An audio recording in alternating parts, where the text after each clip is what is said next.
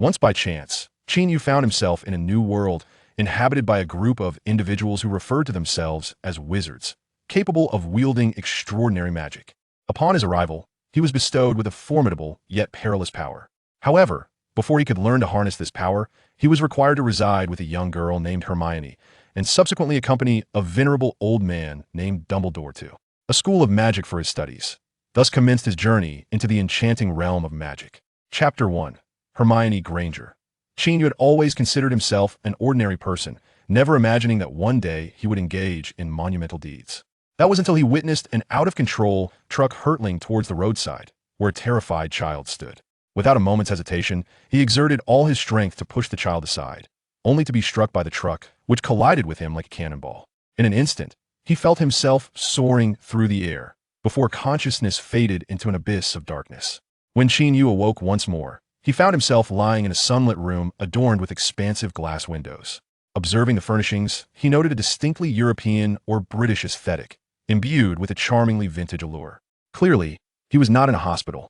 Blinking in bewilderment, he struggled to recollect the events that had transpired. At that moment, a little girl exclaimed in English, "Daddy, Mommy, he's awake, he's awake." Her voice was laced with a mixture of anxiety and delight. "What's happening? Am I in someone else's home? I was just struck by a vehicle. Why hasn't anyone taken me to a hospital?" Before Qin Yu could articulate a thought, the little girl bombarded him with a flurry of questions. "Hello, what is your name? Do you remember what happened?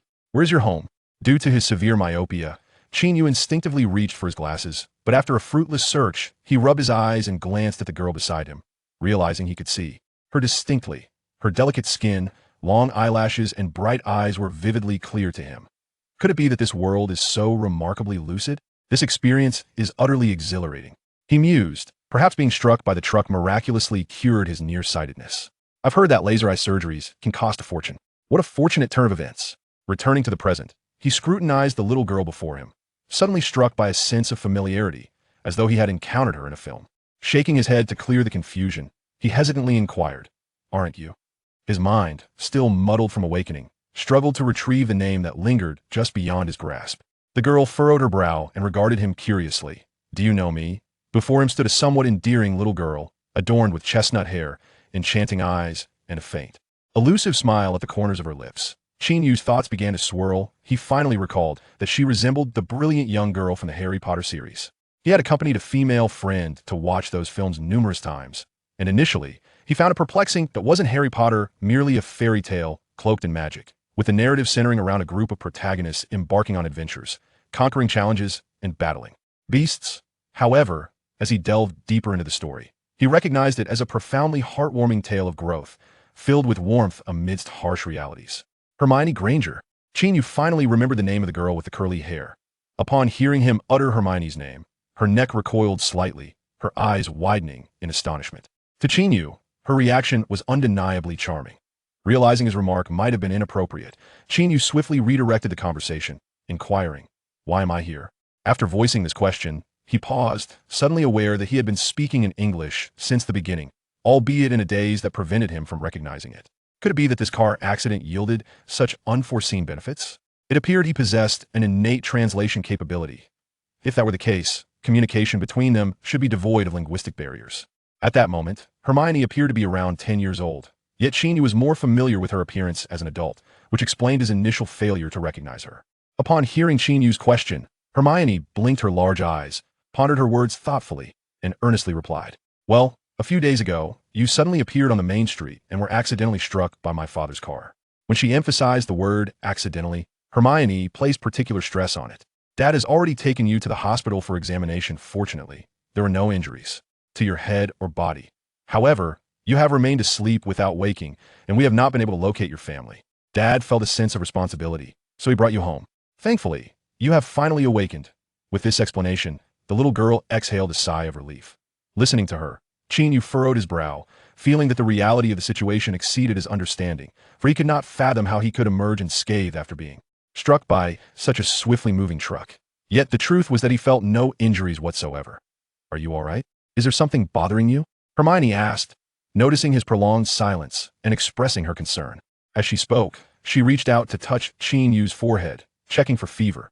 When she observed his lack of response, she waved her hands in front of his eyes. Qin Yu, feeling somewhat helpless, gently pushed Hermione's small hands away, wanting to assert, "I am perfectly fine, I can see."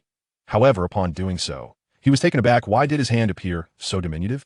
"What has happened to my hand?" Qin Yu exclaimed in astonishment. Upon uttering those words, he hurriedly leaped from his bed and, spotting a mirror on the table, he hastily picked it up to glance at his reflection. Gazing at the youthful visage that bore a semblance to his childhood face, Qin Yu was rendered speechless. Overwhelmed with astonishment, he felt as though 1,000 mythical beasts were surging through his mind. My age and voice have changed. Is this what they call a transmigration? Am I experiencing a soul transfer, or has my body merely shrunk? Who can elucidate this situation for me? Unable to fathom the circumstances, he dejectedly placed the mirror back on the table. He appeared so suddenly befuddled that the young Hermione, standing nearby, was alarmed, feeling utterly at a loss. She hurried down the stairs, exclaiming, "Dad, Mom, why haven't you come up yet?" Qin Yu paid no heed to the departing Hermione, instead sinking onto his bed in a daze. If Hermione exists in this world, does that imply the existence of magic? Is this world akin to my original one? At that moment, a melodious voice echoed in his mind. Ding! Host's emotional stability detected. Status is good. System activating automatically. Stability? What stability? Qin Yu instinctively retorted. However, he was soon taken aback, his heart racing. System? Was that voice the legendary system? Yet, the voice disregarded his thoughts and continued. Ding! Greetings, host. Welcome to the magical world. You are now connected to the divine selection system. Below are 2 initial options for you to consider. Please make your choice promptly to complete the formal binding with the system. Option 1, become a Muggle ordinary person. Reward, £10 million. Option 2, acquire magical powers, becoming a wizard. Note, selecting this option will enable the system to guide you in eliminating the negative influences of the Muggle world. Upon hearing the system's announcement, Qin Yu felt a surge of excitement within him, for fate had not forsaken him, bestowing upon him a system to accompany him. Now, which option should he choose? He found himself in a moment of deep contemplation. Chapter 2, Settling In. Ding. Host, time is of the essence. Please make a choice promptly. 1. Become a Muggle. 2. Possess the power of the Obscurus. The system, noticing that Qin Yu had remained silent for a considerable duration, reiterated its previous statement. After some reflection, Qin Yu ultimately opted for the second option. While money is undoubtedly a valuable asset, the allure of magic transcends mere wealth, even a sum as grand as £10 million. In his recollection, the Obscurus originated in the derivative film of Harry Potter, Fantastic Beasts and Where to Find Them, and had not been mentioned during the era of Harry Potter himself. This dangerous force primarily arose from the twisted psyche of early young wizards oppressed by Muggles, though there are exceptions. Once the magical world began to separate from the Muggle realm in a systematic manner, the environment for young wizards improved significantly, depriving the Obscurus of its fertile ground, thus rendering it nearly extinct by the time of Harry Potter, making its absence understandable. Due to its formidable yet uncontrollable nature, individuals endowed with the power of the Obscurus seldom enjoyed longevity. However, since the system indicated it could guide the eradication of the Obscurus's negative impacts, Qin Yu resolved to venture into this magical world. Otherwise, becoming merely a wealthy Muggle would render his journey a futile endeavor. Ding. The host has completed the initial choice. The system begins binding. 3, 2, 1. Binding successful. As the system's voice resonated, Qin Yu suddenly felt an indescribable force gradually burgeoning within him, a sensation both powerful and perilous. Thus, Qin Yu transformed into a wizard endowed with the power of the Obscurus, which filled him with joy and excitement. Moments earlier, little Hermione, witnessing Qin Yu's sudden daze, hurried downstairs to seek her parents' assistance. Upon arrival, Mr. Granger urged Qin Yu to lie down and conducted a thorough examination. Although Mr. Granger was a dentist, he possessed a basic understanding of common neurological responses. He shone a flashlight into Qin Yu's eyes to assess his pupil reactions, then gently probed his forehead while inquiring about his feelings. Qin Yu remained exceedingly cooperative, for Mr. Granger, being Hermione's father, exuded kindness and warmth. After completing the examination, Mr. Granger, in a light-hearted tone, remarked, "Everything seems perfectly normal, well, except for a bit of hunger." This statement coincided with Qin Yu's stomach rumbling audibly, eliciting a fit of giggles from little Hermione, who smiled at Qin Yu and declared, "I'll fetch you my favorite cookies. I believe you'll adore their flavor." After uttering these words, the little girl scampered downstairs in search of her cookie tin and soon returned with a handful of treats. "Here you are. Feel free to indulge in them all." Though little Hermione felt a twinge of reluctance, she generously offered. Qin Yu was indeed hungry. After gratefully accepting the box of cookies, he began to munch on them with a delightful crunch. Mrs. Granger, having descended the stairs at some point, brought up a glass of milk and handed it to Qin Yu, preventing him from choking on his hurried consumption. Observing that Qin Yu had devoured several cookies and his pace had finally slowed, Mr. Granger gently inquired, "Little boy, what is your name? Where is your home?" Upon hearing this, Qin Yu pondered for a moment and replied, "I only remember my name is Qin Yu, but as for where my home is, I seem to have forgotten." He displayed a pitiable expression while uttering these words. Alas, as a person without an identity in this world, he was unable to articulate where he resided. Seeing Qin Yu's sorrowful demeanor, Hermione's mother immediately felt a surge of compassion. With a hint of concern, she spoke to her husband. "Do you think little Qin Yu might be suffering from amnesia? Should we take him to the hospital to see Dr. Allen, to check if there are any hidden injuries to his brain?" "Indeed, I would have suggested the same." Mr. Granger paused momentarily before turning to Qin Yu again. He continued, "I forgot to introduce myself earlier.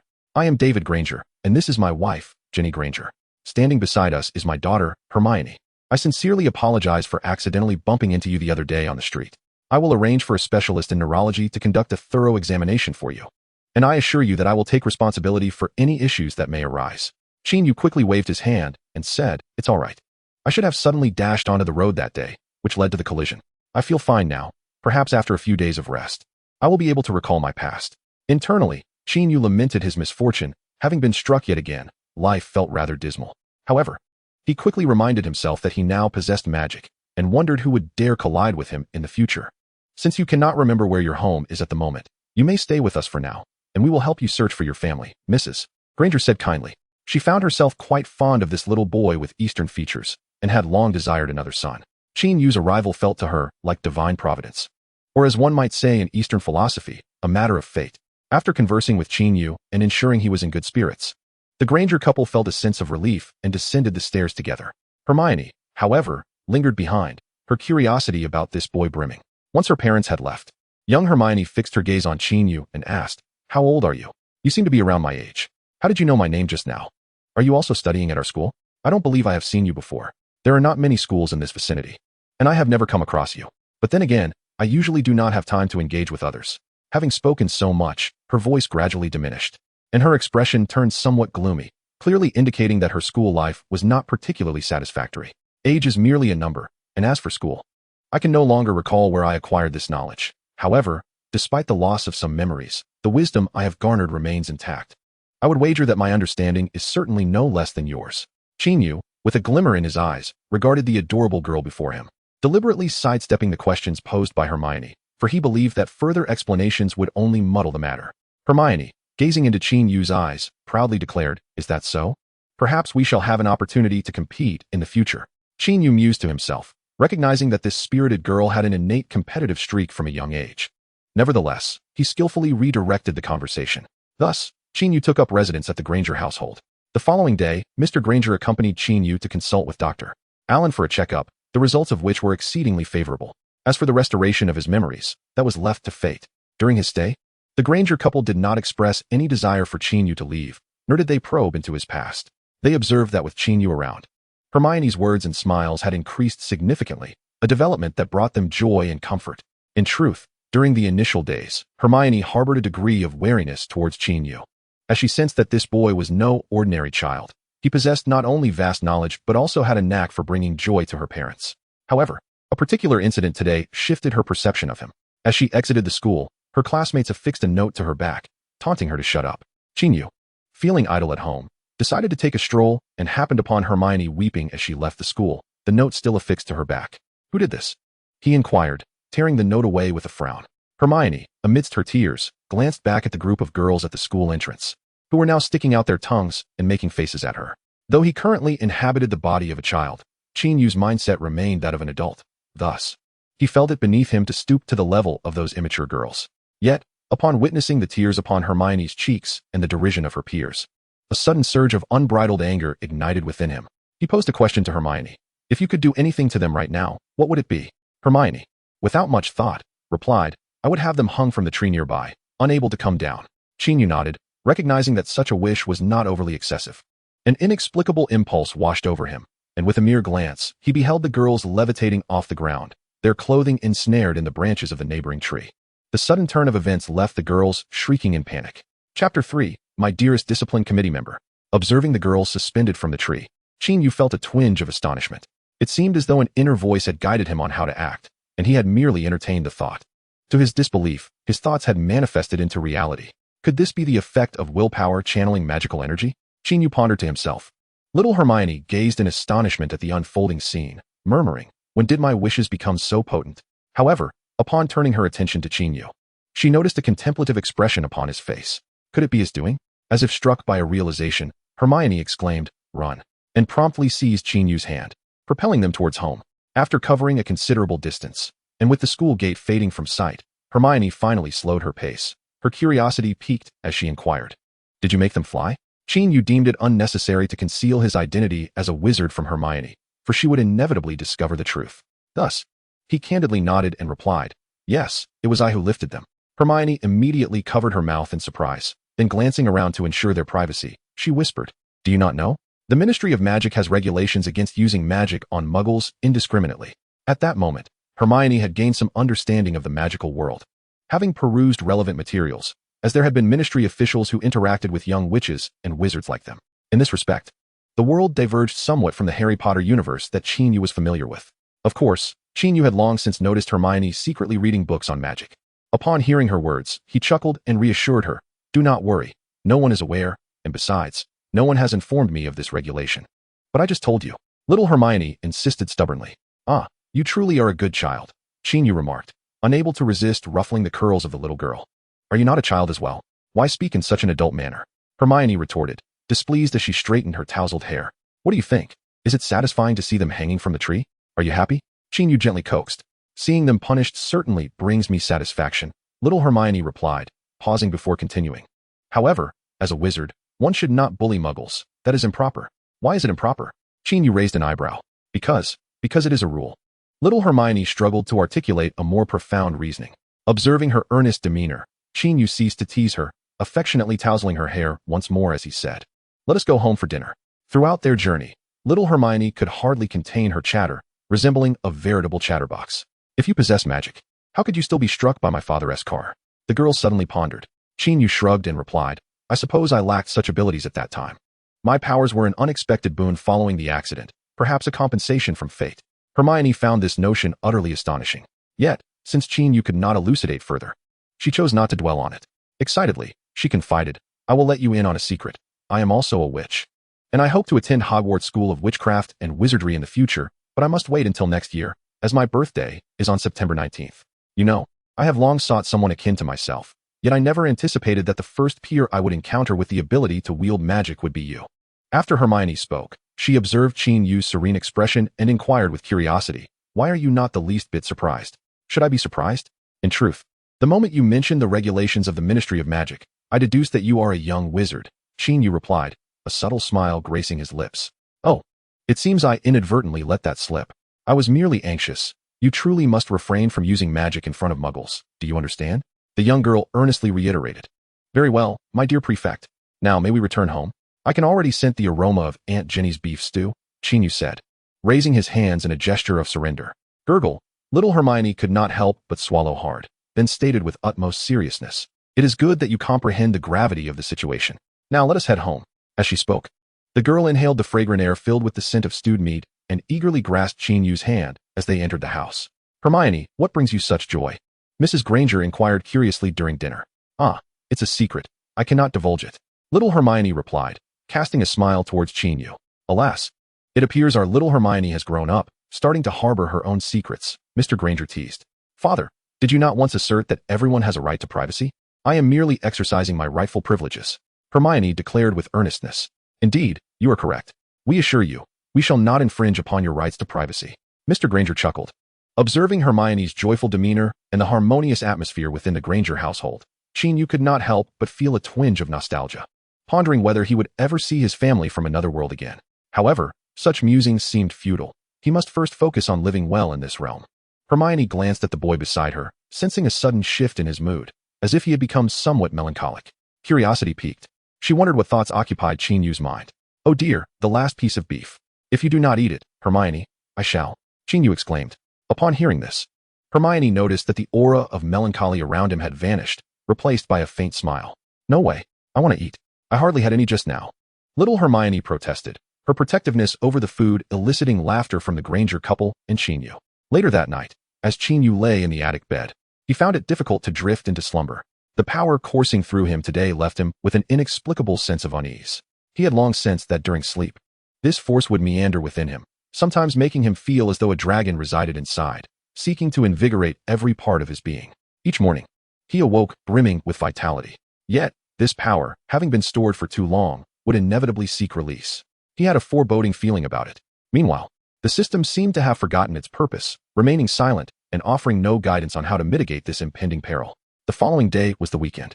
In a bid to ensure their child had a delightful day of leisure, the Granger couple took Hermione and Qin Yu to the largest zoo in the vicinity.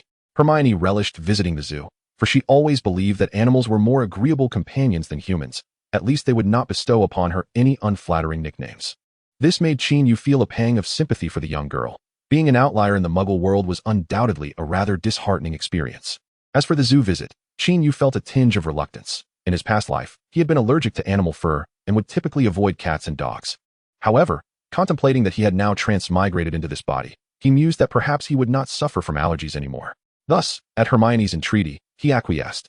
I merely wish to ascertain whether my body remains sensitive. It is certainly not due to the charming demeanor of the little girl, Qin Yu thought to himself. The family set off in their car and soon arrived at the zoo, embarking on their adventure. However, when Qin Yu and Hermione approached the entrance of the reptile house, they were suddenly met with a commotion inside, as numerous people screamed and rushed out in panic. Shortly thereafter, they beheld a vividly patterned python slithering out from within. Chapter 4. An encounter unencountered. Gazing at the enormous python and the frenzied crowd, Qin Yu was momentarily taken aback. Could it be mere coincidence that this python looked so familiar? Was it not the very one released by Harry Potter? Oh, I merely wished for a leisurely visit to the zoo, and now I find myself thrust into a narrative, Qin Yu silently lamented.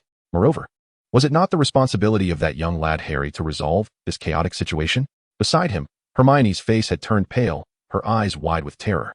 Instinctively, she turned to Qin Yu. Qin, what should we do? Can you use magic to control it? Qin Yu understood that the python sought freedom and harbored no intent to harm. There was no need for excessive alarm, provided no one attacked it. I possess no ability to control it. Unless I were to master Parseltongue, then perhaps I could negotiate with it. Qin Yu shrugged. Parseltongue was a profound skill. Far from easily acquired, Hermione replied, exasperated. She pondered why she had asked Qin Yu. He seemed only slightly older than herself. How could he possibly handle such a large python?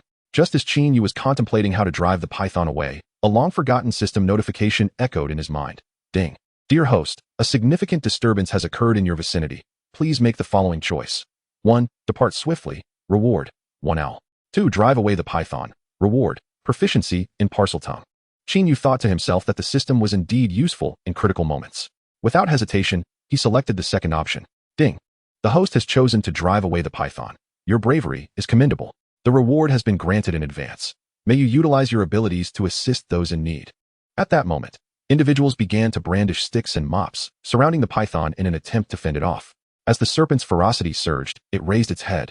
Its cold, reptilian gaze fixated on the malevolent humans before it.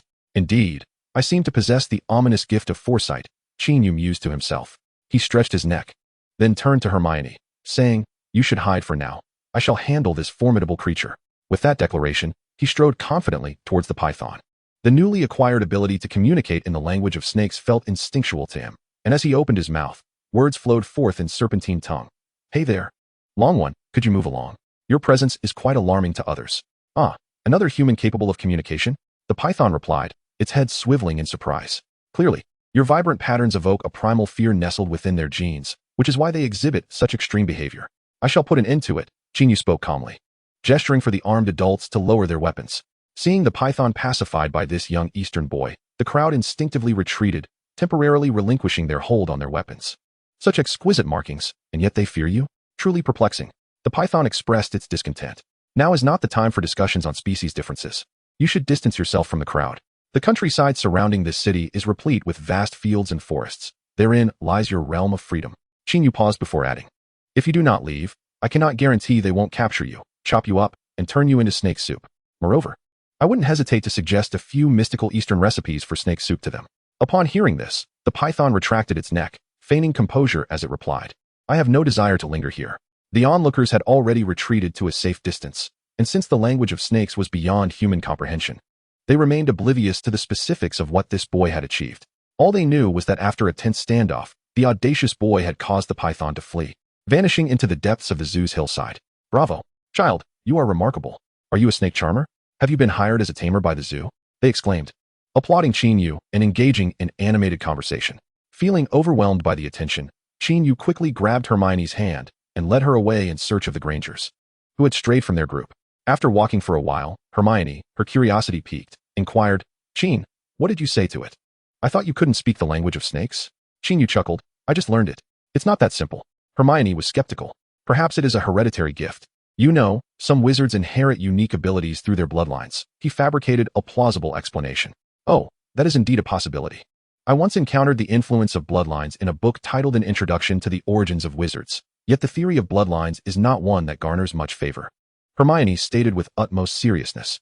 "Indeed, I share your disdain for the notion of bloodlines. I firmly believe in the value of diligent effort," Qin Yu replied. "Hee. I too consider hard work to be of paramount importance." Little Hermione exclaimed joyfully. Being born into a Muggle family, she naturally found the discourse surrounding bloodlines rather repugnant. Thus, Qin Yu's similar aversion to the concept delighted her immensely. The scene of Qin Yu driving away the serpent was fortuitously witnessed by a young boy emerging from the reptile house. This boy, appearing around 10 years of age, donned a pair of black-framed glasses, and beneath a few strands of hair on his forehead, a faint lightning-shaped scar was visible. He was none other than Harry Potter, who was visiting the zoo with his aunt and her family. Harry felt an instinctive sense of Qin Yu's uniqueness and was eager to approach them to exchange greetings, perhaps even confide in them his innermost secrets. However, just as he took a step forward, his uncle seized him by the arm and dragged him away, followed closely by his expressionless aunt and his rather plump cousin Dudley, who now wore a mask of sheer terror and sported a wet shirt, appearing quite disheveled. Qin Yu had indeed caught a glimpse of Harry. He contemplated whether to approach this unfortunate child, who had long felt a sense of alienation in his uncle's household. Yet, with so many onlookers present and Hermione alongside him, as well as the Granger couple who had located them, he found it impossible to approach. Qin Yu thought to himself that there would surely be another opportunity in the future. He would wait until their next encounter to speak with him. The excursion to the zoo not only granted him the ability to converse with serpents, but also yielded another significant discovery. He realized that he was no longer allergic to animal fur. This revelation ignited within him a desire to adopt a dog or a cat. However, given that he was currently residing in someone else's home, acquiring a pet seemed impractical. On their way home, Hermione animatedly recounted their experiences at the zoo, describing the lions, bears, and tigers as delightful creatures. Meanwhile, concern began to swell within Qin Yu. He noticed that his powers were growing increasingly formidable, and there were moments when he nearly harmed the animals at the zoo. Whenever the formidable beasts evoked a hint of fear or anxiety within him, malevolent thoughts would surge forth in his mind, leading to bizarre occurrences. For instance, a tiger was injured by a stone that tumbled from a rocky outcrop, a bear suddenly dashed madly into a tree, and a lion's tail inexplicably caught fire. These animals were left in quite a state of disarray, which was precisely why Hermione found them so endearing. It became evident to Qin Yu that this burgeoning power was becoming increasingly difficult to control. At that moment, he felt an overwhelming urge to unleash a torrent of expletives. All he desired was to live a simple life, yet it seemed an arduous task.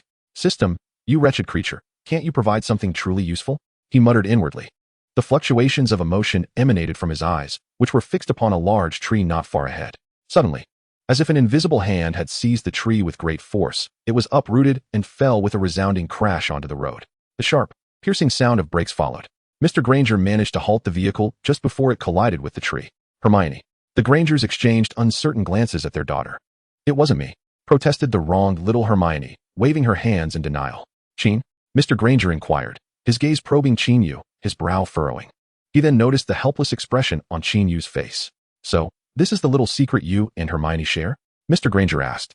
Hermione shrugged and replied, "Dad, it isn't a secret anymore." Chapter 5, Dumbledore's Enrollment Invitation. Upon hearing Hermione's words, the Grangers exchanged glances, both perceiving worry and resignation in each other's eyes. It seemed they had another wizard child in the family. They had long harbored such suspicions, for Hermione had always been unique. They had experience in this regard. From a young age, they had sensed something different about her, as peculiar events often transpired in her presence, which had caused them much distress. Eventually, a professor from the magical realm had come to explain everything, indicating that when Hermione reached the appropriate age of 11, she would attend Hogwarts School of Witchcraft and Wizardry, where she would learn to harness her magical abilities. During their visit to the zoo, the Grangers had also vaguely sensed something amiss, initially attributing it to Hermione. In hindsight, it was evident that the cause lay with Qin Yu. However, observing the fallen tree, they recognized that Qin Yu's destructive potential was evidently greater than Hermione's. The Grangers simultaneously thought, "Let the 11th year come swiftly, so these children can learn magic properly." Otherwise, our hearts may not withstand the strain. Qin, can you move the tree? Mr. Granger tentatively asked. Qin Yu shook his head, flushing with embarrassment as he replied, I'm sorry, I still can't control my abilities at will. Well, I should have anticipated that answer, Mr. Granger said, restarting the car. He added, then we'll have to return to the previous intersection and take a detour. Thus, Mr. Granger drove a considerable distance before finally arriving home. As for the tree, they had no choice but to leave its removal to the nearby residents. In Qin Yu's limited understanding, there existed a regulatory body within the magical world, overseeing the interaction between wizards and the Muggle realm, primarily to prevent wizards from influencing the Muggle world and to maintain a semblance of order. This department was none other than the legendary Ministry of Magic. Now, with the uncontrollable power within him having resulted in the uprooting of a tree, it was certain to attract the attention of the Ministry's officials. He was uncertain whether he would be taken away by the Ministry of Magic, anxiously awaiting his fate. In the world of Muggles, many wizards lived among them. This particular scene at the zoo was witnessed by a passing wizard, none other than Professor McGonagall. At the zoo, she had transformed into a tabby cat, quietly observing the Potter family. Dumbledore had once stated that as long as Harry lived with the Dursleys, he would be safe from the Death Eaters. Yet, she still felt compelled to sneak over occasionally, resisting the urge to discipline the Dursleys. On this occasion, not only did she witness Harry Potter freeing a python, but she also unexpectedly discovered Qin Yu and Hermione. Consequently, she disapparated back to Hogsmeade, making her way to the school on foot, as disapparition was not permitted within the school grounds, to inform Dumbledore of the day's events. Harry's ability to speak Parseltongue had already astonished Dumbledore, and the revelation of such power in a mere 10-year-old Muggle made him ponder the complexity of the situation.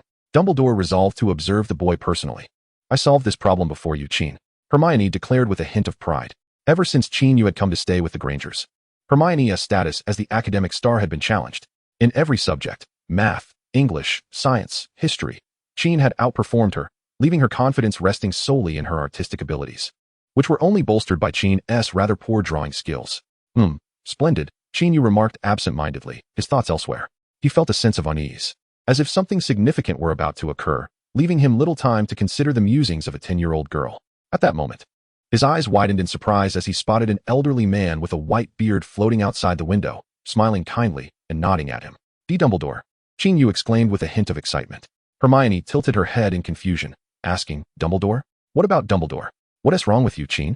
He turned to little Hermione beside him. Can't you see him?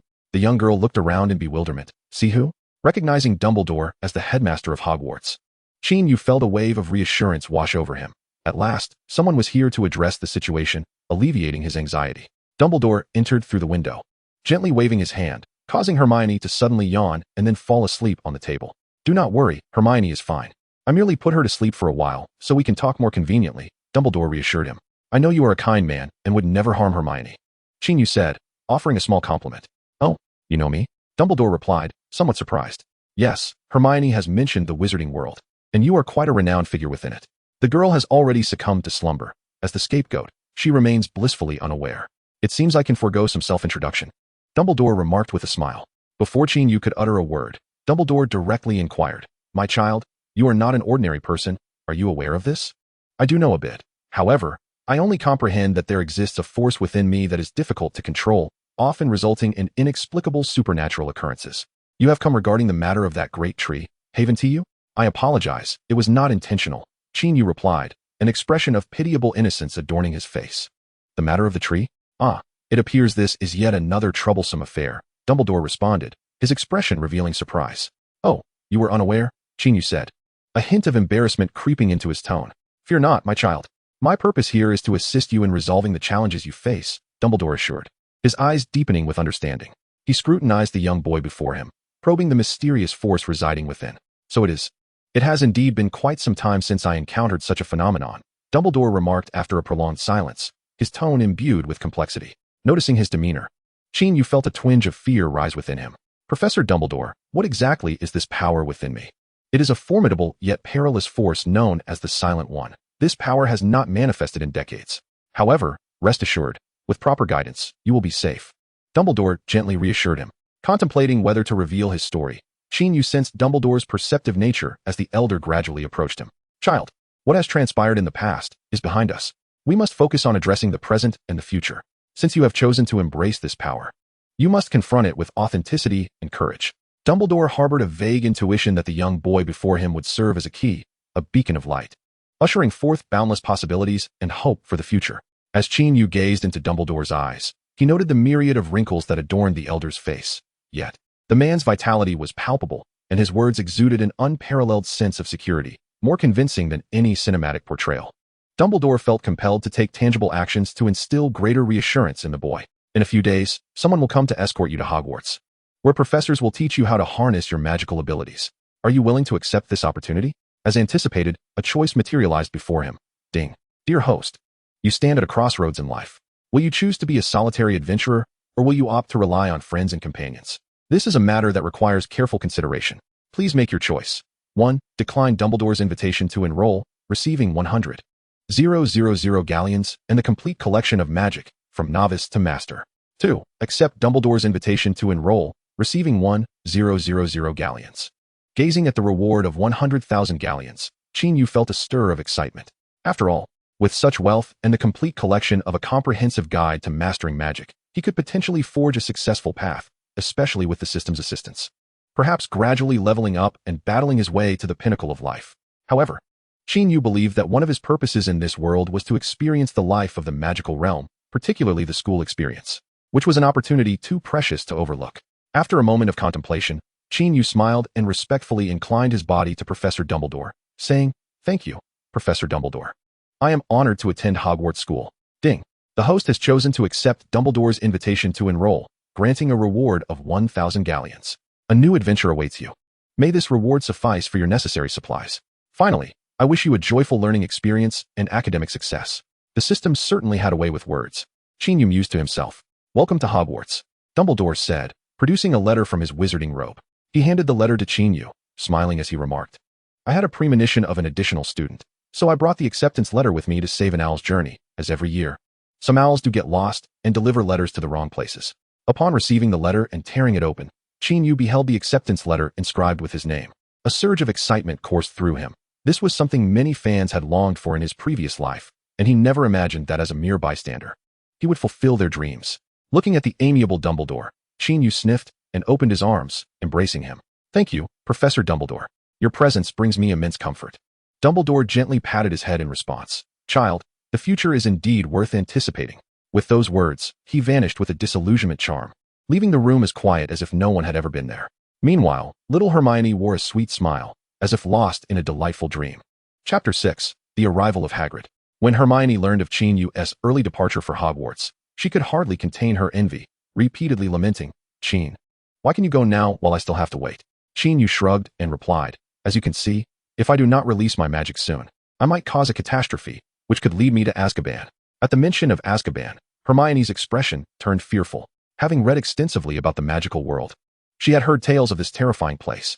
Azkaban was rumored to be a dreadful prison, guarded by a fearsome creature capable of devouring the positive emotions of humanity, leaving individuals devoid of joy and resolute spirit, ultimately succumbing to despair within dark, haunting memories. Though Hermione yearned to arrive at Hogwarts ahead of schedule, her greater desire lay in the hope that Qin Yu would hasten his journey there, for she could not bear the thought of losing her dearest friend thus far. Moreover, it was paramount to note that he had turned 11 this year. Well, according to Dumbledore's age detection spell, my body has indeed reached the age of 11. Fully satisfying Hogwarts admission criteria, Qin Yu remarked with a shrug. Sigh, if only my birthday had occurred 18 days earlier, I wouldn't have to wait another year, little Hermione pouted. Observing the glimmer of disappointment in her eyes, Qin Yu offered comfort. The magical world is not as enchanting as you might envision. It harbors many perils. I shall explore it beforehand, and when you arrive, I hope you can focus solely on the art of magic. Qin Yu understood that while aspirations are lofty, reality often presents a stark contrast. Harry and his friends had encountered myriad challenges over their 7 years, some of which he could not assist with. As he was merely an 11-year-old child himself, still fumbling with the basics of spellcasting, resorting only to the wild surges of magic. Naturally, he could not remain inept forever. He merely wished that at Hogwarts, where he would reside, fewer lives would be lost, at least. He hoped to prevent tragedies such as forgetting one's wand when opening the door to strangers or any other avoidable sacrifices. At this moment, Hermione was filled with fanciful dreams of the magical school, unable to grasp the deeper implications of Qin Yu's words. She was simply delighted to have someone to share her secrets with, secrets known only to the two of them. After hearing Qin Yu's words, her spirits lifted considerably as she grasped his hand, reluctant to part. You go ahead, I will wait for you here. You must write to me often and tell me all about what happens at Hogwarts. Write letters? All right, I shall write to you frequently. For Qin Yu, who lived in an era dominated by the internet, the notion of letter writing felt rather antiquated. Yet, it appeared that this was the only option available. Given that mobile technology was still evolving, nearly 2 decades away from the era of smartphones he was accustomed to. Now, let me share with you what I know about the magical world, so you have a general understanding before you venture there. Thus, little Hermione assumed the role of a classroom representative, enlightening Qin Yu with the knowledge she possessed about the magical realm, primarily common knowledge. In his previous life, Qin Yu had merely accompanied friends to watch the films a few times, and his awareness of the details in the novels and the background of the magical school was limited. Hermione's explanations served as a delightful introduction to some of those finer points, enriching his understanding. In the days that followed, Qin Yu often found himself gazing out the window on the second floor, pondering who might escort him to Hogwarts. His emotions were a blend of excitement and trepidation. It was the school that countless Harry Potter fans longed for, a life he had never experienced before, and he could only wonder what adventures awaited him. And so, a month passed. On an ordinary morning, the Granger family and Qin Yu were gathered around the breakfast table, engaging in lively discussions about recent amusing events. Little Hermione, with her cheerful giggles, claimed all the perfectly cooked fried eggs made by Qin Yu, as her fondness for this delicacy had recently blossomed. Suddenly, there was a series of knocks at the door. Hermione, eager with anticipation akin to that of Qin Yu, was the first to spring up and rush to open it. Although she was not the one heading to school, her excitement seemed to surpass his. "Wow, you're so tall," exclaimed little Hermione, craning her neck to get a better look at the figure outside. There stood a giant, over 3 meters tall, with a bushy beard. In a deep, rumbling voice, he introduced himself. "Young lady, I am Hagrid from Hogwarts. Is this the residence of Qin Yu?" "Hello, Mr. Hagrid. I am Hermione. Indeed, this is Qin Yu's home. Please, come in," she replied politely. "Thank you," Hagrid said as he carefully bent down to enter, yet even then, his head collided with the doorframe with a resounding thud. "If you have a fireplace here, I recommend joining the Flu network. It makes using Flu powder quite convenient. Only 2 sickles per scoop," he rambled on. Qin Yu instantly recognized Hagrid, the keeper of the Forbidden Forest at Hogwarts and one of Dumbledore's most trusted confidants. Hagrid scanned the room, observing the smaller individuals, and inquired, "Who is Qin Yu?" Hermione enthusiastically pointed towards him. "That's him." Hagrid turned, lifted Qin Yu effortlessly, and chuckled. "I've heard you're quite remarkable. I didn't realize you were so small." Qin Yu, feeling a bit embarrassed, replied with a smile. "Didn't Professor Dumbledore mention? If I feel unwell, it could lead to unfortunate events. You might want to set me down quickly." Realizing his oversight, Hagrid gently placed Qin Yu back on the ground, nervously apologizing. "I'm sorry, I was a bit hasty." He then leaned down to meet the boy's gaze, continuing, "You must have guessed my purpose for coming here?" Qin Yu nodded. "I've been waiting for you for quite some time. Professor Dumbledore said someone would come to fetch me, but I didn't expect it would be you. I happened to be out on some errands, so he arranged for me to pick you up," Hagrid explained. After a brief exchange, Hagrid declared, "All right, let us make haste. We must return within the allotted time. Young lad, do not dwell too much on home. You will be back before you know it." Qin Yu embraced each member of the Granger family to bid farewell. Little Hermione's eyes glistened with unshed tears, and she could no longer hold back her sobs at the thought of Qin Yu's departure. "Qin, will you write to me?" she asked once more. "Of course. I promised I would share all my adventures at Hogwarts with you. Just remember to write back. Otherwise, I shall miss you dearly," Qin Yu reassured her. "I will definitely write back. I will miss you too." Little Hermione embraced Qin Yu once more. Mr. Granger observed his daughter's demeanor and gently stroked her head, offering comfort. "Do not be disheartened. Time passes swiftly. By this time next year, you will also be able to attend that school. Yes, Qin, you must study diligently. Do not let me, your junior, surpass you," Hermione admonished Qin Yu. At the young girl's encouragement, Qin Yu smiled warmly. Thus, under the watchful gaze of Hermione and the Grangers, Qin Yu departed with Hagrid, carrying the luggage that Mrs. Granger had helped him pack. As he was about to leave, Mr. Granger summoned Qin Yu to his study. He said, "You've always lived with us, and although you may not find your family for now, we will be here to support you as you grow. Should you need anything, do not hesitate to ask. You are soon to embark on your journey to a magical school, and there will surely be many items to acquire." After speaking, Mr. Granger handed him an envelope, which Qin Yu could tell contained a substantial amount of currency. He initially intended to decline, believing he had sufficient funds. However, he reconsidered, realizing he could not easily explain the source of his 1,000 galleons. Therefore, he graciously accepted Mr. Granger's kindness and earnestly assured him, "I will repay you." Chapter 7. A visit to Gringotts. At present, Qin Yu possessed 2 sums of money, one being the 1,000 galleon scholarship awarded by the system, and the other a generous £500 provided by Mr. Granger. It must be noted that Mr. Granger's generosity was remarkable. £500 was no trivial sum, and for an ordinary middle school student, it was quite substantial. However, it remained uncertain how conveniently the currency of the Muggle world could be exchanged for galleons. The system's awarded funds were securely stored in the Wizarding Bank, and Qin Yu only held a key to the vault, numbered 712. After bidding farewell to the Granger family, Hagrid led Qin Yu onto the tram. On board, Qin Yu inquired, "Are we going to purchase supplies soon? I might need to visit the Wizarding Bank first. I have some pounds," and Hagrid, taken aback, replied, "You seem quite knowledgeable. Indeed, we are headed to Diagon Alley to procure some essentials. First, I will take you to Gringotts, the bank managed by goblins, where Muggle currency can be exchanged for a certain amount of galleons. However, there are many restrictions on exchanges. Fortunately, as a first-year student, you will be granted a specific exchange limit with your enrollment notice." Qin Yu nodded and curiously asked, "I have heard that goblins can perform enchantments. How do they compare to wizards in terms of power?" "Indeed, goblins possess an ancient form of magic and have a certain aptitude for it. Nevertheless, they remain relatively weak when faced with powerful wizards," Hagrid replied, his tone tinged with a hint of defensiveness. "Oh, I see," Qin Yu mused. "Of course, Gringotts, guarded by goblins, is exceedingly secure. One need not worry about theft when storing money and valuables there," Hagrid added. Unbeknownst to him, he had unwittingly established a precarious foundation for Gringotts. As they chatted in the carriage, Qin Yu gained further insight into the wizarding world and learned what types of school supplies he needed to procure. After the electric vehicle halted at a certain stop, Hagrid led Qin Yu off, navigating through a labyrinthine route to a rather disheveled locale. Hagrid gestured ahead, stating, "This is the Leaky Cauldron. Shortly, we shall proceed from here to Diagon Alley, where you can acquire all your necessities." Qin Yu surveyed the unremarkable establishment, pondering its narrowness and questioning how it could possibly function as a tavern, not to mention whether Hagrid's large frame could fit within. It seemed only wizards could perceive this place, as passers-by, Muggles, appeared utterly oblivious. Before he could voice his thoughts, Hagrid propelled him inside.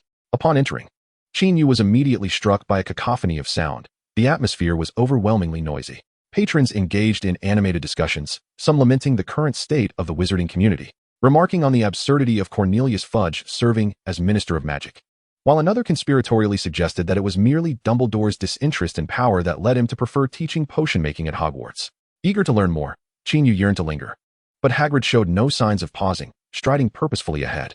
The bar owner greeted them warmly upon noticing Hagrid, preparing to serve him a drink, but Hagrid waved him off, saying, "I have matters to attend to. We shall drink another day." Hagrid felt a sense of purpose in escorting the young wizard on this shopping expedition. Especially given the task assigned by Dumbledore, he was inexplicably filled with a sense of duty. Though he longed for a drink, the matter at hand took precedence. After a brief nod, Hagrid guided Qin Yu toward the bar's counter. After maneuvering around, they arrived at what resembled a dead-end alley. This iconic scene was familiar to Qin Yu. Indeed, Hagrid brandished his umbrella, tapping the pointed end against the bricks of the wall while murmuring incantations. The bricks rearranged themselves, revealing an arched doorway, beyond which lay a pathway flanked by various shops adorned with signs. "Hurry along, little one. Our time is limited," Hagrid urged, with mounting excitement. Qin Yu followed Hagrid through the portal into the fabled Diagon Alley. Once they entered, the entrance sealed itself behind them. Aside from the magical school, Diagon Alley was the place Qin Yu most yearned to visit, brimming with intriguing curiosities far more captivating than those found in Muggle shops. As they strolled down the street, Qin Yu wished fervently for 8 additional eyes, taking in every shop, the objects displayed, and the bustling shoppers, all reminiscent of scenes from films, yet strikingly different. The unique essence of the magical world momentarily overwhelmed Qin Yu, rendering him spellbound. "This is Gringotts Bank." Hagrid's voice jolted him back to reality. Qin Yu raised his gaze, arriving before a white edifice that towered above the surrounding shops, standing out like a crane among chickens. At the entrance stood a diminutive goblin, shorter than Qin Yu himself, with pointed features and elongated fingers and toes. As Qin Yu and Hagrid stepped inside, the goblin bowed to them. "Hello." Qin Yu instinctively waved in greeting. Upon reaching the second door, he marveled inwardly. Indeed, banks exude an air of grandeur wherever one may be. The door here was adorned in silver. Yet the inscription upon it was particularly intriguing, reading, "Welcome, stranger, but beware the consequences of greed." The latter part seemed to convey a warning akin to "Do not provoke me, for I am fearsome." Once inside, Qin Yu glanced at the goblin employees seated on either side, muttering to himself, "There truly are a great number of employees here." Behind the counter, dozens, if not hundreds, of goblins were diligently focused, appearing oblivious to those who were not involved in their affairs. The demeanor of those who manage money is indeed distinct. Hagrid remarked from beside him, "All right, I just inquired. The frontmost counter is where you can exchange for galleons." Following Hagrid's gaze, Qin Yu observed an elderly goblin seated at the innermost counter, clad in an elegant suit, with a pair of gold-rimmed spectacles perched on his sharp nose. His gaze exuded authority, as if he could pierce through one's thoughts with a mere glance. Qin Yu had already retrieved the money from his pocket. Although he found the goblins unappealing, he understood the need to adhere to protocol in this establishment. The goblins, perhaps due to their stature, had a counter that was significantly higher than Qin Yu's height, necessitating that he hand the money over to Hagrid to facilitate the transaction. The goblin at the counter inquired, "What can I assist you with?" Hagrid responded, "We are here to exchange for galleons. This is Mr. Qin Yu, who is about to attend Hogwarts school." The goblin scrutinized Qin Yu before meticulously examining his admission notice, then spoke in a flat tone, "You have an exchange limit of 50 galleons. What? Is that all?" Qin Yu exclaimed, taken aback. Hagrid had previously informed him that the current exchange rate for pounds to galleons was 51, meaning he could only exchange 250 pounds. "Young wizard, you must understand that finance is a perilous matter. We cannot allow the currency of the Muggle world to unduly influence the wizarding realm, and vice versa." The goblin explained in a cold tone. "Is there any way to increase the exchange limit?" Qin Yu pressed. "Certainly. For instance, if you possess an account at Gringotts with a certain amount of funds or assets, we can increase your exchange limit by 10% of the total value of those assets," the goblin replied leisurely. Upon hearing this, Qin Yu produced his vault key and, standing on tiptoe, handed it over. Chapter 8. The Gift from Bill and the Newly Acquired Owl. "Oh, I did not expect you to be quite the wealthy individual," Hagrid exclaimed, unable to contain his astonishment upon the opening of Vault 712. The sum of 1,000 galleons was indeed a significant fortune for Hagrid, who devoted his finances to magical creatures. Qin Yu rubbed his nose, feeling somewhat awkward at Hagrid's remark. However, he refrained from providing an elaborate explanation, as the origins of this money were unclear even to him. After expressing his surprise, Hagrid did not elaborate further, allowing Qin Yu to retrieve the funds while he seized the opportunity to quietly inquire with the vault keeper about the status of the adjacent Vault 713. Upon receiving reassurances of its impenetrable security, Hagrid visibly relaxed, repeating his satisfaction. Casting a glance at the neighboring vault, Qin Yu shrugged internally. Recognizing that its contents were not meant for his touch and could lead to trouble, it was prudent to maintain a safe distance. After exchanging the pounds and withdrawing a portion of the currency, the two departed from Gringotts. However, as they exited the grand doors, a familiar voice called out to Hagrid. "Hello, Hagrid. Long time no see." The person greeted warmly. "Bill Weasley. What brings you here?" "I heard you went to work in Egypt," Hagrid responded with mild surprise. "Indeed. I am working in Egypt, but I happen to accompany a shipment of cursed treasures back to Gringotts for safekeeping. Just a convenient way to return home," Bill Weasley replied with a grin. "Oh, so you are mixing business with pleasure," Hagrid teased. "Alas, with work comes the absence of summer vacations.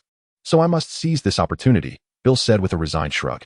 "By the way, allow me to introduce you to Qin Yu, a first-year student who just started this year," Hagrid said, making sure to present the young lad to Bill. "Hello, Qin Yu. I am Bill Weasley, also a Hogwarts student. Though I graduated a year ago," Bill greeted. "Hello, Senior Bill. It's a pleasure to meet you," Qin Yu replied with a smile. Of course, Qin Yu was aware of him. He was the eldest son of the Weasley family, Ron's older brother, who had presumably gone to Egypt for work after graduating last year. Encountering him here was as surprising for Qin Yu as it was for Hagrid. "What a polite junior you are, unlike my two twin brothers, who only cause mischief. If you encounter those two pranksters at Hogwarts, be sure to report them to a teacher. I hope they receive a proper reprimand," Bill advised Qin Yu. In response to such a self-righteous comment, Qin Yu could only chuckle awkwardly, thinking to himself that the Weasley family truly exemplified filial piety and brotherly respect. "Enough about that. I must deliver these items and then head home to see Ron and Ginny," Bill said, preparing to leave when he suddenly remembered something. He produced a small object, roughly the size of his palm, and presented it to Qin Yu. "Qin, here is a small gift for you, a little pyramid I crafted. Consider it a token of our meeting." This appears to be quite precious. How could I possibly accept it?" Qin Yu exclaimed hastily. "It's of no consequence," Bill replied with an air of mystery. "I crafted this trinket while I was bored in Egypt. It holds little value. Each of my younger siblings possesses one as well. Allow me to share a little secret. I infused it with ancient incantations deciphered from the pyramids. If you place a cherry or the like inside, it will preserve it for an extended period." Upon seeing the small object, Qin Yu felt a flicker of desire. After all, he had yet to receive any gifts from the magical realm. Even if Bill claimed it was of little worth, it was indeed a novelty for him. "Please accept it," Bill insisted, pressing the small pyramid into Qin Yu's hands. With a wave, he added, "Until we meet again, Qin. Farewell, Hagrid." "Thank you, Senior Bill. Until next time." Qin Yu waved goodbye as Bill departed, his spirits high as he entered Gringotts to conduct his business. Gazing at the pyramid in his hand, Qin Yu mused, "I might as well accept it. Perhaps I shall take extra care of my foolish junior, Ron." Indeed, by the timeline of their enrollment, Ron was indeed Qin Yu's junior. Upon exiting Gringotts, as he passed by the Owl Emporium, Qin Yu recalled his intention to write to Hermione. Though he had yet to officially commence his studies, he could certainly arrange for the correspondence. Observing the sign outside, he noted the various owls: gray owl, barn owl, tawny owl, brown owl, and snowy owl. He thought to himself that these were all protected species in the Muggle world. Employing one as a postal courier seemed rather extravagant. After a brief survey of the interior, he decisively chose the snowy owl, the most striking of the lot. However, upon glimpsing the price of 18 galleons, he felt a pang of regret. At the current exchange rate, that amounted to approximately 90 pounds. Yet, upon further reflection, he considered that when averaged over the days to come, it wasn't excessively costly, akin to prepaying for a phone plan. Thus, Qin Yu retrieved 18 gold galleons from his pouch, laid them neatly upon the counter, and accepted the beautiful owl from the shopkeeper. Hagrid, noticing the snowy owl in his possession, remarked, "This is a rather rare breed. You certainly have an eye for quality."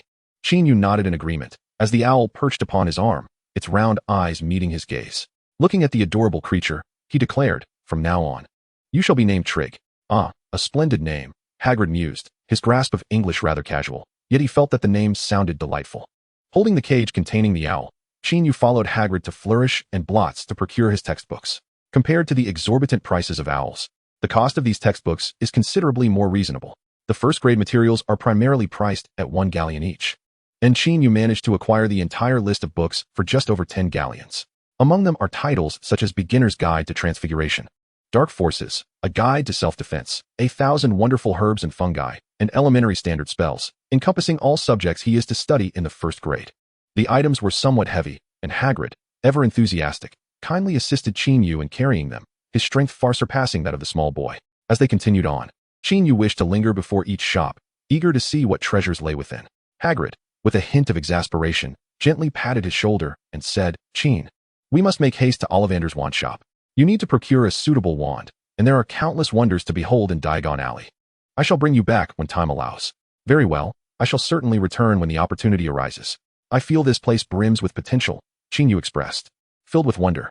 However, upon hearing the boy's mention of opportunity, Hagrid could not suppress a grimace. He found himself in disagreement, believing the denizens of this place to be rather sly, and each visit seemed to drain his already meager funds. Thus, he resolved to move swiftly today, fearing that prolonged exposure might lead him to desire some exotic creature.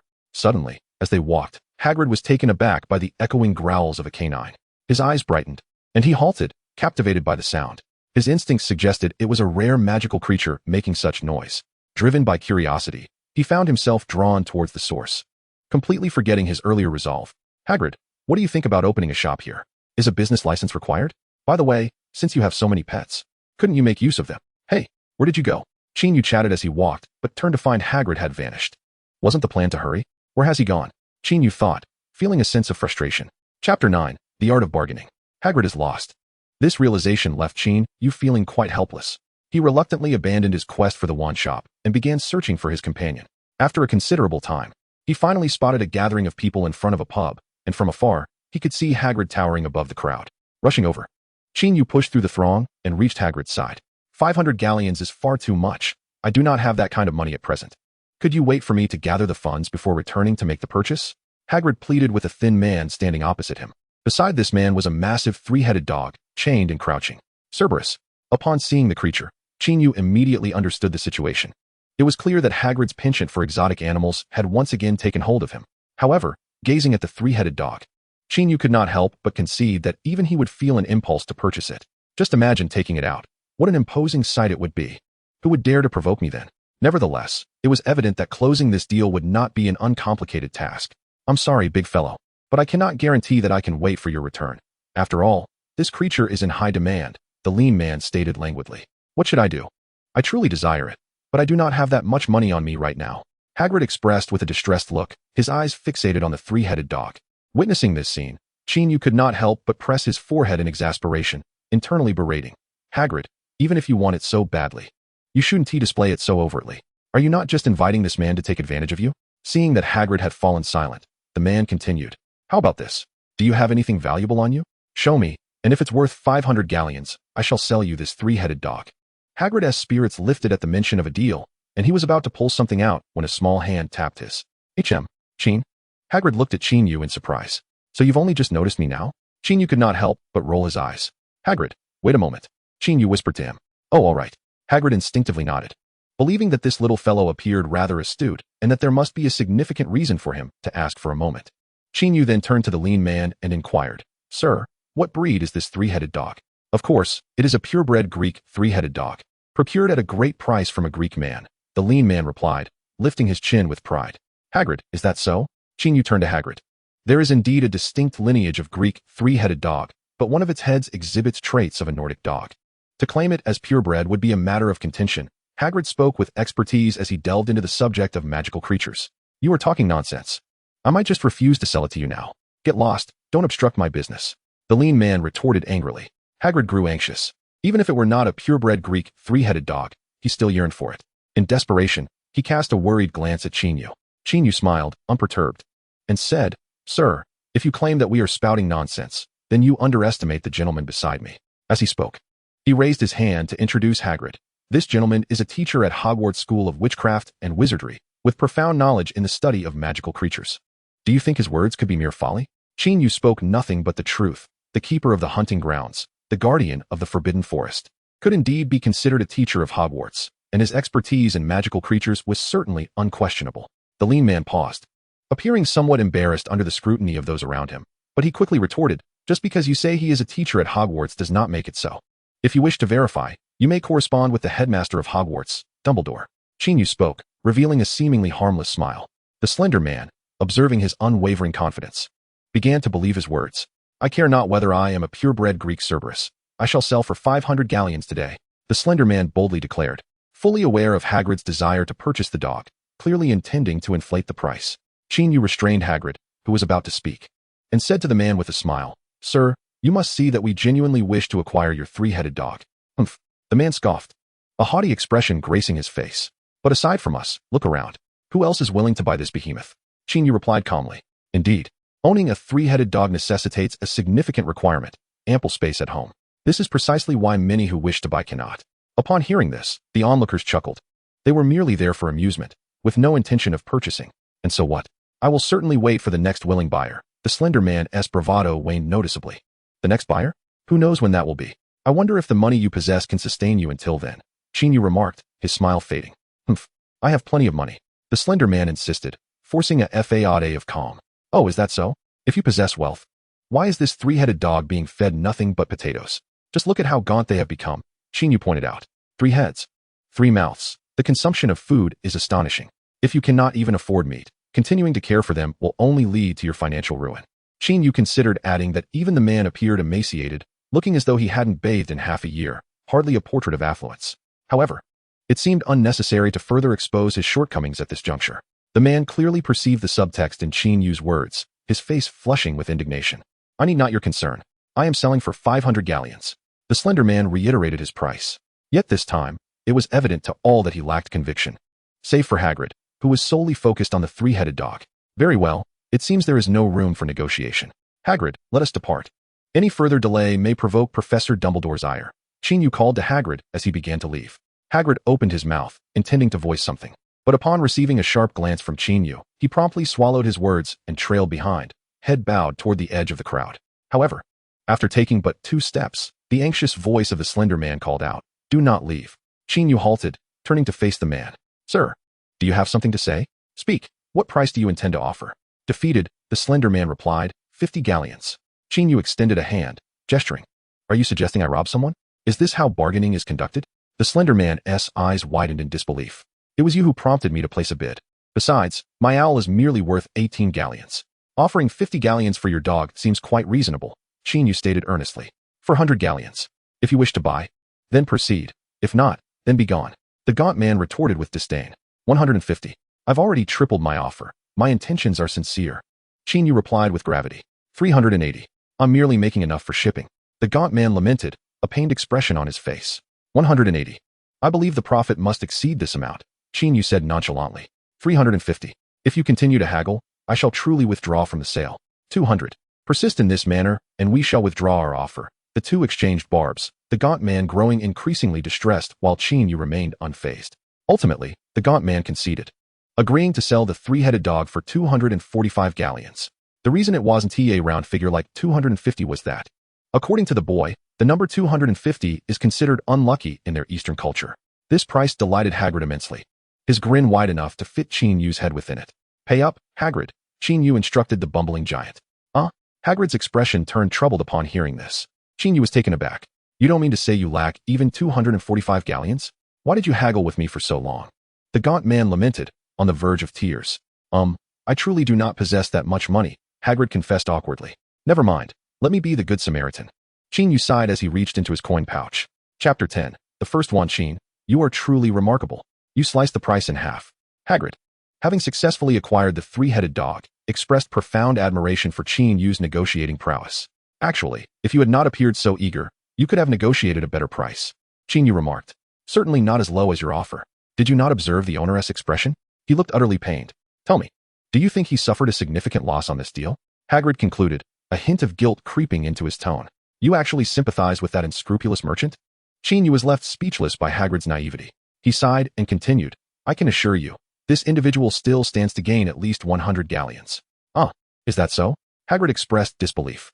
"Evaluate for yourself. What is your perceived value of this three-headed dog?" Qin Yu replied with a hint of irritation. "Between 150 to 200 galleons, I suppose. However, such creatures are rare, and I haven't encountered one in quite some time," Hagrid answered. "Therefore, by offering him 245, he has still made a considerable profit. There is a saying in the East, from the southern capital to the northern capital, buyers are always less shrewd than sellers. This wisdom is for you to ponder." Qin Yu imparted his lessons on commerce to the unsuspecting giant. "Oh, I understand." Hagrid nodded, his expression one of sudden enlightenment. Just as Qin Yu was pleased to think that Hagrid was teachable, the next words from Hagrid nearly left him gasping. "From now on, whenever I venture out shopping, I shall certainly bring you along. This way, I shall save a considerable sum," Hagrid exclaimed joyfully, gazing into Hagrid's earnest yet wise eyes. Qin Yu suddenly realized that this fellow must indeed embody the archetype of a sage appearing foolish.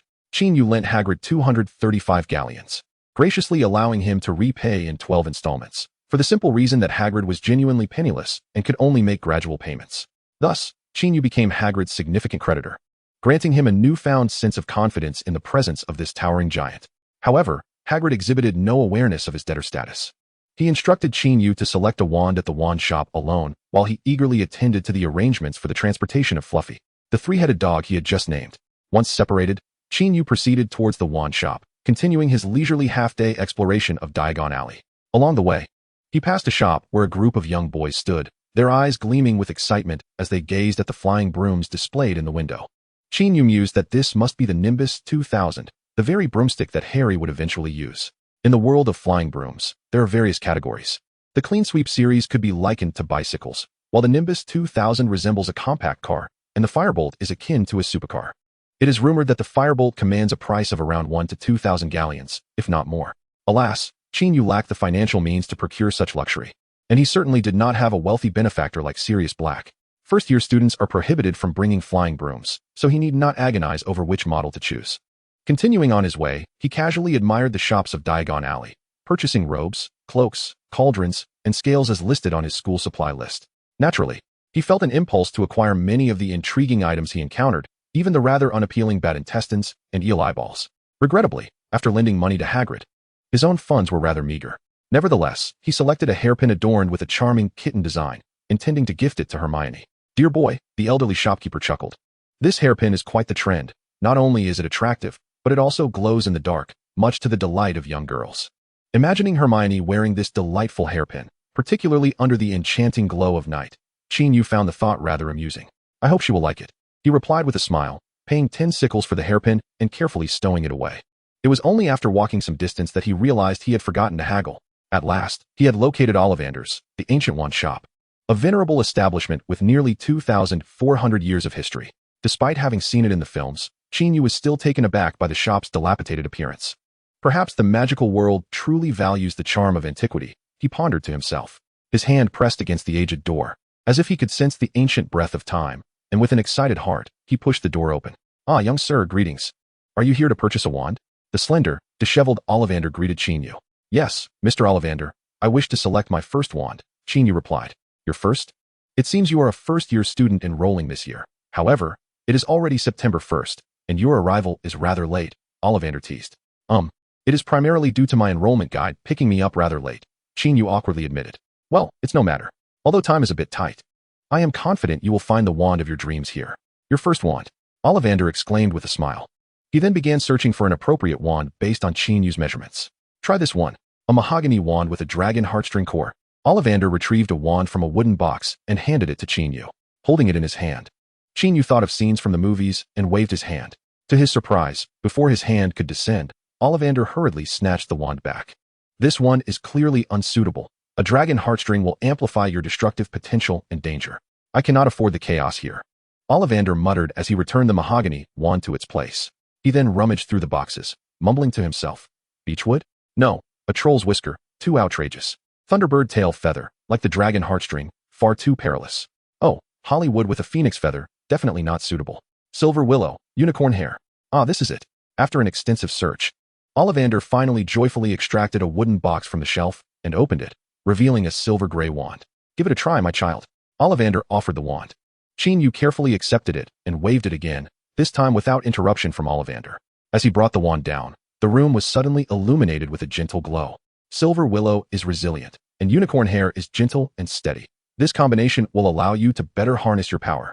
A wand is akin to a companion. Only through the balance of strength and gentleness can perfect magic be unleashed. Ollivander reflected with profound sentiment, observing the enigmatic smile in Ollivander's eyes. Qin Yu speculated that this old wand maker, no, old wizard, had discerned something. The latent power within him was formidable and prone to volatility, which was likely why Ollivander had prevented him from using the dragon heartstring wand. Yet, the wand made of silver willow and unicorn hair was comparatively gentle, enabling Qin Yu to control the power within him effectively. What suits you best is indeed the finest choice. For such a thoughtful selection, Qin Yu could not help but admire Ollivander's expertise, truly a discerning eye, meticulous in every aspect. Thank you, Mr. Ollivander. Qin Yu expressed sincerely. Ah, no need for thanks. It is my lifelong aspiration to ensure that every individual who seeks a wand discovers their destined one, Ollivander remarked with a smile. Holding his very first wand, Qin Yu felt an exhilarating energy emanating from it, stirring profound excitement within him. From this moment onward, let us embark on adventures in this magical realm together. He silently vowed. As if attuned to Qin Yu's innermost thoughts, the wand quivered slightly, its tip radiating a gentle luminescence. Once the wand was chosen, Qin Yu paid 7 galleons and carefully stowed it away. Observing the dwindling coins in his pouch, he acutely felt the pang of financial restraint.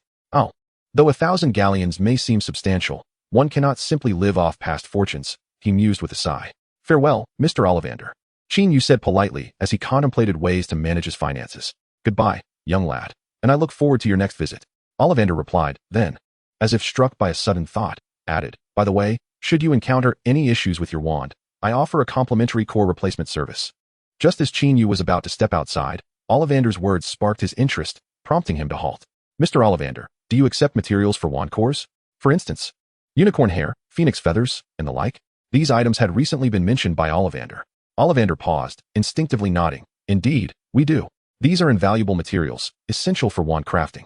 Qin Yu's face brightened with joy as images of Hagrid's collection of magical creatures and Dumbledore's phoenix filled his mind. Chapter 11. The Whistle of the Hogwarts Express. Having reached a preliminary supply agreement with Ollivander, Qin Yu left the ancient wand shop in high spirits. After double-checking his school supply list to ensure nothing was amiss, he proceeded to Hagrid's location for luggage handling. Qin, I fear I cannot accompany you on the train, Hagrid expressed with sincere regret. Yes, I had an inkling. Qin Yu shrugged. Hagrid's character seemed perpetually beset by mishaps. While one could trust his integrity, one could never rely on him to avoid unexpected complications. It is due to the heightened dangers associated with the route. A recipient must be designated, so I must return to the school and await your arrival. Thus, I cannot join you on the train, Hagrid explained. That's perfectly fine, Hagrid. I am no longer a child. I can manage the train journey alone, Qin Yu reassured him. Although he appeared to be an 11-year-old boy, his spirit resonated with that of a man in his 20s. Moreover, he had previously traveled alone by train to university, rendering this experience quite similar. Let me escort you to the station, and at that point, you can board the train with the others, Hagrid remarked. All right. Qin Yu nodded in agreement.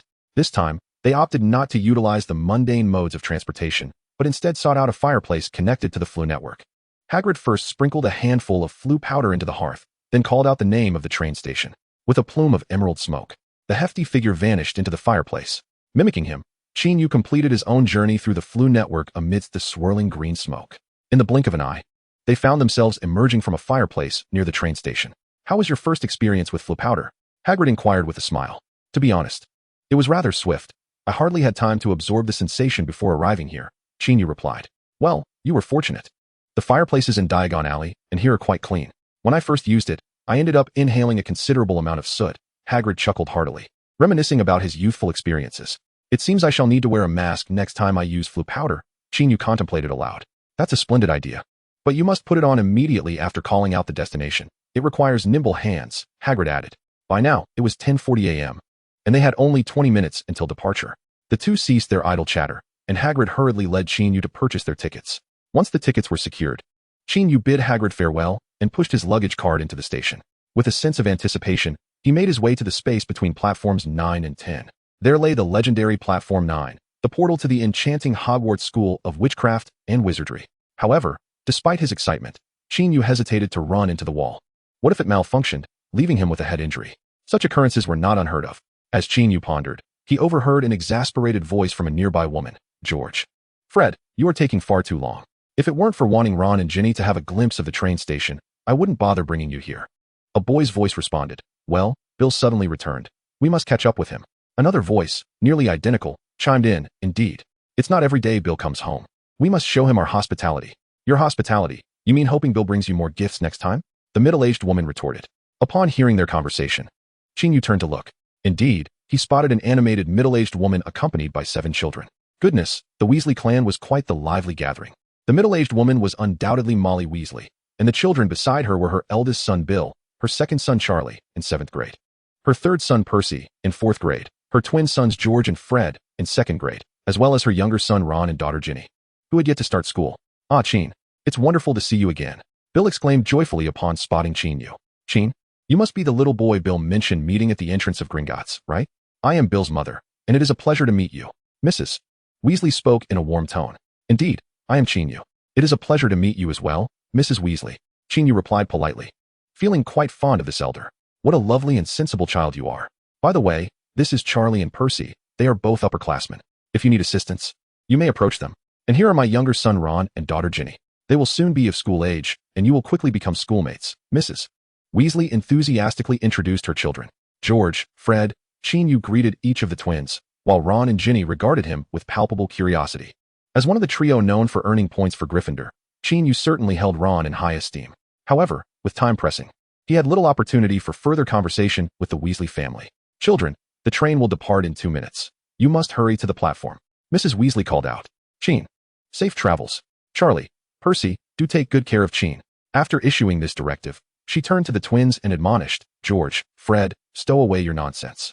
If you dare disrupt the order on the train, you will be in trouble. The twins made faces in response and pushed their luggage carts toward platform 9. Charlie and Percy followed closely behind. After bidding farewell to Mrs. Weasley with a nod, Qin Yu took a deep breath and pushed his cart forward, unimpeded as he arrived at the hidden train station. At that moment, the Hogwarts Express sounded its distant whistle, signaling to the students that it was almost time to return to school. After boarding the train and having their tickets checked, Charlie, as a prefect, went to maintain order, while Percy, being somewhat withdrawn, left Qin Yu in the company of the twins, and the three settled into a compartment together. However, Qin Yu was not intimidated by these two little rascals. After purchasing a plethora of sweets from the trolley with a single gold galleon, he successfully won them over. With nothing else to occupy his time, Qin Yu engaged in lively conversation with the twins throughout the journey. The commercial model within the wizarding realm remains excessively conservative, particularly with the application of the flying network, which is predominantly utilized for the transportation of individuals, a decidedly underwhelming use. I believe that the sharing economy should emerge as a significant trend. For instance, shared flying broomsticks could directly address the inconvenience of travel for wizards. Traditional publications like the Daily Prophet are destined for obsolescence, as new media forms will inevitably take their place, presenting a monumental opportunity. Moreover, the cultural industry of wizards is sorely lacking in innovation. Has no one ever contemplated the creation of an epic fantasy film? George and Fred initially interacted with Qin Yu through the lens of children, but their demeanor underwent a complete transformation once Qin Yu began articulating a plethora of terms they had never encountered before. These two had harbored dreams of wealth since childhood. Although they struggled to grasp the intricate business models Qin Yu described, this did not hinder them from perceiving these ideas as magnificent opportunities to realize their aspirations. In their eyes, Qin Yu grew in stature. Observing the twins animatedly discussing how to establish rental prices for the flying broomsticks and how to optimize the flying network, a subtle smile graced Qin Yu's lips. Indeed, He need no longer fret about finding helpers for his endeavors. Chapter 12. The Sorting Hat. The plans we have devised cannot be realized in the immediate future. What we can do now is continuously accumulate our wealth, so that when the opportunity arises, we can seize it decisively. Qin Yu remarked to the twin brothers as they approached their destination.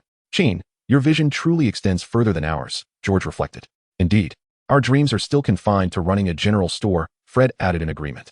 Your ideas are quite commendable.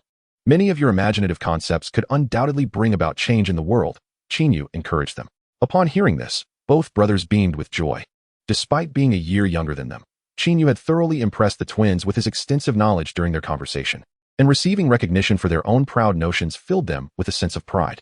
As darkness enveloped the surroundings, the Hogwarts Express gradually came to a halt at Hogsmeade Station, marking the arrival of the young witches and wizards at their destination.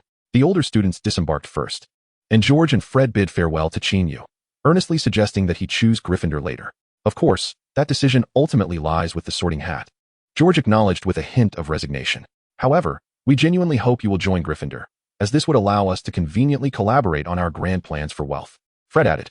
Qin Yu smiled in agreement. As he descended the train alongside the first-year students of the 1990 cohort, he caught sight of the older students departing in their carriages. In the distance, he beheld a group of slender black steeds soaring through the air, drawing carriages in their swift flight.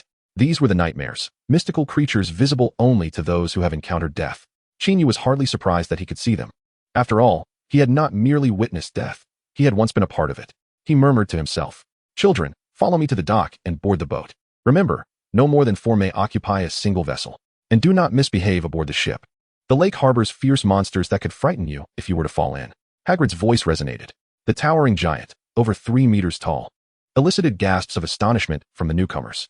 Simultaneously, an instinctive awe blossomed in their hearts, for such a colossal figure was 2 or 3 times their height, instilling fear in them.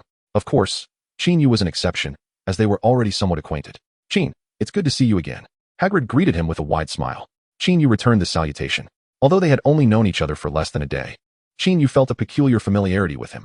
Perhaps it was due to the understanding from his past life, or perhaps Hagrid's amiable nature made him feel at ease. It might have been a combination of both.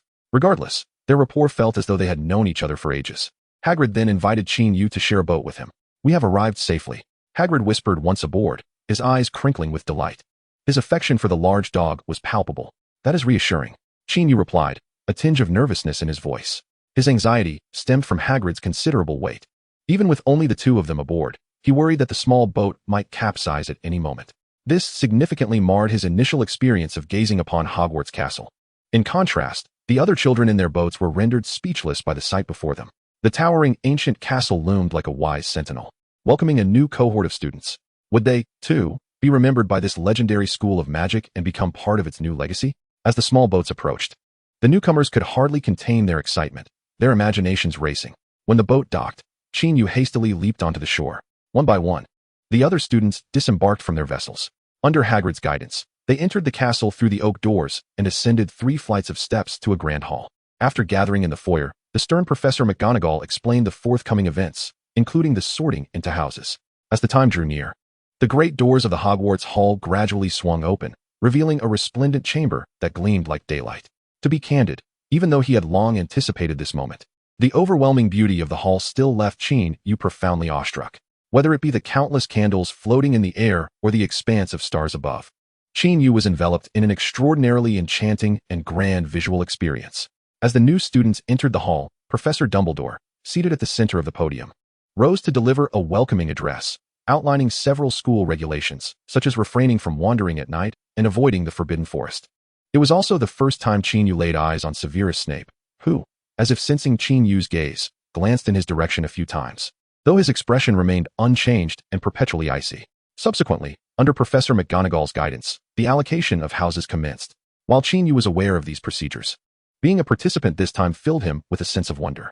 However, among the new students, few familiar faces emerged. He recognized only Autumn Zhang and Katie Bell, who donned the sorting hat before him, being placed into Ravenclaw and Gryffindor respectively. When it was Qin Yu's turn, he took a deep breath and ascended the steps. Professor McGonagall placed the centuries-old, unwashed hat upon his head. "Ah, young boy from the East, your lineage is indeed perplexing.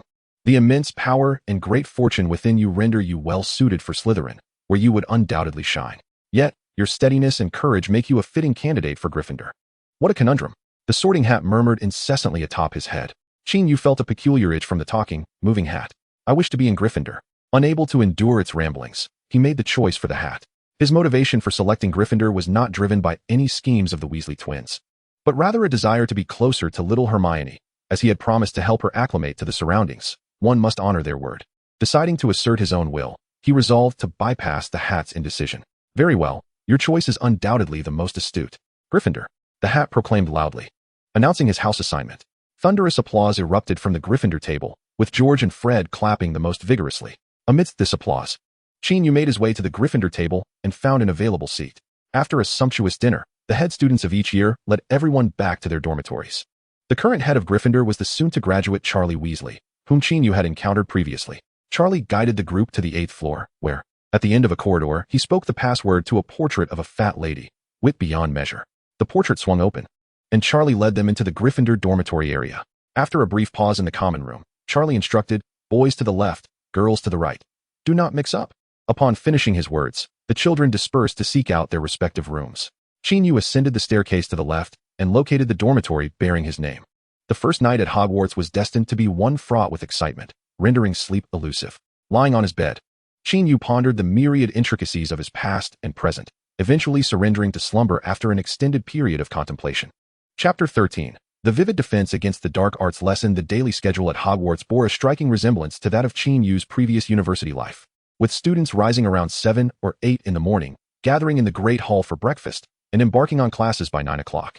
The morning consisted of 2 lessons, followed by another 2 in the afternoon, after which they enjoyed the freedom to arrange their time as they pleased. Naturally, the subjects were far more exhilarating than those from his former life, particularly the defense against the dark arts class. The instructor, Professor Stephen Swinton, was reputed to have once served as a magical healer. His peculiar penchant involved displaying a plethora of violent and gruesome dynamic images related to dark forces during his lectures, aiming to leave a lasting impression on his students. Recently, the class had been studying the treatment of wounds inflicted by werewolves. Professor Stephen Swinton presented a vast collection of images depicting injuries from werewolf bites, alongside horrifying scenes of wizards transformed into werewolves. As the textbook stated, an infection from a werewolf bite would be incurable, as it stemmed from an ancient curse. Thus, it was imperative to conduct a thorough and prompt cleansing immediately post-bite. What constitutes a thorough cleansing? Jerome, would you care to elaborate? Professor Stevens Winton inquired, selecting a student for questioning. I don't know, Professor Stevens Winton. A red-haired Slytherin boy replied with notable candor. Oh, you don't know? Allow me to enlighten you, exclaimed Professor Stevens Winton, jabbing his wand at a stack of magical cards on the podium before directing it towards Jerome. In an instant, a dynamic projection materialized before Jerome. It depicted a woman, who, wielding her wand, aimed at her mangled hand, which promptly severed at the wrist. The sight elicited sympathetic winces from several students seated at a distance. It appears you still fail to comprehend, Professor Stevens Winton continued, his wand conjuring yet another projection before Jerome. This time, it showcased a burly man with beastly bite marks adorning one side of his face, who callously used his wand to slice away half of his own visage. A collective gasp resonated throughout the classroom, as the students, unaccustomed to such harrowing sights, were utterly taken aback. Jerome, in particular, stood frozen, horror-stricken at the grotesque injury, his throat constricting as he nervously swallowed. Do you still not understand? Professor Stevens was impressed. As he spoke, his wand once again gestured towards the stack of magical cards. Unable to withstand the onslaught any longer, Jerome clamped a hand over his mouth and bolted for the door. Moments later, the corridor echoed with the sounds of someone retching uncontrollably. Professor, is this truly appropriate? Qin Yu could not help but remark. In comparison to becoming a beast devoid of kinship after transforming into a werewolf, I believe it is justified for you to experience a modicum of fright. Professor Swindon, unperturbed, earnestly elucidated. Well, you do possess a valid point, Qin Yu replied, then inquired further, is there no better method for wound cleansing? Or perhaps a potion that could treat it before the transformation occurs? Qin Yu was reminded of the rabies vaccine from the Muggle world. Professor Swindon shook his head in response, stating, thus far, the most effective method available for cleansing is through the debridement of the wound. Of course, some may employ healing spells without succumbing to the final infection, but those instances are exceedingly rare. As for the potion you mentioned, to my knowledge, there currently exists no magical elixir that can completely prevent or cure the werewolf curse. Such an answer, coupled with the brutal imagery, left the students with solemn expressions. The professor paused briefly before continuing. However, there is a newly developed wolfsbane potion that can temporarily suppress the transformation into a werewolf. Though it requires exceptional potion-making talent and skill, Your potions instructor, Professor Snape, should be capable of preparing it. Though I sincerely hope you never find yourselves in need of such a potion. Thus, Qin Yu mused silently. It would indeed be more fitting for Snape to teach this lesson. He had no recollection of Professor Swindon, while his familiar Professor Quirrell was currently traveling and would not commence teaching until next year. After an exceedingly vivid defense against the dark arts class, the students exited the classroom with grim expressions and made their way, in small groups, to the Great Hall for lunch. During this lunch hour, most first-year students displayed a notable lack of appetite, entirely unlike their previous indulgence in the house elf's culinary delights. Qin Yu, however, was an exception. Having enjoyed crime-themed films in his past life, he had developed a degree of immunity to gruesome imagery and had returned to normalcy after the class. Jerome, are you all right? A small boy from the Slytherin table inquired with concern. Professor Swindon is simply insufferable. Why must he target me? Jerome, feeling slightly nauseous, had no desire for the food before him, which incited his frustration. It seems every teacher has their own unique methods. I've heard that Professor Snape is quite intense as well, often leaving students in tears, the small boy remarked, sharing his understanding of the situation. I personally prefer History of Magic class. Professor Binns has a remarkable knack for inducing sleep, and he does not mind if you doze off, Jerome reflected. At the Gryffindor table, the new students were also engaged in discussions about their recent classes. They felt a twinge of anxiety regarding Professor Snape's lessons. Especially since he was the head of Slytherin House, they feared potential unfair treatment from him as Gryffindors. In response, Qin Yu merely smiled without uttering a word. He understood that Professor Snape was, in truth, a person of gentle disposition, though his icy exterior belied his inherently tender nature. However, such insights were beyond the comprehension of these youthful children. Sharing them would only yield disbelief. After lunch, following a brief respite, his roommates Wilson, Jimmy, and Bach departed in a group, while Qin Yu trailed behind with the somewhat introverted Elvis. He found no aversion in mingling with these youngsters, though there existed a subtle disparity in interests stemming from their age difference. Hence, he felt a closer affinity towards Elvis, who was quieter and less boisterous. The thought of exuberance brought to mind Hermione, chattering incessantly at his side, prompting a smile to play upon his lips. Qin, are you thinking of something joyful? Elvis timidly inquired, attempting to engage with his classmates, albeit still somewhat clumsily.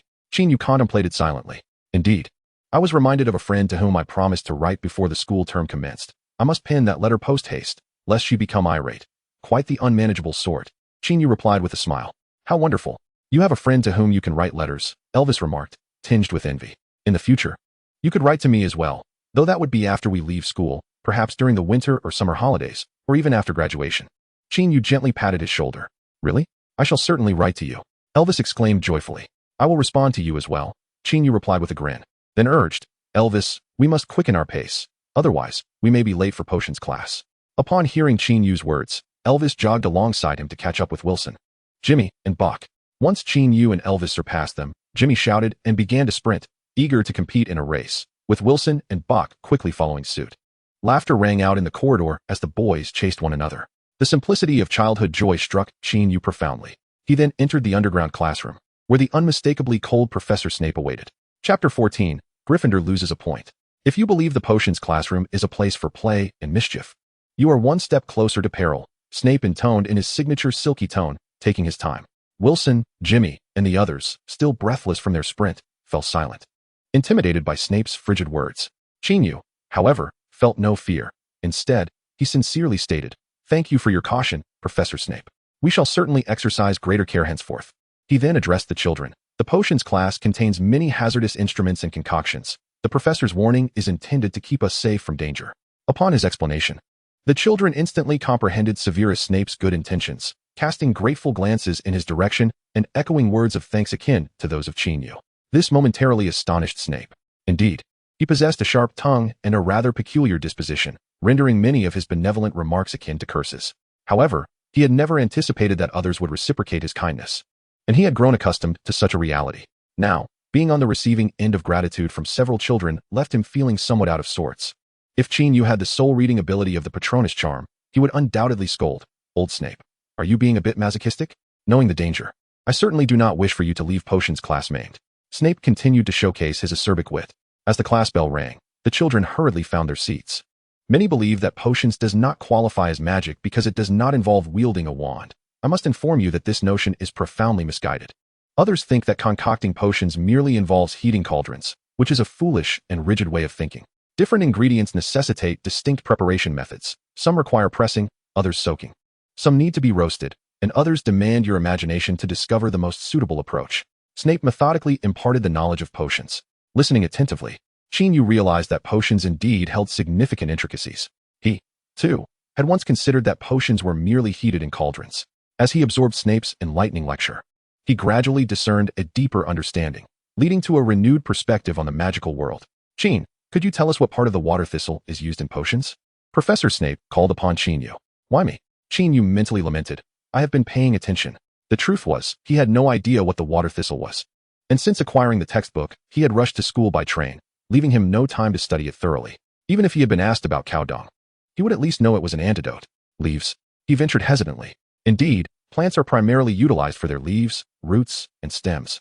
And you have chosen a highly probable answer, Professor Snape remarked with a hint of sarcasm. Following this, he pronounced a single word, incorrect. Snape then surveyed the classroom, inquiring, does anyone know the answer? All the students lowered their heads, avoiding his gaze. Qin Yu thought to himself, as expected. There appears to be no Hermione-like scholar in the class. It is the fruit, Snape stated slowly. He then raised his voice, make sure to note that down. The class hastily picked up their quills, scribbling away. Precision is paramount in potions. Even a drop too much or too little can yield entirely different results. Yet, you Qin, with your cleverness, have chosen to guess recklessly, which constitutes a dereliction of duty towards this subject. Thus, Professor Snape directed his gaze towards Qin Yu, adding, Gryffindor. Deduct 1 point. Let this serve as a reminder of the attitude you ought to adopt in this course. In a perfectly ordinary situation, how did I become the first to incur a penalty? It is not that he is particularly concerned about the points. After all, we are no longer children. Rather, he is somewhat displeased at being treated as a mere example by Professor Snape. Following this deduction of points, the students of Gryffindor displayed faces of despair, while many from Slytherin reveled in schadenfreude. Having won the House Cup for 5 consecutive years, Slytherin regards Gryffindor as their greatest rival, and naturally, they take delight in Gryffindor's misfortune. Qin, do not be too disheartened. We will strive to regain those points. Elvis consoled Qin Yu as they left the classroom. This is not your fault. That water hemlock is a rather obscure herb. Had it been me, I would not have been able to answer either, Wilson chimed in. Indeed. Today it was Professor Snape who was particularly demanding. Jimmy muttered in frustration. Observing the earnest expressions of these children, Qin Yu felt it inappropriate to admit his indifference. Instead, he nodded and declared, thank you all. I will work hard to regain that point and aim for even more. His words indeed ignited a fervor among them, and they became increasingly animated. Come, let us hasten to the dining hall. I am famished, Qin Yu said. Several children followed him toward the great hall. In the headmaster's office, Professor Dumbledore sat behind his desk, with several faculty members taking their seats. What are your thoughts on his recent behavior? Dumbledore inquired of the group. Emotionally, he is not an easily excitable child.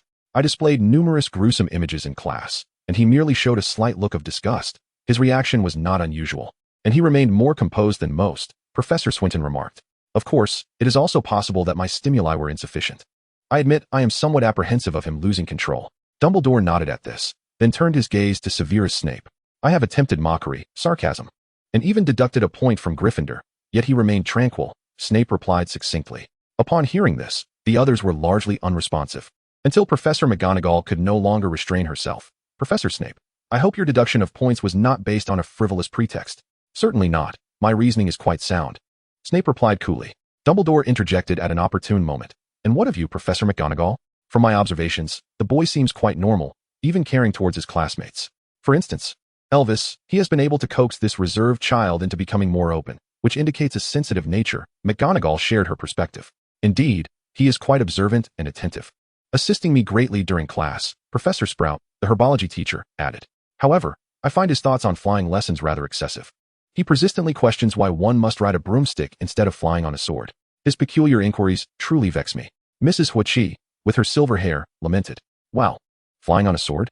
What an extraordinary and distinctly Eastern notion, Professor Swinton exclaimed with admiration. It appears his mental state is quite sound, devoid of any eccentricities or repression. Dumbledore concluded. Indeed, that is the case, the others concurred. This is splendid news. Our next task is to help him live a normal life and teach him how to harness his magical abilities. Dumbledore addressed the assembly. I anticipated a special student would arrive next year, yet unexpectedly, one has come early this year, Professor Swinton remarked thoughtfully. Fear not, Stephen. I have faith he will swiftly master the control of his powers, allowing you to embark on your quest to discover the ancient sorcerer's relics in the Himalayas. Dumbledore said with a smile. I hope so. Very well, everyone. You may return now, Dumbledore announced. As the brief meeting concluded, the attendees departed. Chapter 15. Thank heavens. Qin's letter has finally arrived. Hermione, how was your day? Mr. Granger inquired during dinner. It was just all right, Hermione replied, lifting a piece of carrot to her mouth with little enthusiasm, chewing listlessly. Observing her demeanor, Mrs. Granger cast a disapproving glance at her husband, blaming him for provoking the subject. Mr. Granger sighed softly, thinking to himself, what can I do? Thus, the Granger household's dinner was enveloped in a somber atmosphere. The Granger couple understood the cause. Ever since that little Eastern boy had departed for a magical school whose location was unknown, their daughter had gradually lost her smile. Fixating on the mailbox, awaiting a letter addressed to her. Hermione, Qin has just begun his studies. He must be quite busy, and sending letters takes time. You will receive it in a few days, Mrs. Granger gently reassured her daughter, who was waiting for his letter. Not me, Hermione retorted, poking at the broccoli on her plate as if it were a person. No, we are not waiting for his letter. We shall forget him. Mrs. Granger chuckled. Well, I have forgotten him. I am not thinking of him at all. Humph, that unreliable person, Hermione declared vehemently. Just as the Granger couple found amusement in their daughter's contradictory behavior, a sudden, rhythmic knocking resonated through their door. The sound suggested it was not a human visitor. I'll check, Hermione exclaimed, rising abruptly to open the door. Upon her opening the door, a large white bird soared in from outside. It's an owl. An owl, Hermione exclaimed joyfully upon sighting the magnificent creature. As Qin Yu departed, he had once mentioned that he would have an owl deliver a letter to her. Thus, when a beautiful white owl flew in, Hermione immediately thought of Qin Yu. Indeed, after circling above her head, the owl deftly dropped a letter into her hands. Father, mother. It's a letter from Qin, Hermione exclaimed upon recognizing the handwriting on the envelope. The Granger couple exchanged glances, both silently reflecting on the irony of someone having said just a minute ago that they were not waiting for any correspondence. Naturally, they refrained from voicing this thought, as their daughter had already been sulking for several days, and they certainly did not wish to provoke her further. Hermione, why not have your meal first? You can read what Qin has written afterward, Mrs. Granger suggested to her daughter. All right. Hermione solemnly set the letter aside and began to devour the assortment of food on her plate, relishing even the vegetables she typically found unappealing. Once she finished her meal, she hastily wiped her mouth, waved goodbye to her parents, and took the letter to her room. However, it wasn't long before she dashed back out. What is it? Mr. Granger inquired with curiosity. Qin asked me to give Trig a bit to eat. Toast or ham will suffice, Hermione replied as she grabbed a plate, filled it with food, and hurried back to her room. Observing the closed bedroom door, Mrs. Granger couldn't help but exclaim, thank heavens, Qin's letter has finally arrived. Indeed, if it hadn't come soon, I would have hesitated to speak loudly in our home, Mr. Granger exaggeratedly remarked, eliciting a fit of laughter from his wife. By the way, who is Trig? Mrs. Granger asked, puzzled. I suppose it must be the white owl, Mr. Granger speculated. Trig, eat up. Hermione placed the food on the windowsill. The white owl promptly began to feast. In truth, Hermione had yet to open the letter. Instead, she had noticed Qin Yu's note on the envelope, which read, Hermione, my owl is named Trig. He is quite gentle. If you offer him some toast or ham, he will be even more affectionate towards you. It was this very message that had prompted her to fetch food for the owl. Seeing Trig enjoying his meal brought Hermione joy as well. Finally, she settled down, a twinge of nervousness coursing through her as she broke the wax seal and opened the envelope. Inside, she discovered 2 folded sheets of letter paper and a small hairpin adorned with a cat motif. Now we're talking. He even knows to send me a gift. Hermione huffed in pride, though her heart soared like honeyed sweetness. With delight, she adorned her head with the hairpin and carefully unfolded the 2 sheets of paper to read intently. Although the letter was not lengthy and the content was modest, Hermione found it utterly captivating. After perusing the pages repeatedly, the owl Trig leapt onto her desk, interrupting her reading. Gazing into the owl's 2 round eyes, Hermione instantly comprehended its message. I apologize, Trig. I shall pen the reply forthwith. Just a moment longer, she said apologetically to the owl, with a couple of soft hoots. Trig forgave her, then flew back to the windowsill, perching there quietly in anticipation. Hermione smiled at the obedient owl, then swiftly retrieved a blank sheet of stationery and a fountain pen, preparing to respond to Qin Yu. As she inscribed the initial 2 words, she suddenly recalled the contents of Qin Yu's letter. She reached up to touch the hairpin nestled in her hair, her fingers tapping twice in the vicinity of the cat's eyes. Immediately, a gentle white light cascaded from above her head. What a marvelous and practical magical artifact. A smile unwittingly graced Hermione's lips as she utilized the illumination from the hairpin to inscribe her thoughts upon the paper, a multitude of sentiments flowing forth. Dear darling, it is quite late. Time for bed. Mrs. Granger knocked on the door and called to her daughter. Hermione glanced at the completed pages of her letter and quickly replied, All right, mother. I shall retire now. Having spoken, she meticulously reviewed her written words, finding no fault. and then folded the letter neatly into an envelope. She placed within it some dried flowers and leaves she had collected over the past few days. "Trig, you've worked hard." Hermione handed the envelope to the owl. After a couple of approving hoots, Trig grasped the envelope, nodded farewell to Hermione, and with a flutter of wings, soared through the open window. As she watched the owl depart, Hermione lingered in thought, envious of the bird traversing mountains and rivers, free to journey wherever it wished. "Haven't you turned off the light yet, dear?" Mrs. Granger's voice echoed once more. "I shall do so now, mother." Hermione replied as she extinguished the lights in her room. She then climbed into her small bed. However, she quickly turned over to retrieve the letter she had just received, her other hand reaching for the hairpin atop her head. Tapping gently twice, the soft white glow illuminated the room, adjusting the light to a dim brightness. Hermione resumed reading the letter, feeling as though she were experiencing the life of the boy at the magical school alongside him. Chapter 16. A letter to Hermione. Dear Hermione, it has been far too long, and I miss you dearly, as well as Uncle David and Aunt Jenny. Before my departure, I promised to write to you. I indeed acquired an owl for delivering messages, named Trig, whom you must have already met. However, upon the commencement of the academic year, life has proven to be rather chaotic. Furthermore, as I have only just arrived at the school, I find myself devoid of substantial matters to share with you, which has led me to delay writing this letter until today. I sincerely hope you do not harbor any resentment. At this point, Hermione inwardly thought, I am indeed quite vexed, but in light of your earnest apology, I shall grant you my forgiveness. Speaking of this illustrious school of magic, while it offers a magnificent spectacle, it also induces a certain degree of exasperation due to its sheer vastness. The staircases alone number in the hundreds, and some of them frequently change positions. One moment they ascend, the next they descend, or they may even become entirely impassable. This has led to me losing my way on numerous occasions, and as a result, Elvis and I have almost missed breakfast several times. By the way, Elvis is my roommate. I also have 3 other roommates named Wilson, Jimmy, and Bach.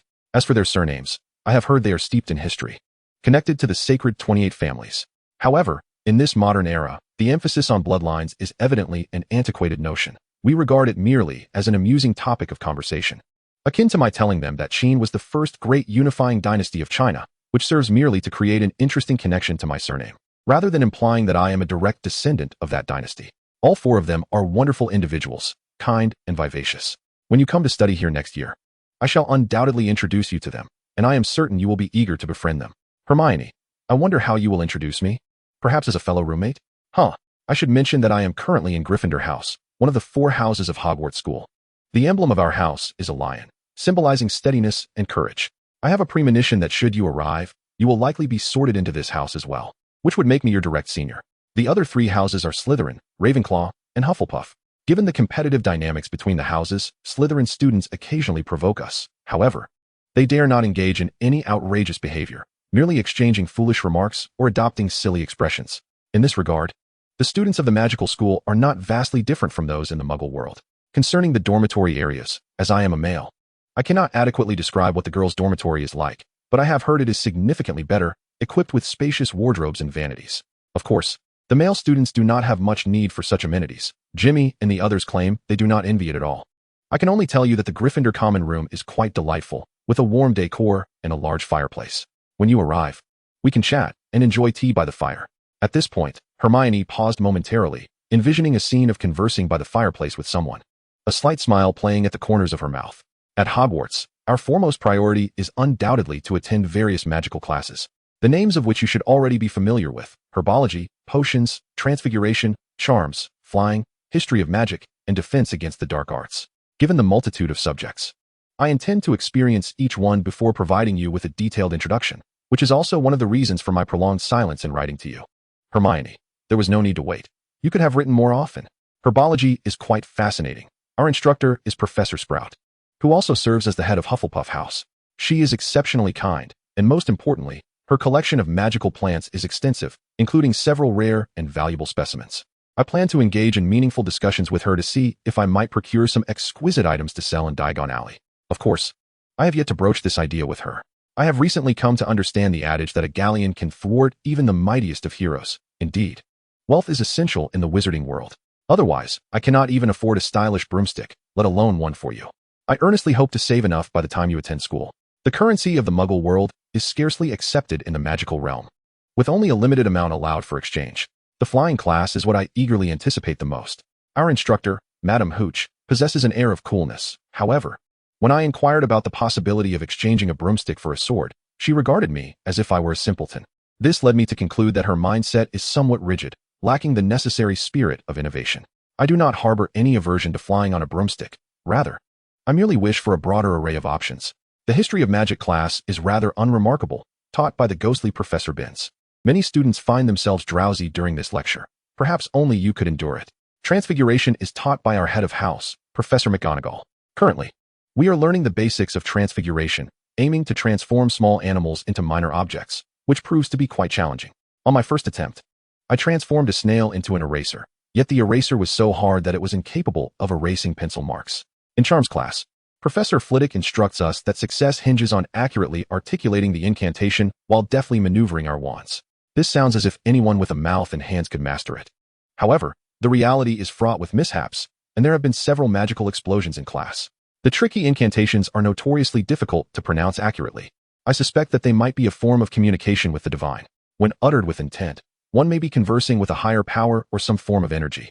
Nevertheless, Professor Flitwick advised me not to ponder such profound matters frivolously, suggesting that I delve deeper into my studies before contemplating these complexities. Now, on to the highlight, defense against the dark arts. Our instructor, Professor Stevens Winton, has an affinity for frightening his students, often showcasing gruesome images produced by dark magic or sinister creatures right before our eyes. This year's cohort has already had someone faint from fright, and many students struggle to eat after attending his class. Fortunately, I have managed to maintain my appetite. However, I suspect that you may not be taught by him.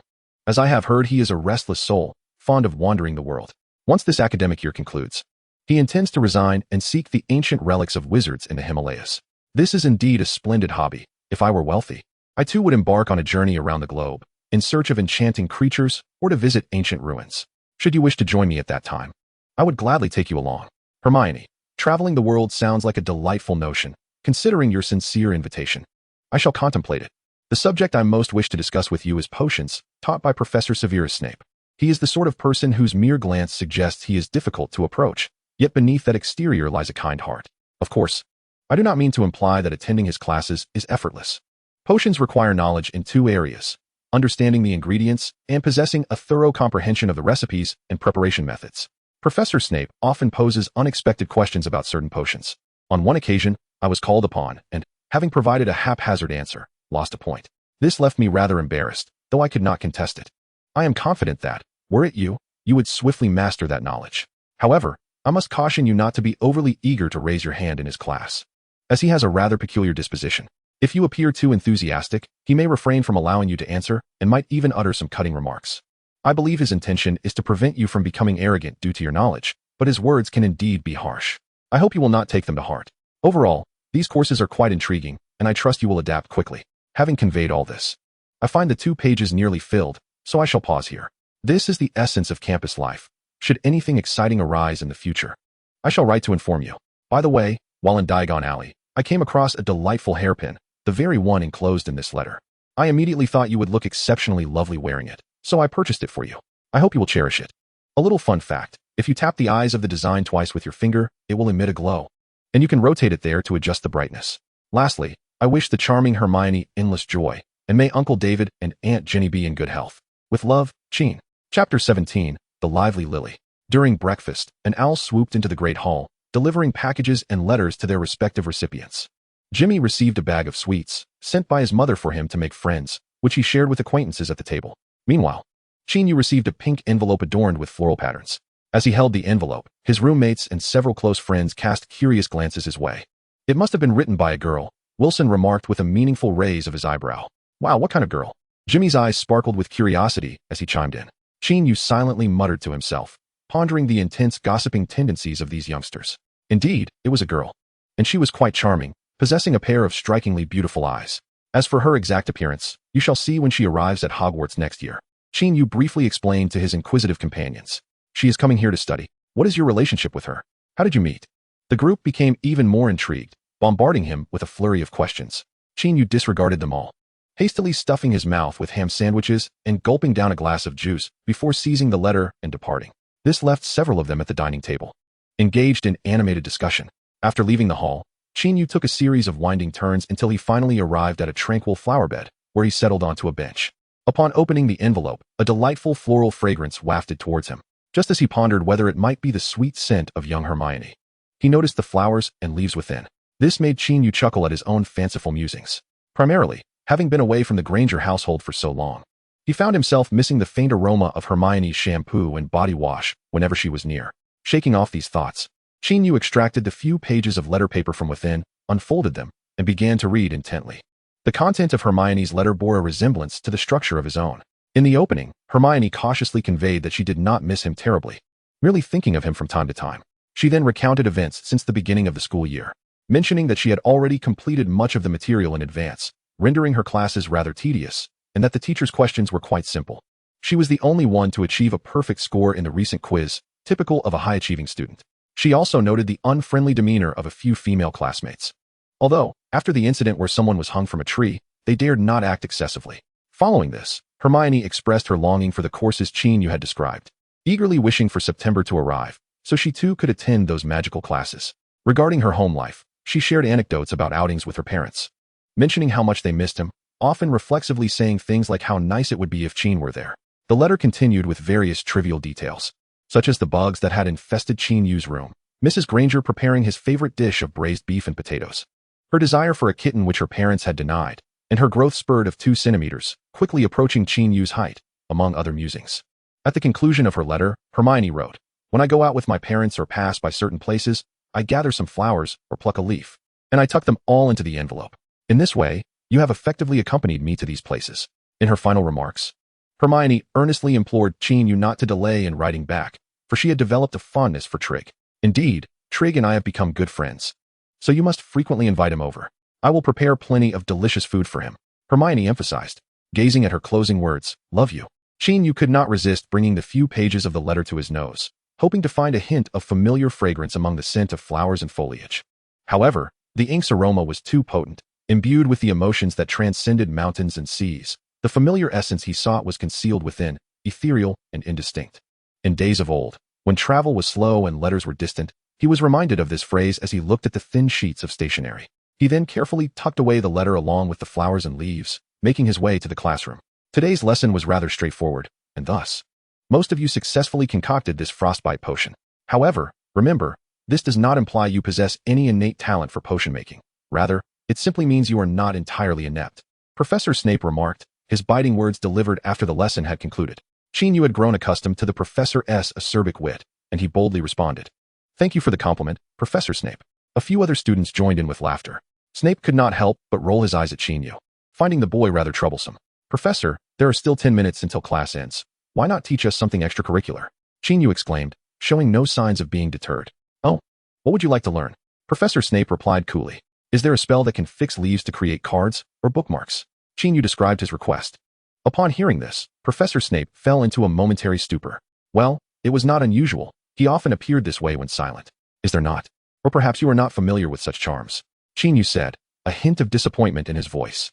Professor Snape said nothing but instead waved his wand through the air in a particular pattern, intoning Chorus Athastus, with a flash of white light. The leaf originally used for potion making on Qin Yu's desk instantaneously transformed into a green bookmark, perfectly encasing the leaf. "What a beautiful bookmark! I want it," exclaimed the students. "Professor Snape, your spell is incredible. Can you teach us? I really want to learn."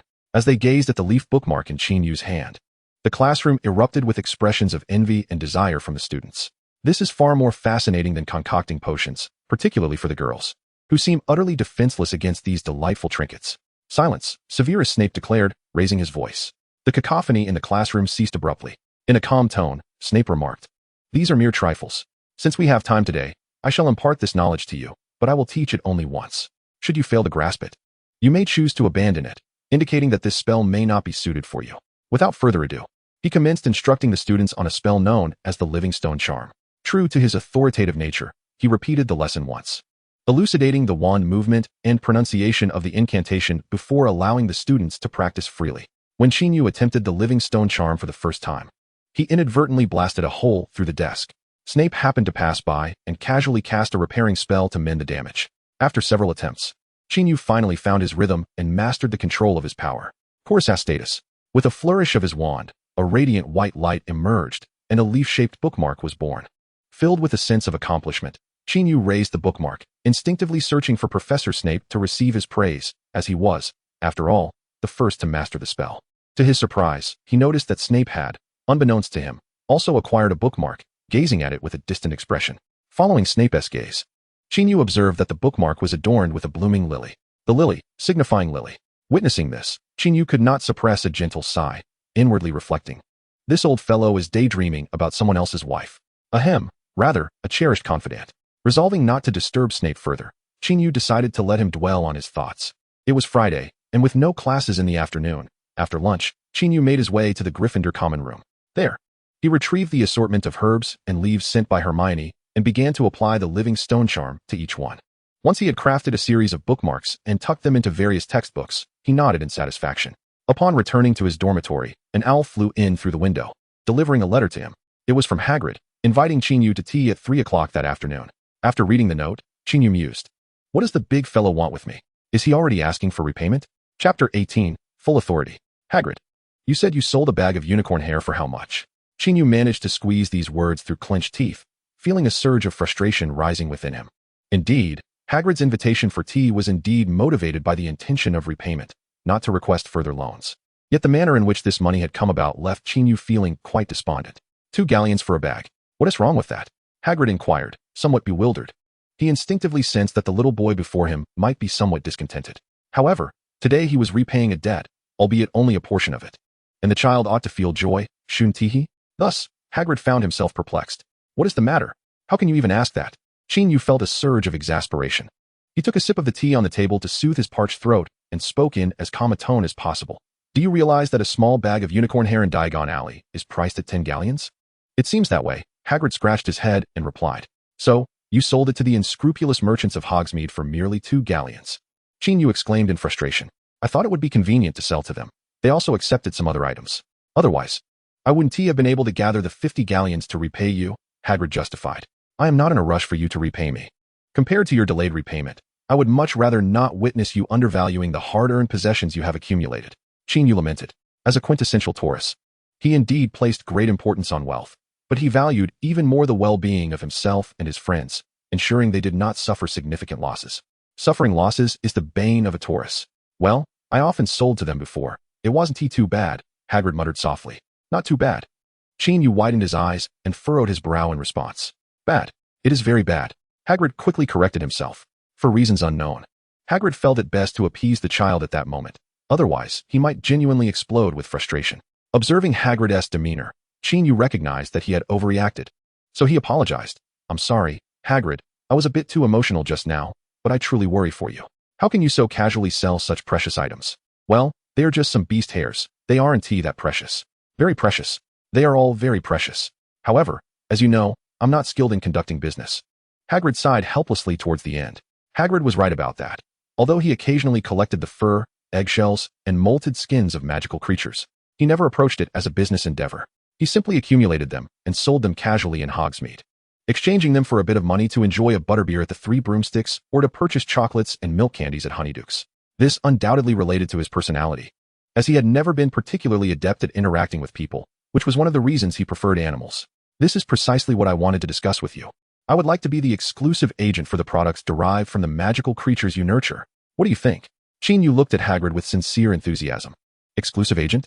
Hagrid repeated the phrase, somewhat puzzled. Yes, I would be responsible for selling your items, and we would share the profits proportionately. I assure you. You will earn significantly more than if you sell them off as mere scraps, Qin Yu explained to Hagrid in simple terms. Confronted by an 11-year-old child, Hagrid found himself, perhaps due to an illusion, perceiving that the manner in which the child spoke and acted seemed to exude a maturity that surpassed his own. Intrigued by this notion, Hagrid immediately displayed a keen interest. After all, no one had previously broached such a topic with him. The offspring of affluent wizards, naturally, held little regard for the pursuit of profit, while those less fortunate were engrossed in their studies of magic. Most importantly, where could one find a student like Qin Yu, possessed of such a mature business acumen? Hagrid, lacking in entrepreneurial skills and devoid of assistance, had become a rather impoverished magical creature caretaker, despite his immense potential. It was akin to possessing a mountain of gold, yet subsisting on mere scraps. Thus, the arrival of Qin Yu perfectly filled this void. Recalling how Qin Yu had previously assisted him in bargaining, Hagrid deemed him both clever and reliable. After a brief inquiry into how he ought to collaborate, In receiving the response that he should continue gathering items as before, Hagrid readily consented to Qin Yu's proposal, promptly appointing him as his full-fledged representative. Qin Yu was somewhat taken aback by the ease with which the collaboration had been established. However, he reflected that Hagrid's earnest nature indicated a trust in him, which instilled a profound sense of responsibility within Qin Yu. Rest assured, Hagrid, I will ensure our prosperity, he solemnly vowed. Hagrid chuckled, I dare not dream of great wealth. I simply wish to have enough to acquire the magical creatures I desire. With their partnership solidified, Qin Yu converted the remaining debt of 185 galleons into preliminary procurement and agency fees, which delighted Hagrid, as being debt-free was indeed liberating. After discussing details such as the settlement cycle, Qin Yu suggested that Hagrid recruit additional help to facilitate the categorization and proper safeguarding of the collected items. Hagrid found this proposal quite reasonable and agreed with enthusiasm. Thus, Qin Yu dispatched an owl to summon the mischievous twin brothers, George and Fred Weasley. Why these two troublemakers? Hagrid lamented, recalling the headaches they had caused him the previous year while attempting to prevent their mischief in the Forbidden Forest. It's your fault for not letting us play, the brothers chimed in. Yeah, the school is so small. Why shouldn't we be allowed in the Forbidden Forest? Before tensions could escalate between the parties, Qin Yu swiftly intervened and clarified the purpose of their summons. What? You want us to do this? George and Fred expressed their disappointment, having expected discussions of significant business matters. Just moments ago, an owl delivered a message to them, leading them to believe that Qin Yu had significant business plans to announce. They hurried over, only to discover that he tasked them with menial chores such as caring for animals and collecting fur. Of course, Qin Yu was not one to easily deceive the twin brothers. With a serious expression, he inquired, what do you believe is the most crucial element in business? A brilliant idea, just like your innovative concept of a shared flying broom. George mused, fixated on Qin Yu's intriguing business model. Robust funding. Without financial backing, even the best ideas remain unfulfilled. Fred countered, disagreeing with his brother's perspective. Qin Yu nodded in agreement, acknowledging the significance of both aspects, but then continued. Much to the brothers' confusion, however, I believe the most essential element is talent. It is individuals like you, with a keen business acumen. This affirmation warmed the hearts of George and Fred, eliciting smiles as they glanced at Hagrid, hoping the gentle giant would also hear Qin Yu's commendation of their potential. Yet, Qin Yu's tone shifted, but you are not yet considered mature, qualified business talents. Why not? The brothers asked in unison. Because you lack certain experiences. He explained, a successful entrepreneur is not born with the ability to conduct business. Rather, they accumulate experience through small endeavors, broadening their horizons and building connections. Thus, do not underestimate the seemingly simple task of collecting magical creature products. These activities will facilitate your rapid growth. Seeing the twins still pondering, he elaborated. By undertaking Hagrid's exclusive representation, we aim to train our team and cultivate contacts. Consider this. If you excel at collecting, organizing, and trading these items, you will undoubtedly gain valuable experience for similar future endeavors. More importantly, you will engage with a diverse array of clients, owners of wand shops, potion stores, and magical bookstores, as well as researchers and managers from esteemed families, each of whom may become potential collaborators in the future. As he spoke, George and Fred's eyes began to sparkle with realization. Seizing the moment, Qin Yu continued with a captivating voice, imagine, one day, your skills will enable you to tackle any challenging business task. Envision a future where your friends and clients span across the entirety of Britain, Europe, and even the world. At that point, what could possibly stand in your way? His words detonated like a bomb within George and Fred's minds, awakening their latent potential.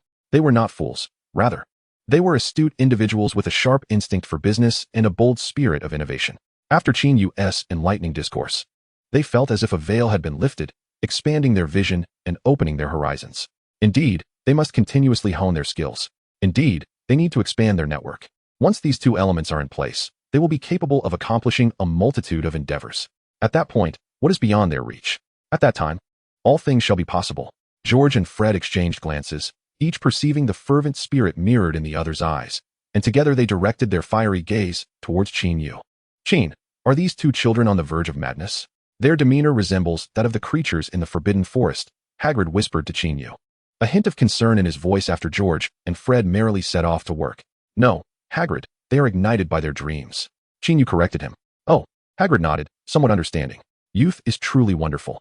Qin Yu mused inwardly, then beckoned Hagrid to join him in attending to his beloved creatures. That afternoon, Qin Yu set foot in the enigmatic Forbidden Forest of Hogwarts for the first time. Chapter 19, The Unicorn and Sour Soup Porridge. As evening descended and the sun dipped below the horizon, a magnificent creature, entirely snow-white with a spiraled horn atop its head, gracefully approached the edge of the forbidden forest. It was an adult unicorn. Upon seeing it, Hagrid called out a name, and this noble being gently snorted in response. Meanwhile, Qin Yu and the Weasley brothers stood in awe. To be fair, even with the wisdom of 2 lifetimes, Qin Yu's astonishment upon first encountering such a magical being was no less profound than that of the Weasley twins.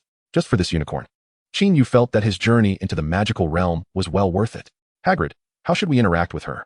Qin Yu inquired, seeking Hagrid's guidance. George and Fred cast eager looks in Hagrid's direction as well. After all, who could resist the allure of a unicorn? Well, except perhaps for the noseless Tom. You can feed her carrots, but they must be washed and thoroughly dried. Otherwise, she won't take a bite, Hagrid explained, adding, by the way, she is a lady. Carrots? Qin Yu glanced at the unicorn's spiraled horn and thought to himself, is this approach based on the principle of form complementing form? Despite his internal musings, he hurried to catch up with the twins, who had already dashed back to Hagrid's hut to fetch the carrots. As the saying goes, a man remains a boy at heart until death, and considering he was still a youth, he certainly did not want to miss the chance to interact with the unicorn. The 3 of them rummaged through Hagrid's food storage and found a few carrots, washing them clean and drying them meticulously with a towel. Much like devoted collectors polishing their cherished figurines. Soon, 3 glistening carrots were presented before the unicorn. The unicorn cast a discerning glance at the 3 carrots before it consumed them all with an air of regal nonchalance. Hey, she ate the one that was mine first. Fred exclaimed joyfully. What a sycophant. Qin Yu and George simultaneously shot him disdainful looks. They swiftly procured another carrot, presenting it before the unicorn. With food successfully establishing a bond with the unicorn, Kelly, Qin Yu finally had the opportunity to gently caress her silky coat. The texture was indeed delightful, as smooth as silk. Meanwhile, George and Fred unveiled various trinkets they had brought along, engaging the unicorn in delightful antics. The unicorn stood proudly, observing quietly, her eyes softening with what seemed like a hint of amusement. This prompted the twin brothers to become even more animated, eager to transform into circus performers and present an even more spectacular show for the unicorn. To their surprise, aside from their usual mischief, they proved quite adept at entertaining animals. Hagrid remarked to Qin Yu, who had finally ceased his relentless attention on the unicorn, the capabilities and talents of an individual, when applied appropriately, can yield immense value. Indeed, I'm beginning to see their worth, Qin Yu responded, echoing a phrase he had once encountered in a book from a past life. Just then, a wayward water balloon unexpectedly soared toward Hagrid, bursting upon his face and drenching him thoroughly. Wiping his face vigorously, Hagrid, in exasperation, declared, however, I still don't like those 2. Huh, I'm sorry. I shouldn't be laughing at you, Qin Yu said, stifling his amusement. Hagrid, that was purely accidental. My sincerest apologies. George quickly raised his hand in apology. Yes. We didn't mean to. Please don't expel us, Hagrid. Fred professed his newfound affection for Kelly, reluctant to leave. Faced with the sudden politeness of the mischievous duo, Hagrid found it difficult to be angry and instead sternly warned, if you hit me again, I'll toss you straight into the Black Lake. The brothers immediately promised to be more cautious and continued their playful antics with the unicorn. After satisfying her hunger and enjoying the humans' performances for a while longer, the unicorn gracefully retreated into the depths of the forbidden forest, leaving George and Fred despondent in her wake. Let's head back. You haven't had dinner yet, and I can whip up something for you. Hagrid called the 3 children back to the wooden hut. All right, thank you, Hagrid. Qin Yu responded gratefully to Hagrid's dinner invitation. However, their expressions soon turned a shade of green upon encountering the pot of dark, unidentifiable food that Hagrid had prepared. Oh, I just remembered. I left my clothes out to dry. Goodbye, Hagrid. Goodbye, Fred, George. Qin Yu said, rising with a serious demeanor. After exchanging glances, George and Fred quickly stood and added, we have things to attend to as well. We must be off. What? I have prepared a delightful concoction of sour soup porridge. Aren't you going to finish it before you leave? Hagrid remarked, somewhat surprised. So, this dish is called a mixed sour soup porridge? No, thank you for your generous invitation. But I regret to inform you that it seems to be about to rain, and I must hasten back to collect my laundry. Qin Yu replied earnestly. Nonsense. It is a clear, starry night outside. How could it possibly rain? George and Fred simultaneously thought this in their minds. Indeed, it is indeed about to rain. Our windows are still open, aren't they, George? Quite right, Fred. After uttering these words, the 3 hurriedly left, leaving Hagrid to face his pot of sour soup porridge alone. However, just as Qin Yu and the others had not ventured far from Hagrid's hut, they were suddenly startled by a series of piercing whinnies. This caused them to halt in their tracks. Bang! Hagrid abruptly flung open the wooden door of the hut. What is it, Hagrid? Qin Yu called out loudly. It's Kelly. I don't know what has happened, Hagrid said, furrowing his brow. Upon hearing this, Qin Yu felt a jolt in his heart and thought, could it be that Tom, the noseless one, has arrived early? Is this fellow so easily disturbed? Without allowing himself further contemplation, Hagrid had already dashed off toward the Forbidden Forest. Naturally, Qin Yu followed closely behind, with George and Fred also concerned for the unicorn's safety, running alongside him. Soon, Hagrid located the unicorn. Upon seeing that she was unharmed, Qin Yu let out a sigh of relief, realizing it was a false alarm. However, the once graceful unicorn now displayed a frantic expression, pacing nervously, clearly agitated. Hagrid approached, communicating in a manner only he and the unicorn could comprehend. Qin Yu, George, and Fred quickly grasped the situation. Anna is missing, Hagrid said gravely to the three. Who is Anna? Qin Yu inquired, frowning. She is Kelly's child, a golden little unicorn. Just a year old, Hagrid explained. The child is lost. No wonder the unicorn is so anxious. Qin Yu and the others instantly understood the gravity of the situation. We must split up and search for her, Qin Yu proposed. No, the Forbidden Forest is too perilous. I will go find her myself, Hagrid insisted, blocking Qin Yu. How long will it take you to find her alone? How about this? George, Fred, and I will accompany you. You can outline the unicorn's usual range of activity so we can search effectively, Qin Yu calmly suggested. George and Fred fervently nodded in agreement.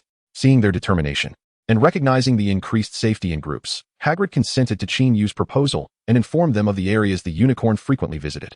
Do not venture into any other places without caution, Hagrid warned them before they parted ways.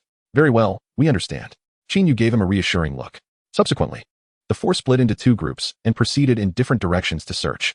However, Qin Yu underestimated the intricate terrain of the Forbidden Forest. Initially, he maintained a certain distance between himself and George and Fred, ensuring they could all see each other's lights. Yet, after wandering for a while, he realized that the two lights beside him had vanished without a trace. After calling out George and Fred's names several times, he received no response. Damn, have I lost my way? Qin Yu pondered. Chapter 20, The Perils of Empiricism. Who can tell me what to do if one gets lost in the Forbidden Forest? I'm anxiously waiting for an answer. These nonsensical thoughts swirled in his mind. He truly didn't know whether he had lost his way or if those two rascals, George and Fred, were the ones astray. Nevertheless, the outcome was the same. He was now entirely alone. He dared not call their names too loudly. After all, this was the Forbidden Forest, and he shuddered at the thought of attracting some ferocious beast. Glancing at the rudimentary map Hagrid had provided, he looked up at the trees and bizarre rocks that surrounded him, then sighed deeply as he tucked the tattered cloth away. He had to admit that he had been somewhat impulsive, believing the Forbidden Forest posed little danger, especially since Harry had been wandering there since he was a child. Thus, empiricism truly is deadly. One must tread cautiously in the magical world. Qin Yu stumbled forward through the pitch-black expanse of the Forbidden Forest, muttering to himself.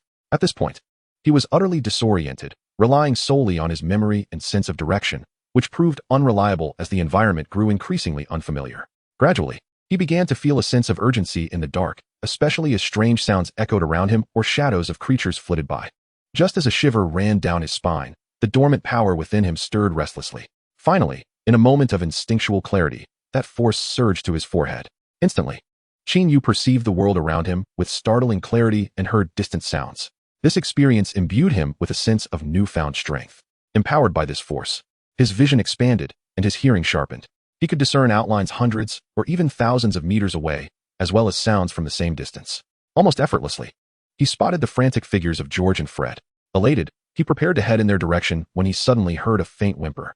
The sound bore a striking resemblance to the call of the unicorn Kelly, albeit much more juvenile. Indeed, it must be the little unicorn Anna. At that moment, bolstered by this mysterious power, Qin Yu felt emboldened. Having located the young unicorn, he knew he could not simply abandon it. Thus, he meticulously discerned the direction from whence the sound emanated and swiftly made his way towards it. Before long, he arrived at a cave, where the voice of the little unicorn grew increasingly clear. A surge of joy filled Qin Yu's heart, for he knew he had found the right place. As he entered the cave to investigate, he was greeted by the sight of a small unicorn, entirely cloaked in gold, struggling against its bindings on the ground. Anna, is that you? Qin Yu called out. Upon hearing his voice, the little unicorn let out an even louder whinny, clearly identifying herself as Anna. Hurriedly, Qin Yu rushed to assist her. As he approached, he discovered that the bindings restraining the unicorn were layers of white silk threads. Upon realizing this, a chill ran through Qin Yu as he contemplated a certain possibility. Who are you? You are not Aragog. A gravelly voice resonated within the cave. Qin Yu turned towards the sound, revealing a spider larger than a carriage. Its body was cloaked in black fur, adorned with 8 eyes and 8 legs, and 2 enormous pincers resembling colossal claws. It was the acromantula. In his haste, Qin Yu had not paid much attention. He had not anticipated that this cave was the lair of the acromantula. Aragog, Qin Yu stammered, his voice trembling. Oh, it seems you are familiar with me. Did Hagrid inform you? The acromantula replied leisurely. Yes, I am a friend of Hagrid. Qin Yu quickly asserted. I see. Then what brings you here? The acromantula inquired. I got lost, Qin Yu replied, half-truthfully. Is that so? What a pity, the acromantula said ominously. Qin Yu understood the true meaning behind its words. It was not regret for his being lost, but rather lamentation for his impending demise in this very place, a fate of untimely death.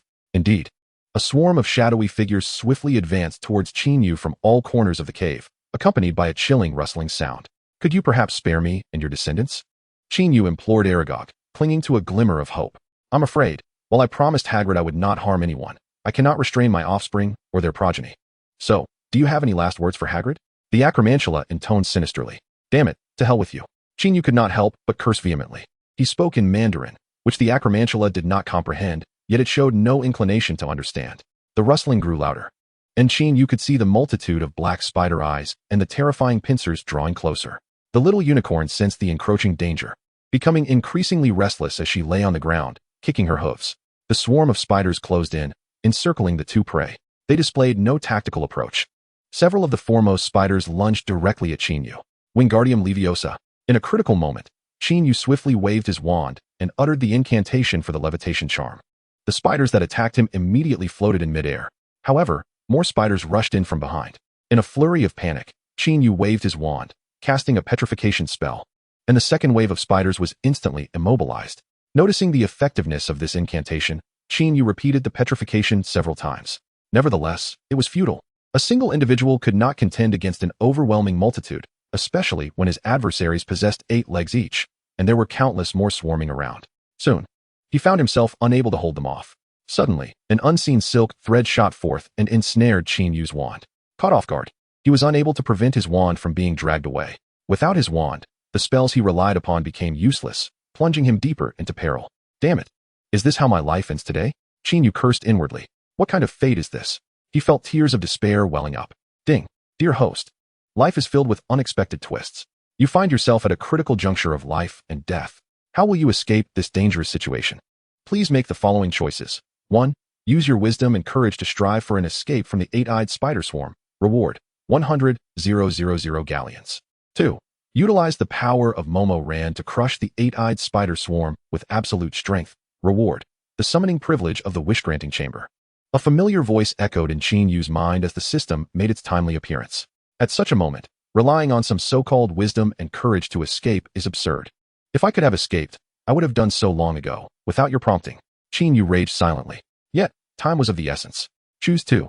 Qin Yu's thoughts surged in his mind. Ding. Host, you have chosen to utilize the power of Momo Ran. Now, please surrender yourself to Momo Ran. What does it mean to surrender oneself to Momo Ran? Qin Yu pondered in confusion. However, there was no time for further contemplation. As an overwhelming force surged forth from an unknown source, swiftly engulfing his consciousness in a tide of darkness. Just before his awareness faded entirely, he seemed to hear maniacal laughter and piercing screams. Damn it! While this is somewhat thrilling, it feels utterly bizarre. As his final thoughts crossed his mind, Qin Yu's consciousness descended into an endless void. Chapter 21. The glimmer of fire in the mist, hands in a dream. When the intense magical disturbance emanating from the forbidden forest reached him, Albus Dumbledore, who was engrossed in reading in his office, suddenly lifted his head. Soon, there was a knock at his door, and it was Professor McGonagall. Professor Dumbledore, could it be that child? Professor McGonagall inquired directly. Hearing this, Dumbledore sighed and replied, Minerva, your intuition is likely correct. It appears to be that child. Then we should hurry to investigate. Professor McGonagall said, filled with concern. Indeed. I was just about to make my way there. Dumbledore nodded in agreement. At that moment, Professors Swinton and Snape arrived almost simultaneously, both wearing grave expressions, though the latter's demeanor was notably more stoic, concealing any other emotions. Let us proceed together to investigate, Dumbledore suggested, having intuitively discerned their purpose. Thus, the 4 professors of Hogwarts made their way to a certain location in the Forbidden Forest, where a magical explosion had occurred. Before long, they returned to Hogwarts Castle with the unconscious Qin Yu, transporting him to the hospital wing under Madame Pomfrey's care. Meanwhile, in a distant locale in Egypt, which was an hour ahead of Hogwarts in terms of time zone, darkness fell earlier, and the night deepened more swiftly. Beneath the moonlight, a pyramid stood quietly. Should a mere muggle chance upon this place, they would see naught but endless yellow sands, for the pyramid was shrouded from the muggle world, visible only to wizards. At that moment, several wizards busied themselves outside the pyramid, organizing their recent findings. Suddenly, a few frantic creatures burst forth from the pyramid. They're for a deep shade of black, with beaks protruding like those of ducks. What has caused the Nifflers to behave so erratically today? Why are they all rushing out? One wizard with a short beard inquired perplexedly. The Nifflers he referred to were those small black creatures, known for their treasure-seeking instincts. They can be quite restless during the summer, but never have they appeared as frantic as they do today. Another wizard added. Among them, a young wizard captured one of the agitated Nifflers, cradling it in his arms while gently stroking its head to calm it. Bill, what do you think could be the cause? The bearded wizard asked the young man. I am uncertain. According to the ancient tomes of Gringotts, there shouldn't be any exceptionally powerful curses here. What could possibly frighten the Nifflers? The young wizard replied, his expression equally grave. If Qin Yu were present, he would recognize that this sun-kissed young wizard was Bill Weasley, someone he had encountered before. However, before the wizards could reach any conclusions, a wave of terrifying energy emanated from the depths of the pyramid. Subsequently, they witnessed a beam of white light erupting from the pyramid's center, soaring into the sky, its brilliance eclipsing even the moon above. Almost immediately, that white light descended, like a meteor, into a location to their southeast. What on earth has transpired? The bearded wizard exclaimed after a moment of stunned silence. We should report this to Gringotts. It might be wise not to enter the pyramid for now, Bill suggested. His concern evident. Indeed, we cannot enter. Let us first secure and organize the treasures we have already disenchanted outside. Safety first, another wizard quickly concurred. The proposal was unanimously agreed upon, and once the treasure-seeking creature was summoned back, they promptly retreated 2 kilometers away from the campsite, awaiting directives from the Ministry of Magic. Unbeknownst to Bill and his colleagues at the Ministry, as the pyramid they were investigating emitted strange disturbances. Similar energy fluctuations and columns of light ascended in various locations, near the banks of the Tunguska River in the Siberian forest, beneath the Atlantic Ocean close to the Strait of Gibraltar, on a perpetually snow-capped peak of the Himalayas, and deep within the tropical jungles north of the Panama Canal. This extraordinary phenomenon was too conspicuous to escape the notice of the Muggle populace, sparking a flurry of speculation and attempts at deciphering its mysteries. However, many years would pass before these occurrences remained enigmas. Naturally, the happenings in the Muggle realm held little sway over the magical world. In a realm where no human could perceive or comprehend, amidst a shroud of misty darkness, 5 orbs of flame, each a different hue, ignited in succession. Gamma, Delta, Sigma, and Psi. Are we the only ones awakened? A white flame emitted a sorrowful tone. Yes, Alpha. They remain dormant for various reasons, and I can confirm that Omicron has perished. Never to awaken and fight alongside us again, replied a ghostly green flame. Such words cast a solemn silence upon the 5 flames. Companions, do you remember our mission? The voice of the white flame resonated once more. Of course, to guard the world and eradicate the harbinger of destruction. The other 4 flames chorused in unison. Indeed, since we have awakened within these ruins, it signifies that the true harbinger of destruction has emerged. They may already possess great power or be on the path of becoming ever stronger. Yet, irrespective of the circumstances, we must embrace our responsibilities and eliminate the harbinger. The white flame raised its voice. To protect the world, we shall face any peril without regret. The other 4 flames echoed fervently. Then let us set aside our sorrow, seek our respective champions, and nurture their growth until they can vanquish the harbinger. The white flame declared resolutely. For the world. The 4 flames responded. For the world. The white flame echoed. Subsequently, the 5 flames abruptly extinguished, plunging the entire space back into a misty darkness. The following morning, Qin Yu awakened from an exceedingly lengthy dream. In this dream, he found himself transported back to his past life, laboring as a corporate drone. However, one day, a brown-haired girl kicked open his door and loudly exclaimed, Qin, why haven't you returned yet? Turning towards her, Qin Yu noticed her features bore a striking resemblance to someone familiar. Return where? He instinctively inquired.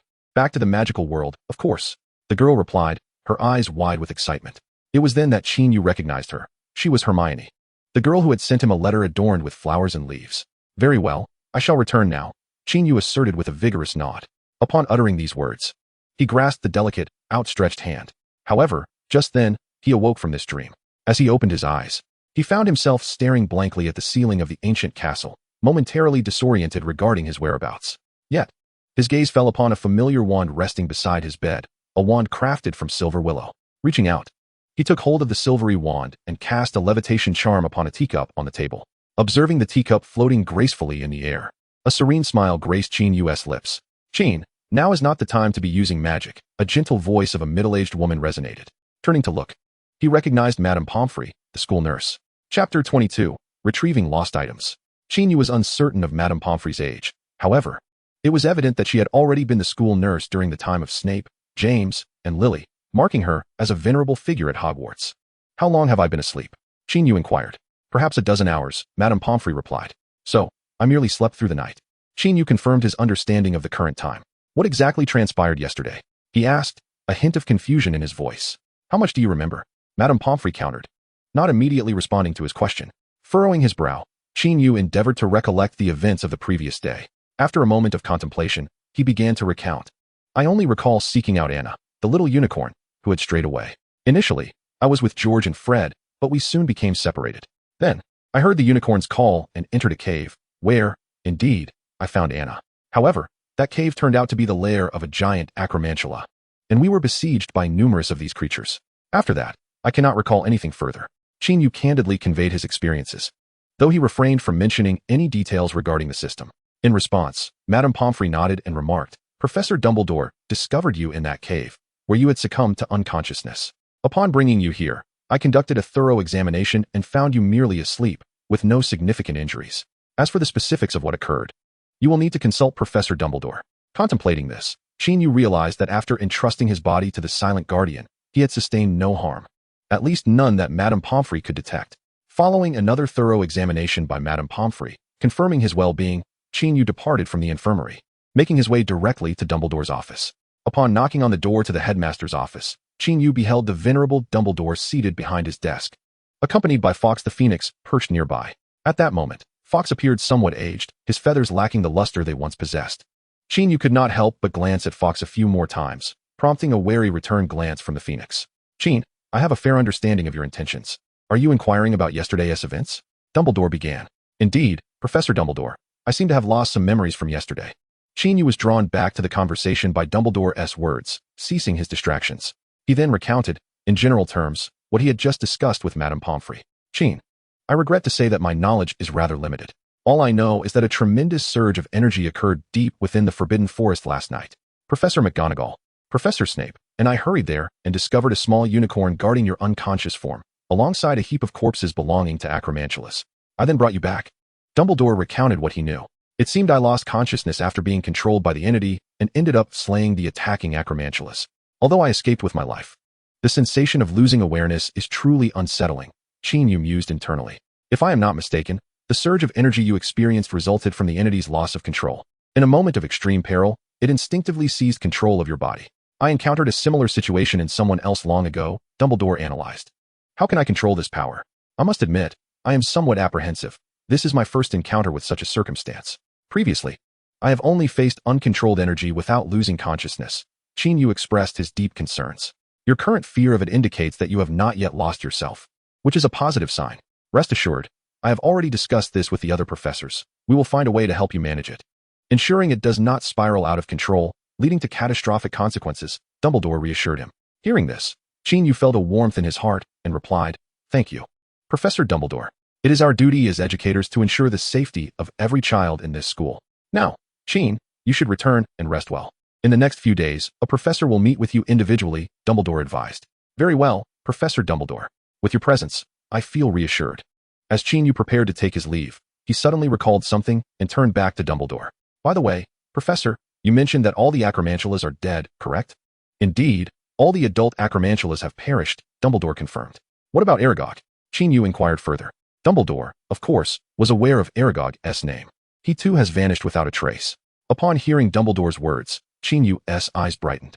"Professor, I shall not disturb your work any longer. Farewell, Professor, farewell, Fawkes." Qin Yu bid farewell to the pair and hurriedly exited the headmaster's office. After his departure, Dumbledore remarked to Fawkes, "Fawkes, it seems he knows your name." The Phoenix rolled its eyes and emitted a low, displeased sound, indicating its disdain for the young man's gaze. After exiting Dumbledore's office, Qin Yu promptly made his way to Hagrid's hut, instructing Hagrid's owl to notify the Weasley twins, George and Fred. Upon their arrival at Hagrid's abode, Qin Yu handed each of them a pair of Hagrid's specially crafted deerskin gloves along with a large jar. "What is this for?" George asked, bewildered as he clutched the gloves and jar.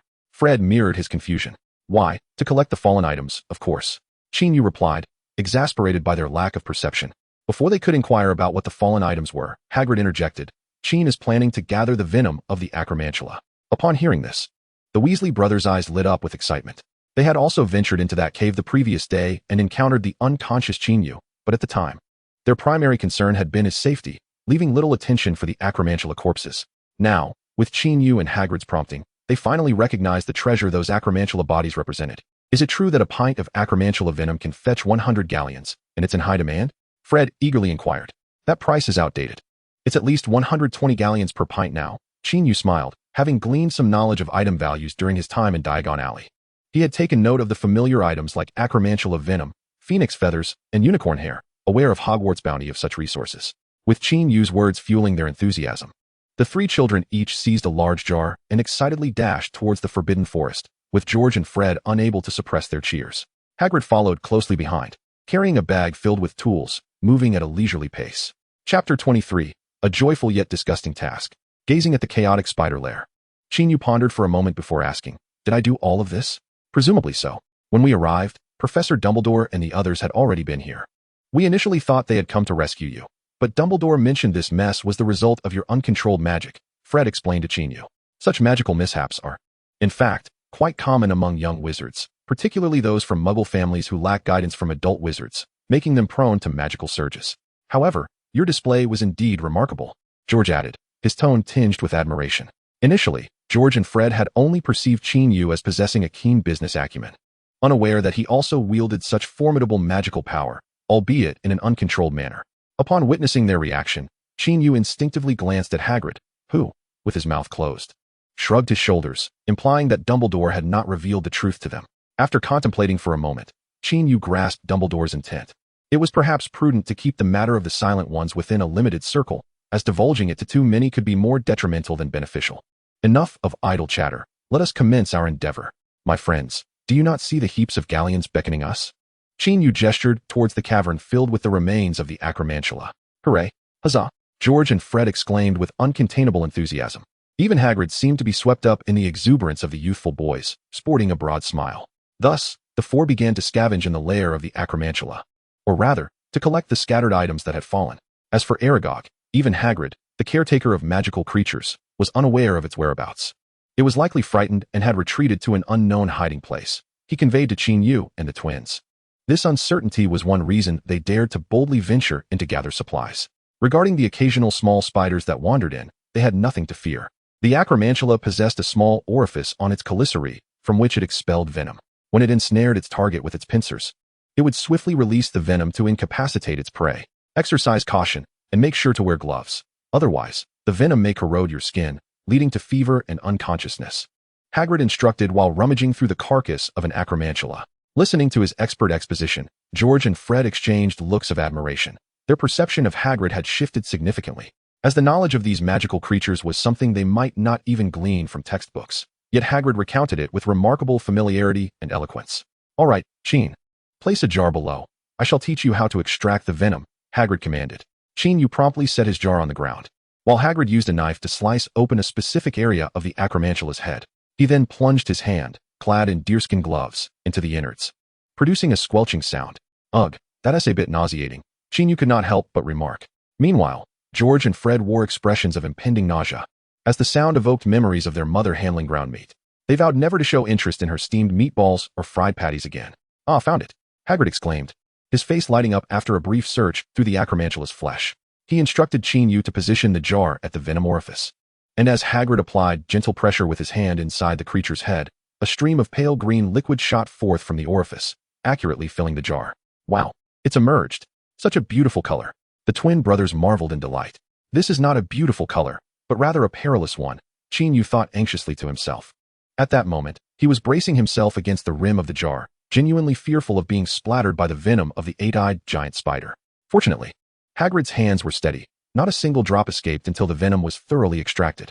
All right, that's enough, Hagrid declared, pulling his hand away with a satisfying squelch from the spider's head. The three boys hurried closer, eager to see how much venom had been collected. Is that it? George exclaimed, a hint of disappointment in his voice. Indeed, it amounts to barely 2 ounces, Fred estimated, with a pint equating to 20 ounces. It meant they would need to extract venom from 10 spiders to accumulate a pint, valued at 120 galleons. What does a pint translate to?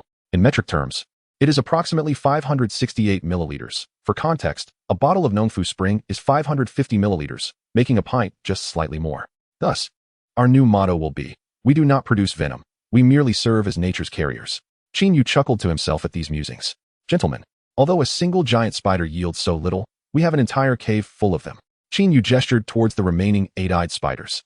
This declaration prompted vigorous nods from George and Fred, akin to the glee of a simpleton witnessing a bountiful harvest.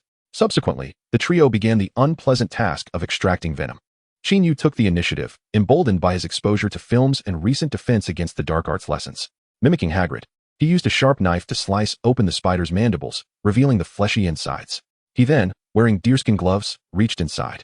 After some probing, he discovered a soft, deflated balloon-like pouch. With George and Fred steadying the jar, Qin Yu gripped the pouch firmly, and indeed, as he exerted pressure, the venom was successfully extracted. Once the venom from this 8-eyed giant spider was fully expressed, the trio moved on to the next one. The entire process was both nauseating and monotonous. Naturally, they took turns. No matter how resilient Qin Yu was, excessive exertion could induce nausea. Ultimately, they collected the venom from over 200 8-eyed giant spiders, amounting to about a dozen pints. Gazing at the 3 nearly filled jars, satisfaction spread across the faces of Qin Yu, Hagrid, and the twins. Qin Yu mused that even if he felt too queasy to eat afterward, it would all be worth it. Beyond the venom, every part of the 8-eyed giant spider's body held significant value, including its eyes, exoskeleton, and pincers, all of which were rare magical materials. As Qin Yu and his companions were extracting venom, Hagrid utilized his tools to dissect the 8-eyed giant spiders, which had been emptied of their venom glands. Meticulously collecting the useful parts and stuffing them into a sack, the 4 labored diligently for the better part of the day. Finally concluding their work around 2 in the afternoon, they returned to Hagrid's hut, Qin Yu carrying the venom vials, while Hagrid bore 2 hefty sacks, both weary yet exhilarated. Not far away, on a hillside, stood 2 tall men. One bore a faint smile, while the other maintained a stoic expression. They were none other than Stephen's Winton and Severus Snape. Professor Snape seems to be enjoying himself, remarked Winton, raising an eyebrow. I dare say he resembles a petty merchant. Obsessed with trifling profits, Snape retorted sharply. Haha, Professor Snape, there exists an ancient Eastern adage that states a gentleman may indeed cherish wealth, yet he acquires it through rightful means. I believe what Qin has gathered rightfully belongs to him, Winton replied with a smile. I merely believe that such an astute young man should not squander his talents on trivial pursuits, Snape said slowly. Wow, it's the first time I've heard you commend someone, especially a child, Winton said, somewhat surprised. Snape rolled his eyes, weary of further discourse, and strode toward Hagrid's hut. Where are you off to? Winton called after him. To procure some of that 8-eyed giant spider venom. I shall require it for potion making, Snape responded without turning back. Oh, I see. Is that why you liken him to a merchant? Are you afraid of being swindled? Winton teased, following closely behind. Ridiculous, why would I fear him? Snape scoffed. Chapter 24, The Working Man Snape. Professor Snape, you are our first customer for venom. We'll give you a discount, 100 galleons for a pint. Despite claiming not to fear Qin Yu, when the boy cheerfully extended his hand while requesting payment, Professor Snape felt a slight headache. He had not anticipated the child would be so adept at soliciting money. I shall purchase 2 ounces, Snape stated, producing a small vial, his lips twitching slightly. Severus, if you lack sufficient funds, I can lend you some. Winton interjected, observing Snape's demeanor. Professor Winton, I believe we are not yet acquainted to the extent of borrowing from one another. Furthermore, my potion research requires only an ounce. I am acquiring 2 ounces merely for contingencies. Snape shot a glance at Winton, raising his voice slightly. Very well, Professor Snape, I will fetch you 2 ounces right away. Qin Yu, perceptive enough to notice Snape's lack of funds, chose not to divulge this fact, as he regarded him as a valued customer. Though 2 ounces was a modest order, it marked a promising beginning. Thus, he took the vial from Snape's hands and requested Hagrid to procure a 1-ounce wine siphon. However, just as Qin Yu was about to extract the venom with the siphon, Snape raised his hand to halt him. Wait, I do not wish for this vial. I desire that one, Snape stated, pointing towards the vial of venom from the acromantula located to Qin Yu's right. Qin Yu was taken aback, then furrowed his brow and inquired. Professor Snape, what is the distinction between these 2 vials? Indeed, there is a significant difference, Snape replied, his tone infused with a mix of pride and condescension. The vial you intend to extract from contains venom from a juvenile acromantula, its hue a blend of green and yellow, whereas the adjacent vial exhibits a pure light green shade, indicative of venom from an acromantula aged 10 years or more. The potency of these 2 venoms is worlds apart. At this, George and Fred leaned in for a closer look, their expressions betraying confusion, as they perceived no discernible difference between the 2 vials. Claiming they appeared similar in color, Qin Yu also sensed a slight variation but could not dismiss the possibility of it being a mere figment of his imagination. Hagrid, on the other hand, examined the 3 vials back and forth, unable to discern any distinctions. Professor Snape, can you truly differentiate between them? Qin Yu asked once more. Of course. Snape replied coolly, his impatience with Qin Yu's incessant queries palpable. Unfazed by Snape's sour demeanor, Qin Yu excitedly thrust the vial and siphon into George's hands and approached Snape, grasping his hand with fervor. This is wonderful. Professor Snape, your presence has been immensely helpful, sparing us from unnecessary loss. While Qin Yu may not have comprehended the nuances of the venom, he vividly recalled their method of extracting venom from the acromantula, which involved selecting the largest specimens for their prominent venom glands, filling a vial before switching to another empty one, thereby inadvertently categorizing the venom. With Snape pointing out the differences, Qin Yu was now convinced of his assertions. Snape, caught off guard by Qin Yu's sudden grip, instinctively stiffened before disdainfully pushing Qin Yu's hand away, exclaiming in irritation, "Do not touch me indiscriminately. Refrain from uttering nonsensical remarks. I have done nothing." After being rebuffed, Qin Yu displayed no signs of displeasure. Instead, rubbing his hands together and grinning as he proposed, "Professor Snape, what if you assist us with a small favor? And I shall gift you these 2 ounces of venom free of charge." Snape was momentarily taken aback, pondering the unexpected goodwill. Meanwhile, Professor Flitwick, who had accompanied Snape to observe the proceedings, glanced at the 3 vials and then back at Qin Yu and Snape, a glimmer of understanding dawning in his eyes. What Qin Yu was requesting of Snape was, in fact, a rather straightforward task, particularly for a master of potions such as Snape. Thus, the venom was meticulously categorized by grade. Qin Yu and his companions originally presumed that all the venom from the 8-eyed giant spiders was identical and could be sold en masse to the merchants in Diagon Alley. Little did they realize that the spider venom was, in fact, differentiated into various tiers. Had it not been for Snape's inadvertent reminder earlier that day, they would have certainly lost a considerable sum by carelessly selling the venom without proper classification. Upon hearing Qin Yu's offer of 2 ounces of venom free of charge, Snape was initially skeptical. However, upon understanding Qin Yu's intentions, he began to grasp the underlying purpose.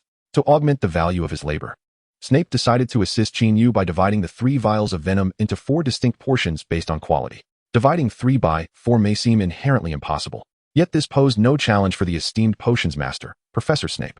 Qin Yu and his companions watched in awe as he commenced his demonstration. The 3 vials of venom were evaluated by Snape, who classified the finest as grade A, the most inferior as grade C, while the vial of intermediate quality was set aside for separate treatment. With a flick of his wand and a muttered incantation, the venom began to whirl. After a brief observation, Snape waved his wand once more, and the liquid was cleaved as though by an invisible blade, dividing it seamlessly into 2 halves. This spectacle left Qin Yu, George, and Fred utterly entranced, even eliciting expressions of intrigue from Hagrid and Professor Sprout. "What are you waiting for? Quickly retrieve one of the portions." Snape admonished Qin Yu with a hint of irritation. Hastily, Qin Yu procured a large wine jar and transferred one of the divided portions into an empty container. "Professor Snape, your technique is extraordinary. You are truly the modern-day Lu Yu," Qin Yu exclaimed, unable to contain his admiration. "Lu Yu? Who is that?" Snape inquired, his brow furrowing.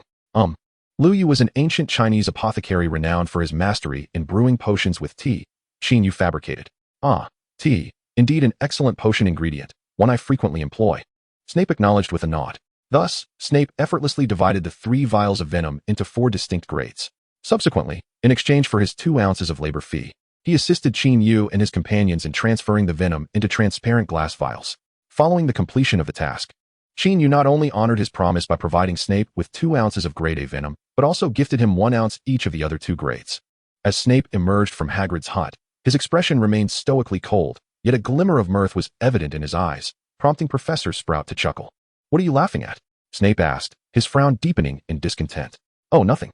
I merely find it amusing that this boy, quite astutely, utilized just a modicum of venom to enlist the assistance of a genius potions master for an entire afternoon, and you appeared to enjoy it." Professor Sprout remarked with a sly smile. "Humph, you understand nothing. I merely performed labor commensurate with my compensation," Snape retorted coolly. "As for whether I enjoyed it, he engaged in activities related to potions, naturally elevating his spirits. Had we adhered to our previous notion of a rudimentary sales approach, we would undoubtedly have forfeited substantial profits.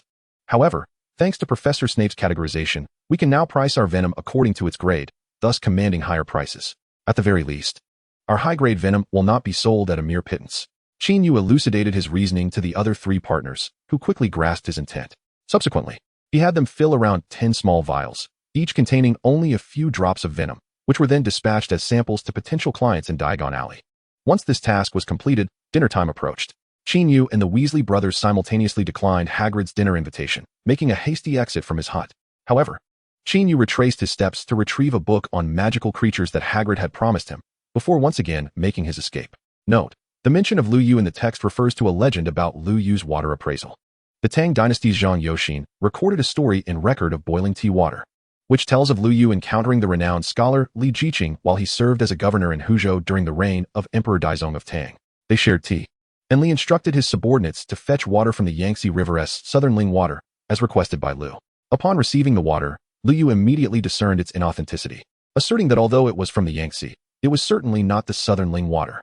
The subordinate admitted to spilling half a bucket and, to avoid trouble, had mixed the water at the shore. After Lu Yu's meticulous process, he poured out half a bucket and declared, "This is the southern Ling water I desired." This is the legend of Lu Yu's water appraisal, reminiscent of Snape's operations, providing a parallel for the protagonist's reference. Chapter 25. The Wish-Granting Room and the Affectionate Unicorn. Upon returning from Hagrid's hut, Qin Yu procured some food from the Great Hall and retreated to the Gryffindor dormitory. He first sought a shower, as the day's endeavors involved extracting spider corpses and repackaging venom, leaving him in a rather unpleasant state. While showering, he contemplated the anticipated income from their venture. They possessed 5 pints of Grade 1 venom, 3 pints of Grade 2, 3 pints of Grade 3, and 5 pints of Grade 4. Based on their initial pricing, 200 galleons per pint for Grade 1, and 150, 120, and 100 galleons respectively for Grades 2, 3, and 4, the total revenue should amount to 2,310 galleons. What a considerable sum indeed. Even if divided among the 4, each would receive over 500 galleons. This would certainly suffice for purchasing a Nimbus 2000 for both himself and Hermione. With this thought, Qin Yu felt a surge of excitement. Nevertheless, all would hinge on the successful sale of the venom. After finishing his shower, he consumed a light meal and began perusing the book he had retrieved from Hagrid. This book serves as a concise overview of fantastical creatures, akin to a condensed version of Fantastic Beasts and Where to Find Them. It is ideally suited for novice readers. Most notably, it is authored by Newt Scamander, a character of remarkable stature and prowess. Furthermore, this tome exists in limited quantities, rendering it a rare collector's edition. Qin Yu skimmed through the pages with remarkable speed, swiftly reaching the conclusion. He then meticulously wrapped the book in craft paper, securing it tightly. After composing a letter, he summoned his owl, Trig. Qin Yu entrusted the parcel, along with the letter, to Trig, instructing him to deliver it to the Granger residence within a Muggle community in London. The letter conveyed encouraging sentiments to young Hermione, urging her to study diligently and aspire to greater heights. He mentioned having dreamt of her recently, and concluded by stating that he had acquired a precious book on magical creatures from Hagrid, suggesting she peruse it in her leisure time to gain insights into these enchanting beings. Once the letter was dispatched, Qin Yu lay down to sleep. As he was still recuperating from his illness, his energy somewhat depleted. Moreover, with no mobile device at hand, there was little incentive to stay awake. And engaging in idle chatter with Elvis and Jimmy seemed futile, as he believed their common ground was rather limited. Thus, he opted for an early slumber. Due to the late hour of his correspondence, when Trig arrived at the Granger household, it was already past 9 in the evening. Hermione was elated to receive Qin Yu's letter so promptly. She hurriedly prepared toast and ham to welcome her distant messenger, Trig, sequestered in her room.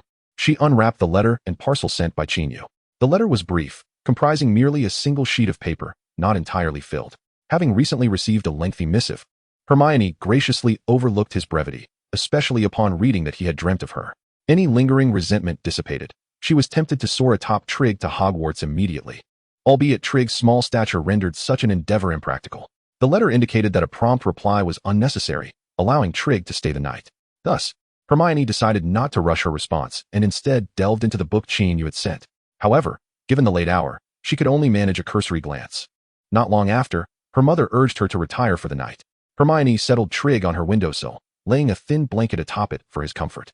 "Good night, Trig," she whispered as she nestled into her own covers. "Good night, Hermione," Trig replied. A sweet smile graced Hermione's lips as she closed her eyes. She hoped to drift into slumber soon, perhaps to dream of Qin. As Qin had noted in his letter, if one dreams of another, that person may experience insomnia. As the young girl pondered whether Qin would suffer from insomnia due to her dreams of him, she gradually slipped into a peaceful slumber. Whether she dreamed of Qin Yu remained a secret known only to her. Regardless of her dreams, Qin Yu indeed found himself sleepless. To be precise, he awoke rather early. After retiring early the previous night, he found himself awake at 4 in the morning, unable to return to sleep. Thus, he ventured out from the Gryffindor common room and began to meander through the school. Hogwarts, at that hour, exuded an unparalleled tranquility, enveloped in a unique atmosphere, as if everything was in a deep slumber, awaiting the dawn's awakening. As he strolled through its corridors, Qin Yu felt as though he was reacquainting himself with this enigmatic school of magic. Unbeknownst to him, his footsteps led him to the 8th floor of the main castle. How did I end up here? Qin Yu mused in astonishment. Nonetheless, since he had arrived, he decided to explore this unfamiliar area, treating it as a cartographic adventure. This floor bore a striking resemblance to other parts of Hogwarts, featuring expansive corridors adorned with distinctive portraits. Qin Yu paused before one particular painting, admiring it for a moment and greeting the figure within. The subject, evidently still in slumber, merely lifted an eyelid, yawned, and returned to sleep. However, just as Qin Yu was about to depart, a wall nearby began to transform. A grand, ancient door gradually emerged from the once smooth surface. Upon witnessing this spectacle, Qin Yu instinctively rubbed his eyes, and after confirming that his early rise had not led to any hallucinations, he broke into a delighted smile. He remembered the system choices and rewards he had made just before losing consciousness in the lair of the Acromantula. The door that had manifested must be the fabled room of requirement. Indeed, the early bird catches the worm, he mused, albeit somewhat inappropriately. With that thought, he pushed open the door and entered the room of requirement. Inside, the room appeared somewhat sparse, starkly different from the abundance depicted in the films. However, upon reflection, Qin Yu realized that the room adapts to the needs of its entrants, and his desires were evidently distinct from those of Harry Potter. Speculating why the room was so empty, he pondered, could it be intended for me to use as a storage space? After all, his envisioned endeavors would require ample storage for various magical creatures' paraphernalia. Though the room's sudden appearance was shrouded in mystery, there was little that captivated him at that moment. After a brief exploration and gaining a general understanding of the layout, he decided to leave. Undoubtedly, he would regard this place with significance, as it might prove invaluable in the future. The brothers George and Fred Weasley of Gryffindor have long been notorious troublemakers and champions of point deductions in their year, much to the chagrin of many, particularly Professor Snape. Each time he lays eyes upon them, it is as if he glimpses the specter of bygone adversaries, ready to unleash a spell to rid them of their heads at any moment. However, of late, these two mischief makers appear to have undergone a remarkable transformation. Outside of classes, meals, and sleep, they have become elusive figures within the school, leaving the faculty and student body somewhat disoriented. Speculation abounds regarding their potential scheming, and such conjectures have gained considerable traction. Were George and Fred to catch wind of these thoughts, they would likely remain unperturbed. After all, individuals bold enough to orchestrate pranks in various school settings are hardly known for their modesty. Today, after a hasty breakfast, George and Fred departed the Hogwarts castle with little delay, their destination being Hagrid's cozy hut. To their surprise, they discovered Hagrid possessed quite a wealth of knowledge, a fact they had previously overlooked. Just as Confucius stated, "When three walk together, one can surely be our teacher," George remarked, unable to contain his thoughts. Indeed, he was quite right, Fred chimed in. However, those were not the words of Confucius, they were uttered by an Eastern sage. Nonetheless, the sentiment rings true. We ought to embrace humility and learn from those with greater abilities, George corrected his brother, summarizing their newfound insight. Absolutely. Only through a willingness to learn can we continue to grow and become capable of shouldering the burdens of commerce. Fred nodded in agreement. Thus, the brothers felt an immediate elevation of character, perceiving themselves as paragons of virtue. Yet mere moments later, their composure shattered upon witnessing a golden unicorn nuzzling against Qin Yu's body like a beloved pet. Hagrid, what on earth is happening? Why would such a proud creature display such affection? The brothers queried, caught between envy and dismay. Oh, early this morning, Qin came to visit me, and shortly thereafter, the unicorn emerged from the forbidden forest. Upon seeing Qin, she took an immediate liking to him, Hagrid recounted succinctly. But why? I don't understand, they exclaimed in unison, their tones tinged with disbelief. The reason, I suppose, is that Qin saved her during a perilous moment. She has developed a sense of gratitude or perhaps dependency upon him. You see, unicorns are profoundly sentient beings, Hagrid endeavored to explain to the Weasley brothers. Upon hearing this, George and Fred sighed in unison. What Hagrid had described was indeed beyond their reach. However, they soon regained their spirits, scampering over to the unicorn. Anna, we are good friends of Qin, and it is a pleasure to meet you. George addressed the little unicorn warmly. Indeed, we are friends of Qin, and since you are also a friend of Qin, we shall be good friends as well, Fred remarked to the little unicorn. Observing the curious expression on the unicorn's face, George and Fred tentatively extended their hands. However, as soon as their hands approached, Anna discontentedly prodded them with her horn, clearly unwilling to be touched. Disappointment flickered across the faces of George and Fred. Nonetheless, Anna graciously accepted the clean carrots they offered.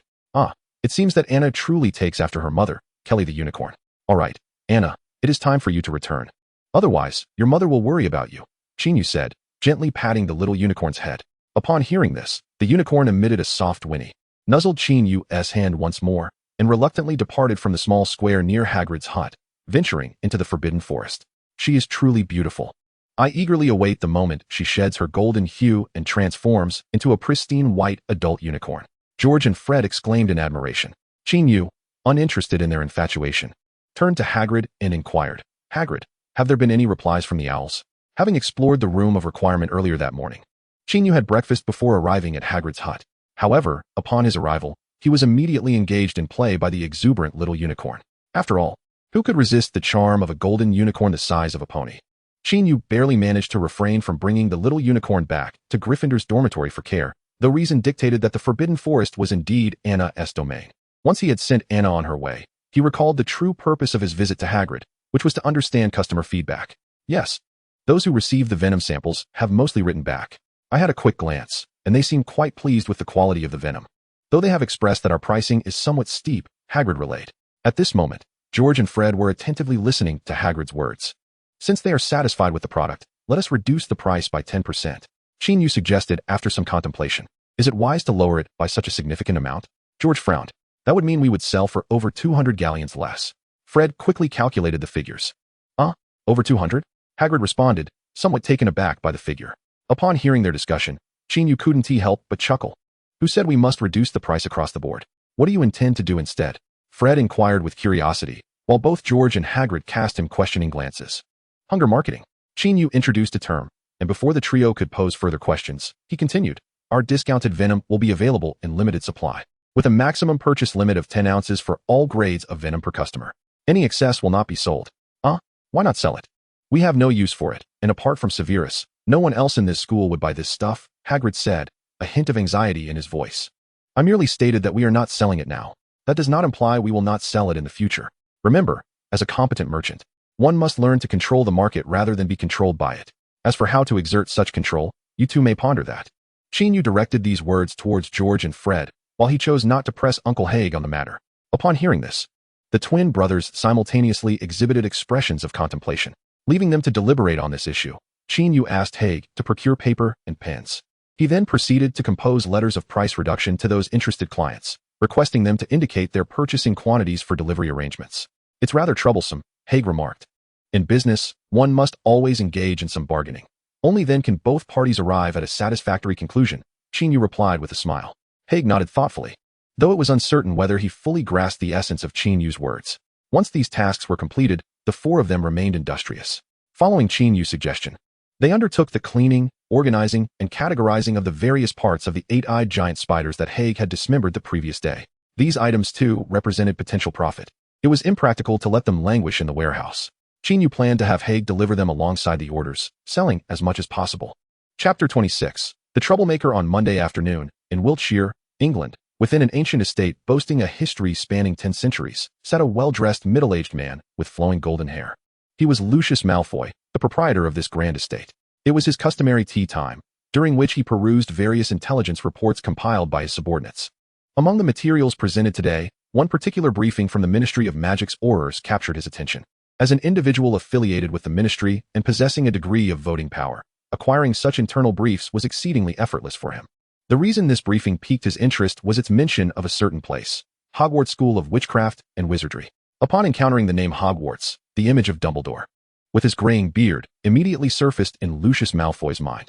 Why did this elderly man, who had lived for so long, continue to cling to the position of headmaster? Had he never considered making way for the younger generation?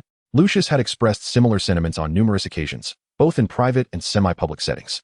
The gist of today's briefing was that several wizards had reported that their children attending Hogwarts had mentioned a violent explosion occurring in the Forbidden Forest last Friday night. Yet the school had failed to provide a clear explanation. A violent explosion, deliberately concealed. There was undoubtedly something amiss. The lack of stringent governance had placed a vast number of students in peril. This was a dereliction of duty on the part of the headmaster.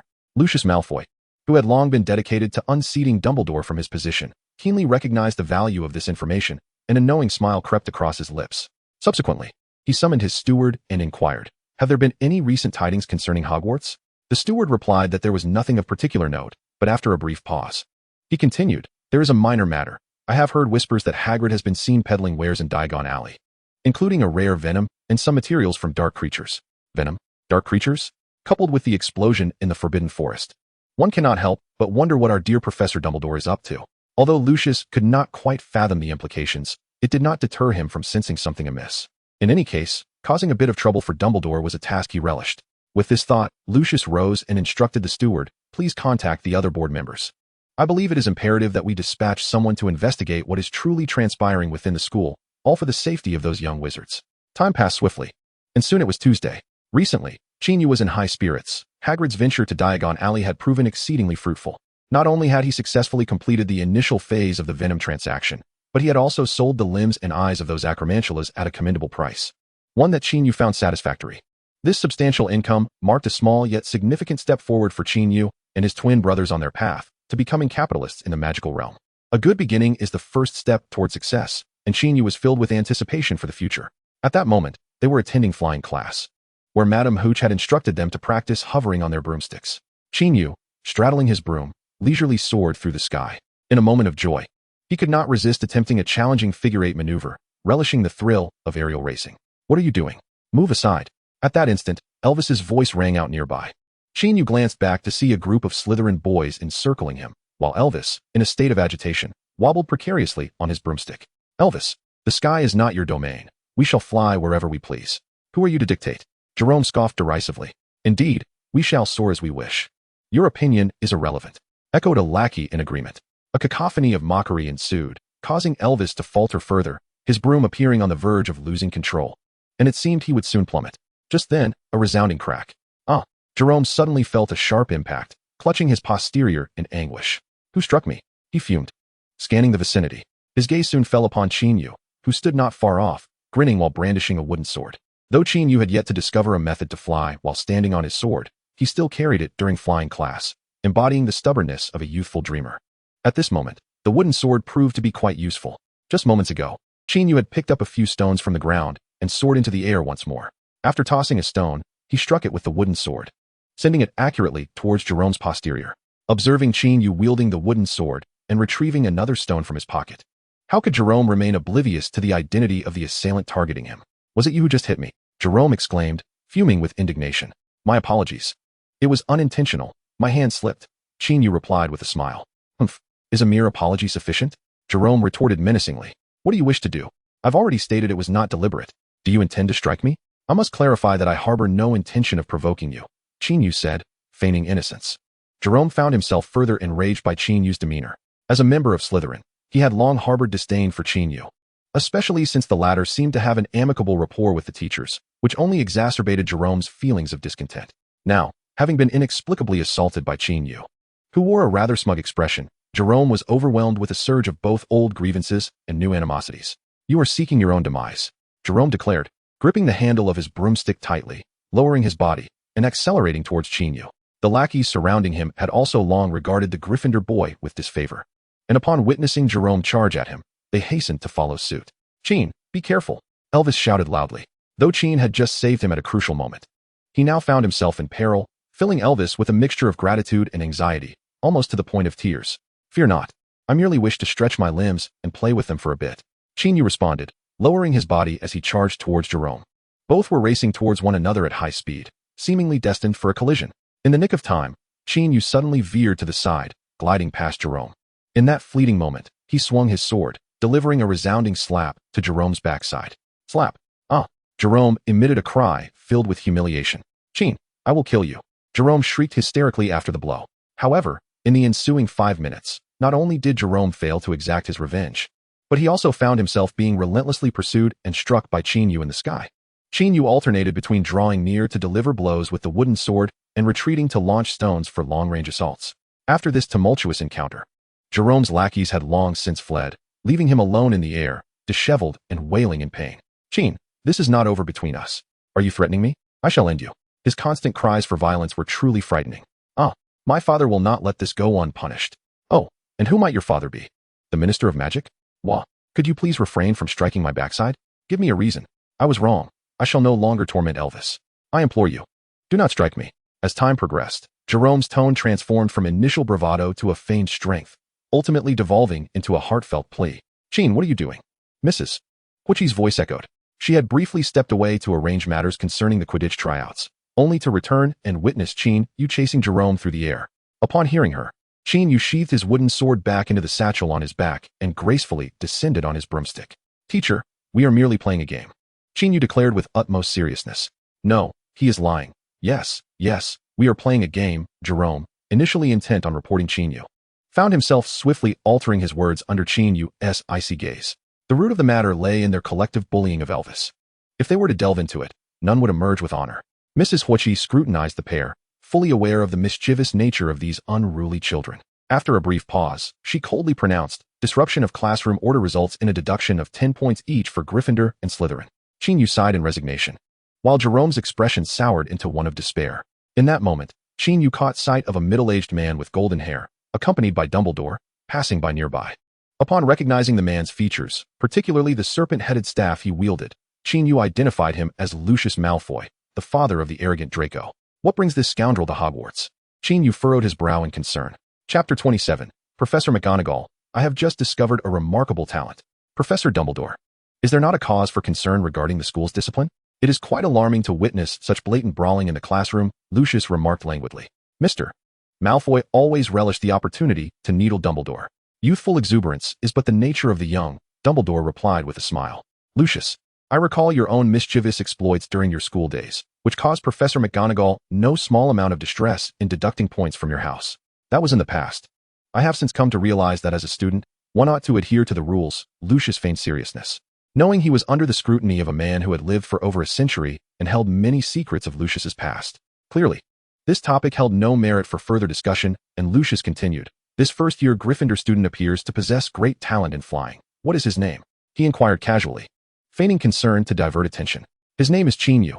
I have just learned that he excels in flying, Dumbledore replied nonchalantly. He then led Lucius Malfoy toward his office, evidently reluctant to elaborate further on Qin Yu. Observing the figures of Dumbledore and Lucius Malfoy traversing the corridor not far away, Qin Yu found himself enveloped in a cloud of perplexity. Indeed, he was acutely aware that Malfoy was a genuine Death Eater, a true antagonist who had evaded a fate of imprisonment in Azkaban through deceit, claiming to be under the influence of the Imperius Curse, bolstered by the power of his family. Furthermore, in the future, the Malfoy family would undoubtedly rejoin the ranks of the Death Eaters upon Voldemort's resurgence. However, at this moment, Qin Yu felt utterly powerless against Lucius Malfoy. One might wonder, did Dumbledore remain oblivious to Malfoy's duplicitous nature? The fact that this esteemed wizard refrained from taking action against Malfoy must surely stem from a multitude of reasons and considerations. Given that he could not address the matter at hand, Qin Yu resolved to divert his focus, recognizing that his foremost priority was to enhance his own capabilities, ensuring he possessed the means of self-defense, or even the capacity to combat, when the time of reckoning arrived. During the ensuing flying lesson, Qin Yu dutifully practiced the maneuvers instructed by Madame Hooch, refraining from inciting any further disturbances. Moreover, he reassured himself that he was not one to seek trouble. He had merely succumbed to the impulse to teach Jerome a lesson. Yet, a nagging feeling persisted within him, as he sensed an unusual intensity in his temperament that day. Typically, he would not have engaged in such a prolonged confrontation with Jerome, which lasted a full 5 minutes instead of the usual one. Why, he pondered, had this encounter stretched on so long? With this thought, he instinctively cast a glance at Jerome. The red-haired boy, upon catching Qin Yu's gaze, immediately shuddered, narrowly avoiding a tumble from his broomstick. He hastily maneuvered his broom to maintain a safe distance from Qin Yu. Professor McGonagall, I have just discovered a remarkable talent, Charlie Weasley exclaimed as he caught up with Professor McGonagall in the corridor, his enthusiasm palpable. At that moment, Professor McGonagall had just exited her office and was heading in a particular direction. Oh, what talent? She inquired, halting her progress, her curiosity piqued. Professor McGonagall held a fondness for Charlie, especially as a seasoned Quidditch enthusiast, for he was the captain and seeker of the Gryffindor team, showcasing commendable skill. Regrettably, Charlie was set to graduate the following summer, leaving Professor McGonagall troubled by the impending transition of the Quidditch team. While Oliver Wood, the vice-captain, was a reliable player, his role as a keeper left the team in need of a talented seeker and a daring beater akin to Charlie. I have discovered an ideal candidate for a beater, Charlie declared with excitement. It was evident to Professor McGonagall that his purpose for seeking her was indeed related to Quidditch. Is that so? And who might this individual be? Charlie? She asked. Qin, the first-year student, Qin, Charlie proclaimed, revealing the identity of this promising talent. Excuse me? Professor McGonagall responded, momentarily taken aback. Charlie, still under the impression that she was unaware of Qin Yu's capabilities, continued. You have no idea how talented Qin is in Quidditch. Just during our recent class, I witnessed him soaring on his broomstick, chasing a certain Slytherin lad while skillfully wielding a wooden bat for precise strikes. Charlie believed it to be merely a bat. Isn't that the hallmark of a natural batsman? Upon hearing Charlie's words, Professor McGonagall felt a headache coming on. To herself, she thought, how could I possibly be unaware of this child? In fact, I know even more than you do. Charlie, I must remind you that his antics during flying class were quite inappropriate and have already resulted in a deduction of points, Professor McGonagall stated solemnly. Is that so?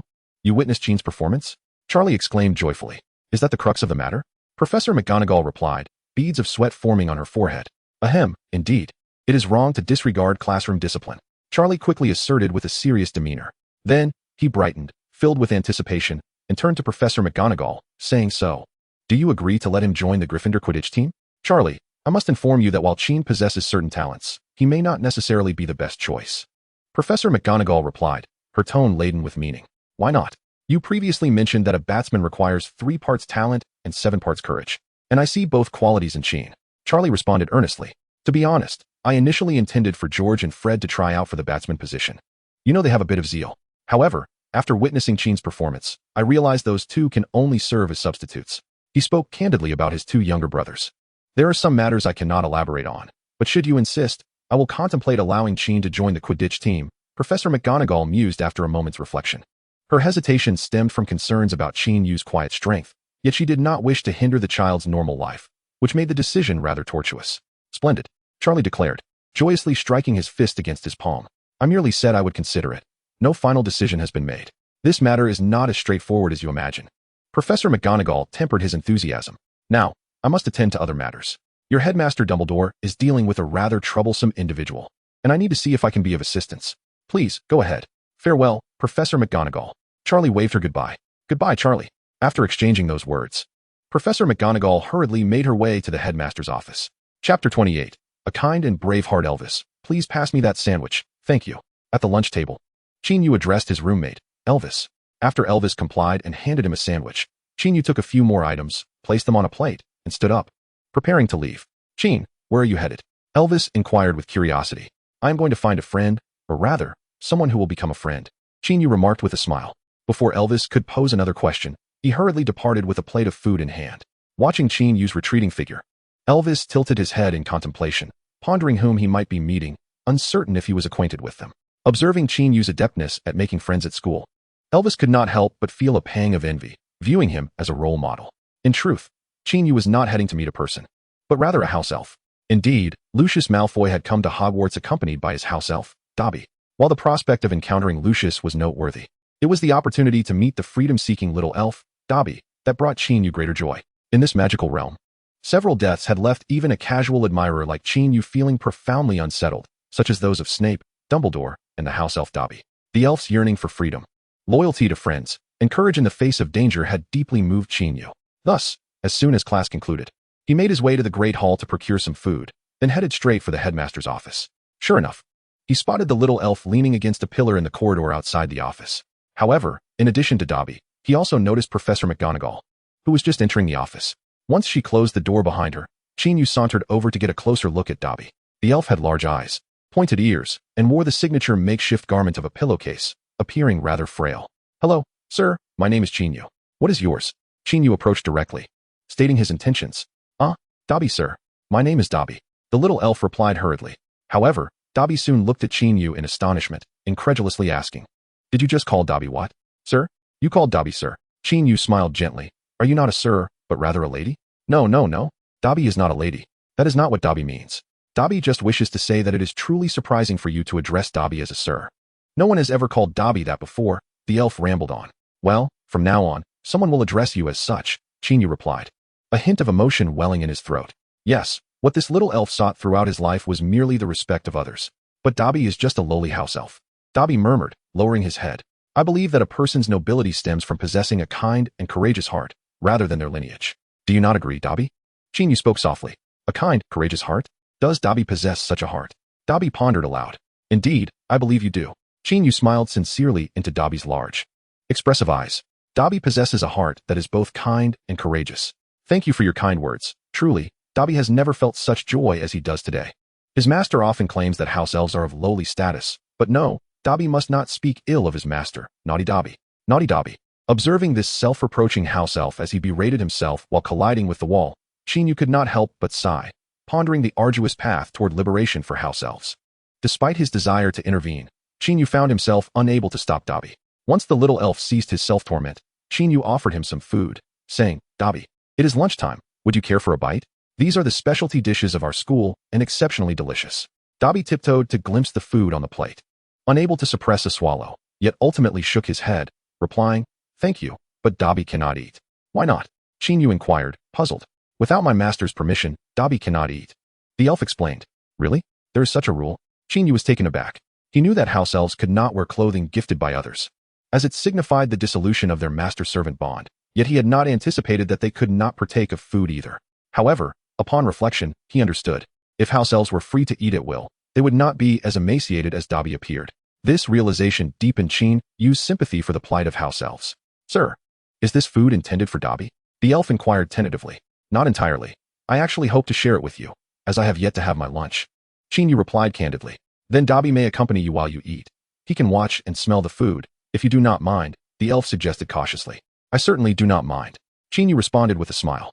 Thus, Qin Yu found a spot in the corridor to sit, enjoying his meal while conversing with Dobby.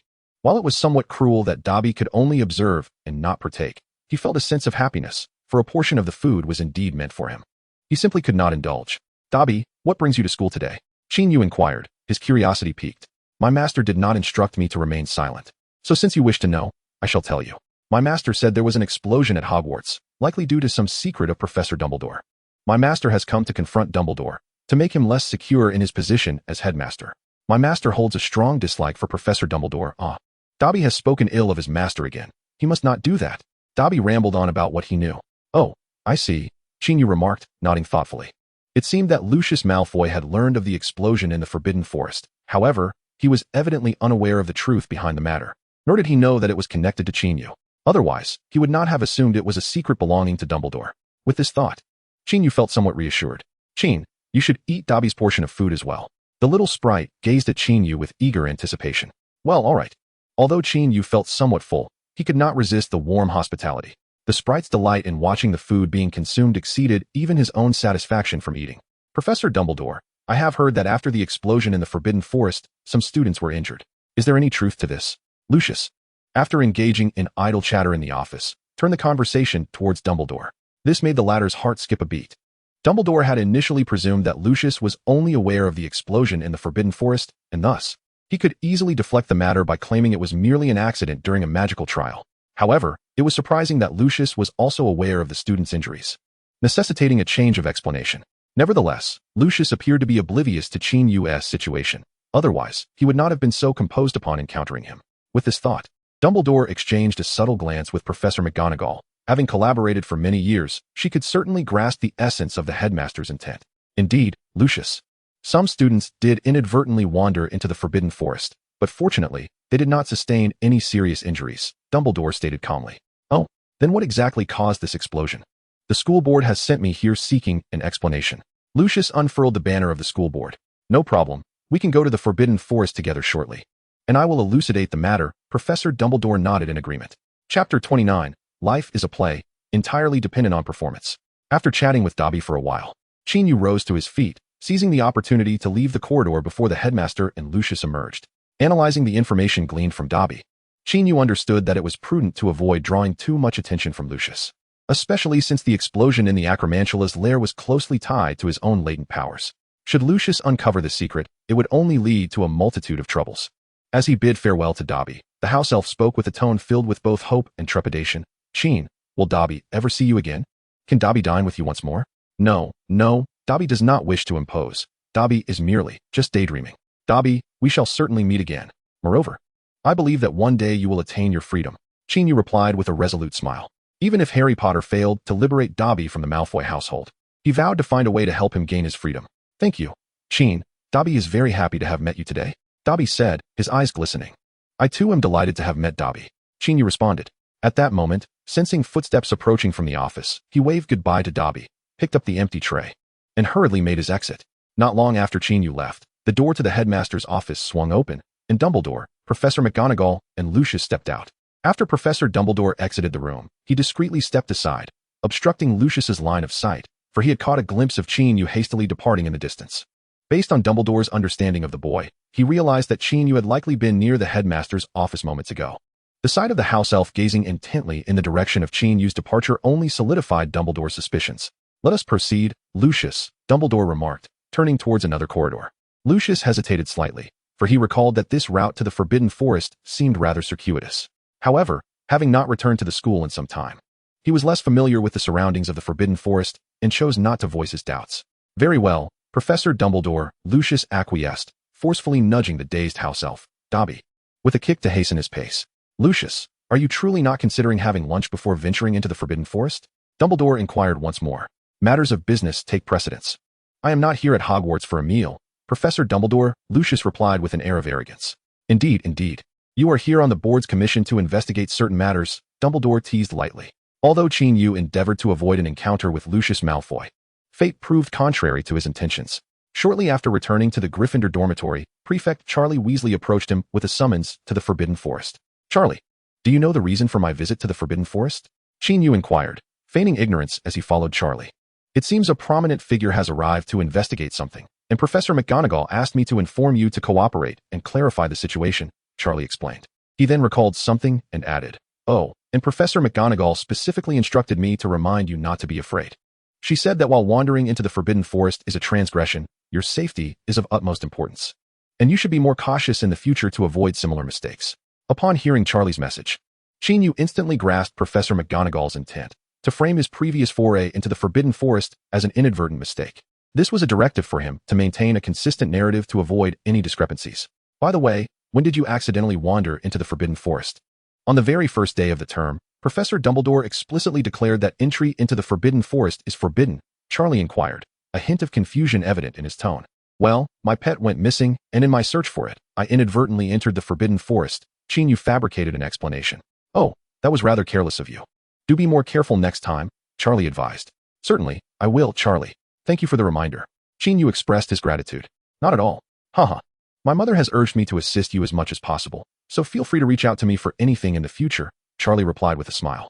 Indeed, Qin Yu seemed to have a peculiar affinity with the Weasley family. During his initial visit to Diagon Alley, he encountered their eldest son, Bill, and later met the Weasley family again at King's Cross Station at Platform 9. To this day, Qin Yu still occasionally plays with the small pyramid gifted to him by Bill, within which he has placed a cherry. Surprisingly, that cherry has not spoiled even after 10 days. Although he and Charlie have not spent much time together, the shared connection makes Qin Yu feel a certain warmth towards this older brother figure. Their conversation flowed effortlessly, particularly when discussing George and Fred, a topic that sparked lively exchanges. "I can't believe you've become friends with those two troublemakers. If they ever bully you, just let me know. I won't let them off lightly," Charlie declared with earnest resolve. It seems this family's unwavering spirit runs deep, possessing both the determination and courage to uphold justice. Bill has mentioned something quite similar," Qin Yu chuckled. "Really? It appears my brother finds those two rascals quite bothersome as well," Charlie replied with a shrug. "In truth, George and Fred are good kids. They simply have yet to learn how to interact with others in a better manner. I believe that if they find their direction and put in the effort, they will undoubtedly impress everyone," Qin Yu stated earnestly. Noticing Qin Yu's serious demeanor, Charlie confirmed that he was sincere in his words. I think I understand why they would be drawn to you," Charlie remarked, oblivious to the fact that Qin Yu referred to George and Fred as children. As their light-hearted banter continued, they soon reached the edge of the Forbidden Forest, where Professor McGonagall awaited them at a short distance. Before entering the forest, Charlie whispered mysteriously, "Qin, I have a secret to share. I recommended you to Professor McGonagall for the Quidditch team, and she said she would consider it. I have no doubt you will become a member of the team." "Wow, that is splendid news. Thank you, Charlie," Qin Yu exclaimed with delight. Quidditch truly fascinated him, and he was eager to experience this sport, which has captivated the magical world for nearly a millennium. "All right, Charlie, you should head back now. I will take Qin from here," Professor McGonagall said as they approached. "Understood, Professor McGonagall." Charlie nodded in agreement. He then entrusted Qin Yu to Professor McGonagall and made his way back to Hogwarts Castle. Once Charlie had distanced himself, Professor McGonagall quietly asked Qin Yu, "Do you know what to say next?" Qin Yu nodded and replied, "That day, I accidentally wandered into the Forbidden Forest while searching for my pet and ended up getting lost." Professor McGonagall smiled in satisfaction and added, "Later, when you found yourself in danger, Professor Dumbledore happened to hear your cries for help. Thus, Professor Dumbledore unleashed a powerful spell and vanquished that terrifying swarm of Acromantula." Qin Yu continued, "Exactly. Thanks to Professor Dumbledore, you emerged unscathed. Professor McGonagall couldn't help but applaud, smiling as she spoke. She was merely concerned that Charlie had not conveyed her words clearly or that little Qin Yu had failed to grasp her intentions. Thus, she sought an excuse to escort Qin Yu to the lair of the Acromantula, hoping to offer some guidance along the way. To her surprise, the child proved to be quite astute, exhibiting a remarkable composure when fabricating tales. However, Professor McGonagall pondered that such a talent for deception might not bode well, potentially leading to unforeseen troubles in the future. Yet, this was not the moment to dwell on such concerns. Professor McGonagall, I thought you had also lost your way. Lucius interjected, having appeared before them at some point. McGonagall mused that he had likely come out of concern for her ability to retrieve the child. Fortunately, she had swiftly aligned her story with little Qin Yu's. Indeed, Mr. Malfoy, the Forbidden Forest can easily disorient one, Professor McGonagall replied, following Lucius's lead. Lucius found himself at a loss for words. Oh, it's you, he remarked, finally taking notice of Qin Yu, his expression revealing surprise. At this, both McGonagall and Qin Yu were momentarily taken aback, though they managed to conceal their reactions. Professor McGonagall exchanged a subtle glance with Qin Yu before calmly inquiring, Mr. Malfoy, do you know this young boy? Qin Yu, displaying the curiosity befitting a child, looked up at Lucius with a hint of confusion. How could I possibly know him? I only just set foot in Hogwarts today, and I witnessed this young boy bullying other classmates in class. Quite an unforgettable impression, indeed. Lucius replied with a mocking tone.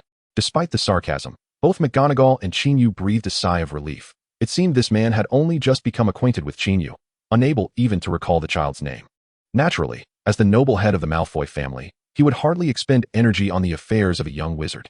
Following Lucius and Professor McGonagall, Qin Yu soon arrived at the lair of the Acromantula. Inside, the remnants of the giant spiders had vanished, aside from the valuable parts taken by Qin Yu and Hagrid. The remaining flesh and entrails had long since been consumed by scavengers. What remained were merely traces of the energy explosion and splatters of Acromantula blood. Lucius, we have arrived. You may begin your inquiries. Once finished, ensure the child returns promptly, as there are classes at Hogwarts this afternoon, Professor Dumbledore instructed Lucius Malfoy. Very well, Lucius nodded, turning to Qin Yu. Now, young boy, do tell us what transpired that day. Remember, speak only the truth. Upon hearing this, Qin Yu became visibly anxious and timid, stammering, That day, Shrek got lost, so I went looking for him. Wait, who is Shrek? Lucius interrupted, furrowing his brow. Shrek is my pet. He is an adorable mouse with large ears.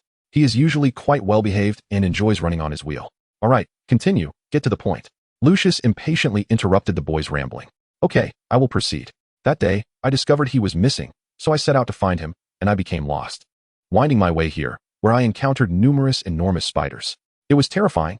Each spider had 8 legs and 8 eyes. I was utterly frightened, crying out loudly in fear.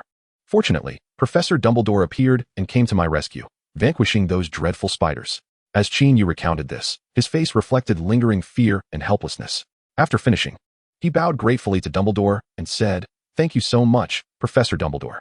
If you hadn't arrived in time, both Shrek and I would have been in danger. You are most welcome. It is our duty as educators to ensure the safety of our students, Dumbledore replied softly. Are you certain you are not lying? Lucius clearly expressed his dissatisfaction with the boy's words. Prior to Qin Yu's arrival, Dumbledore had already briefed Lucius on the situation, and now Qin Yu's account aligned with Dumbledore's narrative. Lucius had initially suspected some ulterior motive behind the explosion in the Forbidden Forest, but it turned out to be a routine rescue operation. If the one who intervened was indeed Dumbledore, it was hardly surprising that it caused a commotion. After all, Dumbledore is universally recognized as one of the greatest wizards of our time, if not the greatest. Why would I lie? Qin Yu looked at Lucius, bewildered.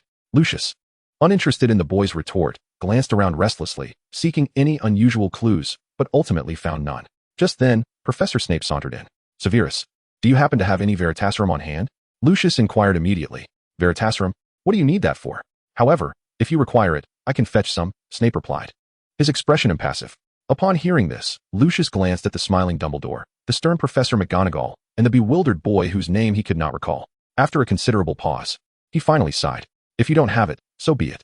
Since the matter is now clarified, I can explain it to the board. I wonder how Professor Dumbledore intends to handle this incident. Lucius had anticipated a significant event, but was somewhat dissatisfied with the outcome, feeling helpless. After all, he could not match Dumbledore in power. It seemed that this visit to Hogwarts would yield little in terms of reward, Lucius thought, somewhat disheartened. Professor McGonagall, this child belongs to your house. How do you suggest we proceed? Dumbledore turned to Professor McGonagall. Although he had inadvertently wandered into the Forbidden Forest in search of a pet, he ultimately transgressed one of Hogwarts' most stringent regulations. He could have sought assistance from a teacher, but chose not to do so. In light of this, I believe Gryffindor should be deducted 50 points, and he should be subjected to a form of laborious punishment, Professor McGonagall stated slowly. Great, another deduction, Qin Yu pouted, his eyes glistening with unshed tears, a picture of impending sorrow. Hearing this, Professor Dumbledore nodded and remarked, I find such a punishment to be appropriate. Furthermore, I will reiterate the dangers of the Forbidden Forest to the entire school community during dinner, urging everyone to refrain from entering it lightly. Do you think our approach will satisfy the board members, Lucius? Humph. I will report Professor Dumbledore's negligence in school governance to the board in full honesty. Lucius replied coldly. Of course, he could only utter such harsh words, for this incident would not topple Dumbledore. After saying this, Lucius disregarded those present, flicking his robes and departing with his serpent-headed cane. Dobby, what are you doing? Hurry up, Lucius snapped. After casting a concerned glance at Qin Yu, Dobby reluctantly followed him. Once Lucius and his house elf had retreated, the formerly timid and trembling boy, Qin Yu, immediately donned his signature warm smile. I will certainly carry a truth serum with me when conversing with you in the future, Snape remarked, rolling his eyes as he leisurely exited the cave. Upon hearing Snape's words, Professor McGonagall couldn't help but furrow her brow, realizing that Qin's acting skills were nothing short of remarkable, effortlessly controlled. This had allowed the day's events to conclude smoothly. However, if he employed such tactics against the teachers of Hogwarts in the future, it would certainly become a source of concern for them. With this thought, Professor McGonagall instinctively glanced at Professor Dumbledore, who offered her a reassuring smile. Well then, with the headmaster present, I need not worry so much, she mused to herself. Chapter 30. The gentleman's nature is not different. He adeptly utilizes resources. When it comes to acting, Qin Yu had little to boast about, especially in the presence of the espionage expert, Snape, where he felt like a mere novice. That said, Lucius had harbored some doubts about Qin Yu's recent assertions, and Snape's timely arrival had diverted Lucius's attention. Snape's nonchalant demeanor, suggesting he could retrieve the truth serum at any moment, led Lucius, believing himself to possess some discernment, not to press the matter further, ultimately choosing to trust Qin Yu's words. Moreover, Qin Yu was confident that even if Snape were to procure the truth serum, he would undoubtedly manipulate the situation, for one could always rely on Severus Snape's unwavering loyalty. The most significant reason, however, was that, as a scion of a noble pureblood family, Mr. Malfoy found it beneath him to squabble excessively with a mere child, preferring to conserve his energy. Thus, Qin Yu successfully deceived his way through the situation, while Malfoy had no choice but to accept Dumbledore's explanation and ultimately left in disappointment. Did Mr. Malfoy not seek out Hagrid, the keeper of keys and grounds, to clarify the matter? Qin Yu inquired with a hint of curiosity. The appearance of Snape was reassuring, yet throughout the encounter, Qin Yu remained apprehensive about when Hagrid might unexpectedly emerge. One could always rely on Snape's acting prowess. However, one should never trust Hagrid's loose tongue. Fortunately, until Malfoy departed, Qin Yu did not catch a glimpse of Hagrid. Dumbledore explained, Hagrid happened to be away that day. Thus there was no need for him to be questioned. As for the matter of the acromantula of venom, it was I who instructed Hagrid to handle it.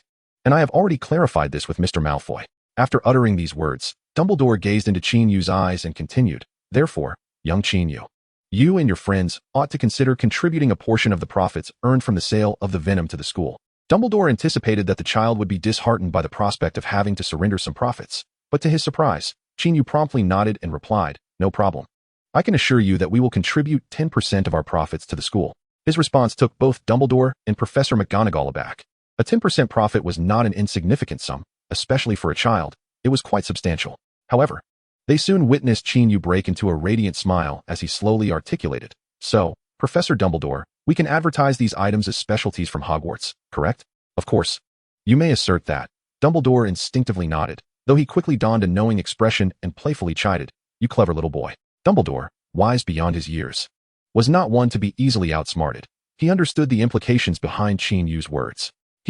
All thanks to the principal's guidance. Qin Yu promptly showered praise upon the venerable Dumbledore. All right, that settles this matter. Hurry back to your classes, Dumbledore said, giving Qin Yu's shoulder a gentle pat as he smiled.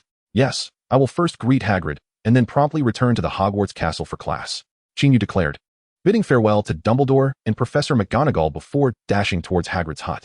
Professor Dumbledore, what did the child's remark mean? Why did he so readily agree to share a portion of the profits with the school? Professor McGonagall could not help but ask, her focus firmly on education, leaving her somewhat perplexed about Qin Yu's intentions. Minerva, you don't understand. He intends to leverage the school's name to deceive. To profit. Dumbledore revealed the crux of the matter. Professor McGonagall immediately grasped the situation, sighing in resignation. He truly is a child with many schemes. To excel in discovering opportunities amidst crises and to adeptly leverage circumstances is indeed a remarkable ability. As a sage from the East named Sun once articulated, a talented individual does not fundamentally differ in constitution from others. Rather, it is their skill in utilizing external resources that sets them apart. Fortunately, Qin possesses such qualities. Dumbledore remarked to Professor McGonagall.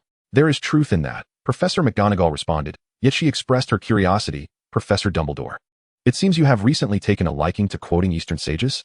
I have heard you do so on more than one occasion. Is that so? Dumbledore paused at her words, then smiled as he replied, perhaps this Eastern child has unconsciously prompted me to pay attention to Eastern wisdom. I must say, the insights from those ancient sages are indeed enlightening. Minerva, I recommend that you also take the time to read those texts. You shall surely reap the benefits. Very well.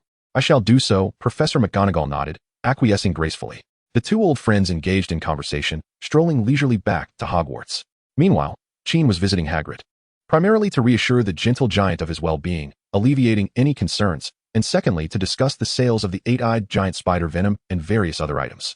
Our promotional strategy could be more audacious, branding these products with the Hogwarts seal, perhaps even including the endorsement of Professor Snape, given his esteemed reputation in potion research.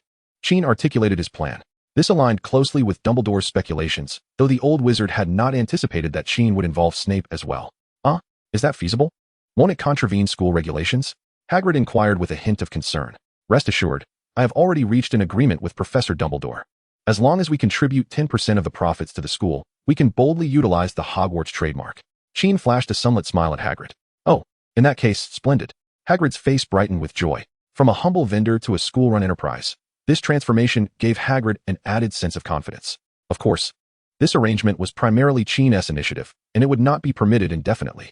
However, the priority was to secure some initial profits first. Well then, I must take my leave. I came to inform you that if those previous clients wish to place additional orders, let us not rush to sell immediately. We can negotiate a suitable price before proceeding. Qin rose as he spoke. Understood. I will heed your advice, Hagrid murmured. After departing from Hagrid's hut, Qin trotted back to the school, finally arriving at the classroom just before Professor Binns, the history of magic teacher, emerged from the blackboard. During the lesson, Qin, for the first time, became the first student in the entire first year, and perhaps even the entire school, to voluntarily raise his hand to answer a question in history of magic. After elucidating the historical significance and far-reaching impact of the medieval Muggle practice of burning witches, Qin Yu received praise from Professor Binns and earned a point for Gryffindor. Upon hearing Professor Binns announce his reward, Qin Yu was nearly moved to tears. By Merlin's beard, after losing so many points, I finally managed to reclaim one. Chapter 31, Autumn of September.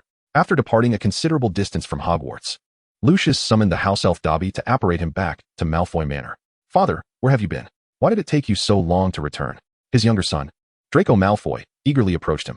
Lucius rapped Draco's shoulder with his serpent-headed cane and spoke sternly. Have you finished reading the book I assigned you?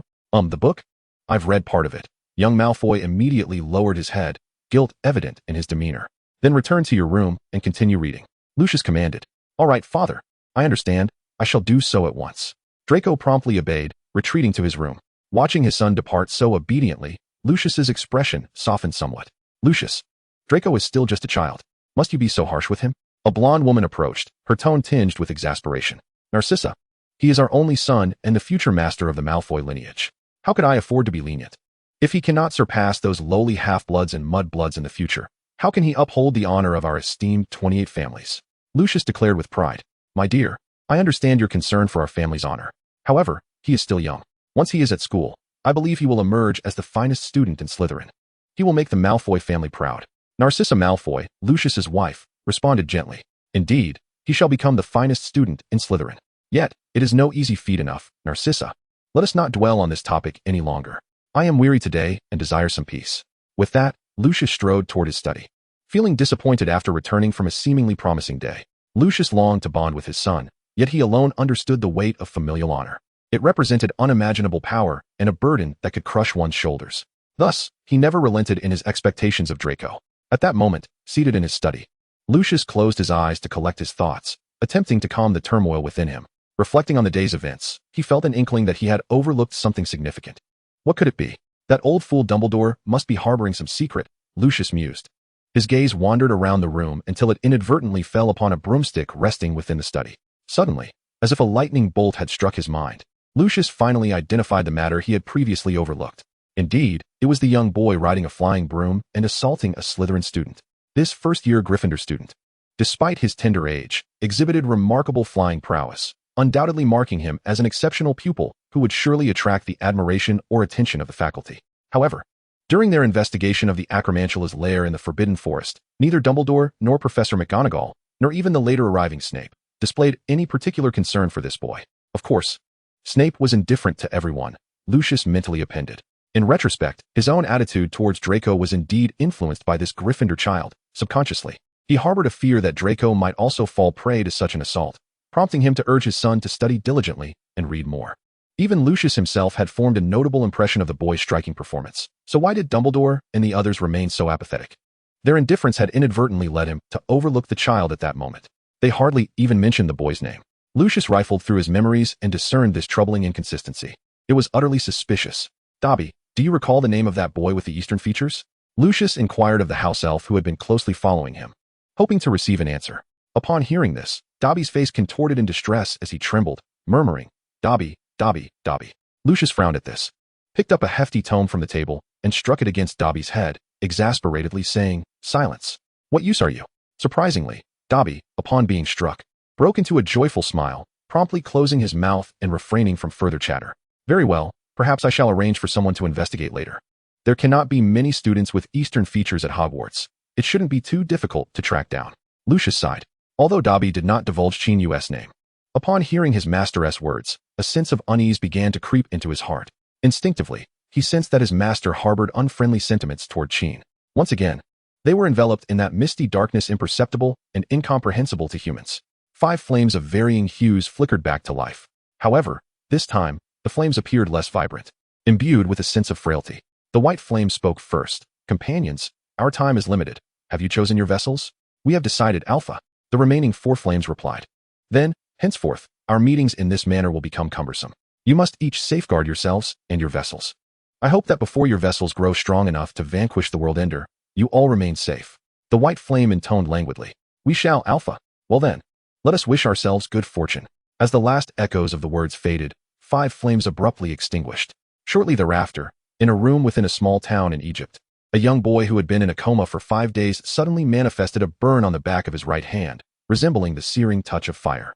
This burn exhibited a distinct pattern, comprised of a circle intertwined with a lightning bolt, the latter piercing through the former. In no time, the boy slowly opened his eyes, rising gently while rotating his neck, his bright gaze hungrily absorbing the surroundings, a blissful smile illuminating his face. Concurrently, in a dim alley of Kathmandu, Nepal, an old beggar, whom his companions believed to be deceased, suddenly opened his eyes. On the back of his right hand, a similar mark of a circle and lightning appeared. With a heart full of compassion, he surveyed the world, then stood up and cautiously made his way out of the shadowy alley. Emerging onto the bustling street and into the sunlight, he intercepted a young woman, addressing her with a voice imbued with kindness. Child, this world needs you. Initially, the young woman's expression was one of confusion, but it soon solidified into determination, ultimately nodding in agreement with the beggar, exclaiming, Yes, this world needs me. On that Friday morning, while attending a potion class, Qin Yu was suddenly beset by a chill that caused him to shudder involuntarily. This tremor nearly caused him to spill the corrosive solution he held, alarming both him and his partner, Elvis. Is it already this cold in England?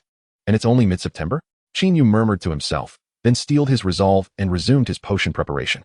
Chapter 32. After class tutoring, Qin Yu found great joy in the autumn at Hogwarts. The weather had just begun to cool, with the crispness of the season providing a delightful comfort. As for the recent shiver, it was likely due to his somewhat inadequate attire. Exiting the potion classroom located in the basement, he ascended to the surface, inhaling the refreshing, cool air, which instantly invigorated his once stagnant lungs. The autumn breeze seemed to carry with it the fragrant scent of leaves from the distant Forbidden Forest, reminiscent of the enchanting scene of a playful golden unicorn reveling in nature. Suddenly, while savoring the beauty of the Hogwarts season, Qin Yu felt a sharp tap on his shoulder. This unexpected interruption irked him greatly. Turning around in a huff, he was met with Professor Snape's perpetually icy visage. As the esteemed professor leisurely tucked away a book, clearly the instrument of his earlier assault. Do not waste time here. Hurry along to lunch, Snape declared, striding away, leaving Qin Yu with the solitary image of his retreating figure, akin to a solitary shadow on a cold river. Understood, Qin Yu rolled his eyes and remarked. Severus Snape was not preoccupied with trivial concerns regarding Qin Yu's dietary habits. Rather, He had recently been providing Qin Yu with personal tutoring after classes. Well, it would be wise to refrain from tarnishing the sacred image of Professor Snape. Qin Yu silently mocked his own wildly imaginative thoughts. Upon reaching the Great Hall, he hastily commenced his meal. After devouring a chicken leg, 2 slices of oat bread, and a large bowl of fresh vegetable soup, he wiped his mouth and departed, making his way to the 8th floor of Hogwarts' main building. Indeed, he was headed to the Room of Requirement. Shortly after he arrived in the corridor, Professor Snape, with his long, sleek black hair and clad in his dark robes, approached slowly. "Professor Snape, I have a question that I simply cannot resist asking," Qin Yu said. His expression somewhat conflicted as he saw Snape drawing near. "Then ask," Snape replied coolly. "Were you already here, hiding in wait for my arrival?" Qin Yu inquired, voicing a question he had long pondered. He suspected that the old professor had concealed himself due to an inability to locate the entrance to the Room of Requirement. Unwilling to stand in the corridor like a fool, such behavior could only be deemed childish, Qin Yu mused. Little did he know that the one asking such trivial questions was hardly in a better position. Snape paused momentarily, then narrowed his eyes and said in a low voice, "In a moment, we shall engage in practical exercises, and I shall assess your learning progress." "Huh, no, Professor Snape, isn't that decision a bit hasty? I've only been learning from you for 2 days." Qin Yu exclaimed in alarm. This man was a genius wizard in the dark arts and potions, one who had created numerous impressive spells during his own schooling. His talents were unparalleled in the magical realm. Practicing against him would surely result in a one-sided affair. Who wouldn't he feel apprehensive about such a situation? "Practical experience is the most effective form of learning," Snape stated as he strode toward the door that had just appeared. "Can we discuss this further, Professor Snape? I'm still just a child. Perhaps we could postpone it for a few days?" Qin Yu hurriedly pursued him, pleading. "Save your feeble theatrics. I will be mindful of the intensity." "You will not perish," Snape replied coldly. The notion of Qin Yu referring to himself as a child filled Snape with derision. If all children were like him, the world would surely be in disarray. I fear pain. Could you be a bit gentler?" Qin Yu said with a grimace, confronting the obstinate Snape. "I shall do my best," Snape replied dismissively, a remark that offered little reassurance. "Alas, why did I have to ask such a foolish question?" Qin Yu lamented inwardly. According to Dumbledore's plan for Qin Yu, he was to undergo focused training in 2 areas: emotional control and response to unforeseen circumstances. Emotional regulation is a concept easily comprehended, for the chaos of one's inner turmoil stems directly from the uncontrollable emotions of its host, particularly the negative sentiments that spiral out of control. Regarding unforeseen circumstances, a review of Qin Yu's episodes of power loss reveals that each instance was triggered by such abrupt events. Had he been capable of managing these situations independently, the need for his inner self would be rendered unnecessary. These 2 perspectives incisively address the crux of the matter, and Qin Yu's perceptiveness towards old Deng is truly commendable. In terms of practical application, the training in emotional control is entrusted to Professor Stevens Winton, while the handling of unexpected situations falls under the purview of Professor Severus Snape. Given that Snape primarily instructs Qin Yu in defensive and offensive spells, which may possess significant destructive potential and generate considerable noise, Qin Yu proactively suggests utilizing the Room of Requirement, as it offers ample space, seclusion, and excellent soundproofing. "Oh, can you really locate the Room of Requirement?" Snape scoffed disdainfully. However, Qin Yu did indeed lead him to the entrance of the Room of Requirement, leaving Snape speechless and internally acknowledging the boy's remarkable luck. Today marks the 3rd day of Qin Yu's training with Professor Snape in the Room of Requirement. "Today, we shall focus solely on the disarming charm," Snape announced, outlining the rules of engagement. Upon hearing this, Qin Yu exhaled in relief and nodded. "Understood, Professor. It's merely the disarming charm, not a spell of excessive lethality. There should be no risk of fatality." Without further ado, Snape stepped into the center of the arena, and Qin Yu quickly approached, grasping his silver-gray wand. Then, Snape straightened his posture and raised his wand before him, with Qin Yu mimicking the gesture and slightly bowing in deference. Subsequently, they turned, each retreating to opposite ends of the arena, pausing at the edges before turning to face one another once more. With the dual ritual completed, Snape regarded Qin Yu with an air of solemnity, suggesting that he was serious about the encounter. Unconsciously, Qin Yu began to take the situation more seriously, preparing himself for the duel. Both spoke almost simultaneously. However, as Qin Yu uttered the incantation, he had only completed half of it. And as he began to raise his wand, he felt an invisible force abruptly yank his hand, causing his wand to slip from his grip. With a clatter, his silver-gray wand fell to the ground. "Your timing was commendable, but your spell casting lacked proficiency, as your wand movements have yet to form muscle memory. For this attempt, I award you 30 points, Professor Snape assessed. Then he commanded Qin Yu, "Pick it up and try again." Heeding the advice, Qin Yu bent down to retrieve his wand, briefly flexing his wrist before resuming his stance against Snape. This time, he silently practiced the disarming charm several times, waiting for the opportune moment to strike. This time, Qin Yu successfully articulated the complete incantation and wielded his wand, even managing to do so half a second earlier than Snape. However, he was still thwarted as Snape disarmed him. The spell required precise guidance. The more critical the moment, the more one must remain composed. In his eagerness to strike, he failed to hit his target, rendering his efforts futile. 40 points. Snape remarked leisurely, adding, "Pick it up, and try again." Qin Yu retrieved his wand once more, moving erratically across the arena. Acknowledging the importance of accuracy, he aimed to make it difficult for Snape to target him. Snape casually cast a disarming spell, knocking Qin Yu's wand from his grasp, while mocking him, "Foolish. Do you think your opponent will grant you so much time?" 50 points. Qin Yu muttered to himself, perplexed by the contradictory nature of Snape's critique and scoring. With no time to dwell on his thoughts, Qin Yu quickly resumed his stance, ready to cast spells at a moment's notice. In the ensuing half-hour, he faced Snape no less than 50 times, yet each encounter culminated in him being disarmed. This left him feeling quite defeated, to the point where he could almost sense the unicorn hair within his wand lamenting its plight. Nevertheless, through each failure, Qin Yu gleaned insights and lessons, continuously refining his offensive strategy. On one occasion, he nearly struck Snape's palm, but in a pivotal moment, Snape executed a cunning and intricate hand movement, successfully evading the attack. As their sparring progressed, Qin Yu became increasingly fatigued, while Snape appeared utterly unfazed, maintaining an air of nonchalance. This rendered Qin Yu's strategy to exhaust his opponent ineffective. On the contrary, he surmised that if they continued, he would be the first to succumb to exhaustion, for constantly maneuvering across the arena while keeping a vigilant eye on his opponent was immensely draining. Additionally, he felt as though his hand was on the verge of swelling. Once again, they launched their spells simultaneously, yet Qin Yu was once more disarmed. Upon being struck, his weariness caused him to stumble and collide with a nearby table. The wizard's body is an essential asset. You must learn to maintain it in optimal condition. 59 points. Snape declared. Without waiting for further commentary, Qin Yu promptly retrieved his wand. This time, as he moved across the arena, he focused on regulating his breathing to swiftly regain his composure. After traversing half the area and circling back to Snape's original position, he found himself in a more stable state, particularly his wand-holding hand, which was no longer trembling. At that moment, he noticed Snape's gaze fixated on a particular spot on the ground. Seizing this opportunity, Qin Yu decisively raised his wand and proclaimed loudly. Just as Snape uttered the beginning of his incantation, a flash of white light struck his right hand with precision. Clang! His wand fell to the ground. "Oh my goodness! Have I finally won?" Qin Yu let out an incredulous cheer. The timing was impeccable, the execution decisive, and the spell was cast with remarkable finesse. "Perfect," Snape remarked coolly. "Hee, Professor Snape, don't you think I've made rapid progress? Do you feel a sense of impending doom? As if the teacher might starve while the student flourishes?" Qin Yu replied enthusiastically. After all, it was Snape. Knocking his wand from his hand was an achievement worthy of a lifetime of bragging rights. However, in stark contrast to Qin Yu's exuberance, Snape's demeanor appeared somewhat melancholic. As Qin Yu noticed his tall figure bend down, he was taken aback when Snape did not immediately retrieve the wand that had fallen to the ground. Instead, he picked up a card lying on the floor and tucked it into a book that had also fallen, which had been perched on a nearby table before Qin Yu's unsteady stance caused it to topple over, dislodging the card within. That card, of course, was the bookmark featuring the lily that old Snape had used in class. "Professor Snape, I'm so sorry. It wasn't intentional," Qin Yu quickly apologized. "You have done nothing wrong. On the contrary, exploiting an enemy's weakness for a decisive strike is commendable," Snape replied slowly, closing the book.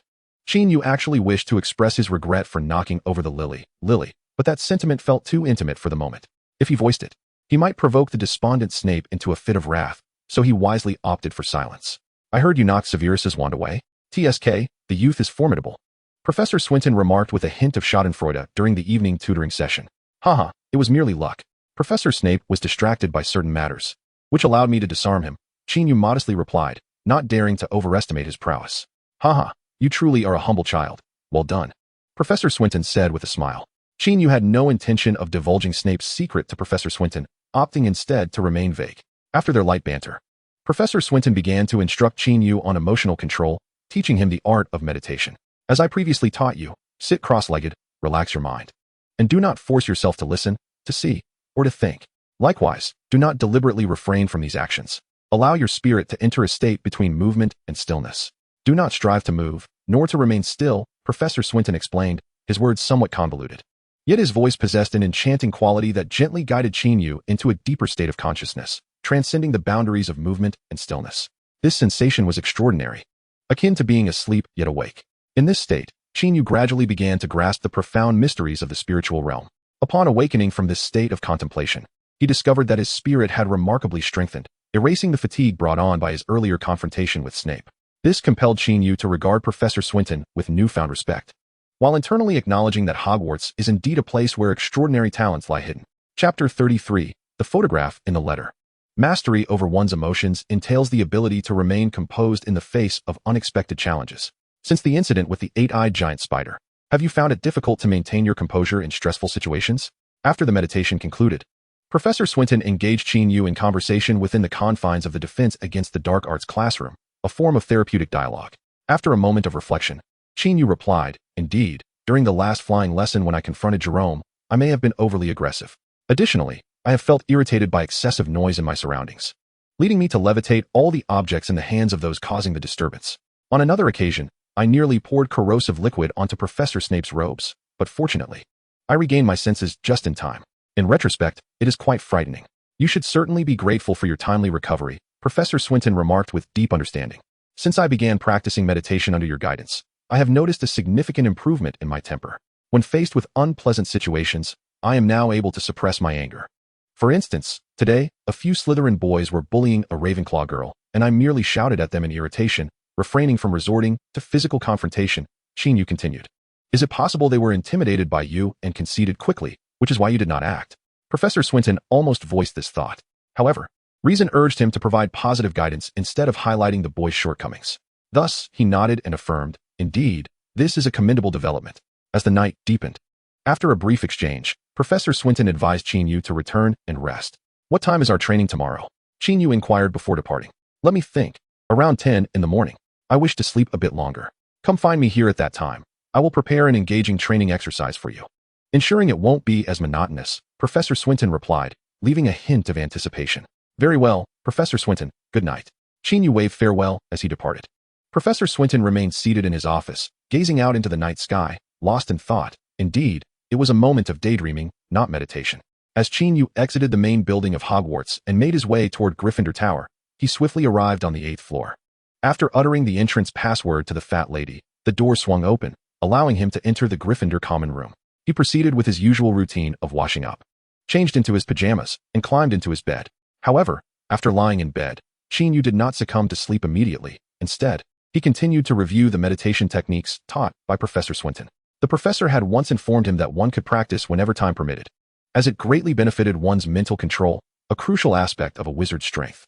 At that moment, Qin Yu felt no drowsiness and thought it prudent to seize the opportunity to practice. He closed his eyes and began to meditate in accordance with Professor Swinton's instructions. The room was far from silent. On the contrary, Jimmy and Wilson were engaged in conversation, lamenting that they could not visit Hogsmeade like the upperclassmen, while Bach fiddled with a musical object and Elvis was engrossed in a book, occasionally turning the pages with a rustle. These sounds, coupled with fleeting images of a certain girl in his mind and the chaotic thoughts that intruded, made it somewhat challenging for Qin Yu to find tranquility. Do not listen too intently, do not look or think deliberately, do not strive to move, nor force yourself to be still, Professor Swinton's words echoed in Qin Yu's mind, guiding him towards that elusive state of serenity. Gradually, the voices of his roommates faded into the background, transforming into mere ambient noise that stirred no ripples in his heart. The chaotic thoughts subsided, drifting away imperceptibly. Before long, he slipped into a meditative state, allowing his mind to rejuvenate and strengthen unbeknownst to him. The next morning, at Hagrid's hut. "Wow, what a lovely young girl. She seems to have grown taller since I last saw her," Hagrid exclaimed, holding up a photograph with his gigantic hand. Let me see. George and Fred, on their tiptoes, eagerly reached for the picture. Qin Yu pushed them aside and took the photograph from Hagrid. "Why be so stingy? I barely got a glimpse," George protested. "Indeed, we must remember what she looks like. It will help us assist her when she arrives at Hogwarts." Fred added, "You need not assist. I will take good care of her," Qin Yu replied irritably to the two boys. He then turned to Hagrid and continued. "She specifically asked me to convey her gratitude to you. She said the book you sent was splendid and immensely helpful." "Haha, what a polite young lady. Tell her not to mention it. It is my honor that she enjoys it," Hagrid chuckled.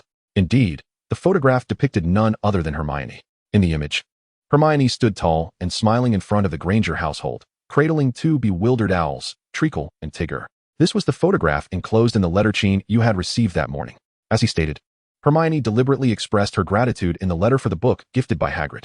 The rare and treasured volume authored by Newt Scamander captivated the young girl, who gleaned much from it, and found herself yearning to possess a Niffler or a Bowtruckle, or perhaps even an invisible beast. Amidst the somewhat disappointed gazes of George and Fred, Qin Yu carefully placed the photograph into the envelope and stored it away. Now, let us address the matter at hand. Qin Yu arrived at Hagrid's hut early in the morning, not merely to convey Hermione's words, but for a different purpose altogether, discussing business matters with Hagrid and the Weasley twins. Well, we hear from Hagrid that you intend to sell products under the guise of the school? Fred spoke up first. Fred, please mind your language. What do you mean by under the guise of the school? We have received proper approval from the school. Qin Yu rolled his eyes in response. Indeed. We will even contribute a portion of our profits to the school. That is entirely reasonable. Fred promptly asserted with utmost seriousness. Exactly. We are justifiably utilizing the school's name. George chimed in. Now, we must discuss the pricing, Qin Yu stated, introducing the pivotal topic for the day's meeting. Thus, Qin Yu and the Weasley twins commenced deliberations on the pricing of the venom they planned to sell, all under Hagrid's watchful eye. Ultimately, they decided to raise the original price by approximately 20, setting it at 250 galleons per pint for Grade 1, while the prices for Grade 1 pints were 180, 150, and 120 galleons respectively. With the prestigious name of Hogwarts and the reputation of Professor Snape, this pricing was truly a generous offering. As for Hagrid's serious mention that 250 is an unlucky number in the East, Qin Yu merely shrugged, indicating that he was unfazed by such superstition. This left Hagrid perplexed for quite some time, as he struggled to comprehend why Qin Yu seemed indifferent to that figure. Next, it was time to emblazon the bottles with the Hogwarts emblem and label each vial as having been graded by Professor Snape himself. Qin Yu concluded. George and Fred nodded in unison, expressing their admiration for Qin Yu's audacious tactics. Ah, not that. Rather their reverence for his commercial acumen. Chapter 34, Confronting Fear. Qin, I heard from Charlie that you might join the Gryffindor Quidditch team? George asked, filled with envy. Charlie has sung your praises regarding your flying abilities and remarked that we are far inferior to you, Fred added, a hint of frustration evident in his voice. At this moment, they exited Hagrid's hut and made their way towards Hogwarts Castle. The Weasley twins had always perceived themselves as exceptional among their peers. Yet upon encountering Qin Yu, who was a year their junior, they felt thoroughly eclipsed in terms of intellect, emotional intelligence, and magical talent. Most importantly, their once proud business acumen appeared rather juvenile in comparison to Qin Yu's prowess. In the present day, upon hearing that Qin Yu is set to join the Quidditch team of their dreams, it is only natural for envy and a sense of defeat to arise within them. However, they have long since come to terms with Qin Yu's capabilities. Otherwise, witnessing the affectionate interaction between Kelly, Anna, and Qin Yu would not have rendered them so composed. Charlie had indeed mentioned this matter to me, yet Professor McGonagall believes it is prudent not to act hastily. She wishes for me to participate in the Quidditch tryouts, and only upon qualifying will I be permitted to join. Qin Yu remarked to the two brothers. What? You are also participating in the tryouts? George exclaimed in surprise. Doesn't that mean we are bound to cross paths? Fred suddenly felt a twinge of uncertainty. Just give it your all. I have faith that you will undoubtedly succeed. Qin Yu encouraged. Well, although I am aware that there is a slight gap between us, we cannot back out at the last moment. George motivated himself. Indeed, there are quite a few spots available this time. We do have a chance. Fred regained some confidence. Then let us do our best and wish ourselves good fortune. Qin Yu said to the two. Right, let us do our best. The brothers echoed in unison. As the trio conversed, they soon approached the grand entrance of Hogwarts. Qin Yu bid farewell to George and Fred, noting that it was nearly 10 o'clock, and proceeded directly to the main building to seek out Professor Swinton. Upon knocking on Professor Swinton's office door and entering, Qin Yu observed a black cabinet placed in the middle of the room. The moment he laid eyes on it, he began to form an inkling of its purpose. Indeed, Professor Swinton smiled and declared, Today's training exercise is to confront your fears. Initially, I intended to show you some terrifying images. However, you appear to be quite different from the other children and seem unfazed by such things. Therefore, I have procured this, a boggart. Pointing to the black cabinet, he continued. A boggart is a shape-shifting magical creature that can discern your innermost fears and transform into that which terrifies you the most. The method to confront a boggart is quite simple. You must employ the ridiculous charm to turn it into something amusing, thereby rendering your fear laughable. Professor Swinton explained. While Qin Yu had some prior knowledge of this, he had never attempted the ridiculous charm before, nor did he know what his greatest fear might be. This uncertainty left him feeling somewhat anxious. Observing his reaction, Professor Swinton felt a surge of accomplishment, silently acknowledging that he had succeeded in instilling a sense of trepidation in the child. All right, let me teach you how to properly cast the ridiculous charm. With that, Professor Swinton proceeded to provide Qin Yu with a detailed explanation regarding the pronunciation of the incantation, the movement of the wand, and the timing involved in the spell's execution. It must be said that Qin Yu possesses a remarkable talent for magic. Whether this is an inherent gift or a result of the quiet enhancement of his powers remains uncertain. Nevertheless, his speed in mastering the incantation was astonishing. In less than 5 minutes, he was able to proficiently cast the spell. This left Professor Swinton in awe, marveling at how effortlessly Qin Yu navigated the complexities of magic. Next came the daunting task of confronting a boggart. Remember, the more you fear it, the more formidable it becomes. You must calm your mind and not allow fear to dictate your emotions. Strive to discover how to render it comical. Professor Swinton gravely advised as he approached the cabinet. Understood, Professor Swinton. Qin Yu nodded. In truth, he too was curious about what he feared most. Let us begin, Professor Swinton declared, waving his wand to open the cabinet door. As the door creaked open, an indescribable sensation burgeoned within Qin Yu, creating an uncomfortable disquiet. Suddenly, a shadow leaped from the cabinet, contorting in midair before transforming into a familiar object that landed on the ground. Qin Yu was momentarily taken aback. Before him stood an exceedingly familiar office desk, adorned with a keyboard, mouse, and monitor, accompanied by a well-known mug and a cactus. On the monitor, an unfinished document was displayed, the title reading Weekly Summary Report in bold letters. As he gazed at this all-too-familiar sight, an invisible force seemed to tug him towards that workspace, and he could almost hear his boss's insistent voice urging him on. Could it all be an illusion? Am I still the same office worker, devoid of the magical realm, and devoid of Hermione? At this thought, something within Qin Yu felt blocked, causing his emotions to spiral into agitation, and his breathing grew increasingly labored. Qin. Professor Swinton's voice suddenly broke through.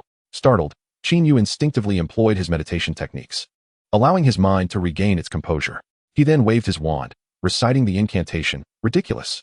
As he completed the incantation, his wand pointed towards the desk, which instantly warped with a resounding pop, rearranging itself into the shape of a large pug, with a monitor forming its head. Observing the tail-wagging pug, composed of desk and monitor, Qin Yu exhaled a heavy sigh, a smile breaking across his face. Excellent creativity, Professor Swinton praised. With that, the boggart vanished, and the cabinet door closed once more. You performed admirably. Your ability to promptly adjust your mindset and respond effectively demonstrates a commendable level of emotional control, Professor Swinton concluded. Thank you, Professor Swinton. If it hadn't been for your timely reminder, I might have struggled to emerge from that fear, Qin Yu sincerely expressed. There is no need for self-deprecation. Many individuals experience a moment of disorientation when confronting fear for the first time. Your reaction is entirely normal, and I am confident that, even without my prompting, you will swiftly regain your composure. The trial with the boggart was, in many respects, a resounding success, as it effectively allowed Qin Yu to experience fear. Moreover, when faced with this trepidation, he managed to maintain emotional control, thereby invoking the latent strength within him. This is indeed a commendable outcome, fulfilling the objectives of Professor Swinton's training session today. Once Qin Yu's emotions had settled completely, Professor Swinton arranged for him to undergo several more trials. By the end of the session, Qin Yu exhibited no hesitation, effortlessly transforming the boggart into a variety of comical forms. Very well, you may return now. Farewell, Professor Swinton. Farewell, Qin. With the morning's trials concluded, Professor Swinton allowed Qin Yu to depart. After Qin Yu left, and the tranquil office fell silent, Professor Swinton reflected upon the objects of Qin Yu's fears. His gaze shifted with a myriad of emotions, ultimately leading him to murmur enigmatically, "What a remarkable child he is." Subsequently, he waved his wand and unlocked the cabinet containing the boggart. The creature promptly transformed, collapsing to the floor as a statue. This statue depicted a tall man clad in a long robe, holding a round shield in his left hand and a long sword in his right. The man stood upright, his gaze resolute. Observing this statue, Professor Swinton furrowed his brow. How absurd. With a flourish of his wand, the statue's face was immediately daubed with paint, morphing into that of a clown with a red nose. Soon, the ludicrous clown vanished, retreating back into the cabinet. Chapter 35. The professor's trials inflict countless torments upon me. When one has witnessed the enchanting and resplendent wonders of the world, can one truly resign oneself to a monotonous existence? Qin Yu had never contemplated this question until the boggart revealed to him the depth of his attachment to his former life. It became clear that the innocence, dreams, and aspirations of his youth had not vanished. Perhaps it was due to his rebirth, returning to the essence of his youth, that these ideals became vibrant once more. Or perhaps it is precisely those ideals that enable him to reclaim his youth. This question eludes clarity, much like the enigma of why the fates have guided him to this juncture, unveiling a new world and transforming him into the youth of this realm. Thus, it may be wise to follow one's heart, to immerse oneself in the myriad experiences of this world, be they sorrow or joy. Ultimately, one must strive to live a life distinct from the ordinary, cherishing this existence and not squandering the passage of time. Professor Swinton's boggart training was successfully completed by Qin Yu, and concurrently, this experience bestowed upon him numerous perplexities and reflections. However, from Professor Swinton's office to the Grand Hall of Hogwarts, Qin Yu has come to understand several matters along the way. Although some thoughts remain elusive, He feels a clarity and determination within him that surpasses his previous state of mind. This newfound enlightenment far exceeds the sense of accomplishment he felt when he successfully disarmed Professor Snape with a disarming charm. This is not to imply that Professor Snape's teaching is inferior to that of Professor Swinton. On the contrary, in Qin Yu's eyes, Severus Snape is a remarkably gifted and imaginative wizard, whose incisive observations always pinpoint Qin Yu's shortcomings and provide tailored guidance that aligns with his unique characteristics. This has been one of the key reasons for Qin Yu's rapid progress in magical mastery. As for Professor Swinton, Qin Yu perceives him as an exceptionally erudite individual, well-versed in a myriad of subjects across time and space, encompassing both wizards and muggles alike. He possesses an impressive depth of knowledge about ancient legends and relics, to the extent that Qin Yu cannot help but suggest he teach a course on the history of magic, certain that he would be far more popular than Professor Binns. Snape and Swinton represent a dichotomy, one a stoic genius, the other a passionate polymath. At times, Qin Yu muses on the intriguing dynamic that could arise from their collaboration. Unbeknownst to him, Grindelwald and Dumbledore are a famously formidable pair in the magical realm, and by analogy, Snape and Swinton could easily form their own notable duo, perhaps whimsically dubbed for. Imagining the harmonious scene of Professor Snape and Swinton sharing the frame, Qin Yu finds himself inexplicably pleased. Beyond these two professors, the younger generation, Harry Potter, Ron Weasley, and Draco Malfoy, could also be paired off, resulting in combinations such as Roa, Deha, and Darrow. It is undeniable that if the trio were to forge a friendship, they could potentially embark on a shared journey of adventure.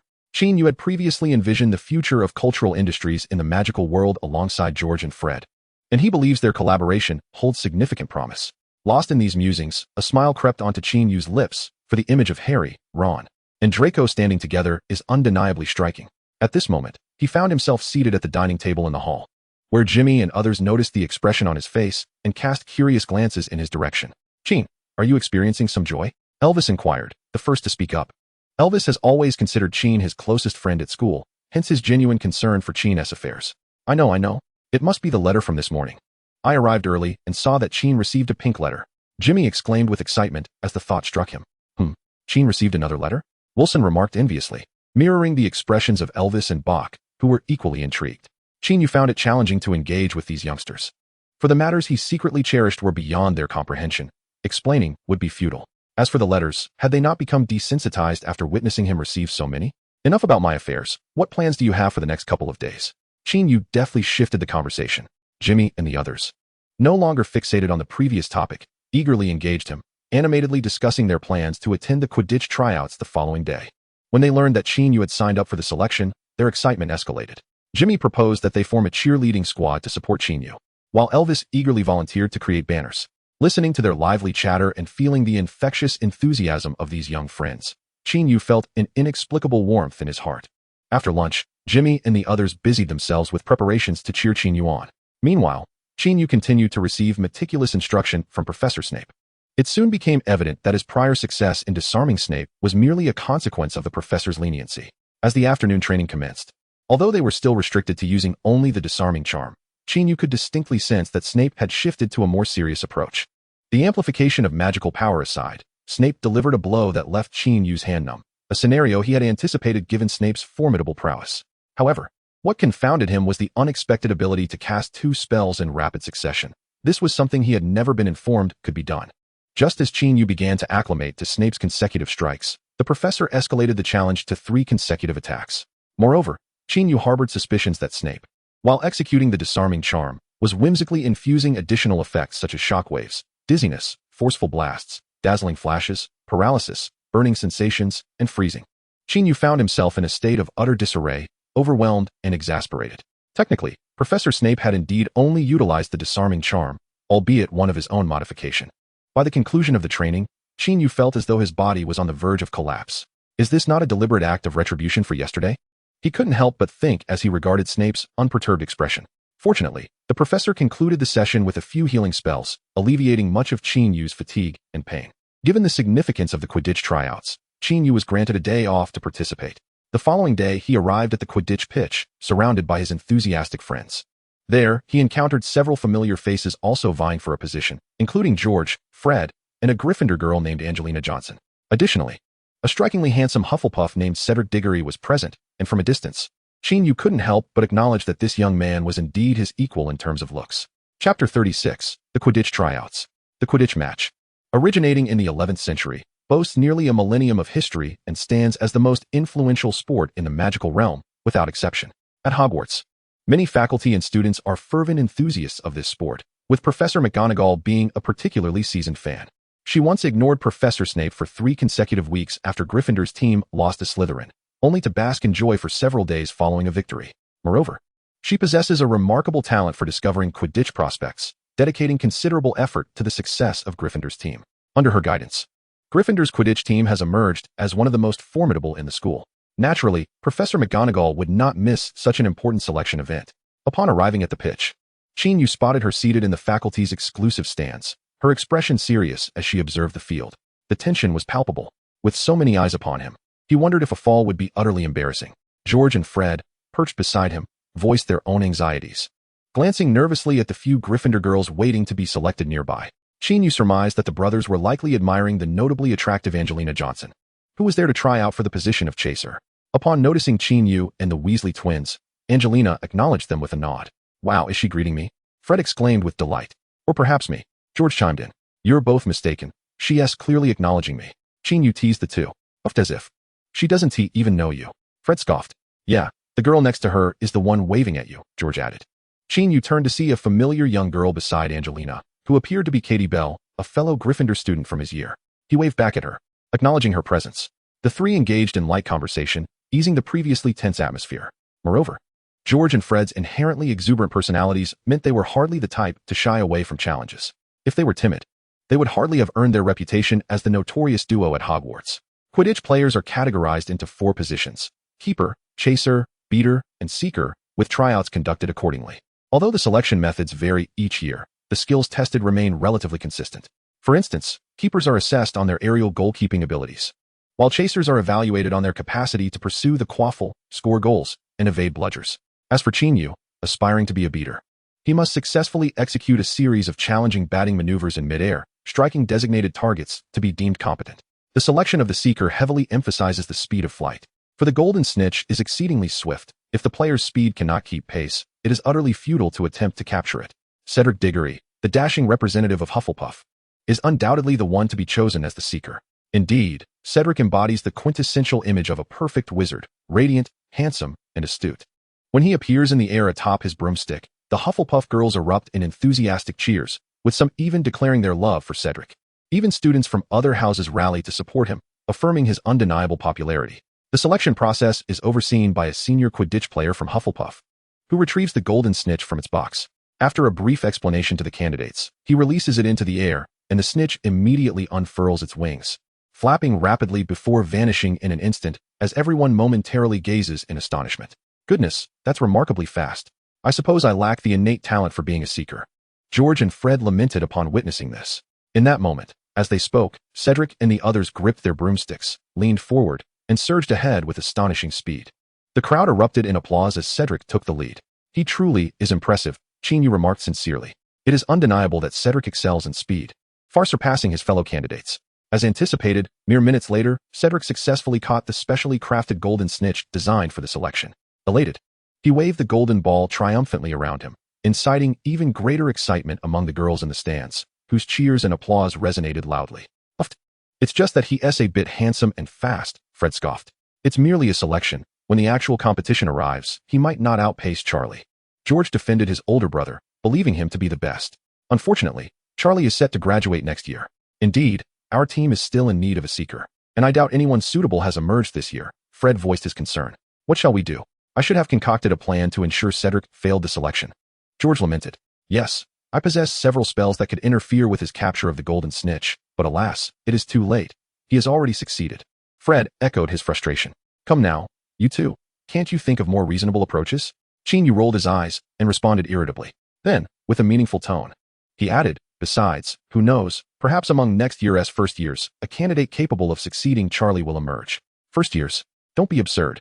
Just thinking of Ron fills me with dread for the next batch of first years," George exclaimed, unable to restrain his disdainful commentary on his younger brother's clumsy nature. "While I wholeheartedly agree with your sentiments, it is rather unkind of you to speak of Ron in such a manner," Fred stated earnestly. "He is, after all, our brother."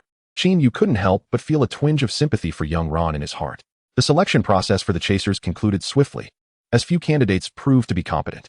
Cedric from Hufflepuff stood out impressively, while the performances from other houses were rather lackluster. Gryffindor only managed to recruit one barely adequate player to serve as a substitute, yet Qin Yu believed that if he were to truly focus on flying, he could easily surpass him. Following the chaser selection, it was time for the keeper and seeker tryouts. When Angelina Johnson took to the field, Fred and George cheered with such fervor that, had it not been prohibited to use the sonorous charm, they likely would have created quite the uproar.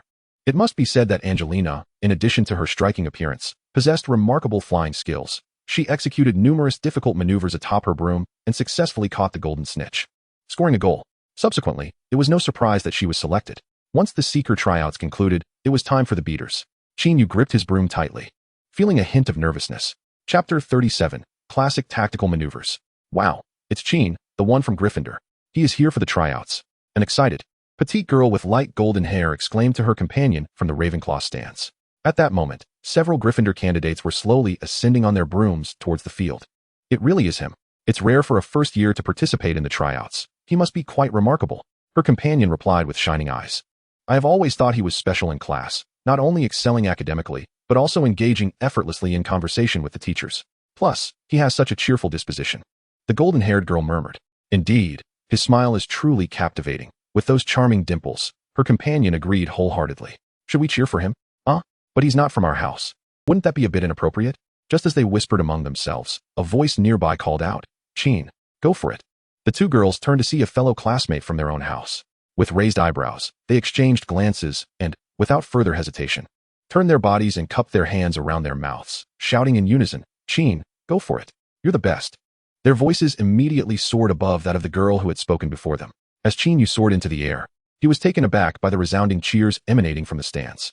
Although he had been quietly contemplating that Cedric was not all that impressive, he had to concede that this young man's popularity was something he could not rival. After all, Cedric had been at school for over a year, actively participating in various activities and had become something of a minor celebrity, while he himself had only just begun his journey, having been enrolled for less than a month and hardly recognized by many. However, he was astonished to discover that there were quite a number of people enthusiastically cheering his name. Among them, the students from Gryffindor made up the majority. Yet there was also a surprisingly considerable presence from other houses. Casting a glance across the stands, Qin Yu noticed individuals in the Ravenclaw, Hufflepuff, and even Slytherin sections waving and calling out to him. Most of them were younger first-year students, many of whom he recognized. It seemed that he had garnered a bit of a following. Qin Yu couldn't help but feel a sense of pride swell within him, and he offered a modest smile while waving back at the crowd. Unbeknownst to him, he had already become a remarkable figure among the first-year students.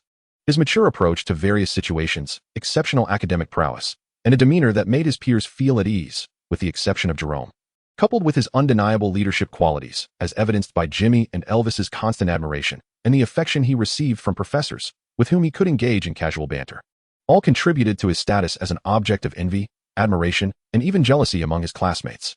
In fact, numerous girls had secretly convened to exchange information about him, with Elvis occasionally serving as an important source of intelligence. They had meticulously investigated details about Qin Yu's birthday, favorite color, preferred foods, favorite books, and even the number of socks he owned. Had Qin Yu been aware of this, he certainly would have given Elvis a good scolding before tossing him into the Black Lake to feed the fish. Of course, when he eventually learned of this, it would be much later, by which time Elvis would have already reformed his ways and deeply reflected on his missteps.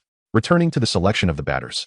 After receiving the support and cheers from his classmates, Qin Yu felt invigorated, especially when he noticed that Elvis and Jimmy had even fashioned a banner, albeit a small one that was difficult to read from afar. Regardless, he felt significantly more composed. As he gazed at the large models of owls floating in the sky, he couldn't help but critique the whimsical design choices of Professor Swindon, who had personally devised the rules for this selection process. To elaborate, Professor Swindon had arranged for 10 large models of black and white owls to float in the sky, their erratic movements simulating imaginary players. The host of the selection would then launch a certain number of rogue balls into the air, aiming to strike the white owls. The participating students were tasked with using their bats to hit the rogue balls away, with the objective of protecting the white owls from being struck while attempting to knock down as many black owls as possible. Ultimately, the evaluation would be based on the number of white owls safeguarded and black owls knocked down. These rules are fundamentally sound and quite reasonable. However, observing those adorably naive round-faced chubby bird models, Qin Yu couldn't help but feel a sense of dissonance. Of course, this is quite typical of St. Mungo's time. Unperturbed by Qin Yu's complaints, marched on, and soon after, the whistle blew, signaling the commencement of the selection process. This time, 5 Gryffindor students, including Qin Yu, George, and Fred, were participating. The 5 of them hovered in the air, maintaining a distance of 30 to 40 meters apart. Shortly after the whistle sounded, several official Quidditch team members, led by Charlie and Wood, began to release the bludgers. Whoosh, whoosh, whoosh.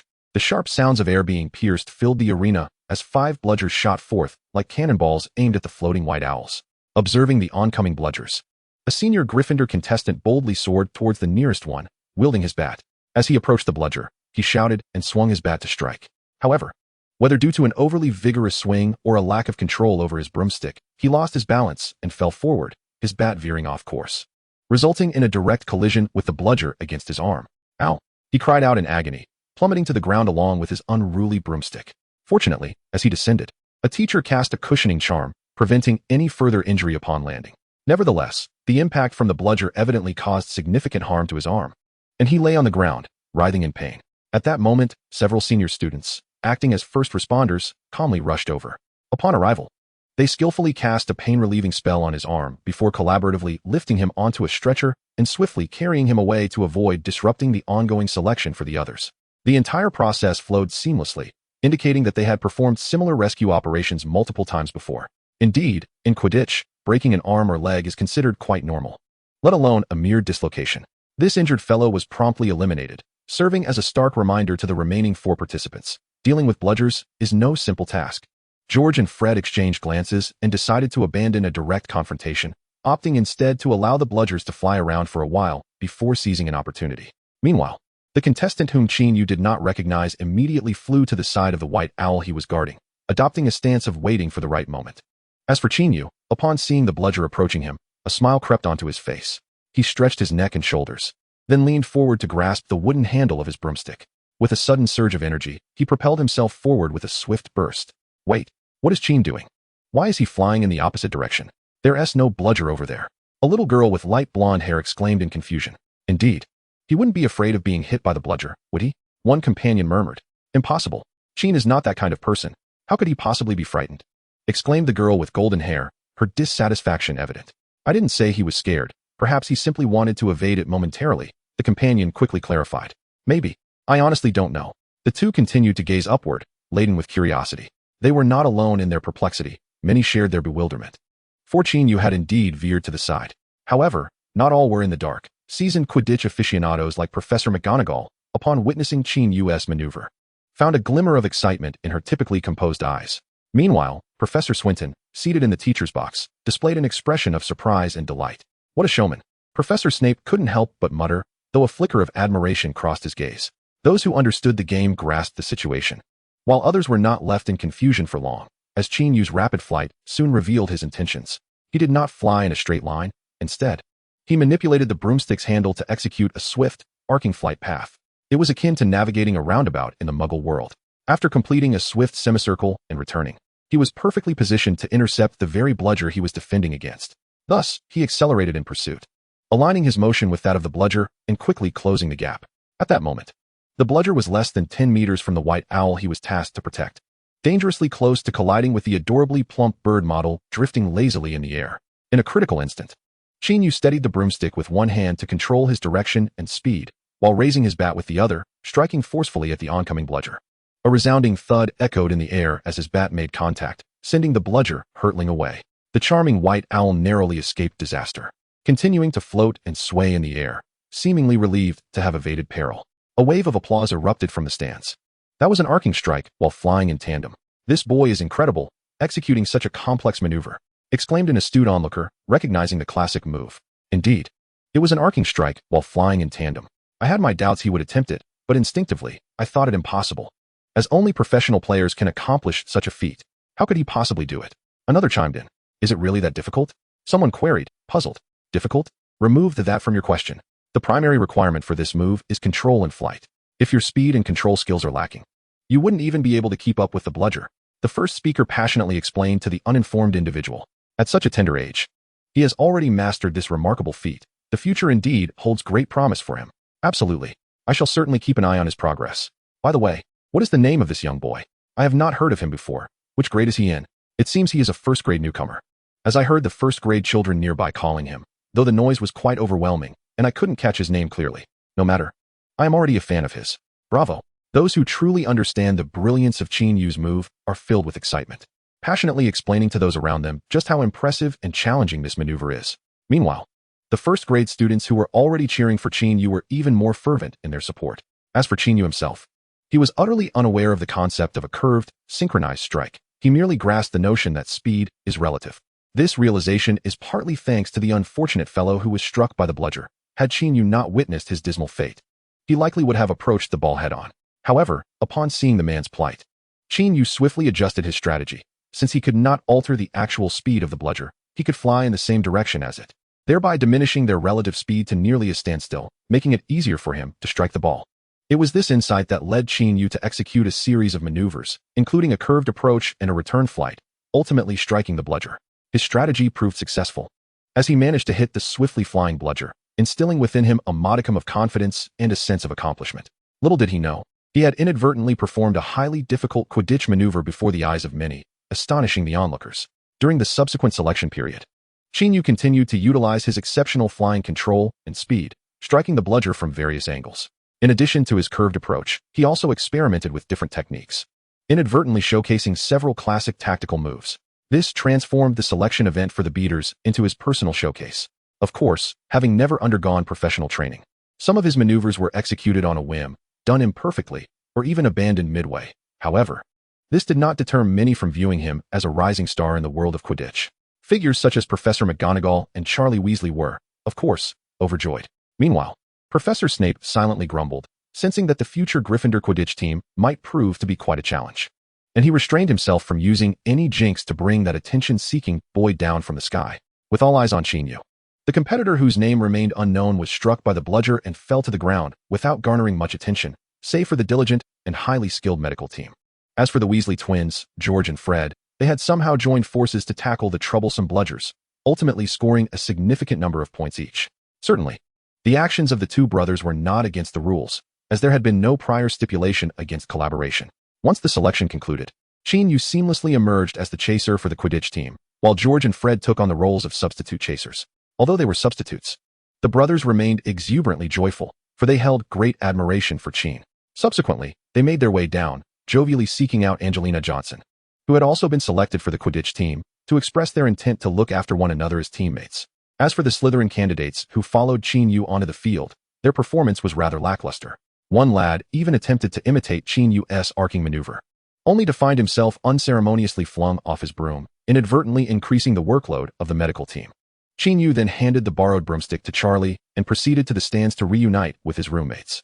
Observing their enthusiastic cheers, Qin Yu resolved to treat them to an assortment of honeydew sweets, which, of course, necessitated Hagrid's trip to Hogsmeade, as they, being younger students, were prohibited from venturing out.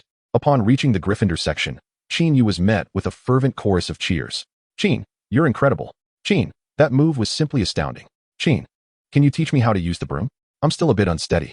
Amidst the cacophony of voices, Qin Yu smiled and greeted them, savoring a fleeting taste of public adoration. He then approached the area where Elvis and his companions were situated. Upon seeing Qin Yu, Elvis and Jimmy hurriedly waved a small banner, seemingly crafted from Elvis's scarf, calling out, "Qin, you're amazing."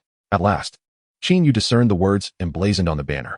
The autumn breeze stirred the scarf-made banner, causing it to flutter like a flag.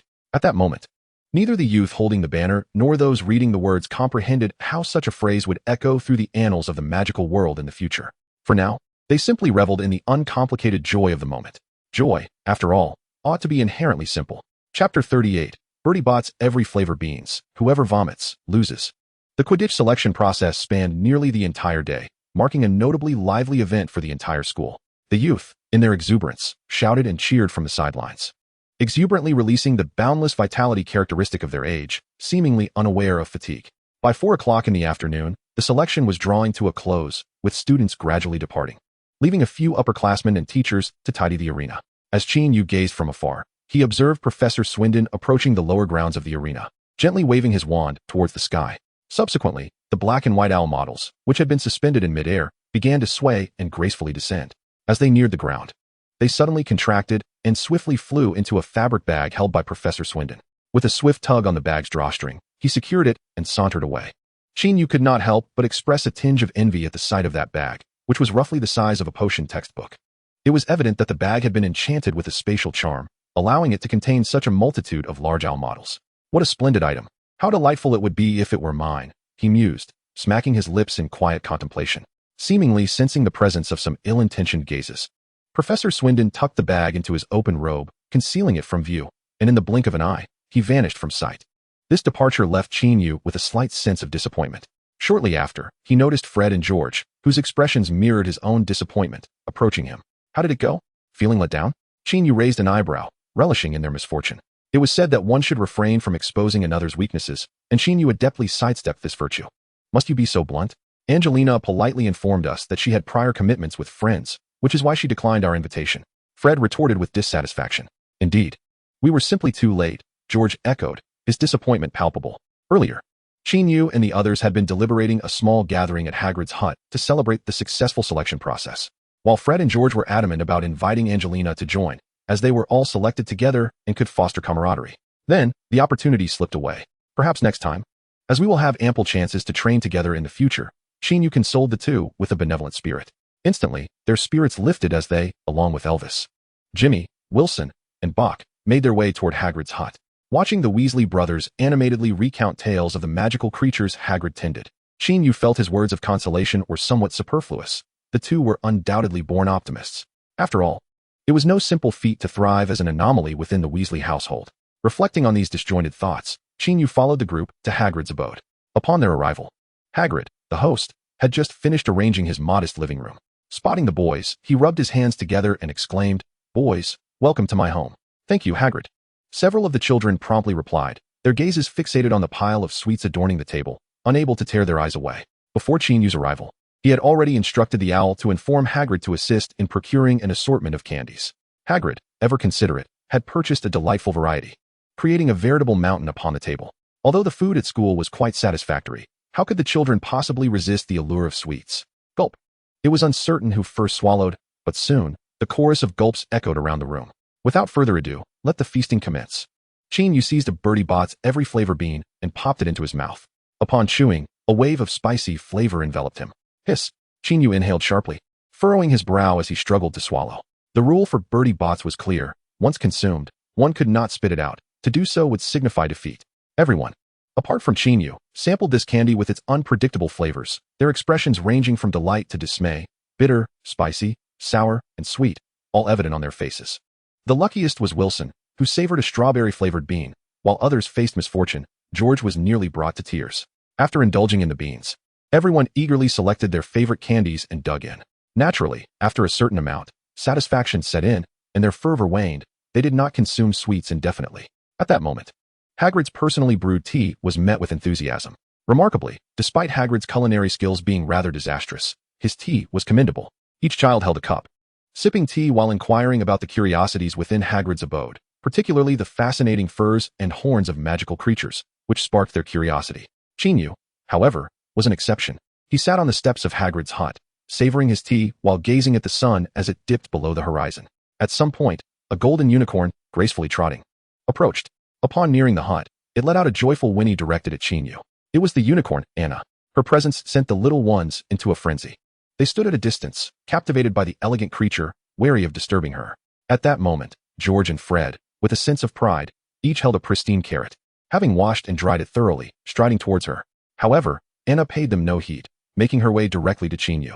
The gathering at Hagrid's hut concluded promptly before dinner commenced. Just prior to its end, Charlie, who had been tidying up the Quidditch pitch, arrived. He first admonished his two mischievous younger brothers to refrain from causing trouble for Hagrid, which elicited a slight response from George and Fred. Then, he turned to Qin Yu to discuss the upcoming selection process. Charlie mentioned that Professor McGonagall suggested Qin Yu take on the role of seeker rather than beater. Why? Qin Yu was momentarily taken aback. Because your speed is indeed quite remarkable, Charlie explained with a shrug. No. Upon hearing the words, Qin Yu vehemently shook his head, rejecting the proposal. Prior to participating in this selection, he harbored certain expectations about becoming a seeker, perceiving the role as remarkably prestigious. For the seeker could secure a significant advantage of 150 points for their team by capturing the golden snitch. However, after the selection process today, he realized that the position he truly desired was that of a bat. Since Qin Yu was resolute in his decision, Charlie did not press the matter further. After all, their team was not in immediate need of a seeker. Perhaps next year, after graduating, Professor McGonagall could persuade him to reconsider. Hence, before Hagrid could eagerly showcase his culinary skills, Qin Yu led a few bewildered youngsters away from Hagrid's hut. Chapter 39. Please allow me to introduce myself. Are you truly not considering becoming a Seeker? It is indeed a sought-after position. Upon entering the Gryffindor common room, once Charlie had returned to his dormitory, George and Fred could not restrain themselves from addressing Qin Yu. I have little interest in being a Seeker, Qin Yu replied, pausing momentarily before earnestly continuing. I believe a team functions much like a small army. The Chasers are responsible for the front line, acting as the main force, while the Seekers are akin to a surprise unit, advancing alone to achieve unexpected victories. In contrast, the Batters represent the sharpest spears and the deadliest weapons of this army, embodying the team's greatest strength. Rather than chasing an elusive, winged ball, I would much prefer to wield a bat and dominate the field, vanquishing any opposition. How exhilarating that would be. As he spoke, he mimicked the action of fiercely swinging a bat, exuding a considerable presence. Indeed, you share our sentiments. The batter is undoubtedly the coolest position, George remarked with a knowing smile. Without a batter, Quidditch would lack its very soul. Fred chimed in. The three, united in their vision, embraced camaraderie as they envisioned their future prowess on the field, their spirits soaring.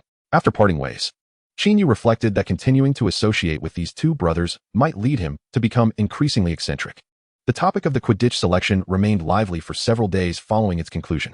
Qin Yu became somewhat of a minor celebrity within the school. Many recognized him as the batter who defended the large white owl on selection day, although most were unaware of his name, as he was merely a first-year student. Several days later, the inertia of daily life returned everyone to a state of normalcy and busyness, rendering the Quidditch selection a mere memory. As individuals resumed their routines and began discussing other matters and focusing on different people, naturally, those who were already fans of Qin Yu continued to fervently seek out information about him, with Elvis remaining the most significant source of such information. However, when Elvis informed them that Qin Yu had a female friend who frequently wrote to him, their hearts shattered into countless pieces, leaving them in a state of desolation. Subsequently, some melancholic girls relinquished their fantasies regarding Qin Yu, seeking solace in their studies to numb their wounded hearts. Of course, there were others who remained undeterred, convinced that they still possessed a fighting chance. After all, who among them was not a magical princess in their own right? The thoughts of these children were, of course, unknown to Qin Yu, as he was genuinely quite occupied. After officially joining the Gryffindor Quidditch team, he found himself engrossed in a whirlwind of classes, after-school tutoring, and Quidditch training. Despite his busy schedule, Qin Yu did not feel weary. On the contrary, he swiftly adapted to this new lifestyle. Classes were nothing short of enriching: potions, herbology, charms, transfiguration, and more, each subject brimming with excitement. The more Qin Yu learned, the more he felt the allure of magic. He began to leverage his extensive knowledge and imaginative thinking to pose a myriad of peculiar questions to his teachers, repeatedly interrupting their lessons and significantly hindering the normal teaching pace.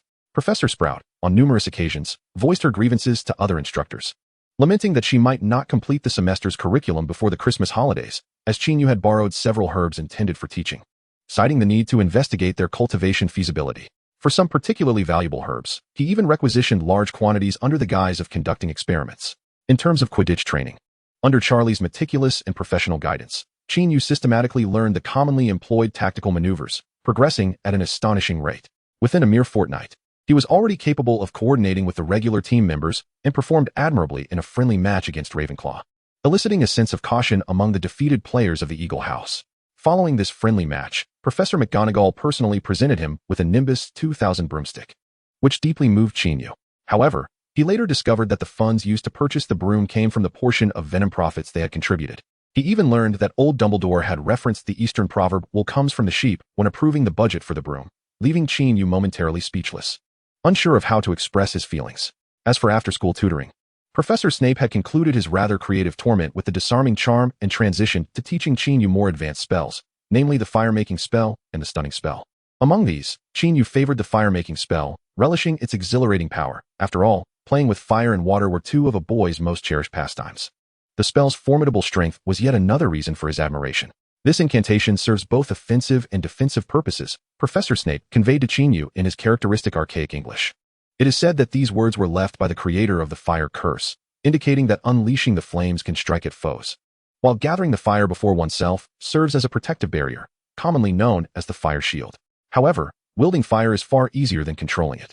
At present, Qin Yu can only manage the dragon's breath technique, and he is still not adept at constraining the flames. If he continues to practice, he risks being singed by the uncontrollable fire. Professor Swindon, having exhausted all he could teach regarding meditation and the training of fear, had turned to casual conversation with Qin Yu. Professor Swindon, our daily tea chats seem rather unprofessional, don't you think? Qin Yu remarked one evening, addressing the professor who had prepared an array of treats. How could this be deemed unprofessional? Engaging in conversation is indeed a necessary means of emotional adjustment. When your thoughts collide with another's, your comprehension of the world becomes more refined, your values more steadfast, and your resolve stronger, Professor Swindon replied earnestly. Indeed, your perspective is quite insightful, Qin Yu concurred, savoring a delicacy that appeared to be made from glutinous rice flour. Today, let us discuss astrology. By the way, what is your zodiac sign? Professor Swindon inquired. I am a Taurus. My birthday is on May 5th, Qin Yu responded, taking a sip of tea. Oh, I was not mistaken. I am a Gemini, Professor Swindon said, pointing to himself. I must admit, I am not particularly interested.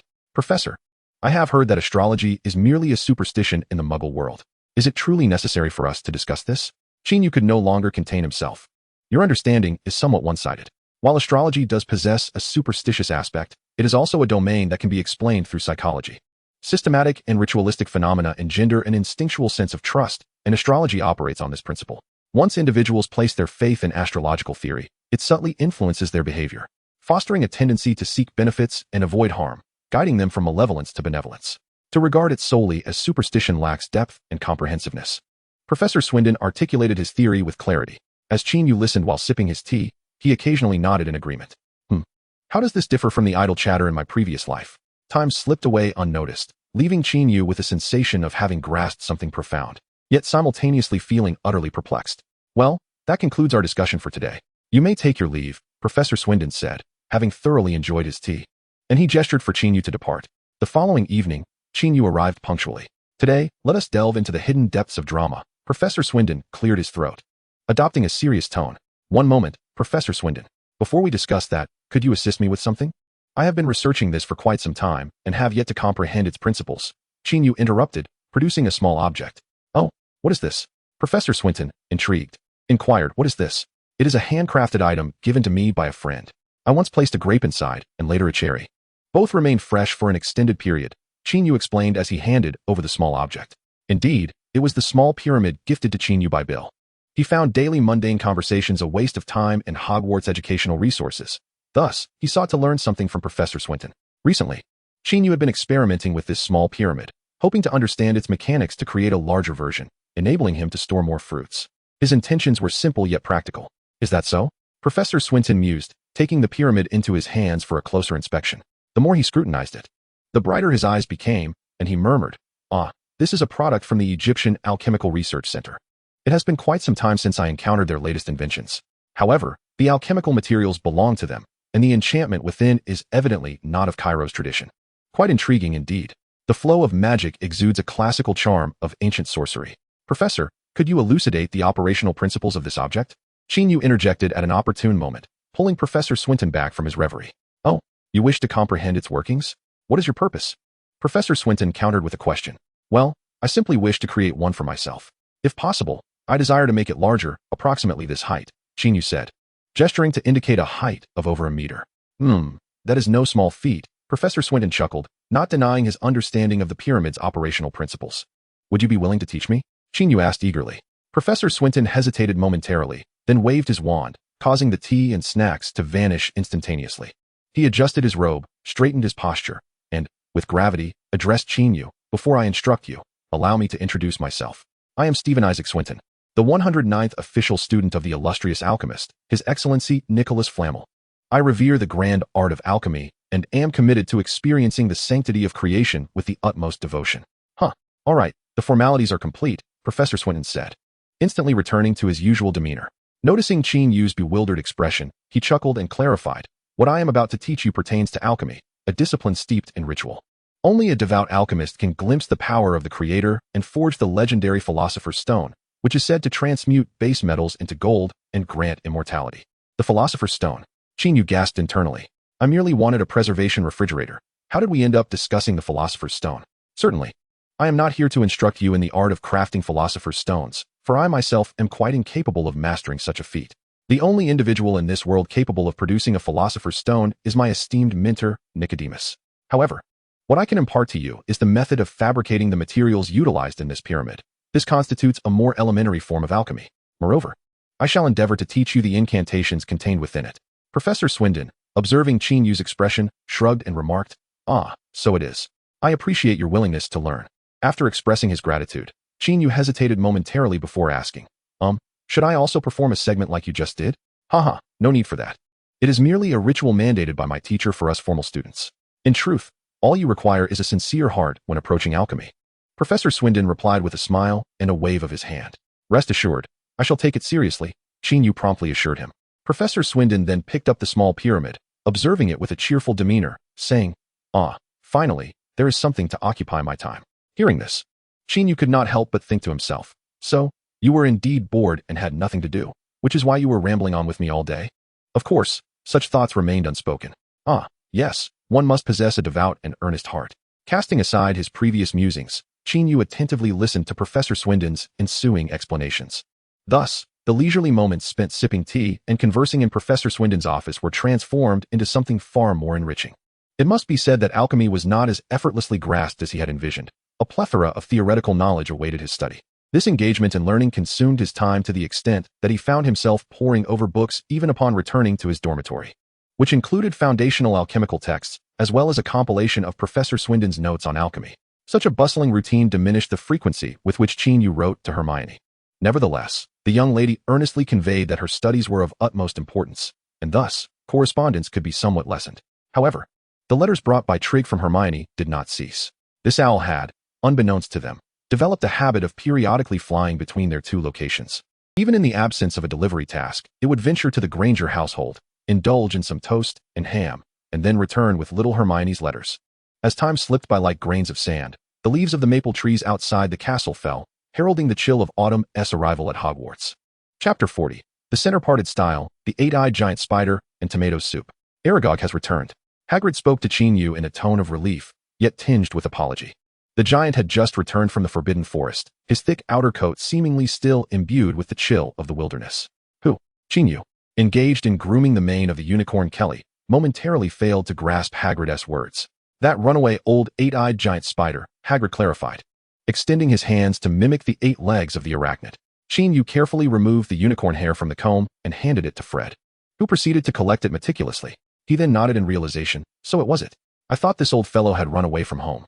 To be honest, Qin Yu harbored no fondness for the 8-eyed giant spider. When he inadvertently stumbled into its lair, he had clearly stated that he was a friend of Hagrid, yet the creature continued its malevolent antics. Had it been someone without a system, they would surely have met a grim fate. Though the old creature might not intentionally harm anyone, the indifference it exhibited when Qin Yu and the little unicorn were in peril left him with lingering resentment. Thus, he consistently referred to it with disdain. Well, after Aragog's escape, life hasn't been easy for him. He nearly met his end while passing through a centaur gathering. Now that the weather has turned cooler, he has quietly returned, and I only discovered this during my recent patrol of the Forbidden Forest, Hagrid added, before cautioning. He specifically instructed me not to inform you of his return. George, Fred, why would he ask you not to tell Qin? Why even bring it up? The brothers mused simultaneously. Humph, does he fear I might eradicate his lineage? Qin Yu retorted with irritation. Perhaps he harbors such fears. Aragog remarked that you were truly terrifying at that time. Had he not fled in time, he surely would have perished. Hagrid nodded in agreement. Qin Yu rolled his eyes as he styled the unicorn Kelly's hair into a middle part, coldly stating, tell him that since he did not harm me then, I shall not harm him now. Also, mention that this is on account of Uncle Hagrid's favor. Furthermore, his offspring are the architects of their own misery, and their remains belong to us. Should he have any objections, I am willing to discuss it with him. George and Fred nodded vigorously at this, knowing well that the venom of the 8-eyed giant spider was quite lucrative, and they already had wizarding clients as far away as Brazil. I can assure you, Aragog will have no objections. His offspring have long been untamed, possessing entirely different temperaments from him. Even he finds it difficult to rein them in. Hagrid explained to Qin Yu and the Weasley brothers. Qin Yu grasped the implication of Hagrid's words. Aragog was raised by him, akin to a domesticated husky in the Muggle world. Although fierce, it was still manageable, while Aragog's progeny were entirely wild, akin to feral dogs or wolves. One was a pet, the other a beast. Hagrid naturally felt affection for Aragog but held no sympathy for those wild creatures. Likewise, Aragog felt little compassion for his numerous descendants, as they brought upon themselves their own fates. Well, that settles it. Just let him continue residing in his old den. After Qin Yu finished speaking, he seemed to recall something and turned to Hagrid, saying, please convey to it that in the future, should any of your friends enter It must keep a vigilant watch over its little offspring. If there are any incidents of harm, I would not hesitate to blow up the spider den once more. At that time, we shall see if it can escape successfully again. Of course, Qin Yu would not recklessly employ his powers to destroy the spider den. But he could certainly issue threats. After all, it was merely a large insect. Did it truly understand the meaning of deception? I will certainly relay your message. Hagrid replied with a solemn nod. Qin Yu and his companions had secured the venom and, with it, made a modest foray into the magical market, while Aragog, under Hagrid's persuasion, had obtained Qin Yu's temporary understanding and warning. The incident with the eight-eyed giant spider seemed to have reached a satisfactory conclusion, or so it appeared. George and Fred Weasley were relieved, and Hagrid returned to the Forbidden Forest to inform Aragog of Qin Yu's words. The only discontent at the scene came from the little unicorn, Anna. While Qin Yu was grooming the mane of the great unicorn, she had been anxiously circling around. Hagrid's arrival had directly impeded the progress of Qin Yu's styling efforts, which left her somewhat disgruntled. At last, Hagrid departed, and Qin Yu styled the unicorn Kelly's mane into a perfectly symmetrical parting that would satisfy even the most fastidious.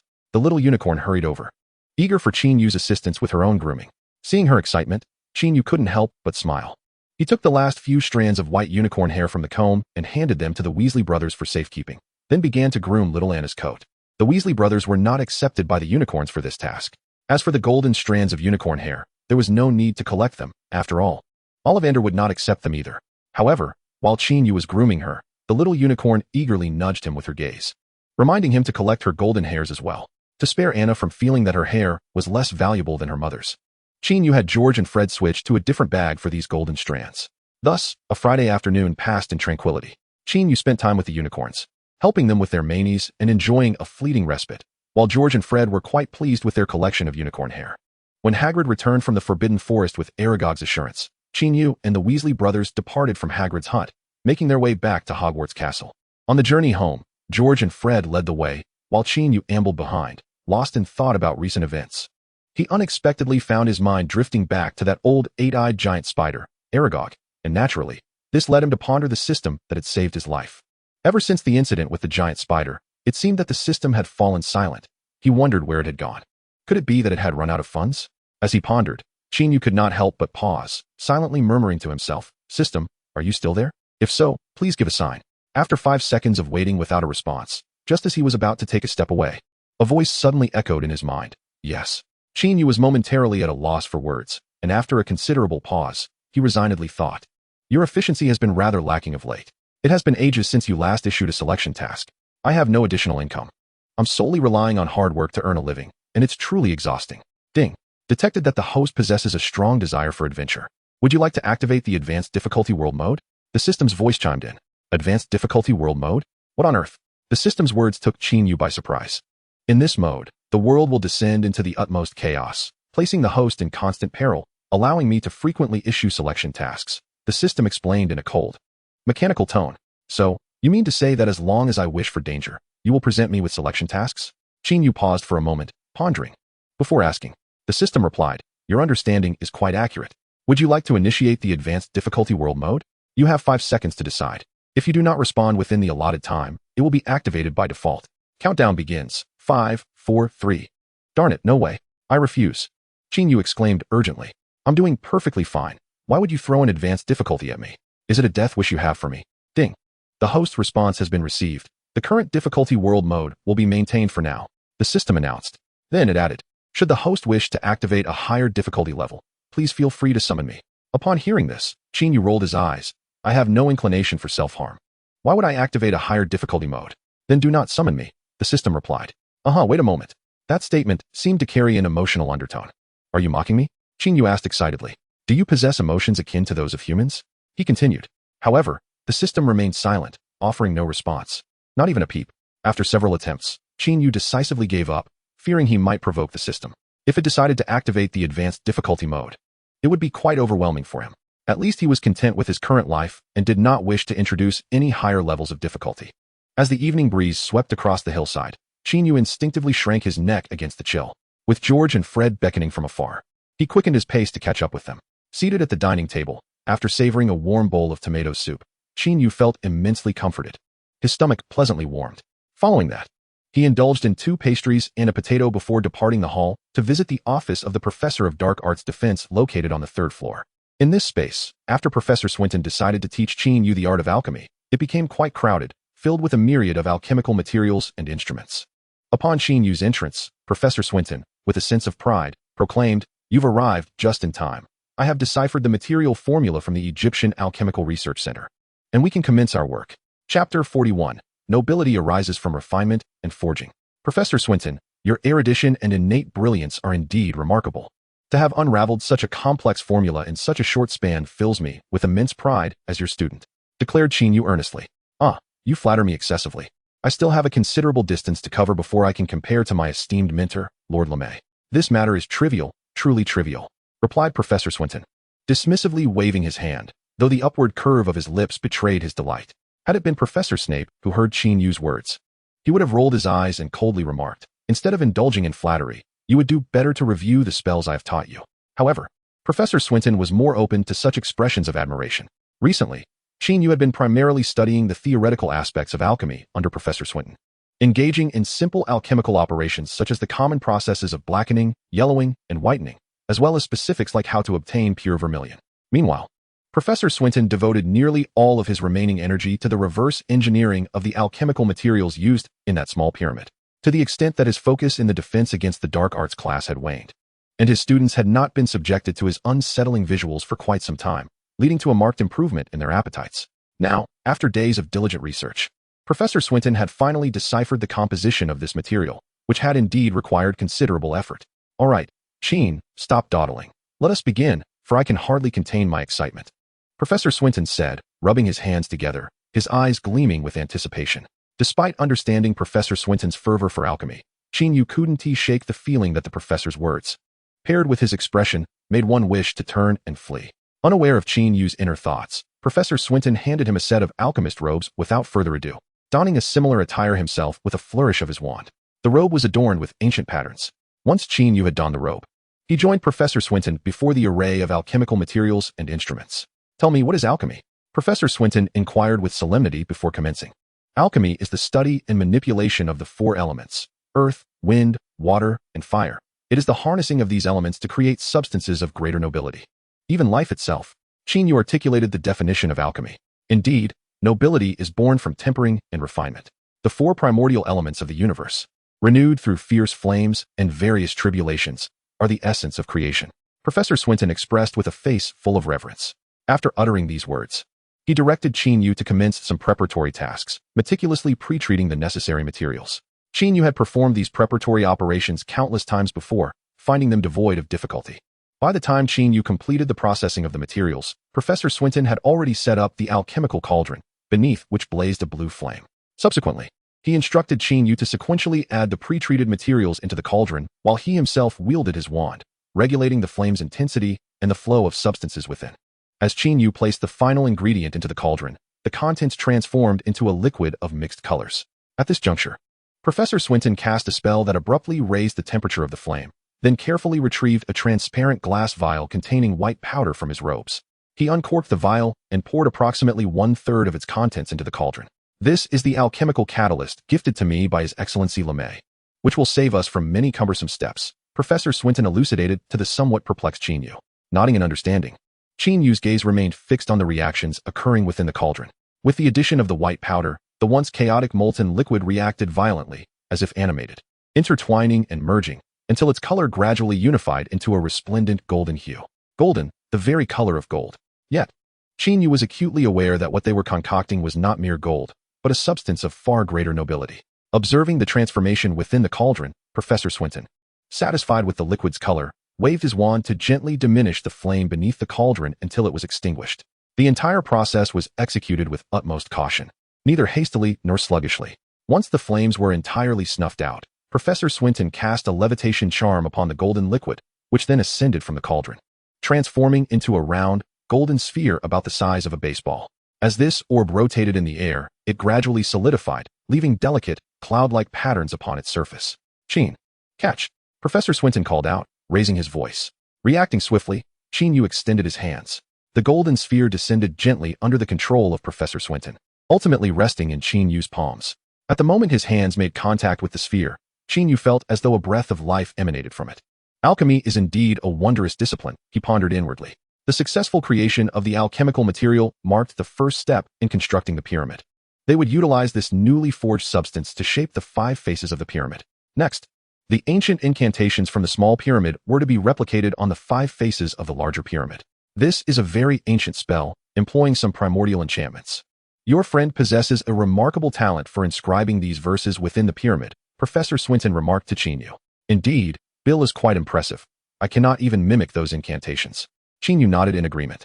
Haha, merely reproducing the incantations is not sufficient. One must also perceive the flow of the spell.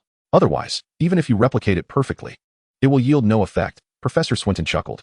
It sounds rather troublesome. Qin Yu shrugged. Yes. It is said that these incantations were crafted by ancient sorcerers who attuned themselves to the whispers of the cosmos. Of course, our replication does not require such depth. A general imitation will suffice. I fear I cannot manage this alone. I shall need assistance. The first person Professor Swinton thought of was Professor Dumbledore. But he quickly dismissed the idea, not wishing to burden Dumbledore with such a trivial matter. Thus, Professor Snape became the next best candidate. Qin Yu felt he could not contribute much to this endeavor and left it to Professor Swinton and Professor Snape to explore. On the evening of the 5th day, Qin Yu was summoned to the office by Professor Swinton. In the center of the office stood a golden pyramid, over a meter tall. Professor Swinton and Professor Snape flanked the pyramid. One wore a smile, while the other maintained a stern expression, resembling the Sphinx. Chapter 42, A New Effect. Gazing at the imposing pyramid before him, Qin Yu felt as though he were admiring a work of art. Its golden, geometrically precise faces shimmered as if illuminated from within, captivating the eye. He then glanced at his 2 visibly fatigued professors, and a thought struck him. Have I truly caused such a commotion for merely a preservation refrigerator? Look at how exhausted Professor Snape appears. His once lustrous black hair had become somewhat dry and split. Qin Yu regarded Professor Snape with a hint of sympathy. Noticing Qin Yu's gaze, Snape rolled his eyes and coldly remarked, Though I am unaware of your thoughts, should you continue to look at me in such a manner, I cannot guarantee that I will not throw you out of the 3rd floor window. Hee, I merely think you appear quite worn out. Truly, I appreciate the hard work you and Professor Swinton have put in during this time, Qin Yu said with a sincere grin. As for research, I do not find it burdensome. Rather, it is you who must adopt a more serious attitude. One cannot approach tasks with trepidation, Professor Snape continued in his icy tone. Understood, Qin Yu quickly nodded. Very well, Severus, the instructional period has concluded. It is time to unveil the fruits of our research over the past few days. Professor Swinton interjected at an opportune moment. Indeed, Snape replied with a nod of agreement. Subsequently, both professors stepped aside, with Swinton elegantly gesturing his wand toward the pyramid. A golden panel on the pyramid began to rise slowly, suspended in midair, revealing its hollow inner structure. Within, there lay a delicate porcelain plate adorned with various fruits, 1 apple, 3 bananas, a cluster of grapes, and 2 avocados. Observing the smug expressions on Swinton's face and Snape's subtly raised chin, Qin Yu sighed inwardly, lamenting his own folly in troubling these esteemed scholars with such trivialities. It seemed a gross misallocation of their talents. Although he harbored such thoughts, his countenance remained composed, betraying none of his internal conflict. The efficiency displayed by the 2 instructors was truly remarkable. He had not anticipated their swift replication of the pyramid's enchantment. I am genuinely in awe of your prowess, Qin Yu remarked with sincere admiration. This admiration was indeed heartfelt. He too had been delving into the incantations within these pyramids, but had only managed to sketch a rudimentary outline, devoid of any magical flow, let alone achieving the desired effects. Now, witnessing the pyramid emanating magical vibrations, he could genuinely appreciate the classical aura of magic that Professor Swinton had described. Replication? Do you truly believe we would engage in such a rudimentary endeavor? Snape scoffed, his tone laced with arrogance. Huh, is it not so? Qin Yu was momentarily taken aback. Snape, uninterested in addressing the question, extended his wand, delicately tapping the apex of the pyramid, and began to chant an incantation. Instantly, a thin veil of coldness enveloped the interior of the pyramid. As this chill permeated the air, Qin Yu heard the crackling sound of ice crystals forming. Invisible frost began to crystallize on the alchemical materials that comprised the pyramid's inner walls. The fruits upon the plate were soon coated in a layer of frost, clearly frozen. Is this a rapid freezing effect? Qin Yu gazed incredulously at the 2 professors. He recalled that the small pyramid Bill had gifted him possessed merely a preservation charm, lacking any potent magical essence. In contrast, this larger pyramid not only exuded a formidable magical presence, but also exhibited this astonishing freezing capability, leaving Qin Yu quite astonished. Severus, we agreed that I would conduct the demonstration. How could you do this? Professor Swinton exclaimed, clearly irritated. Does it truly matter who demonstrates? Snape replied nonchalantly. It most certainly does. How can I project a dignified and admirable image in front of the students if you overshadow me? Swinton argued vehemently. Oh, if you wish. You may demonstrate again, Snape suggested. What use would that serve? Can it possibly be more impactful than the initial demonstration? Swinton retorted angrily. You never specified that you would be the one to demonstrate first, Snape remarked coolly. Severus, you are being utterly evasive. Professor Swinton exclaimed, his teeth clenched. Say what you will, Snape replied, his hands folded resolutely at his waist, his demeanor indifferent. At that moment, Qin Yu could no longer restrain himself and raised his hand to interrupt their exchange. Professor, do you also find him insufferable? Both professors queried simultaneously. Well, what I meant to convey is that regardless of who demonstrates, both of you hold a magnificent and illustrious image in my heart. It is through your guidance that I have come to understand the wisdom and magical prowess that an exceptional wizard should possess. It is my greatest honor to be your student, Qin Yu declared sincerely. Upon hearing this, Professor Swinton's expression softened considerably, while Professor Snape merely huffed and chose to remain silent. Now, which of you will enlighten me about the principles behind this spell? I am genuinely eager to learn. Qin Yu addressed them. Naturally, I shall elucidate, Professor Swinton interjected eagerly. He gestured toward the pyramid, which was now encrusted with a thick layer of frost, and began his explanation. Firstly, the alchemical materials employed by your friend were, in fact, low-grade substances derived from the Egyptian Alchemical Research Center, costing little. The materials we previously concocted are of far superior quality. Furthermore, while the incantation inscribed within the small pyramid offers some preservation and anti-decay effects, it fails to fully harness the ancient spell's maximum potential. This has been a challenge that Professor Snape and I have been diligently tackling. We can now assert that we have thoroughly researched and developed 80% of the spell's capabilities, thus enabling this pyramid not only to preserve, but also to freeze rapidly. Once Professor Swinton concluded, Snape nodded in agreement and added, many of these incantations facilitate the transformation of magical energy. If you wish to comprehend the pyramid's operational principles, you must delve into each incantation and understand their role within the magical process. It sounds rather intricate, Qin Yu mused, smacking his lips. It is indeed complex, however. With our assistance, rest assured we shall impart this knowledge to you, Professor Swinton proclaimed confidently. Thank you both, esteemed professors. Qin Yu expressed his gratitude promptly. Of course, we cannot delve into the details today, and I can see that both of you are rather fatigued from your recent studies. Perhaps we can commence our formal learning tomorrow, he suggested. The two professors readily agreed, as there was no urgency in the matter. In the days that followed, Qin Yu began his studies of these ancient incantations under the joint tutelage of both professors. The process was relatively smooth, albeit somewhat tedious. Fortunately, the sight of Professors Swinton and Snape bickering like children over trivial matters provided him with amusement and served as a pleasant distraction. Above all, he was increasingly captivated by the mystery and power of these spells, as well as the profound magical expertise exhibited by both professors. On a particular day, the three of them sipped rich tea while enjoying fruits extracted from the pyramid. Professor Snape gazed at the object of their prolonged study and murmured, Have we toiled for so long merely to store fruits? Have you finally come to this realization? Qin Yu thought awkwardly, his lips twitching. What is amiss? Is there something wrong? Professor Swinton inquired, somewhat puzzled. There is nothing inherently wrong. I am simply curious about how much money you have invested in this pyramid. Snape replied slowly. Hearing this, Qin Yu turned his gaze curiously towards Professor Swinton. He knew that the alchemical materials were undoubtedly expensive, yet he was unaware of their exact worth. How much did I spend? Let me think. The materials used for alchemy are probably valued at around 2,000 to 3,000 galleons. Perhaps even a bit more, Professor Swinton pondered aloud. 2,000 to 3,000 galleons? Qin Yu was taken aback. They hadn't earned that much even after selling the venom of an 8-eyed giant spider for an entire autumn. But that was not the end of it. Professor Swinton continued. As for the catalyst gifted to me by Lord LeMay, its value cannot be measured in mere currency, as it is something unavailable on the market, a product of Lord LeMay's brilliance. Goodness, the very essence of the greatest alchemist of our time. How precious must that be? You used it right away, didn't you? Qin Yu lamented inwardly. Of course, the highest value lies in the efforts we both have invested, as well as the occasional brilliant ideas proposed by Qin. Professor Swinton concluded proudly. While the words were indeed eloquent, Qin Yu couldn't help but interject, Professor Swinton. Perhaps I should repay you later? I certainly cannot afford Lord LeMay's catalyst, but at the very least, let me reimburse you for the alchemical materials. Haha, Qin. Do you truly believe I am so bored as to play with you? Professor Swinton laughed. Isn't that so? Ahem, certainly not. Qin Yu quickly corrected himself. Indeed, there is a part of me that seeks to pass the time, but after encountering the small pyramid, I felt a compelling desire to replicate it, even to surpass it. As a wizard, when faced with such a challenge, one must give their all. After all, it is this thirst for exploration that fosters our progress, Professor Swinton stated earnestly. Yes, throughout this process, I have learned a great deal and gained a deeper understanding of magic, Professor Snape interjected. Precisely. You see, Your Professor Snape shares my sentiments. While we have indeed constructed a pyramid merely for storing fruits, it does not imply that we are limited to this task. Wouldn't you agree, dear Qin? Professor Swinton remarked with a smile. That does seem to hold some truth. However, with so many galleons at stake, money is of little importance to me.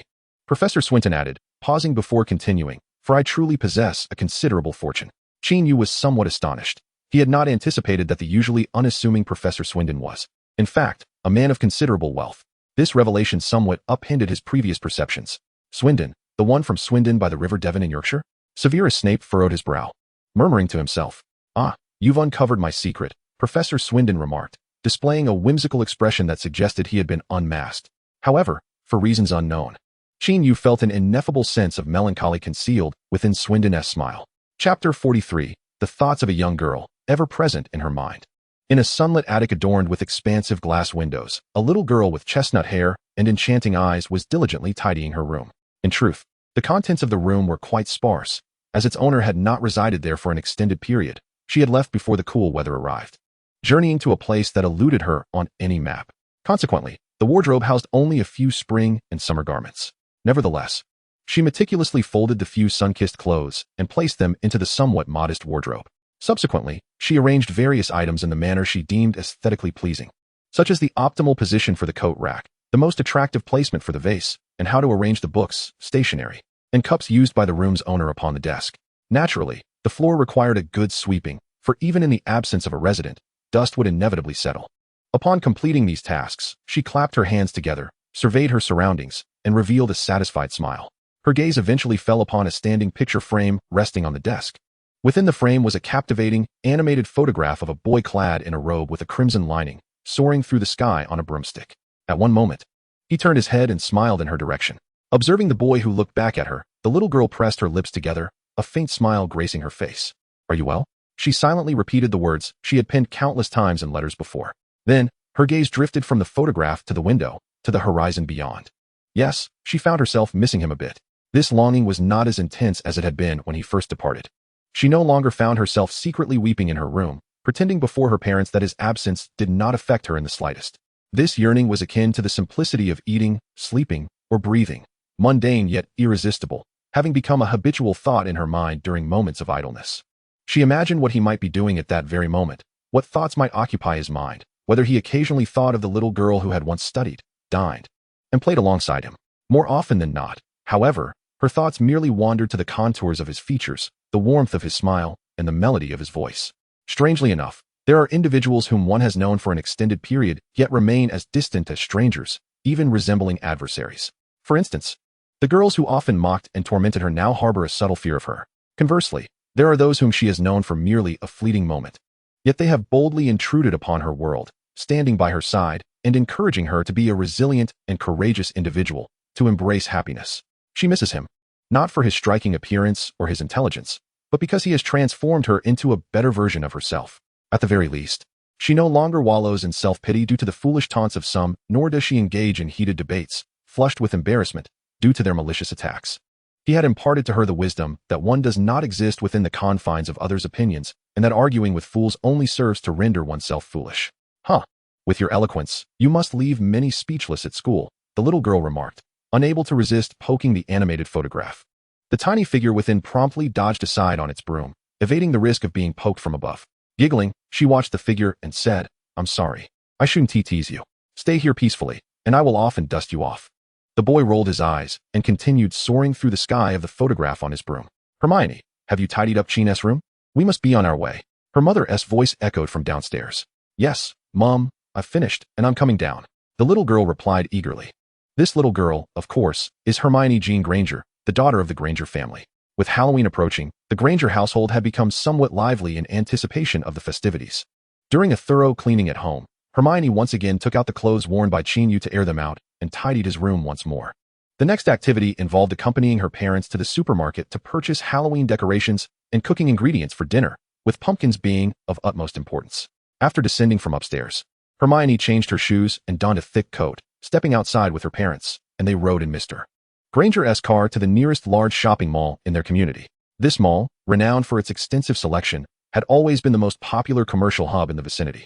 And with Halloween approaching, the crowds had swelled, many families like the Grangers coming to procure items for the holiday. The Granger family navigated through the bustling throng.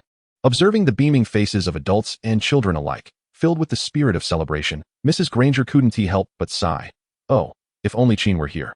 We could celebrate Halloween together. She found herself missing that little boy, such a lovely and wonderful child.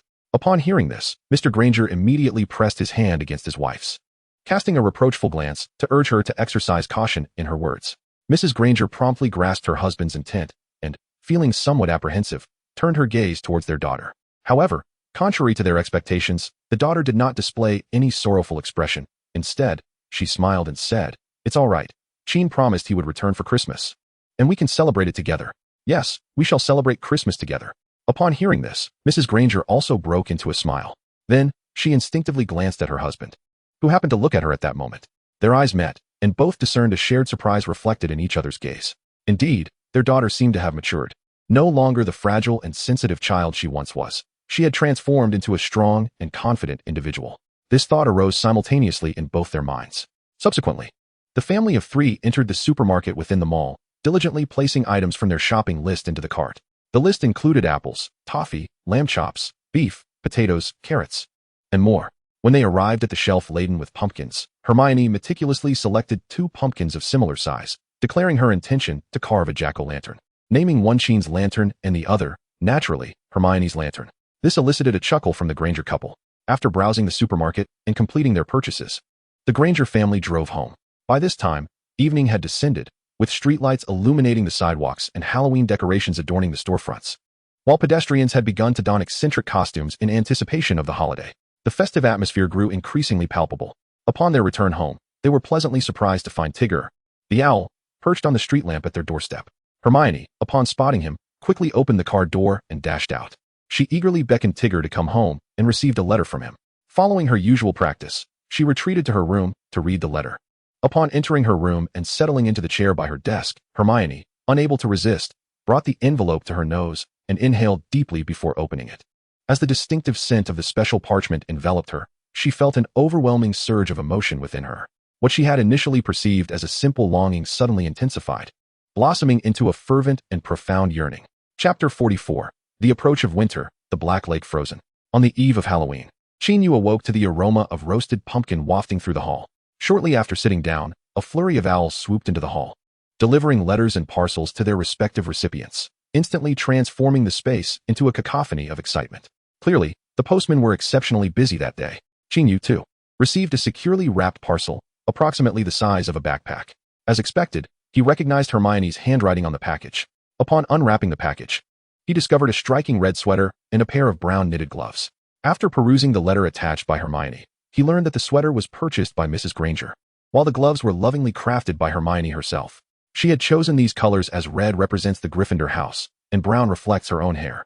The vibrant red sweater left Qin Yu momentarily speechless. Such a conspicuous hue would have deterred him from wearing it in his previous life, had he been an adult. As for the gloves, though they may have appeared slightly unrefined, they felt wonderfully warm on his hands, perfect for the winter ahead. Hermione also mentioned in her letter their preparations for Halloween, and that she was crafting 2 beautiful jack-o'-lanterns, which further immersed Qin Yu in the festive spirit. Due to the impending holiday, the students were somewhat distracted during their classes, their minds preoccupied with thoughts of the evening banquet. This distraction led to a mishap in potions class, where a careless student miscalculated the amount of powdered milk thistle, inadvertently adding a heaping spoonful.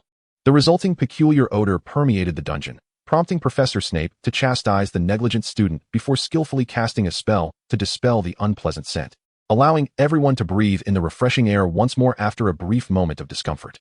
At last, when the final class of the afternoon concluded, the students eagerly rushed to the surface to attend the Halloween Eve feast. The Great Hall was adorned with an array of Halloween decorations. The ceiling transformed into a magical starry sky, with thousands of bats fluttering about, perfectly enhancing the festive atmosphere. The banquet spread was indeed lavish, with an enticing array of delectable dishes filling the 4 long tables and the staffest table. Gazing at this magnificent and lively scene, Qin Yu let out a sigh after a while. "What is the matter, Qin?" Elvis perceptively noticed his sigh. "I was just thinking how wonderful it would be to capture this moment and share it on social media," Qin Yu replied with a shrug. He envisioned posting a picture and receiving a comment from his friend Hermione and a like from Professor Dumbledore. Indeed, that would be quite amusing. "Social media? What is that?" inquired George, seated beside him, with Fred also casting a curious glance. Well, it's like, how should I put it? Qin Yu paused, contemplating how to explain this concept to his companions, who had limited knowledge of the Muggle world, let alone future innovations. Then, he noticed Percy perusing a copy of the Daily Prophet, which sparked an idea. He turned to the inquisitive group and explained. Social media is akin to creating your own version of the Daily Prophet, where you can post pictures and messages, like today as Halloween Eve feast. Your friends can view this newspaper through the Flu Network, and they are also able to leave comments for you. The Flu Network is one of the most vital conduits in the magical realm, with many wizarding households having their fireplaces connected to it.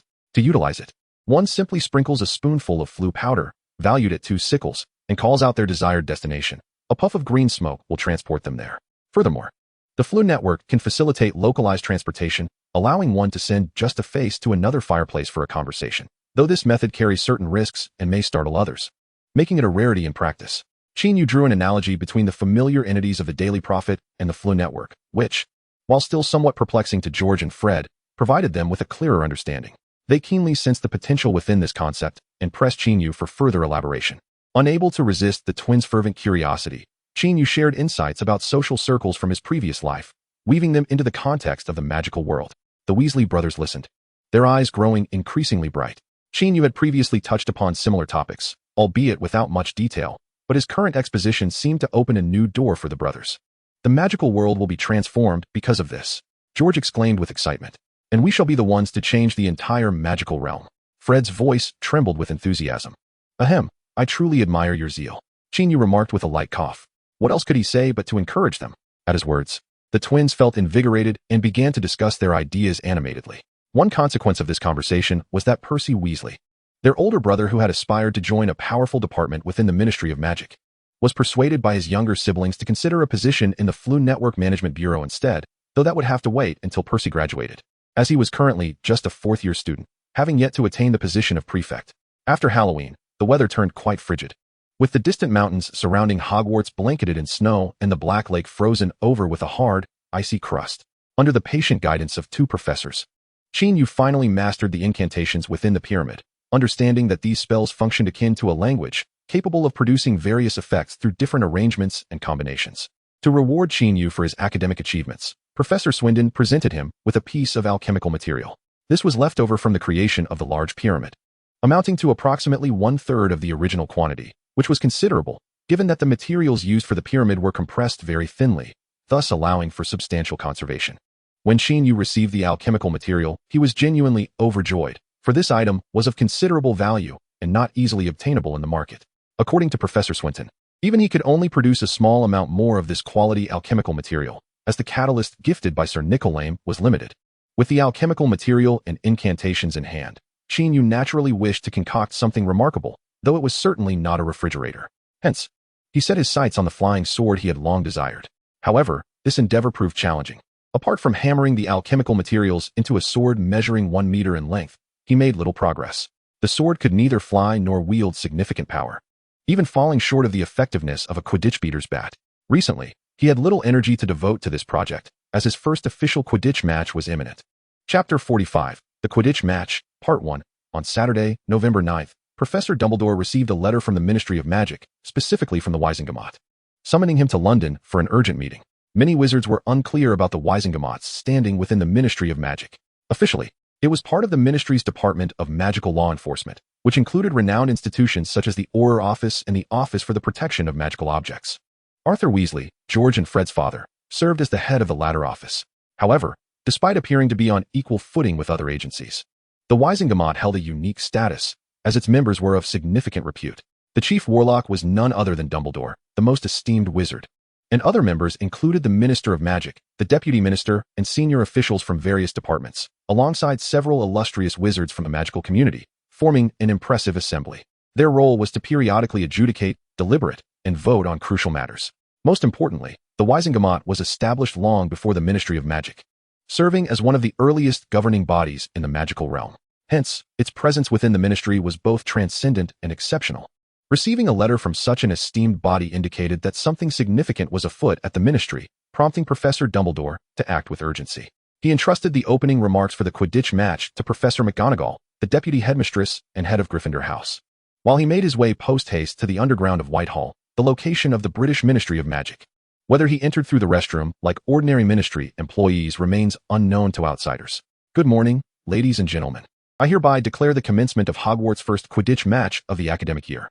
Professor McGonagall gently placed her wand against her throat and cast the amplification charm, allowing her voice to resonate throughout the Quidditch pitch. As her brief opening remarks concluded, the stadium erupted into a fervent chorus of cheers. Ladies and gentlemen, please welcome the players from Gryffindor and Slytherin, along with the referee, Madam Hawk, as they enter the arena. Professor McGonagall announced once more. Subsequently, a total of 15 individuals, comprising the players and the referee, brandished their flying brooms and gracefully made their way to the center of the pitch. Professor McGonagall then returned to her seat. With a sharp blast from her silver whistle, Madam Hawk signaled the commencement of the match. The 14 players from Gryffindor and Slytherin swiftly ascended into the sky upon their brooms, as a large quaffle, 2 smaller black bludgers, and a tiny golden snitch with wings were released by Madam Hawk. Go Gryffindor! Victory to Slytherin! The students from both houses fervently cheered for their respective teams. Hello everyone. I am Linda Zhu, a 5th-year student from Hufflepuff and today as primary commentator, exclaimed a beautiful girl with wine-red hair, smiling from the commentary booth. Hi everyone. I'm Moni Wanda, a 3rd-year student from Ravenclaw, serving as today as secondary commentator, chimed in another cool girl with chestnut short hair, her voice brimming with enthusiasm. The Quidditch pitch was immense, and with players darting about, even those seated high in the stands found it challenging to discern all the intricate details of the match. Thus, the commentators were essential, as they enjoyed the best vantage point and utilized magical aids to observe many aspects that were difficult for others to see. Now, as the match had just commenced, we observe that the players are not engaging in overly aggressive competition. Currently, the quaffle is in the possession of Slytherin's chaser, DeLeon Puce. With several matches under his belt, he joined the Slytherin Quidditch team last year, Linda Zhu remarked. Indeed, during our last match against Ravenclaw, Puce scored a splendid goal. While our goalkeeper appeared to be in a deep slumber, Moni Wanda added with a hint of resentment. Her words elicited laughter from many in the stands, while Ravenclaw students cast irritated glances at the short-haired commentator. However, it was indeed a fact that Ravenclaw's Quidditch team had struggled in recent years, their skill level not comparable to that of Gryffindor and Slytherin, often finding themselves on the receiving end of defeat. Nevertheless, Moni Wanda's comments were rather uncharitable. How could she speak so disparagingly of her own house team? Moni, we shouldn't be so harsh. Ravenclaw's performance in the last match was commendable, Linda Zhu interjected diplomatically, skillfully steering the conversation. Now, let us return our focus to the field. Puce is now flying towards the Gryffindor goalpost. Moni, do you think he will score? Upon hearing this, Ming and I immediately shook her head and replied, it's quite difficult. Oliver Wood, the vice-captain of Gryffindor, is a highly experienced goalkeeper. He is currently executing a classic double figure-8 maneuver, vigilantly guarding against the 3 goalposts. Look, Puce is already hesitating about which post to aim for. Wait, is that Angelina Johnson from Gryffindor? What is she up to? Angelina dashed forward. Has she seized the quaffle? My goodness, this young girl, who has only been on the team for a little over a month, has snatched the quaffle from Puce. Just as Puce hesitated, Angelina accelerated past and took the quaffle. Witnessing this scene, Ming and I Wanda, who had been narrating with utmost seriousness, suddenly became exhilarated. The stands of Gryffindor erupted in cheers. She-s remarkable, Linda exclaimed. No, she-s valiant. For such a newcomer to dare snatch the ball from seasoned players requires immense courage, Ming and I said with a hint of admiration. Indeed, Quidditch is a sport that demands bravery. Linda nodded in agreement. In contrast to Angelina's courage, the male players on the field seemed less enthusiastic. Look at our captain, Charlie Weasley. He is still leisurely searching for the golden snitch up in the sky. Ming and I, it might not be fair to criticize Captain Weasley, as the snitch is quite elusive. Oh, it's fine. Charlie is a distant cousin of mine. From what I know, he has an exceptionally good temper. And he doesn't have a girlfriend yet. I could arrange a date for you too, Ming and I chirped. Ming and I? Professor McGonagall, sitting not far away, couldn't help but interject as the girl's topic veered off course. I'm sorry, Professor McGonagall, Ming and I replied, sticking out her tongue. After seizing the ball, Angelina flew determinedly towards the Slytherin goalpost. However, the 3 chasers from Slytherin were hot on her heels. Oh no, Angelina is in danger, Linda exclaimed with concern. She needs assistance. It's challenging for her to break through the Slytherin trio. This is bad. The Slytherin beater is closing in. Just as Ming and I's words fell, a robust Slytherin beater swung his bat and struck a bludger, sending it hurtling toward the cornered Angelina Johnson. At that moment, a figure swooped in, positioning himself beside Angelina and swinging his bat to deflect the bludger with a resounding thud. Ming and I immediately shouted, it's George Weasley from Gryffindor. He saved Angelina just in time from being struck by the bludger. That is amazing. But, Ming and I, how did you recognize him as George Weasley? He looks quite similar to his twin brother and is also a beater for Gryffindor. It's simple. George's nose is slightly higher than Fred's, and his eyes are mismatched in size, making it easy to tell them apart. Last summer, while residing at the residence of the Weasley family, I stumbled upon a secret that may raise your skepticism. However, I must assert that my eyes serve as a microscope, revealing that he is indeed George. Hermione declared with a sense of self-satisfaction. Professor McGonagall sighed, uncertain whether to intervene in their conversation. Meanwhile, George, soaring through the sky, cast a troubled glance toward the commentary booth. Alas, this distant cousin was truly a source of vexation. Last summer, he had caused quite a stir in their household, leaving both Fred and Ron with lingering apprehensions about her. On the other side, Angelina charged forward with the quaffle, but after her throw, it was intercepted by the Slytherin keeper, thwarting her attempt at a goal. The Slytherin students in the stands erupted in cheers, while the Gryffindor supporters expressed their dismay. No worries, focus on defense, George. Qin Yu consoled as he flew past him. Right, George nodded, and then murmured, Qin, shall we employ that strategy? At that moment, the quaffle was in the possession of Slytherin's Marcus Flint, a towering and formidable presence. I'll guard over there. Wait for my signal. Qin Yu instructed before darting off to a designated spot. With Flint shielded by two other chasers, they advanced in a pointed formation toward the Gryffindor goalposts. Thanks to the commentary of the seasoned Quidditch enthusiast and secondary commentator, Hermione Wanda, many students unfamiliar with the rules became aware of the challenging eagle formation. In the Gryffindor stands, a massive figure pushed through the crowd. Excuse me, pardon me, let me through. Hagrid's imposing frame made its way past. Hagrid, we're over here. Elvis called out upon spotting him. Following the candy feast that day, several of Qin Yu's dormitory mates had become acquainted with Hagrid and greeted him warmly upon his arrival. Hagrid, why are you so late? Jimmy inquired curiously. I was delayed by some matters in the Forbidden Forest this morning, Hagrid replied. Was it something concerning the unicorns? Wilson asked with concern. Oh, no. It was the centaurs. It seems they had some issues, and when I went to inquire, they sent me back, Hagrid responded with exasperation.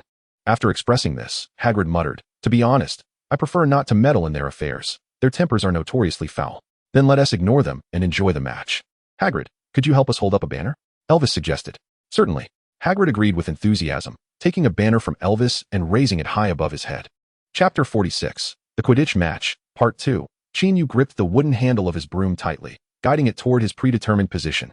Located diagonally in front of the Gryffindor goalposts, not far from Keeper Oliver Wood, whose stern expression was evident as Qin Yu could clearly see the furrowed brows on Wood's serious face. The situation on the field is decidedly unfavorable for Gryffindor, as the ball is currently in the possession of Slytherin's Marcus Flint, a formidable opponent. With the assistance of two pursuing Slytherin players, Marcus charged toward Gryffindor. In response, Gryffindor's chasers positioned themselves to flank him, attempting to disrupt his advance. Angelina swooped down from above, aiming directly for Marcus. Gryffindor had adopted a peeking claw tactic, indicating a fierce offensive strategy. Alas, Angelina Johnson was violently knocked aside by Marcus, resulting in the failure of their aggressive maneuver. Hermione Wanda provided commentary from the stands. Hermione, was that a foul? Linda Zhu inquired curiously. Hermione clarified that since Madame Hooch did not call a foul, Marcus's action should be regarded as a legitimate defensive charge. I see. The situation is rather dire for Gryffindor, Linda remarked with concern. At that moment, Angelina, having been struck by Marcus, struggled to regain control of her broom, wobbling dangerously as she descended. Fortunately, Charlie Weasley, the captain who had yet to locate the golden snitch, swooped in just in time to stabilize her fall. On the other side of the field, Qin Yu observed the unfolding events but showed no intention of assisting, even as the commentator, a short-haired girl, sarcastically noted that Gryffindor's two beaters seemed to be admiring the scenery in the sky. He remained unmoved, suspended in midair. Meanwhile, Gryffindor's other beater, George Weasley, although in motion, did not charge toward Marcus but instead veered towards his flank. This maneuver puzzled the two Slytherin beaters, who had initially viewed George with skepticism. However, they soon donned expressions of disdain, presumably believing he had surrendered to their dominance, as no one from Gryffindor could thwart the aggressive Marcus Flint. As anticipated, Marcus once again knocked aside a Gryffindor chaser attempting to intercept him, closing in on the Gryffindor goalposts. Why hasn't goalkeeper Oliver Wood continued with the previous double figure-8 maneuver? Linda asked, perplexed. Because Marcus is not the same as the previous DeLorean Pusey, he is exceptionally strong. The double figure-8 not only fails to provide comprehensive defense, but also drains the goalkeeper's energy, making it easier for Marcus to exploit any openings. Therefore, Gryffindor's keeper Wood has opted to defend the center goal and remain ready to dive for the ball, Hermione explained with clarity. Indeed, Gryffindor is in a precarious position, Linda sighed. Yes. It seems Wood may struggle to hold the line, Hermione concurred. The audience in the stands, listening to the commentary from the two which commentators, acutely sensed the urgency and delicacy of the situation unfolding on the field. As Marcus sped towards the goalpost, the Gryffindor students felt a wave of anxiety for their goalkeeper. While the Slytherins erupted with excitement, with first-year newcomer Jerome among those cheering vociferously. Marcus, with the ball at his feet, surged forward, leaving Gryffindor's chasers trailing behind. Captain Charlie Weasley, having just rescued Angelina, was unable to catch up to Marcus and had to remain vigilant against Slytherin's seeker. Alas, it seemed a goal was inevitable. Professor Swindon's voice echoed in Snape's ear. Snape frowned at the man who had appeared seemingly out of nowhere. "Oh, I lost track of time while experimenting with a new potion formula. You know how demanding those incantations can be?" Swindon shrugged, casually explaining before turning his gaze back to the field and inquiring, "How did Qin perform in his first official match? I didn't miss anything, did I?" "No. He has merely been gazing at the scenery," Professor Snape replied coldly, echoing the words of the short-haired girl. In truth, he did not genuinely believe that Qin was merely daydreaming.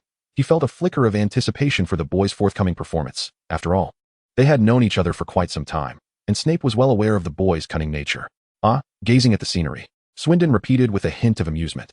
Convincing him that Qin was truly that innocent would be as implausible as persuading Snape to don women's attire. He envisioned Snape with a painted face and a fan in hand. At this thought, Professor Swindon instinctively glanced over at Snape, who, as if sensing his gaze, slightly turned his head and narrowed his eyes at him, his expression as cold as ice, with a glint of menace. Swindon quickly dismissed the frivolous thought, his demeanor becoming serious. After all, there exists a spell in the magical world known as the Patronus Charm, and another called Avada Kedavra. While the two professors engaged in their idle chatter, the situation on the field was evolving. Marcus approached the goalpost, poised to strike. A goal seemed virtually assured. "Wait, what is George doing? Why is he flying away?" "Stop, Marcus!" exclaimed a flustered Minnie. "You coward!" "Sorry, Professor McGonagall. I will pay attention," she added, though she refrained from voicing any expletives out of respect for McGonagall's authority. "Minnie, I think George might have his own ideas," Linda Zhu interjected, presenting a contrasting opinion. "Impossible. What else can he do besides cause chaos?"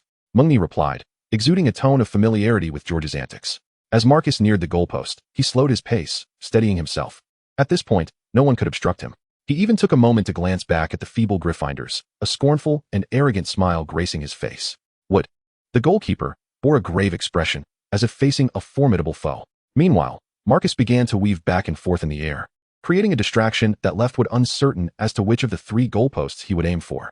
However, Wood did not wait long. After a moment of hesitation, Marcus suddenly lunged to the left, then abruptly halted, preparing to throw.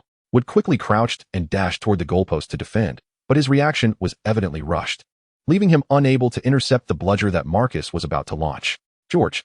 At that moment, a thunderous shout echoed through the air. Following that, with a resounding thud, a black bludger was struck fiercely by George, hurtling in a particular direction.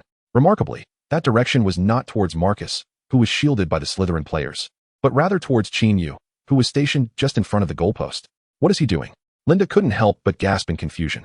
Many others in the crowd shared her bewilderment, unable to comprehend the actions of the red-haired Gryffindor beater. Was there a rift within the team, driven by the fear of conceding points? After all, that beater named Qin had been merely watching leisurely throughout, not contributing at all, which was infuriating to observe. Nonetheless, a few spectators who understood the nuances of Quidditch or had witnessed Qin Yu's selection displayed expressions of skepticism, while Professor McGonagall couldn't resist raising an eyebrow. Professor Snape also let out a soft grunt, though it was impossible to discern his true emotions. The crowd's reactions were varied, but they were fleeting, as the bludger, propelled by George's powerful strike, accelerated rapidly, its piercing shriek resonating across the pitch. Within mere moments, it closed the distance, poised to strike its target. As the bludger hurtled toward him, Qin, the beater, remained steadfast, neither retreating nor evading, his gaze calm and focused on the approaching projectile. Soon, the spectators witnessed him raise his bat high, then swing it with tremendous force, landing a powerful blow on the screeching bludger. Bang! The deep, resounding impact of the bat striking the bludger reached the audience only after a brief delay, indicative of the remarkable speed of that last hit. Amidst the shock and awe of many, the bludger, after being struck by Qin's formidable swing, abruptly altered its trajectory, bending its flight path into an almost 135-degree angle, resolutely continuing forward. Following the second strike, the bludger's speed nearly doubled, now hurtling directly towards Marcus Flint. The intentions of Gryffindor were now laid bare for all to see. However, the Slytherin players, who had remained vigilant against others while underestimating Qin Yu, found themselves unable to intervene in time, helplessly watching as the rapidly approaching bludger raced towards Marcus. On Marcus's end, he had already adjusted his stance, clutching the bludger with one hand, raised high, poised to throw.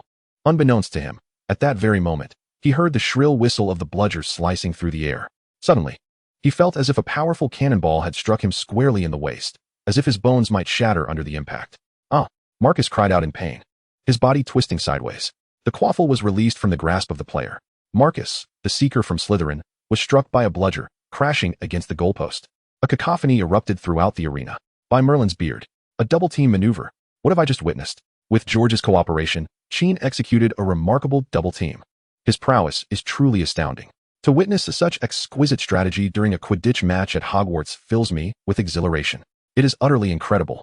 Senior Wood also displayed commendable skill, swiftly catching the quaffle that Marcus had dropped and securing it tightly. After seizing the ball, he flashed a radiant smile at Qin, a smile imbued with affection and admiration, which was undeniably heartwarming. The enthusiastic commentator, Moni Wanda, was nearly at a loss for words in her excitement. "Moni, mind your language," Professor McGonagall interjected once more. "Well, indeed. Ahem, I meant to say, their synergy is so seamless, it must have been cultivated through extensive training. Such camaraderie is truly enviable." Moni rephrased her thoughts, though it still sounded somewhat peculiar. Nevertheless, the audience had already been swept up by her earlier enthusiasm. Qin, Qin, Qin, Wood. Of course. Cheers for Weasley were also abundant. These three were the heroes of this defensive play and deserved such accolades and admiration. Qin and George reveled in their tactical success, soaring joyfully through the air. However, having merely intercepted one goal, they were perhaps becoming overly boastful. "It was just a single interception," Professor Snape remarked coldly. As the head of Slytherin House, Snape's demeanor was predictably grim. "Oh, really? You genuinely believe this was merely a simple interception?" Professor Flitwick, sitting nearby, replied with a bemused smile. "You may silence yourself," Snape said, slightly irritated. Indeed, he was acutely aware that this was not just an ordinary interception. Gryffindor's meticulously planned ambush not only thwarted Marcus's scoring attempt, but also inflicted a degree of injury, which would undoubtedly impact the match's proceedings. Most critically, Qin's recent strike had shattered the confidence and morale of the Slytherin Quidditch team. With their captain faltering, how could their spirits remain unscathed? As anticipated by Professor Snape and many others, the subsequent play saw the Slytherin team lacking in vigor, resorting to a more conservative approach. Even Marcus Flint, who remained on the field, could not uplift their spirits despite his relentless shouting. Furthermore, the bludger player named Qin appeared utterly transformed, wielding his bat with lethal precision, becoming a psychological nightmare for the Slytherin players. Even the less aggressive seekers found themselves struck multiple times, all because one had utilized a deceptive maneuver that nearly caused Charlie to tumble ignominiously. Qin, irked by this, pursued him across half the field. Once again, Qin struck Marcus. We observe that Marcus is now somewhat disheveled, yet he remains remarkably resilient. Qin's agility and precision are once again on full display. Let us listen to the cheers from the crowd. What are they chanting? Meng and I, Wanda remarked, placing her hand to her ear in an act of listening. The sound erupted first from the Gryffindor stands, gradually spreading throughout the Quidditch pitch, with the exception of the Slytherin students. The words on the banner held aloft by Hagrid were those inscribed by Elvis when Qin Yu participated in the selection. At last, more voices have joined in the chant. They are proclaiming, "Qin is king." Linda Zhu was also swept up by the atmosphere, exclaiming with fervor, "Indeed. Qin is the king of the Quidditch pitch at this very moment." Her final words echoed from her chest.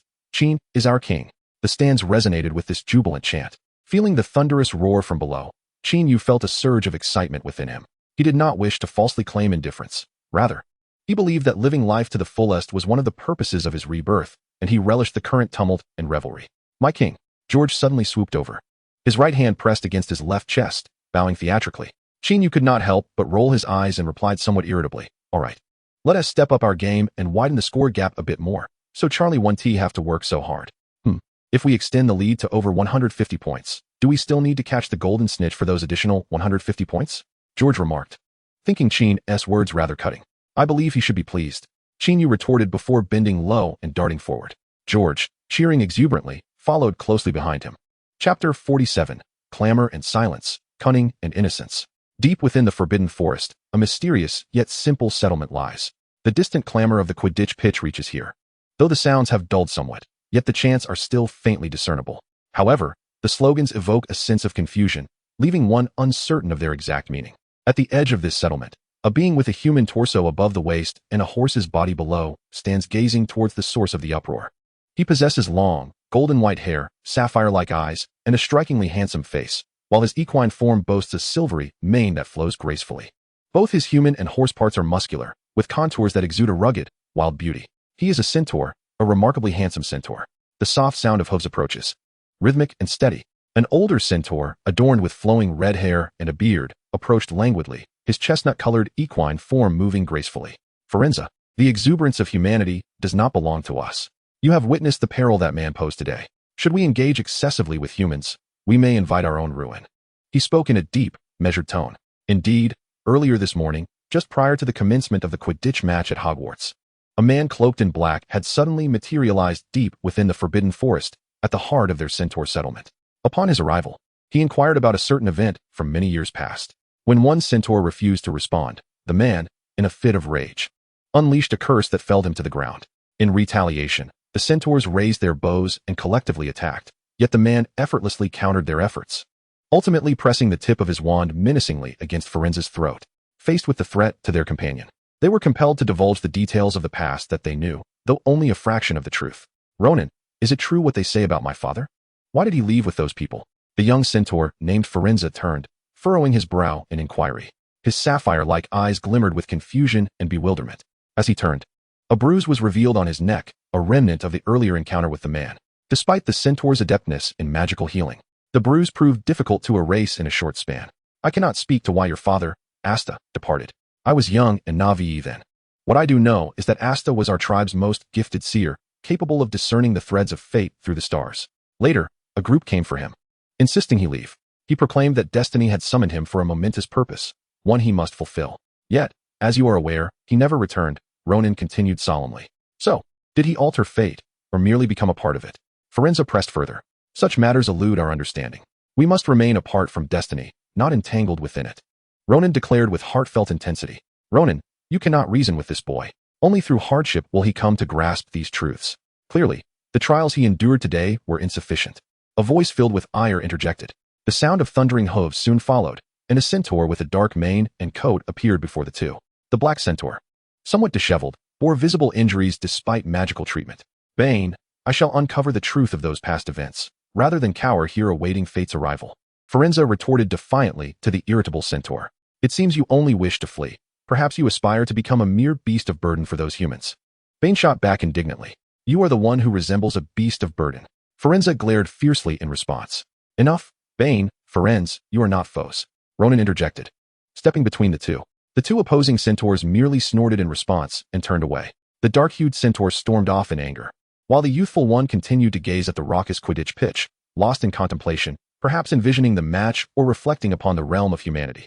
The inaugural inter-house Quidditch match of the academic year at Hogwarts concluded the moment Charlie seized the golden snitch.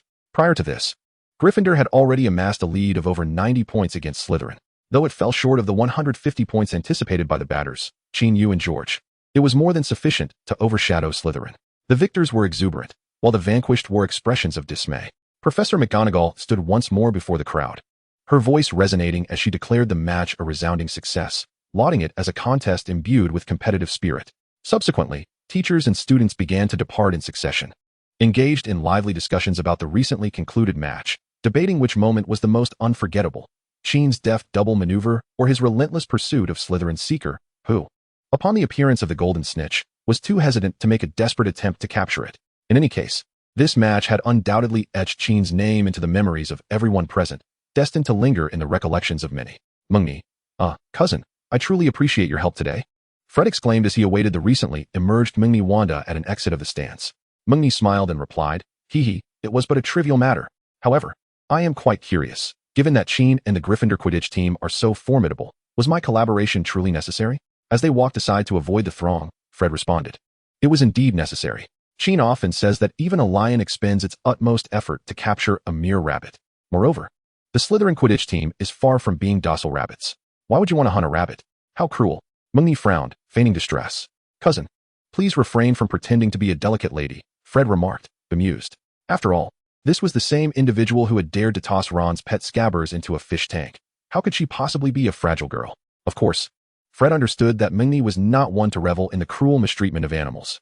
As for her behavior toward Scabbers, she had expressed her disdain for the rodent, feeling an urge to teach it a lesson, much to the confusion of the Weasley family. Haha, while Qin's words may be somewhat peculiar, I wholeheartedly agree with the sentiment. Thus, in this match, Gryffindor's victory was also a reflection of my contribution. I was indeed a part of your plan, was I not? Mengmi said with a mischievous smile.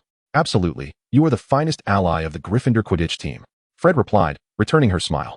Indeed, Mengmi's prior mockery, derision, and outright scorn towards the Gryffindor Quidditch team were orchestrated by Qin Yu, with a singular aim, to instill a sense of complacency within the Slytherin team. This way, when Gryffindor seized an opportunity, they could deliver a decisive blow. The efficacy of this strategy was proven, surpassing all expectations. Of course, this success was also attributed to the relentless training undertaken by Qin Yu, George, and Fred. Although the double-hit maneuver merely altered the trajectory of the bludger at a blunt angle, it required the second striker to possess exceptional strength and precision. For the sake of perfecting this technique, Qin Yu endured several days of being pummeled by bludgers, emerging with a visage resembling that of a bruised pig. Fortunately, dedication is often rewarded, allowing him and the Gryffindor Quidditch team to revel in their triumph. Are you regretting letting George take the field while you remained on the sidelines? Meng and I inquired, her voice languid. Not at all. I accept the outcome of our wager. I did not intentionally concede to him, Fred retorted with a raised eyebrow. It is worth mentioning that Fred's synergy with Qin Yu was equally commendable as that of George. For as long as he focused his strikes on the bludger directed towards Qin Yu, the latter would seamlessly position himself for a follow-up hit. However, a Quidditch team is permitted only 2 beaters on the field, and the Weasley twins found themselves confronted with the necessity of separation. Consequently, they conceived a clever method to determine the victor, a contest to consume Bertie Bott's every flavor beans. A confection with an unpredictable assortment of flavors ranging from delightful to dreadful. On the expanse before Hagrid's hut, they each arranged 100 beans, competing to see who could consume the most without regurgitating. When Fred reached his 56th bean and encountered the infamous flavor of fishy grass, he succumbed to despair, declaring his withdrawal from the contest as he expelled the offending bean. Unbeknownst to George, whose taste was a mystery, he too began to retch immediately following Fred's concession. In summary, such a ludicrous competition could only have been conceived by the two of them. In the aftermath, Fred graciously relinquished the position of beater to allow George to take the field. Ming and we will be holding a celebratory gathering at Hagrid's hut later. You must come, Fred urged. Of course, Fred. I shall return to change into a suitable outfit before joining you, Ming and replied. With that, they parted ways. Ming and returned to the Ravenclaw dormitory, while Fred headed to reunite with Qin Yu and the others. The once boisterous Quidditch pitch fell silent as professors and students departed, leaving only a few lingering birds that had not migrated for the winter, pecking at the grass below in search of sustenance. Indeed, both noise and silence can coexist within this realm. Chapter 48, The Troubling Undercurrent. Hagrid's hut had become a frequent gathering place for Qin Yu and his companions. Nestled adjacent to the Forbidden Forest, this locale offers breathtaking views of the distant mountains, with the air imbued with freshness and the horizon unfurling wide. Occasionally, one might glimpse the fantastical creatures nurtured by Hagrid, though their appearances are rare, save for the mother and daughter unicorns, who grace the area now and then to partake of the pristine carrots, departing with an air of elegance once satisfied. For those seeking amusement, a visit to the Whomping Willow nearby can provide a thrill, as George and Fred have recounted its notoriously temperamental nature, capable of delivering genuine pain to those it strikes. Thus far, no one besides the two has dared to test its wrath. In essence, the inhabitants of this enchanting place hold it in great affection, provided Hagrid refrains from presenting his charred biscuits or murky gruel. Today marked a victory in the Quidditch match, drawing the entire team to celebrate, alongside Moaning Myrtle, who had donned casual attire. Hogwarts students are permitted to dress more casually outside of class or significant events, though many opt to remain in their wizarding robes.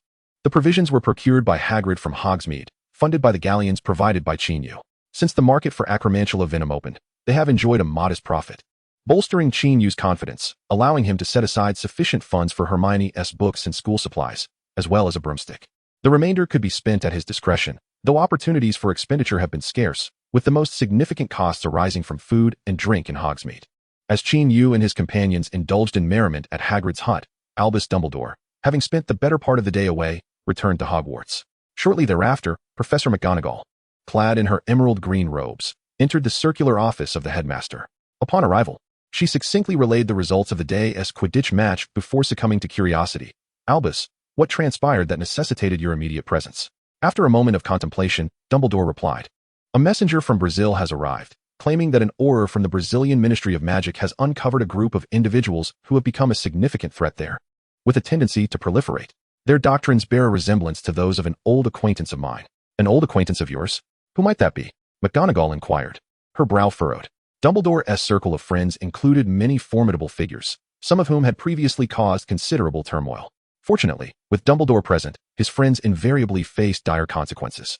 Thus, One must exercise caution in forging friendships with Dumbledore. Should one stray down a perilous path, he would not hesitate to intervene, regardless of personal connections. Gellert Grindelwald. Dumbledore uttered the name he had not spoken in over 40 years. Grindelwald? A look of astonishment crossed McGonagall's typically impassive face as she continued, somewhat bewildered. Has he not been captured and imprisoned in Ermengarde? Azkaban is a prison in the magical realm, renowned in equal measure to Ermengarde, where those guilty of grave offenses are confined. In the legendary duel of 1945, Gellert Grindelwald, regarded as one of the most formidable dark wizards in the annals of magical history, was vanquished by Albus Dumbledore and subsequently imprisoned in the cells of Ermengarde. This event has long since faded into the past. Had it not been for Dumbledore's mention, Professor McGonagall might have nearly forgotten the man altogether. After all, with each passing generation, new talents rise, and following Grindelwald's reign, another Dark Lord emerged, equally as formidable, shaking the very foundations of the magical world and becoming its new taboo, overshadowing Grindelwald's tale. Naturally, those who experienced the tumultuous era of Grindelwald would not truly forget him, for he once plunged the magical community into an abyss of chaos. Grindelwald remains incarcerated, and Ermengarde is heavily fortified, leaving little room for escape. I have just returned from a visit with him, during which he explicitly conveyed that those outside are not his machinations. However, he yearns for someone to carry forth his will. Despite his remorse for past transgressions, he still clings to certain beliefs he deems valid. Dumbledore sighed softly after speaking. Grindelwald's ideology posits that wizards are superior beings destined to dominate the world, not lurking in the shadows. The means to realize this vision involved uniting the magical world and ruthlessly subjugating muggles. Are you suggesting that someone is using his name to amass power? Professor McGonagall inquired gravely. Indeed, it seems so. You are aware that his notions resonate with many wizards, far surpassing even Voldemort's appeal. Alas, after all these years, people still refer to Voldemort simply as that person, Dumbledore expressed with concern. The term that person serves as a euphemism for Voldemort, as many believe that uttering his name is a taboo. With the decade of his supposed demise drawing near, Dumbledore harbored a foreboding sense that he might return. One Voldemort is already a source of distress. Now, a cadre of fanatical wizards advocating for supremacy has emerged, leaving Dumbledore feeling somewhat overwhelmed. Upon this reflection, he cast a glance at the quietly perched phoenix, Fawkes, and a flicker of melancholy crossed his eyes. No matter how powerful an individual may be, they cannot withstand the ravages of time. Though this emotion was fleeting, it was keenly perceived by Professor McGonagall, who spoke with a calm demeanor.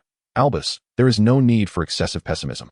I believe the future of the magical world is bright, for there are many exceptional and admirable young individuals who uphold the ideals of justice. Even if we cannot accomplish certain feats, they will ultimately see them through. Professor Dumbledore murmured these words, his gaze reflecting a tapestry of complex emotions, sorrow, anger, guilt, regret, and anxiety intertwined within him.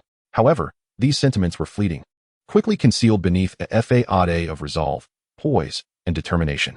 Minerva, you are absolutely correct. The future of the magical world is undoubtedly bright. I shall do all within my power for those young individuals, Dumbledore declared, as if speaking to Professor McGonagall, yet also to himself. It seemed that previous expectations required some adjustments. Your will shall be my command, Professor Dumbledore. McGonagall replied with a smile.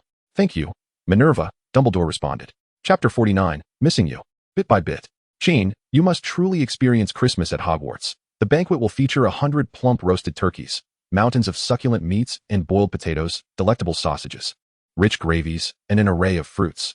Hagrid endeavored to entice Qin Yu with the promise of culinary delights, hoping to persuade him to remain for the holiday.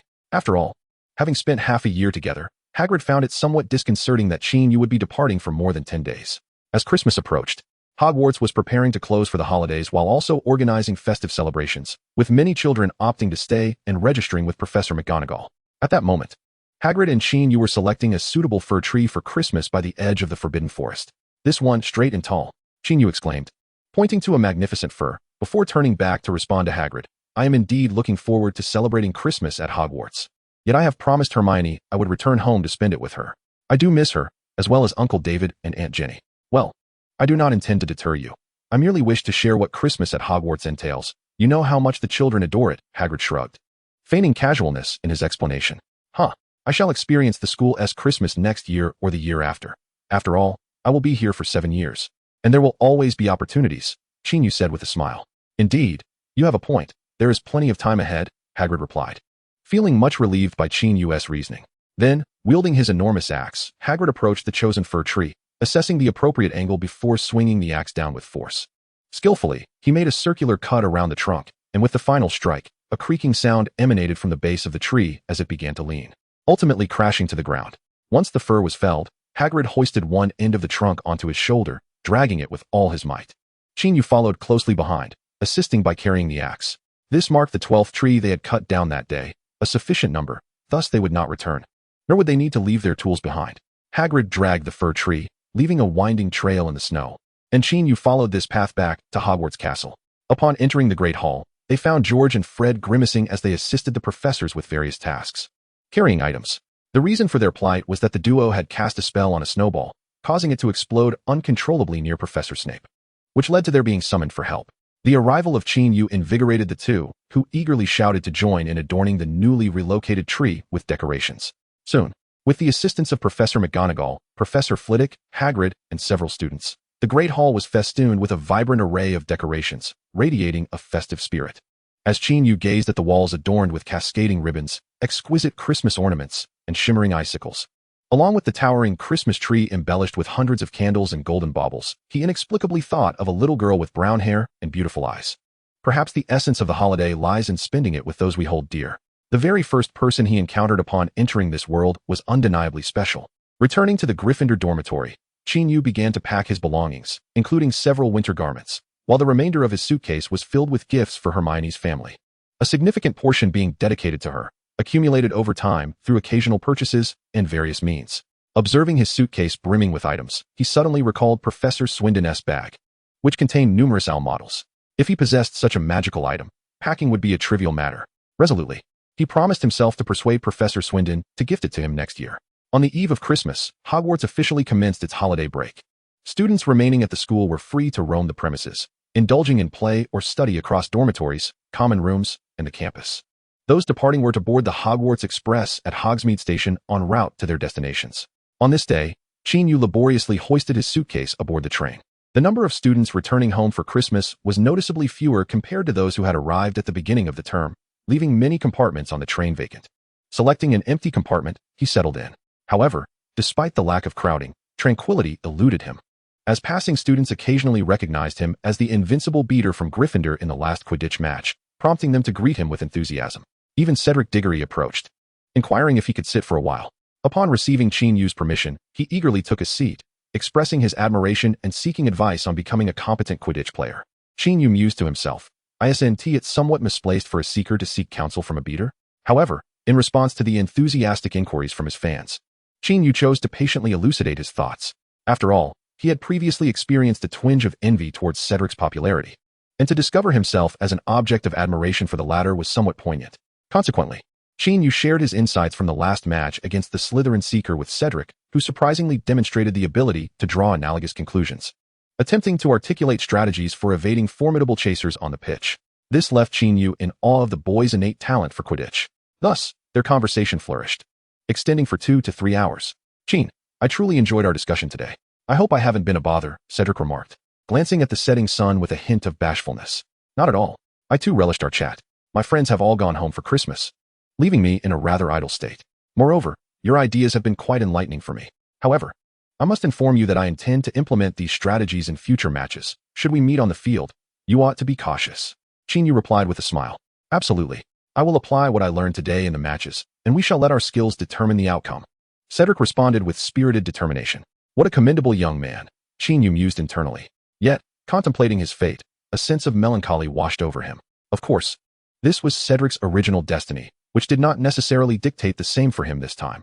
Qin Yu raised an eyebrow, silently adding this thought.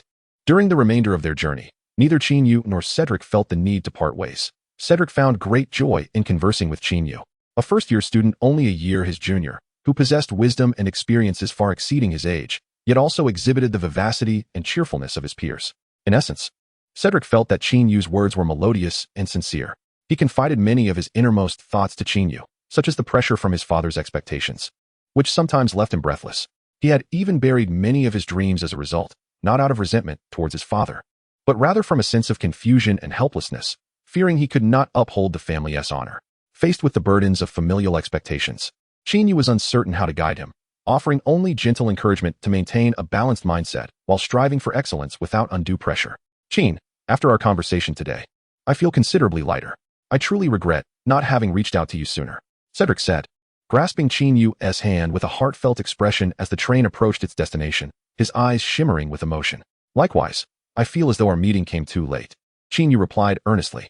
This boy seems to lack friends with whom he can share his true sentiments. Otherwise, why would he confide so deeply in me? Qin Yu thought to himself. However, Qin Yu could sense Cedric's sincerity, and he himself found the conversation with the boy quite delightful, as it alleviated some of the trepidation he felt as he approached his destination. Indeed, the closer Qin Yu drew to his goal, the more anxious he became, an emotion that was difficult to articulate. Fortunately, having someone to converse with diverted his attention. When the train arrived at King's Cross Station, Cedric disembarked and was greeted by his family, while Qin Yu took the London Underground to the community where he had resided for one spring and one summer. As he wheeled his suitcase and arrived in front of the familiar house, he was greeted by a couple and a young girl of about 10 who had been waiting there for some time. They were none other than the Granger family and little Hermione. The owl, Trig, was already well acquainted with the route and had flown ahead to inform the Granger family of Qin Yu's return. Standing there, Qin Yu felt a twinge of hesitation, but Mrs. Granger, without a moment's pause, approached and enveloped him in a warm embrace, gently stroking his head as she exclaimed, "Qin, you are finally back. Annie has missed you so much." Mrs. Granger's eyes were glistening with emotion. Although they had only spent a few months together, she truly missed the child, feeling as if he were like a son to her. "Aunt Jenny, I have missed you too," Qin Yu replied with a smile. Soon after, Mr. Granger approached and offered a gentle hug to Qin Yu. Unlike his wife, Mr. Granger did not outwardly display his emotions. Yet he was genuinely pleased to see Qin Yu return. "By the way, Hermione, weren't you always talking about Qin coming back for Christmas? Why are you so quiet now?" Mr. Granger remarked to his daughter, who stood a short distance away, unusually silent. Upon hearing this, Hermione bit her lip and looked at Qin Yu with a hint of shyness. The Qin she remembered, the one from her letters, and the one standing before her now, all seemed to blur together, leaving her uncertain about which was the true Qin. As Qin Yu observed the girl who had evidently grown taller, he sensed her confusion, bewilderment, and trepidation. Indeed, the more familiar one felt with someone, the more pronounced the sense of strangeness could become upon reunion after a long separation. She felt this way, and he was not immune to it either. Nevertheless, Qin Yu did not wish to prolong this unfamiliarity. He stepped forward, approaching Hermione, who resisted the urge to retreat, allowing him to come closer. Then, Qin Yu gently opened his arms, his clear eyes tenderly meeting Hermione's gaze. The tension she had felt dissipated the moment she looked into his eyes. Yes, he may have grown taller, perhaps developed a more composed demeanor, and experienced many remarkable adventures and encountered intriguing individuals. Yet, he remained unchanged, still the one who had encouraged her, assisted her, accompanied her, and who had appeared in her dreams countless times. As she contemplated this, Hermione's face broke into a smile, and with a sense of urgency, she took the step she had long desired to take, enveloping herself in the open arms of Qin Yu, pressing against his chest and holding on tightly. In truth, she yearned to embrace him even more than her mother did, and she felt a twinge of jealousy that her mother had acted first. Thus, she silently resolved to always be the one to take the initiative in the future. Any feelings of strangeness, confusion, bewilderment, or trepidation were cast aside in that moment. Qin Yu felt similarly. As he held the girl in his arms, he gently tousled her long, chestnut hair and softly inquired, "Hermione, did you miss me?" Hermione instinctively nodded, but remembering that he had been away for half a year, a hint of resentment crept in, prompting her to pout and add, "Just a little." Chapter 50. Qin, good morning. I must be off now. Two friends, reunited after a long separation, embraced for a brief moment. Surely this was not excessive? Qin Yu thought to himself, feeling a bit guilty. After all, Mr. and Mrs. Granger were watching nearby. Yet, he had indeed held on for just a moment longer than was customary. Hermione's embrace was fervent, allowing him to vividly sense her emotions, and he, unsure how to articulate his own, greedily lingered in her grasp. That moment slightly surpassed the normal threshold. However, as long as no one deliberately noticed, it was all well and good. For instance, the Grangers were preoccupied with helping Qin Yu carry his luggage home and paid little attention to the duration of their embrace. Indeed, Qin Yu was somewhat overthinking it. Then, Hermione joyfully took Qin Yu's hand, leading him into the house, for she had a wealth of words to share with him. The Grangers, observing their daughter, who had shifted from quietude to exuberance, could not help but marvel at how swiftly her mood had transformed. What followed was a sumptuous dinner, and Qin Yu feasted heartily.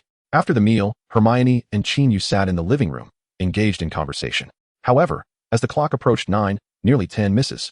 Granger came to remind them that it was time for baths and bedtime. Considering that Qin Yu had traveled by train and needed rest, Hermione, albeit reluctantly, encouraged him to freshen up and head upstairs to sleep. Lying in the small bed in the attic, gazing at the ceiling and the room's decor. The stillness enveloping him brought forth an unexpected sense of unreality. Yes, it was in this very room that he had once awakened, experiencing a myriad of events. And now he had returned to this same space. Life is indeed fascinating, always drawing one in circles. When he found himself back at the starting point after traversing so much, he began to question whether he had truly lived through it all. It was reminiscent of a phrase he had encountered in a past life. Life is an illusion. Yet, even if it were an illusion, Qin Yu mused, it was at least a splendid one. Then, an irresistible impulse surged within him, compelling him to descend the stairs and ascertain whether the little girl, named Hermione, truly resided below. Fortunately, reason intervened, advising him against such folly at that moment. Amidst a tumult of disordered thoughts, impulses, and self-reflections, Qin Yu gradually succumbed to drowsiness, slipping into a vague slumber. Just as he had yet to transition from light sleep to deeper repose, he faintly perceived the sound of soft footsteps approaching. This was a unique ability bestowed upon him by his meditation practice. Even in slumber, he could sense his surroundings. The footsteps cautiously drew near, ultimately halting beside his bed. Consequently, Qin Yu stirred from his light slumber, opened his eyes, and beheld the very little girl he had just yearned to see. "Qin, are you unable to sleep as well?"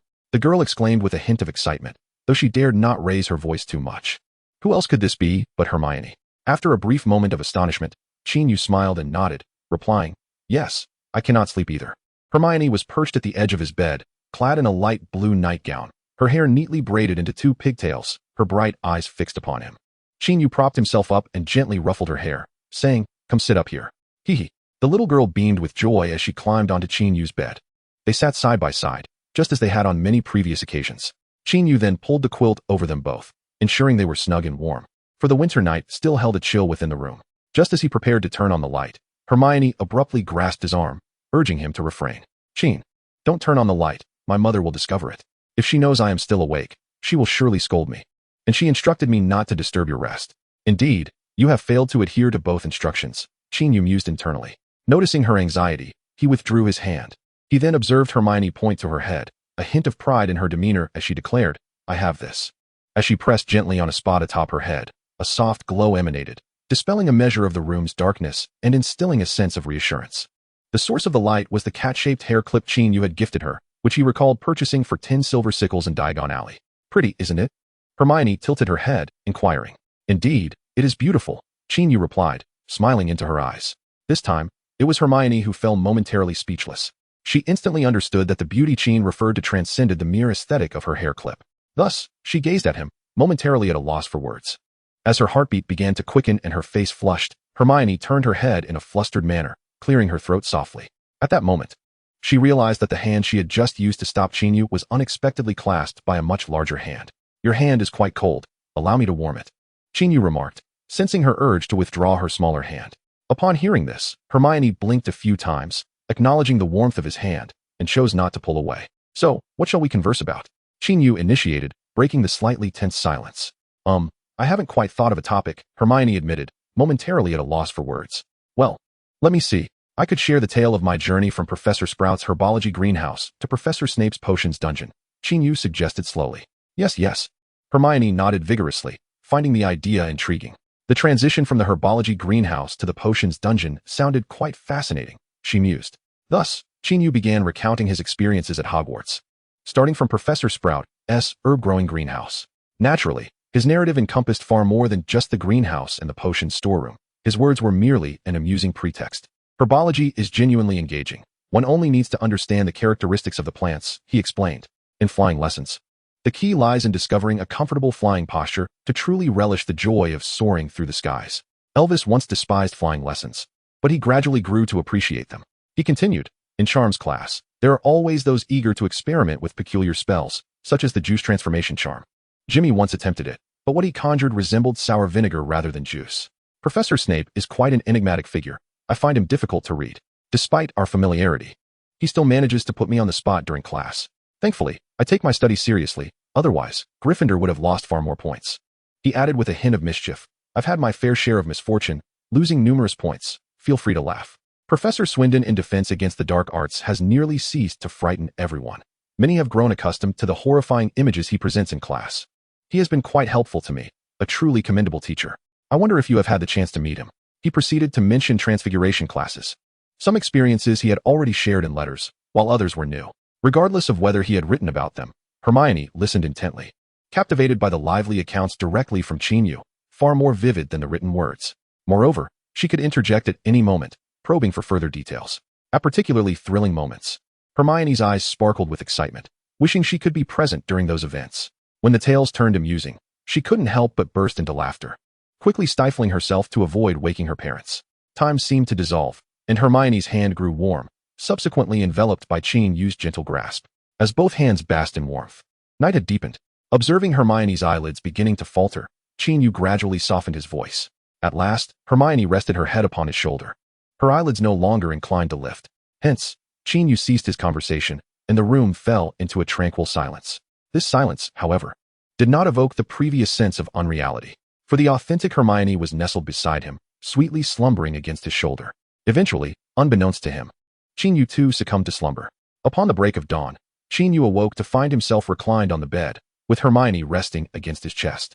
It seemed that after he had drifted off, she instinctively lay down, for sleeping upright was certainly less comfortable than lying down. Perhaps his movements stirred the young girl, for Hermione slowly opened her eyes, gazing at Qin Yu with a hint of confusion. "Am I still dreaming?" she murmured, pinching his cheek to confirm the sensation's authenticity. Once assured of the reality, a flicker of panic crossed her eyes, and she hastily rose. "Qin, good morning. I must take my leave." With that, the young girl hurriedly descended the stairs. During breakfast, Hermione maintained a composed demeanor as she consumed her meal. Mr. Granger, appearing casual, inquired of Qin Yu, "Qin, how did you sleep last night?" "Quite well, in fact. This bed is remarkably comfortable," Qin Yu replied. "Ah, that is good to hear. However, even during holidays, one should cultivate the habit of rising early and retiring early," Mr. Granger remarked, casting a meaningful glance at his daughter. "Huh, father, I was mistaken," Hermione nearly exclaimed. Qin Yu shared similar thoughts.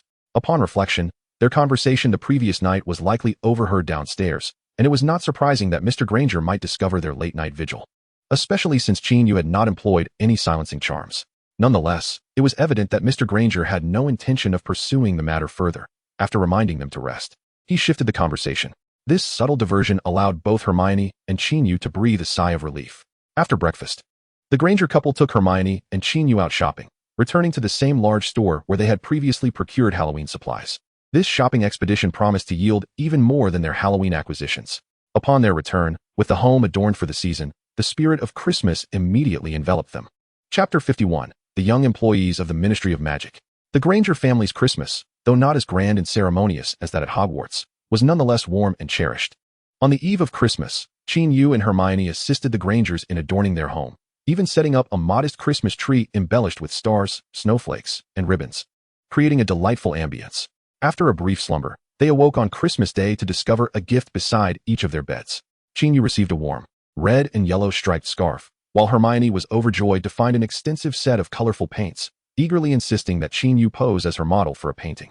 Early that morning, Mrs. Granger busied herself with preparations for the Christmas feast. An essential dish for this festive occasion was, of course, the roasted turkey.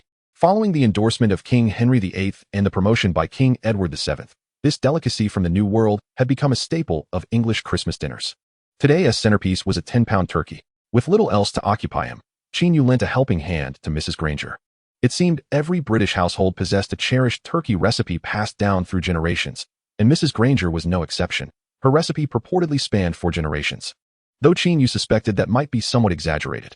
After thoroughly cleaning the turkey, Mrs. Granger skillfully separated the skin from the meat, then generously spread a mixture of thyme, sage, sea salt, and butter within. She also applied a layer of this special butter on the turkey's exterior before loosely stuffing it with chopped carrots, onions, and celery.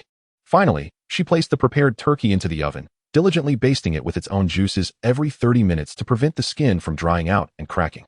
After 3 hours, the tantalizing turkey was presented on the dining table, complemented by an array of other delectable dishes, marking the commencement of a lavish Christmas feast around 2 o'clock in the afternoon. With festive spirit and culinary delights, the Grangers, along with Qin Yu and Hermione, indulged heartily. To conclude the meal, a serving of Christmas pudding was the perfect finale. During the festive season, aside from enjoying a grand meal at home, the Grangers took Qin Yu and Hermione on excursions to admire the Christmas lights, explore the Christmas markets, and attend the Christmas carnival held at a nearby park. The two friends reveled in 2 days of joyful festivities. However, on the 3rd day following Christmas, a man clad in a black uniform and adorned with a broad-brimmed hat appeared at the Granger's doorstep. This gentleman, appearing to be in his 20s and exuding politeness, introduced himself. Mr. Qin, Miss Granger, good day. I am Wade Brooke, an officer from the Department for the Regulation and Control of Magical Creatures at the Ministry of Magic. The Registry for Underage Wizards? This was the first time Qin Yu had heard of such a department. However, Hermione was already familiar with it.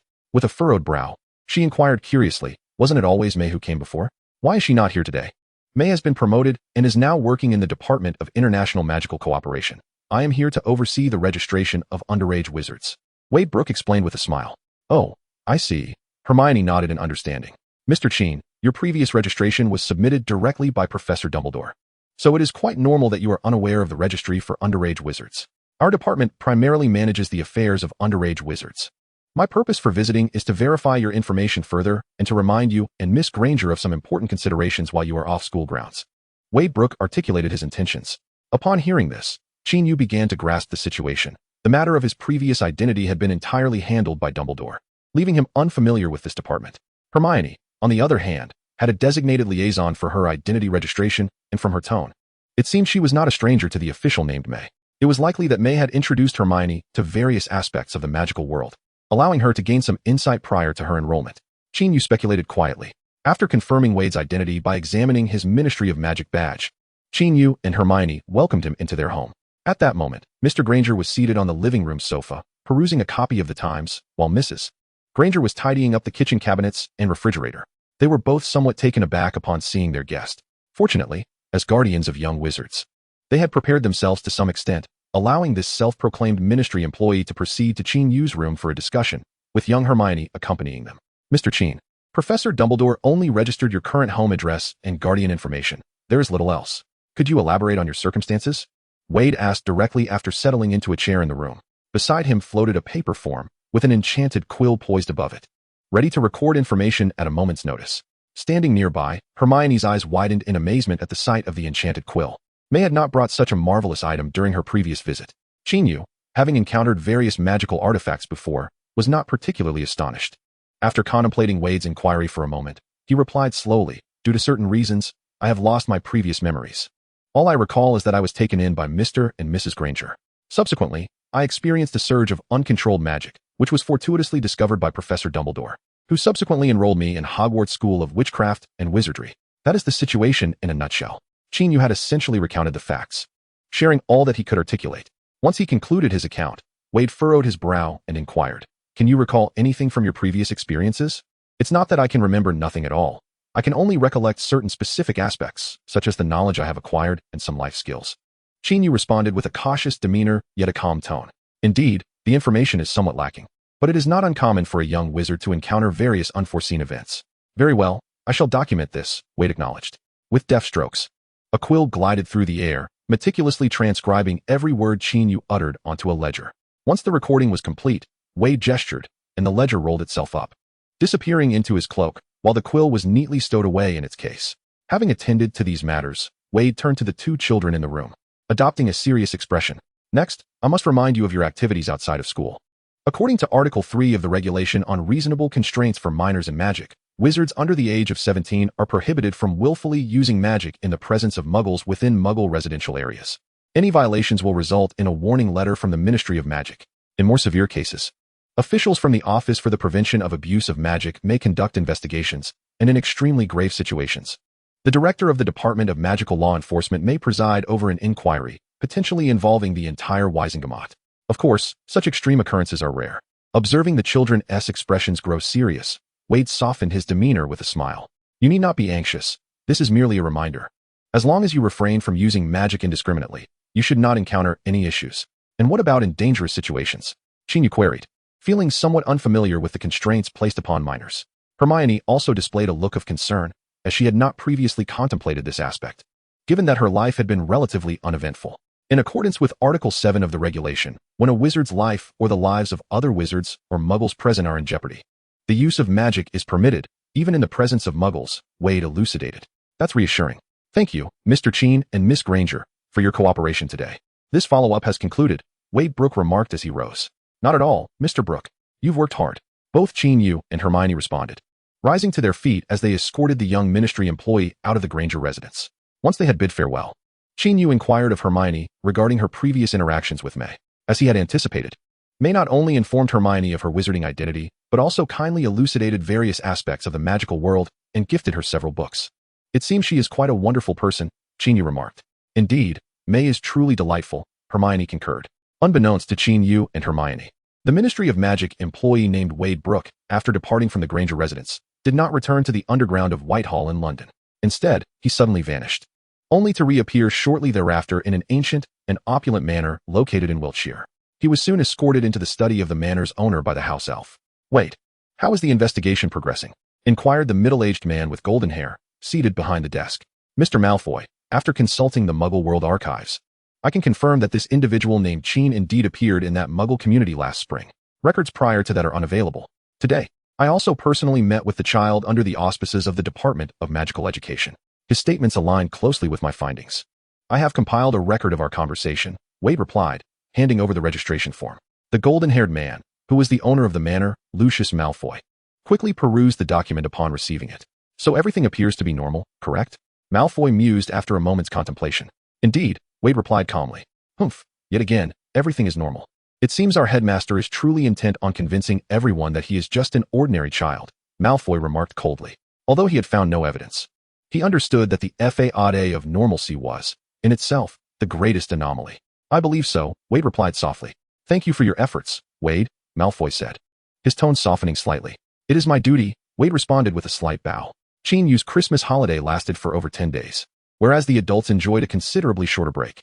After a few days of rest, Mr. and Mrs. Granger resumed their work, leaving the two children to their own devices at home. After addressing some of Hermione's inquiries regarding magical studies, they found themselves at a loss for activities. Following the cautionary advice of the ministry employee Wade Brooke, Qin Yu was reluctant to allow Hermione to handle a wand. While casting simple spells might not pose significant issues, he certainly did not wish to find himself and Hermione seated in the defendant's chair at WizardingWorld, possibly facing an appeal. Thus, one morning, an idea struck Qin Yu, and with an air of mystery, he said to Hermione, Today, I shall take you to a most delightful place, one that I assure you will enjoy. Where to? Hermione asked, bewildered. You'll find out when we arrive, Qin Yu teased playfully.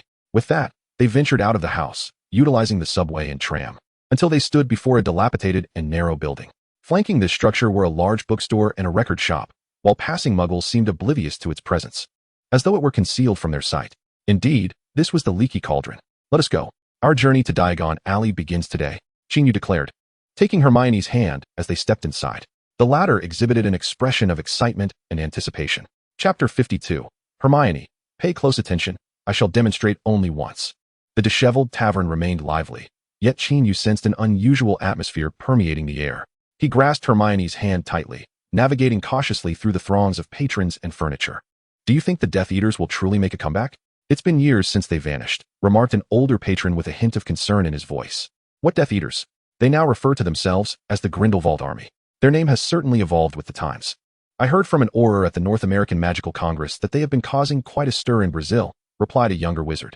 Upon hearing the names of the Death Eaters and Grindelwald, Qin Yu instinctively slowed his pace. The magnitude of the information was overwhelming. Meanwhile, Hermione seized the opportunity to curiously survey the tavern. She was convinced that there were indeed wizards present. To her delight, she even caught glimpses of what appeared to be wands tucked into the pockets of certain individuals. This excited her, for she had encountered very few genuine wizards. And counting Qin Yu, there were only 5, plus herself, making 6. Is the North American Magical Congress attempting to intervene in the affairs of the Brazilian Ministry of Magic? With their current state, they would be lucky to manage their own affairs. Grindelwald certainly gave them no small amount of trouble back in the day. Nonetheless, Brazil is indeed quite troublesome, developing rapidly, and the Brazilian ministry has been seeking cooperation and support, including from the North American Magical Congress. As you know, the current International Wizarding Federation is not particularly effective. One cannot rely on them, and must find their own solutions. Let us hope they do not venture to Europe. How could they possibly overlook Europe? You two should refrain from discussing this further. Be cautious of the Ministry of Magic's ears. Our Minister Fudge is rather averse to such topics. All right, let us drink. Tom, another glass of sherry, please. I will have a butterbeer. After a brief discussion, they shifted topics to other matters. Qin Yu, disinterested in their discourse on vampires and werewolves, continued to lead Hermione forward. Should we greet them? Hermione whispered, her gaze sweeping around the diverse clientele of the tavern. Why should we? Qin Yu was taken aback. Shouldn't we at least introduce ourselves? Hermione articulated her thoughts. Qin Yu found himself momentarily perplexed by this notion. However, considering that it was Hermione's first encounter with such a multitude of wizards. Her desire to connect with kindred spirits became apparent to him. In summary, she was merely an innocent girl, unacquainted with the world. With this thought, Qin Yu could not resist reaching out with his other hand to gently ruffle her hair, smiling as he said, "My dear little one. This is not the most suitable place to forge friendships. There will be ample opportunities ahead." I understand." Hermione nodded in agreement, realizing that her thoughts might have been somewhat abrupt. "Wow, you must be the young boy from the East that Hagrid brought last time, right? How has your experience at Hogwarts been over the past 6 months?" The bar owner noticed Qin Yu and greeted him warmly. "It's been quite fulfilling," Qin Yu replied with a smile. "Ah, the school days are always the most wonderful. By the way, would you like a drink? I can prepare a non-alcoholic beverage suitable for children." The bar owner enthusiastically offered to Qin Yu and Hermione. "Perhaps another time. We're in a bit of a hurry." Qin Yu politely declined. They truly could not linger for too long, as returning home late would surely worry Mr. and Mrs. Granger. And he also did not wish for Hermione to stay in the bar for too long. After bidding farewell to the bar owner, Qin Yu took Hermione's hand and led her through the bar counter towards the entrance of Diagon Alley located in the small courtyard. However, just before he entered the courtyard, a loud crash echoed from the bar, prompting Qin Yu to instinctively turn back. He noticed a drunken patron had collided with a table and a somewhat haggard-looking young man. So sorry, the drunken man repeatedly apologized. "Do be more careful next time," the weary young man retorted, visibly irritated. Qin Yu found the man's accent peculiar, distinctly different from the London dialect, and certainly not resembling the common British pronunciation. Then, as the young man noticed his belongings had fallen to the ground, he hurriedly bent down to retrieve them. In doing so, a portion of his arm emerged from his sleeve, revealing a tattoo that appeared to be shifting. It was a black equilateral triangle, within which lay a circle and a vertical line. Due to the man's swift movements, Qin Yu merely caught a glimpse of the design without seeing it clearly. Subsequently, the young man maneuvered through the crowd and hurriedly entered the courtyard, swiftly departing into Diagon Alley. Once the man had left, Qin Yu and Hermione also stepped into the small courtyard. "Where did that person go?" Hermione inquired curiously, observing the courtyard filled only with trash bins and weeds. Due to the obstructed view, she had not witnessed the opening of the Diagon Alley entrance and was unaware of how the man had vanished. Qin Yu, of course, had seen the entire scene unfold. With that thought in mind, Qin Yu temporarily set aside what he had just witnessed, took out his wand, and solemnly addressed Hermione. "Hermione, pay close attention. I shall demonstrate only once." Demonstrate what? And why just once? When you taught me various things before, you demonstrated multiple times," Hermione replied, somewhat puzzled. Qin Yu found himself momentarily speechless, utterly taken aback. At that moment, he wished fervently to silence the girl before him. "Very well, I shall demonstrate a few times. Just do not blink. I am about to begin." Qin Yu composed himself and continued speaking. The young girl immediately donned an expression of earnest concentration. Qin Yu ceased his chatter and, recalling the instructions imparted by Hage, gently tapped his wand thrice at a specific spot on the wall. In an instant, the bricks he had tapped began to shift rapidly, gradually forming an arched doorway. Hermione, witnessing this extraordinary spectacle, widened her eyes in astonishment. "How marvelous," the young girl murmured. Qin Yu was quite pleased with her reaction. He then took Hermione's hand and led her through the newly formed archway, stepping onto a cobblestone street. When Hermione glanced back, she saw that the doorway had closed, reverting to a solid wall. As they walked further, they encountered numerous wizards on the street, as well as the first shop, an establishment selling an array of cauldrons. Hermione eagerly tugged at Qin Yu, keen to discover the purpose of these cauldrons. "Cauldrons are primarily used for potion classes. We can purchase one once the school year begins," Qin Yu reminded her. "Yes, I know. I'm just looking, not buying." Hermione nodded in response. She then wandered around the shop with great interest before leaving, thoroughly satisfied. Next came a shop for wizarding robes, an owl emporium, a magical creature store, a stationery shop for enchanted supplies, an astronomical instrument shop, and an alchemy workshop, among others. Hermione diligently adhered to her principle of merely browsing, venturing into every shop they passed, and even when she chose not to purchase anything, she remained thoroughly captivated. At that moment, Qin Yu came to a realization. Throughout history and across cultures, it seems that women of all ages possess an instinctive love for shopping embedded in their very genes. Of course, this could also be attributed to Hermione's first visit to this place, as she was filled with wonder at every turn. After all, Qin Yu himself had experienced a similar sense of curiosity on his last visit to Diagon Alley. However, having undergone various experiences at Hogwarts, Qin Yu no longer approached the magical world with the same naivete. Thus, his curiosity regarding these magical shops and items had diminished. And so, Hermione continued her exploration, occasionally daring to engage in brief conversations with the shopkeepers. After a considerable amount of time, they arrived at a wizarding apothecary, stepping inside together. "Excuse me, Do you still have the venom of the acromantula and the spider's abdominal hairs from our last visit? A young wizard with disheveled hair inquired anxiously. I'm sorry, sir, but the last ounce of acromantula venom was just purchased. However, we do have a small package of spider's abdominal hairs left, the shopkeeper replied regretfully. Upon seeing the young wizard's disappointed expression, the shopkeeper added, we also have venom from the venomous tentacula. It bears some similarities to acromantula venom. Would you consider this as a substitute? Alas, how can the venom of the ghastly-faced giant spider compare to that of the eight-eyed giant spider? Well, it seems I have no choice but to purchase this. Please provide me with 5 ounces. No, make it half a pint instead. The quality of the venom is subpar, so I shall have to procure a larger quantity. The young wizard muttered to himself. Very well. The proprietor nodded in agreement, then inquired, what about some spider abdomen hairs? A small handful will suffice. I do not require much, the young wizard replied. Upon entering, Qin Yu and Hermione observed the shopkeeper conduct his business with great interest. Once the proprietor had handed the young wizard the bottled venom and the spider abdomen hairs wrapped in tin foil, along with a pile of gleaming gold and silver coins, Qin Yu approached and greeted the shopkeeper, calling out his name. Who are you? The shopkeeper regarded the oriental boy with some unfamiliarity. I am Qin Yu. We have corresponded. Qin Yu smiled as he introduced himself. Qin, you are the authorized representative of the products from the Forbidden Forest at Hogwarts? The shopkeeper expressed surprise. He had not anticipated that the individual with whom he had been corresponding was such a youthful child.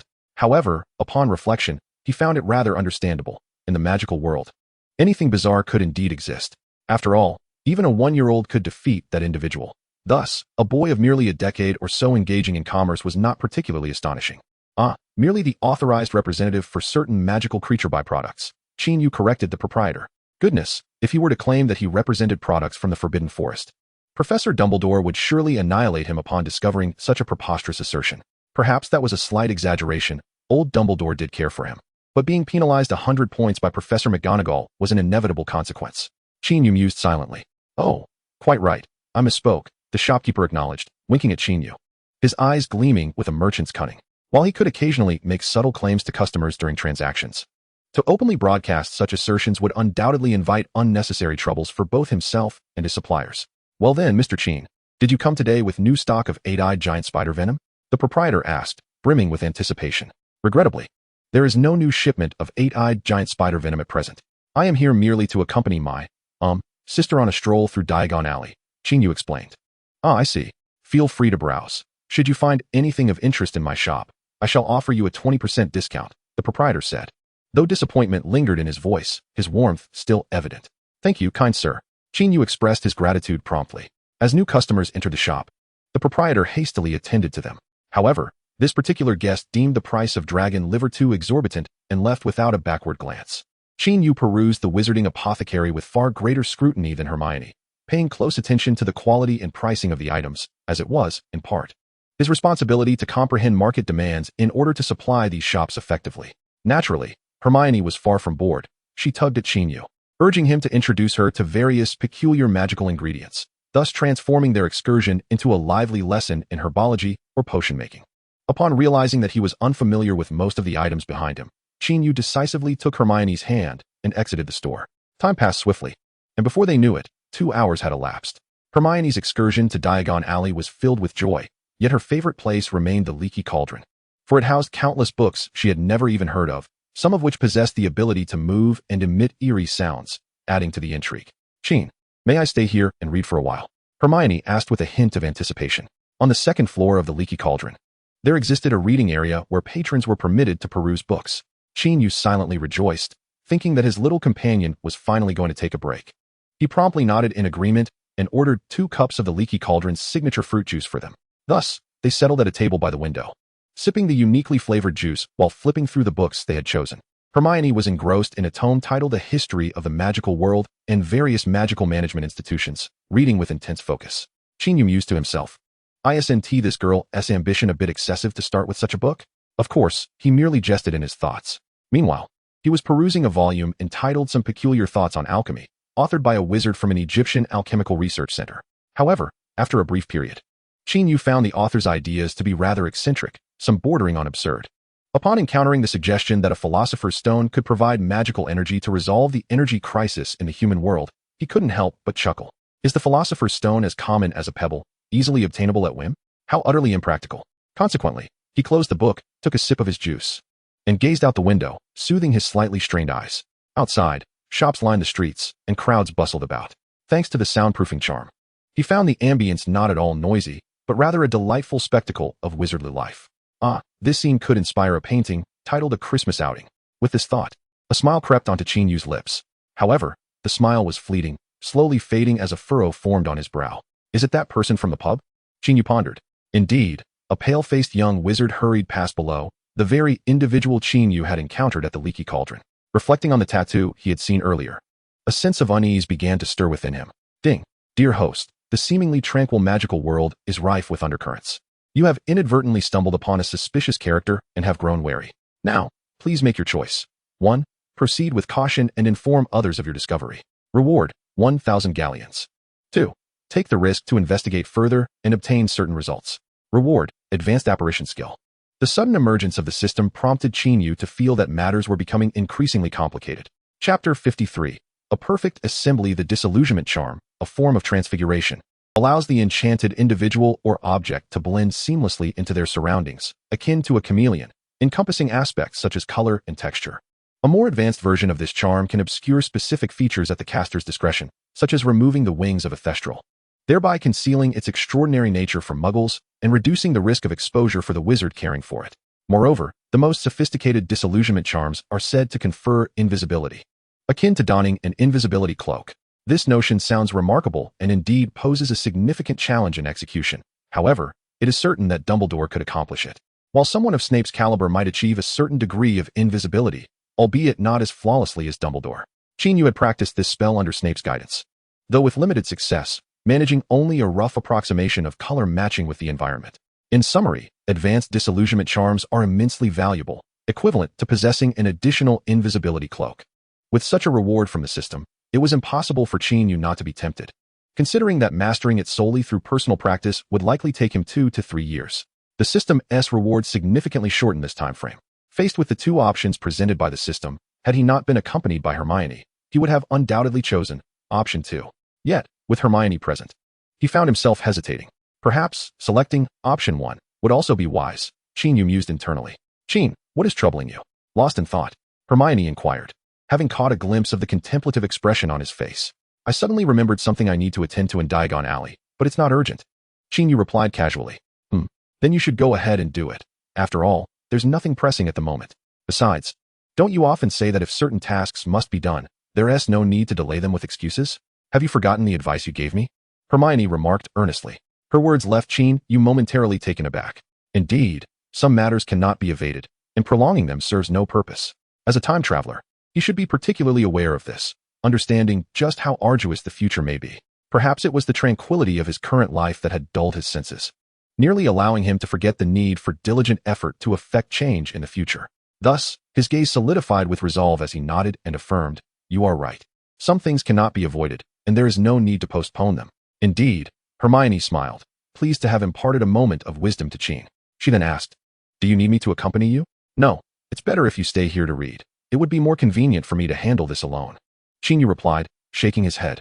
It was clear that he could not take Hermione with him on this inquiry, and her staying at the leaky cauldron would ensure her safety. All right, then, Hermione responded, though slightly disappointed. She complied obediently. Then she pointed at the empty cup, biting her lip, and rather bashfully said, Qin, may I have another glass of juice? Of course, no problem. I will ask the owner to bring one up, and I shall leave some money with her. Feel free to tell the owner what you wish to purchase. Qin Yu replied with a smile. That is wonderful. Thank you. Qin, Hermione exclaimed joyfully. There's no need for such formality, Qin Yu said as he rose, gently ruffling Hermione's hair before swiftly making his way downstairs. Choose option 2. Qin Yu silently urged himself. Ding.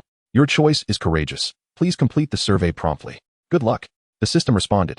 As Qin Yu descended the stairs, he glanced back at Hermione, who was quietly and diligently reading by the window. She seemed to sense his gaze, tilting her head to look at him, then beamed a radiant smile and waved, signaling him to focus on his task and return swiftly without worrying about her. Indeed, she is such a delightful, understanding, and perceptive little sister, Qin Yu thought, waving goodbye to Hermione once more before continuing down the staircase. After leaving a pile of galleons and instructing the owner to deliver a peculiar juice to Hermione, Qin Yu hurried out to find the young man. In truth, from the moment he spotted the suspicious figure to his descent, not much time had elapsed. Coupled with the man's clearly defined trajectory, Qin Yu quickly caught sight of him again. He cautiously trailed behind the man, maintaining a safe distance. For a while, Qin Yu followed, observing as the man meandered through the bustling street, his demeanor and actions betraying a sense of anxiety, clearly devoid of any intention to shop. After approximately 10 minutes, the man glanced at a magical clock within a shop, quickening his pace and veering away from the lively thoroughfare into a more secluded area. Eventually, at a certain moment, the man's figure inexplicably vanished. Qin Yu hastily approached, discovering that the man had turned into a narrow, deserted alleyway. There, the young man halted, appearing somewhat anxious, as if awaiting someone. Given the alley's short length and the fact that it was open at both ends, Qin Yu decided against lingering at the entrance to avoid detection. Instead, he climbed a nearby large tree to conceal himself. Although it was winter, the tree was lush with foliage, suggesting it was of a special species. Hidden among the branches, it was difficult for passers-by to notice his presence. After nearly 10 minutes, as the young man began to pace restlessly in the alley, a figure appeared at the opposite alley entrance, evidently approaching him. Upon seeing this, Qin Yu carefully descended from the tree, swiftly and lightly making his way to the alley's entrance, where he paused beside a pile of debris, concealing himself with a broken wooden plank. He then cautiously peered through the gaps in the plank, observing the two individuals not far away. "You have arrived far too late," displaying a complete lack of punctuality. The young man exclaimed with evident dissatisfaction. "It was your insistence on meeting here that compelled me to take a longer route, as I feared encountering acquaintances." The newcomer replied with a hint of resignation. Clad in a dark cloak, his face obscured by the hood, Qin Yu could not discern his features, though the voice suggested he was a man in his 30s. "You could have easily arrived earlier. Furthermore, convening here is the safest option for both of us," the young man replied, his tone tinged with impatience. "Frankly, we should cultivate greater trust between us, for the sake of a more significant cause," the cloaked figure stated. "Let it be. We are not like you. At the very least, we do not discriminate against our wizard brethren based on lineage," the young man retorted with a cold scoff. All right, let us pause this ideological dispute for now. After all, we both recognize the necessity of collaboration, do we not?" The cloaked man's tone softened. "Regarding cooperation, I have no objections, though I am not the one who can make the final decisions." The young man seized his confrontational stance. The cloaked man then extended a hand, presenting a key. "Now let us discuss the matter at hand. We find the goods satisfactory. This is the second portion of the payment." The young man accepted the key and handed over a small pouch. The cloaked man opened the drawstring, peered inside, and, with a satisfied nod, said, "Excellent. Here's to a fruitful collaboration." He extended his hand, and the young man reluctantly shook it. However, at that moment, a commotion at the alley's entrance startled them. First came the sound of a cat's meow, followed by a painful exclamation, and then a loud thud, reminiscent of a falling plank. "Who goes there? What is happening?" Both men exclaimed simultaneously, swiftly drawing their wands. As a shadow appeared at the alley's mouth, they each directed their wands towards one another. Yet, their incantations were only half formed when the adversary's spell struck them first. "Disarm your weapons." A clang rang out, followed by another as their wands clattered to the ground. Fear washed over the two men in the alley. Their opponent not only possessed formidable strength, but also acted with swift decisiveness, unmistakably a force to be reckoned with. Let us discuss this," the cloaked man pleaded. Before he could finish, a second wave of spells descended upon them, causing both the cloaked man and the young wizard to collapse to the ground. Nearly a minute passed before the figure at the alley's entrance cautiously approached, kicking each of the fallen men. "Seems there are no issues here," the voice, sounding somewhat youthful, remarked. Upon dispelling his disguise, he revealed a finely featured face with distinctly Eastern characteristics. Indeed, this individual was none other than Qin Yu, who had been trailing the suspicious man. In an unfortunate turn of events, the very place he had chosen to hide became the abode of a stray cat. Upon returning home to discover an uninvited guest, the feline immediately launched an attack. Qin Yu was intently observing the two individuals in the alley when, caught off guard, he felt his hand clawed, leaving 4 crimson streaks. Reacting to the pain, he let out a cry, causing the wooden board he held to clatter to the ground, an unmistakable noise that could not fail to attract the attention of the two figures. Unperturbed, Qin Yu relied on the reflexes honed under Professor Snape's guidance. He swiftly cast the spells Disarm and Stupefy, toppling the two adversaries with remarkable efficiency. The binding curse primarily addresses situations where spells are cast in the presence of muggles. However, in a place like Diagon Alley, where wizards abound, Qin Yu felt emboldened to unleash his magic without hesitation. "Is there anything we can discuss?" he coldly queried. In a perilous world, he believed it prudent to act decisively rather than engage in idle chatter after his initial strike. He then rolled up the sleeves of the two assailants, revealing a triangular emblem composed of a circle and vertical lines on the wrist of the younger man. Indeed, this was the fabled symbol of the Deathly Hallows, a mark associated with Grindelwald. The other individual's inner wrist bore a vivid red tattoo depicting a serpent emerging from the mouth of a skull. Upon seeing this second emblem, Qin Yu felt a shiver run down his spine. By Merlin's legs, one Death Eater and one pureblood fanatic? Must they be so perfectly aligned?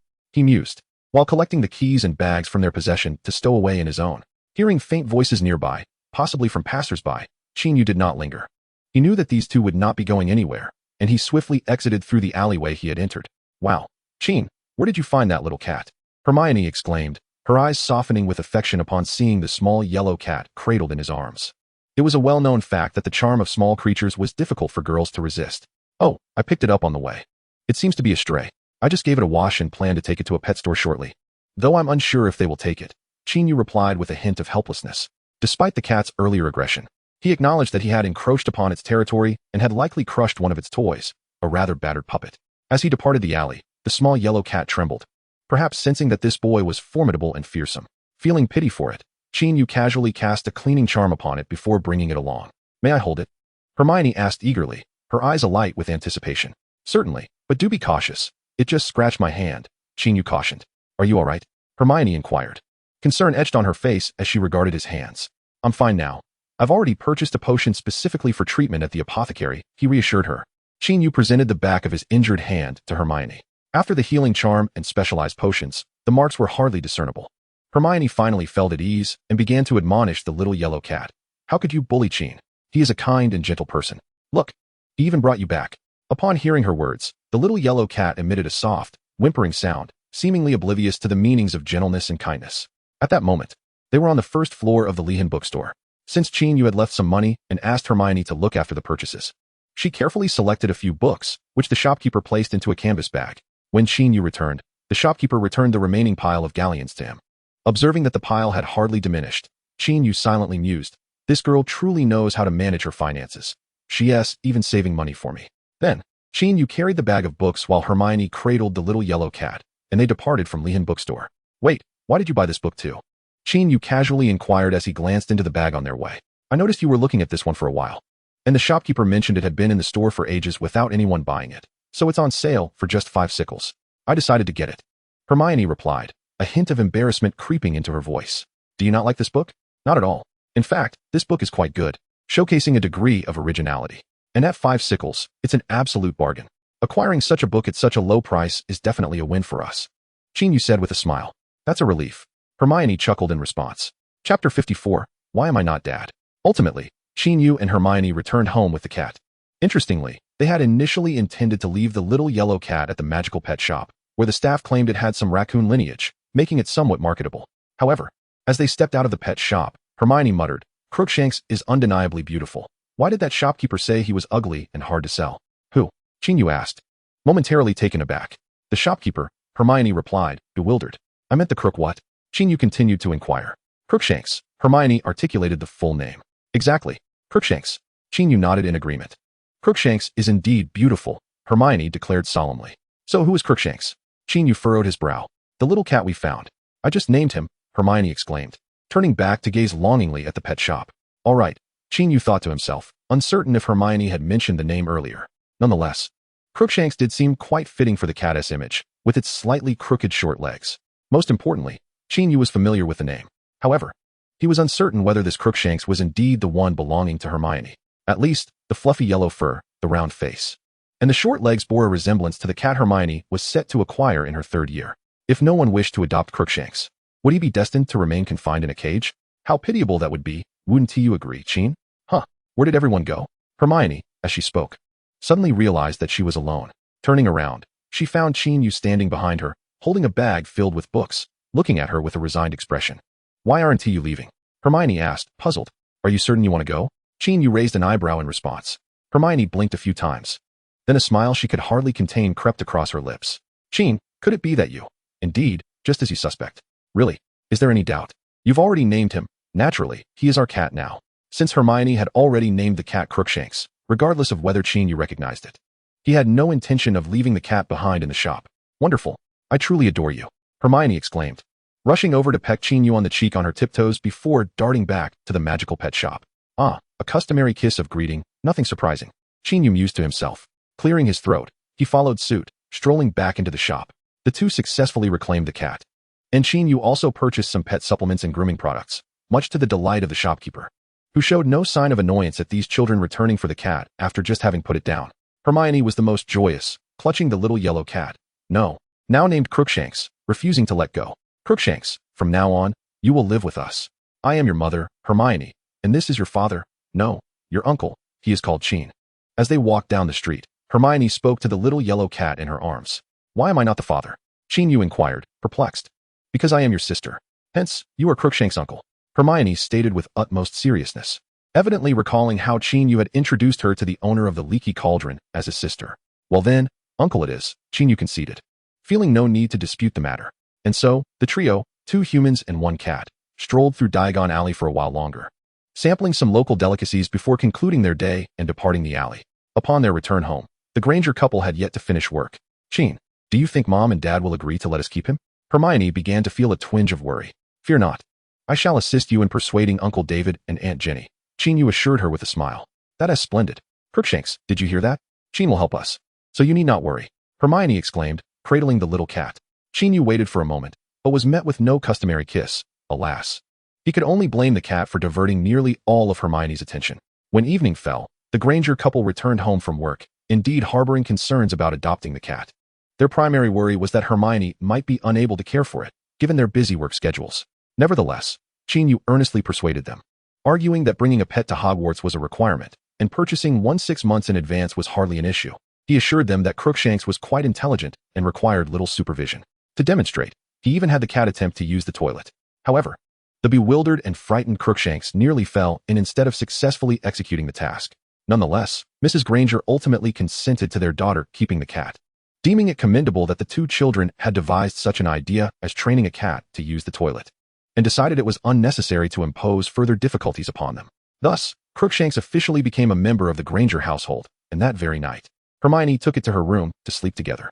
Meanwhile, Trig, who had been resting on the windowsill of her room, was dispatched by Qin Yu to deliver a letter to Hogwarts that evening. Lying in bed, Qin Yu reflected on the day's events, unable to summon even a trace of sleep. The topics discussed among patrons at the Leaky Cauldron, the young wizard he encountered who appeared to be a member of the Pure Blood Supremacy, and the cloaked man bearing the Death Eater tattoo filled his mind. Moreover, the keys and bags exchanged during their meeting made him feel that matters were becoming rather intricate. He had just confirmed that the key was indeed for Gringotts' vault, while the bag contained a sealed glass vial filled with a liquid that was dark red in hue. Was someone attempting to sell this substance to the Death Eaters in exchange for money? Qin Yu speculated boldly. What, then, was contained within that small vial? He was tempted to open it and investigate. However, reason cautioned him against such reckless curiosity, suggesting that prudence was wise. At that moment, Qin Yu increasingly felt that his decision to embark on this investigative endeavor was indeed the right one. Had he chosen to remain passive, merely recounting the suspicious individual to others, he would have gleaned little information, and those he could trust were few, making timely communication impossible. Thus, he had done what was within his capacity and garnered a considerable amount of investigative results, leaving the remainder to those more suited for the task. As he contemplated this, Qin Yu could not help but gaze out the window. Perhaps it was his newfound ability to foresee events, for at that moment, a distortion appeared outside, and an old man with gray-white hair suddenly manifested. The window opened on its own, allowing the old man to enter. This gentleman was none other than Professor Dumbledore, one of Qin Yu's most trusted confidants and the most powerful among them. Professor Dumbledore had hurried over upon receiving Trig's notification. Qin, what has transpired? Dumbledore inquired with curiosity. In his letter, Qin Yu did not elaborate but insisted that he must come swiftly. Initially, Qin Yu intended for Trig to fly to Hogwarts with the key and the bag. However, for safety's sake, he merely informed Dumbledore to hasten to meet him, ensuring utmost security. Today, I took Hermione to Diagon Alley. Thus, Qin Yu recounted to Dumbledore everything he had witnessed and heard in Diagon Alley, without omitting a single detail. Dumbledore did not interrupt throughout, yet his aged visage grew increasingly grave. By the time Qin Yu handed him the small vial from the bag, concern was evident in his eyes. Are you implying that this is not their first transaction, but rather the second? Dumbledore inquired, posing a question that seemed of little consequence. Indeed, it appears they have met before and are somewhat acquainted, even engaging in a debate over ideological matters, Qin Yu replied. Ah, I understand, Dumbledore responded, stowing away the key and the vial. He then admonished Qin Yu, you must refrain from undertaking reckless actions in the future. I shall conduct further investigations regarding today's events. Enjoy the remaining days of your Christmas holiday. Well, I was merely caught in the moment. I did not provoke them intentionally, Qin Yu remarked, touching his nose. Your vigilance and courage are commendable, yet you are still young. It is prudent for us to handle certain matters, as they are perilous, Dumbledore said earnestly. Understood, Professor Dumbledore. I will heed your advice, Qin Yu replied obediently. Very well, I shall take my leave. Rest well, Dumbledore smiled as he bid farewell to Qin Yu. Goodbye, Professor Dumbledore. The old wizard departed swiftly, vanishing in a puff of smoke. With the items dispatched, Qin Yu finally exhaled in relief. Ding. The host has submitted the investigation findings to the key individual, and the investigation task has been successfully completed. Rewards have been issued. Please check your collection. The system chimed. Qin Yu did not anticipate that the task would only be deemed complete at that moment. Excitedly, he verified the reward he had just obtained, an advanced proficiency in the disillusionment charm. He recited the incantation and tapped his wand against himself. In an instant, he realized he could no longer see his own body. He had seemingly transformed into a bodiless specter. This effect greatly pleased him. Chapter 55, I wish to take you along. The reasonable restraint law for underage wizards, enacted in 1875, has undergone continuous refinement. With the introduction of tracking threads serving as an excellent adjunct to the law. Tracking threads, a detection charm cast on wizards under the age of 17, primarily monitors their conduct outside of school. However, during the practical enforcement of the decree for the restriction of underage sorcery, it is deemed a fundamental requirement that underage wizards refrain from deliberately using magic in the presence of muggles. As for young wizards practicing magic within wizarding families, an experience many have undergone, or engaging in private practice, using or testing wands, etc., even if reported, the Ministry of Magic would not dispatch orders to apprehend anyone, provided that such activities are not overly conspicuous or do not have severe repercussions. At most, the Ministry would send a warning letter. Moreover, for young wizards who have not yet attended school or those of Muggle descent, the Ministry's oversight is relatively lax. In some cases, there may be no tracking at all. These children, lacking guidance, inevitably encounter instances of uncontrolled magic, such as making the glass at the zoo vanish or uprooting trees. In such cases, the Ministry finds it challenging to respond promptly and can only gather information through alternative channels. In summary, as long as one does not engage in mischief, the Ministry is unlikely to intervene. Given these circumstances, after cautiously experimenting with the disillusionment charm, Qin Yu refrained from further usage and resisted the urge to descend and startle Hermione and Crookshanks. It must be said that Dumbledore indeed instilled a profound sense of trust in Qin Yu. Having entrusted matters to the venerable Dumbledore, Qin felt considerably more at ease. As the night deepened and weariness gradually enveloped him, he lay in bed and quickly succumbed to a deep slumber. Over the following days, Hermione seized every opportunity to cradle Crookshanks, and the bond between the two flourished rapidly. Remarkably, Crookshanks even learned to use the toilet, a feat attributed to Hermione's relentless teaching. Yet, it must be acknowledged that the cat possesses a remarkable intelligence, leading Qin Yu to momentarily ponder whether Crookshanks was perhaps an animagus in disguise. Nonetheless, the cat never revealed its true form. I am currently teaching him to call me Mama. By the time you return from school, he might have mastered it, Hermione remarked with a smile. However, upon uttering these words, she suddenly realized that the Christmas holiday was drawing to a close, and Qin Yu would be returning to school the following day. With this thought, the joy in her eyes transformed into melancholy and despondency. Qin Yu, observing her expression, gently reassured her, I will be back soon, and I will write to you often. To his surprise, Hermione pouted in response. I don't want it to be just letters. The time they had spent together during the 10 days of the Christmas holiday had led Hermione to feel that mere correspondence would no longer suffice. Having Qin by her side was far preferable. Nevertheless, Qin had to return to school. With this realization, Hermione's spirits sank, and Crookshanks, sensing her emotions, rubbed his furry face against her arm.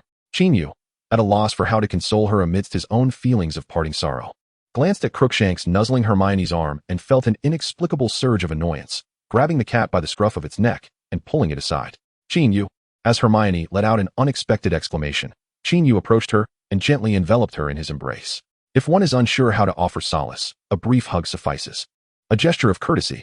Initially, Hermione's body tensed, but upon inhaling the familiar scent emanating from Qin Yu, she gradually relaxed, nuzzling her small face against his neck. Her previously melancholic disposition alleviated. You must write at least 1 letter a week. No, 2. They can be brief, but you cannot neglect them due to busyness. The young girl insisted with her stern requirements. I assure you, I will write at least 2 letters weekly. If I fail to do so, you may send Trig to retrieve me, Qin Yu promised earnestly. How could Trig possibly manage you? Hermione exclaimed, her eyes widening. He has numerous siblings. They can assist him, Qin Yu replied with utmost seriousness. Then you might be dropped from the sky at any moment. Haha. Imagining a few owls carrying Qin Yu aloft, Hermione couldn't help but laugh. The girl's fleeting melancholy dissipated swiftly. With Qin Yu's assurance, and, particularly, that embrace, her spirits lifted considerably. She scampered upstairs, assisting Qin Yu in packing his belongings. Observing Hermione kneeling beside the bed, somewhat clumsily yet meticulously folding his clothes, warmed his heart inexplicably. To be treated to the ministrations of a future minister of magic was a sentiment that stirred him profoundly. Qin, you should tidy your things as well. Determine what you need to take and what you can leave behind, Hermione said earnestly, noticing Qin Yu standing idly. I wish to take you with me, Qin Yu casually remarked as he organized his belongings. Is that truly possible? Hermione's eyes brightened with anticipation. Ah, this girl is being playful. Unless you transform into an owl or a cat, Qin Yu replied with mock seriousness. Then I shall transform now. I am already a cat. Meow, Hermione declared. Climbing onto Qin Yu's bed and pretending to be a small kitten, Qin Yu extended his hand to stroke her head, indulging her performance. Of course, Hermione's acting could only amuse Qin Yu. She was far from becoming a genuine kitten and could not truly accompany him to Hogwarts. The only impact she made was to disarrange the neatly folded clothes once more. Thus, after some playful antics, Hermione resumed her position by the bed, helping Qin Yu refold his garments. The following day, after a hearty breakfast, Qin Yu prepared to depart with his luggage. The Granger couple intended to escort him to the train station, but Qin Yu, feeling capable of managing alone and wishing not to inconvenience them, graciously declined their kind offer. He bid farewell to the Granger family at the door. Goodbye, Crookshanks, to your uncle, Hermione exclaimed, holding the small yellow cat and waving one of its paws at Qin Yu as a farewell gesture. At this moment, Hermione's demeanor surprised the Granger couple, as they had anticipated their daughter would be in tears once again. To their astonishment, however, she remained remarkably composed and even displayed a mischievous act. Unbeknownst to them, Hermione had already experienced a bout of emotional distress the day prior, but had since been comforted. Though she felt a tinge of reluctance now, she did not succumb to it excessively. The young girl was gradually becoming stronger. Qin Yu departed from the Granger household and, after a series of bus and subway transfers, arrived at King's Cross Station, where he entered Platform 9 to board the Hogwarts Express once more, returning to the enchanting realm of magic. The holiday had concluded, and a new semester was about to commence. Chapter 56, Familiarity and Change. Familiar mountains, familiar waters, familiar classrooms, campus, dormitories, the Great Hall, and even Professor Snape's long legs. If you do not rouse yourselves from the lethargy of the holidays, I would not hesitate to toss you into the Black Lake for a wake-up call. Listen to that icy voice, hear the biting tone. It was enough to invigorate anyone in an instant. Qin, you seem to be in quite a good mood. Thus, I shall appoint you to demonstrate the grinding of the weasel's dried gland, Professor Snape drawled, beckoning Qin Yu forward. Upon hearing this, Qin Yu's expression instantly fell. The weasel's gland? Are you truly going to subject me to this? If you perform well, I might consider awarding a point to Gryffindor, Professor Snape continued nonchalantly. Very well. You are indeed ruthless. It is my honor, Professor Snape. Qin Yu replied with a radiant smile before resolutely striding toward the podium and laboratory at the front of the classroom. He took a deep breath, grasped a shriveled, dull-colored organ of the weasel with tweezers, and tossed it into the mortar. This unassuming object was the weasel's gland, which Qin Yu had encountered in his textbook. He knew that despite its bland appearance and faint odor, once ground into powder, it would prove formidable. Gathering his courage, Qin Yu steeled himself and forcefully crushed the weasel's gland with the pestle, pressing down hard on the fragments. As he ground, an overpowering stench quickly engulfed the classroom. Ugh, oh no, it's unbearable. I can hardly stand it. Help! I'm in tears. The students in the classroom were overwhelmed by the putrid odor, gagging and calling for assistance. Qin Yu, being the first victim, teetered on the edge of collapse. Remember this smell. Professor Snape raised his voice, speaking deliberately. With the classroom in chaos, he had to speak loudly to be heard. We will remember, Professor. Please spare us. The students responded in unison. This scent is indelibly etched in our memories. I shall never forget it, even in my dreams. The Snape brand powerful range hood. Oh, how it reminds one of Professor Snape waving his wand, instantly dispelling the foul odors that permeate the air. He deftly contained the stench of the weasel's gland beneath Qin Yu's chest, ensuring that no one would catch a whiff. Observing this subtle yet effective method, Qin Yu felt a renewed admiration for Snape's magical prowess and resolved to master such techniques. After all, if he could employ such magic while cooking in the dormitory, he would no longer fear detection by the prefects. Lost in these thoughts, Qin Yu finally completed his grinding task and sifted the powdered weasel gland through a fine mesh. It was satisfactory enough. Professor Snape glanced at the resulting fine powder and nodded in approval. Gryffindor, 1 point, he stated in a calm tone. The Gryffindor students erupted in cheers, while the Slytherin students in attendance acknowledged the achievement with respect. After all, it was a feat that Qin had earned through considerable effort. The odor of the weasel gland powder was horrendous, yet it possessed significant utility. The concoction derived from it could offer a measure of safety against pests and beasts when one ventured into the wilderness. Next, I shall demonstrate the precise method for creating this potion. Professor Snape commenced the formal lesson. By the end of the class, the first-year students found their appetites waning once more, the potency of the weasel gland far surpassing the gruesome images previously presented by Professor Swindon. Snape's notorious reputation swiftly eclipsed that of Swindon. Honestly, I labored diligently in my teaching. Why must I be burdened with such a reputation? Professor Swindon expressed his discontent. At that moment, he, Qin Yu, and Professor Snape were gathered in the dark arts defense teacher's office. This was the first time the trio had convened since the end of last year, primarily due to Professor Swindon's preoccupations. Oh, where do you derive such misplaced self-assurance? Qin Yu retorted.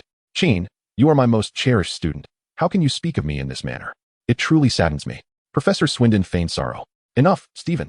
Please enlighten us as to the purpose of today's summons. Professor Snape interjected, unable to contain himself any longer. Upon hearing this, Professor Swindon immediately composed himself, his demeanor turning serious. He did not speak right away, but instead produced a small vial containing a dark, reddish liquid. What is this? Snape inquired, his brow furrowing. Qin Yu, however, wore a grave expression. Indeed, he recognized this substance.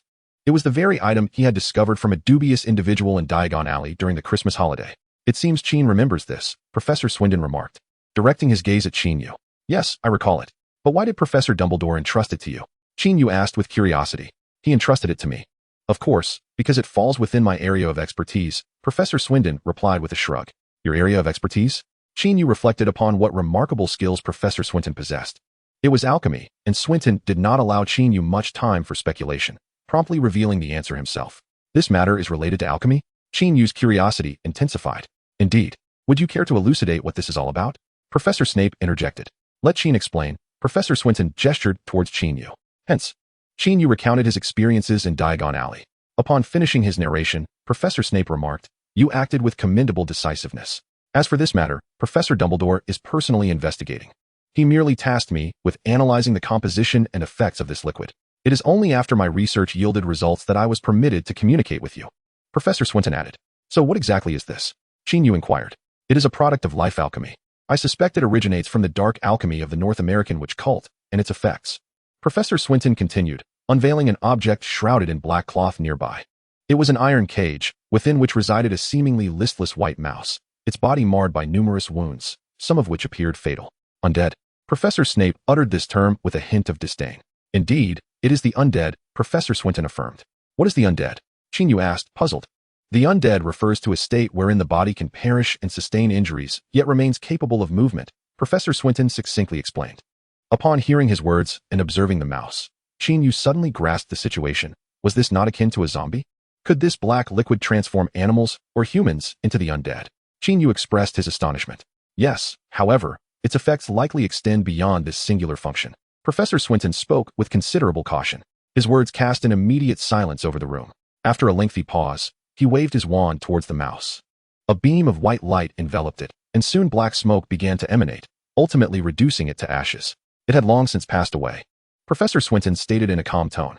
He continued, the situation appears somewhat complicated, thus Professor Dumbledore believes we must continue training Qin to enhance his coping abilities, as he will invariably encounter various unforeseen circumstances. I would prefer to avoid any unforeseen events, Qin Yu thought to himself. Indeed, I share that sentiment, Professor Snape nodded. Well, I appreciate your efforts and those of Professor Dumbledore, Qin Yu replied with an eye roll. Thus, the supplementary lessons Qin Yu had anticipated to conclude became increasingly rigorous. Professor Snape even pushed Qin Yu to the brink of employing silent power, fervently testing the limits of his abilities. Nonetheless, most of the time, the training did not verge on the extreme. During classes, after-school tutoring, Quidditch training, and the occasional visit to Hagrid's hut, Qin Yu's life at Hogwarts swiftly resumed its former rhythm, even becoming more hectic. Amidst this busyness, he honored a promise made to a certain young lady, writing to her at least twice a week. The letters from the girl named Hermione, however, exhibited a significant transformation compared to the past. She would candidly express sentiments such as I miss you, rather than merely alluding to thoughts of him or mentioning her longing for treacle tart. The brief holiday of merely 10 days seemed to have instigated profound changes within her, as Qin Yu observed the evolution of Hermione's writing style. His own time at Hogwarts continued to slip away. The harsh winter gradually faded, the ice and snow melted, and spring arrived. Chapter 57, An Unexpected Visitor. With the warmth of spring, life began to flourish anew. The young wizards, shedding their heavy winter garments, frolicked in their respective houses' lounges, along the staircases and corridors, across the expansive campus, and in the open fields, exuberantly releasing the vitality of youth. Even the usually sullen Elvis began to compete with Jimmy during flying lessons. Since adapting to the posture of sitting on a broomstick, his flying skills had improved remarkably, leading Qin Yu to speculate that, given time, he might even become a Quidditch keeper. The Slytherin students attending flying lessons alongside them, particularly Jerome, were now wary of causing trouble, especially after Qin Yu's memorable display of prowess with a wooden sword in the air, a scene that remained vividly etched in their minds. Each recollection of that day elicited a slight ache in Jerome's backside. In the face of Qin Yu's dominance on the Quidditch pitch, Jerome had long since conceded. He could not compete with Qin Yu's exceptional abilities and had no choice but to accept his defeat. Naturally, Qin Yu derived little sense of accomplishment from compelling a mere child to submit. It was hardly a matter of concern, for should Jerome continue to resist, a further encounter would suffice to resolve the issue. While others practiced their flying, Qin Yu leisurely soared above on his broomstick, basking in the scenic beauty surrounding him. The spring was vibrant, the mountains adorned in emerald hues, and the landscape surrounding Hogwarts possessed a unique charm. Coincidentally, during this flying lesson, Qin Yu once again spotted Lucius Malfoy, his golden hair slicked back, accompanied by his house elf, Dobby. This time, Lucius, that old rascal, had the audacity to halt beside the designated flying lesson field, lifting his proud head and casting a smirk at Qin Yu above. Oh, this old scoundrel must be up to something, Qin Yu instinctively thought to himself. Beside Lucius stood Professor Minerva McGonagall, the deputy headmistress and head of Gryffindor House. Clad in a long robe of deep green, Professor McGonagall wore a serious expression as she called out to Qin Yu in the sky. "Qin, I need to speak with you." She had already conferred with Madame Hooch, the flying instructor, so there was no surprise on her part. As such, Qin Yu pressed the button on his flying broom and gradually descended from the sky. "Good morning, Professor McGonagall." "Good morning, Mr. Malfoy," Qin Yu greeted cheerfully. "Good morning, Qin."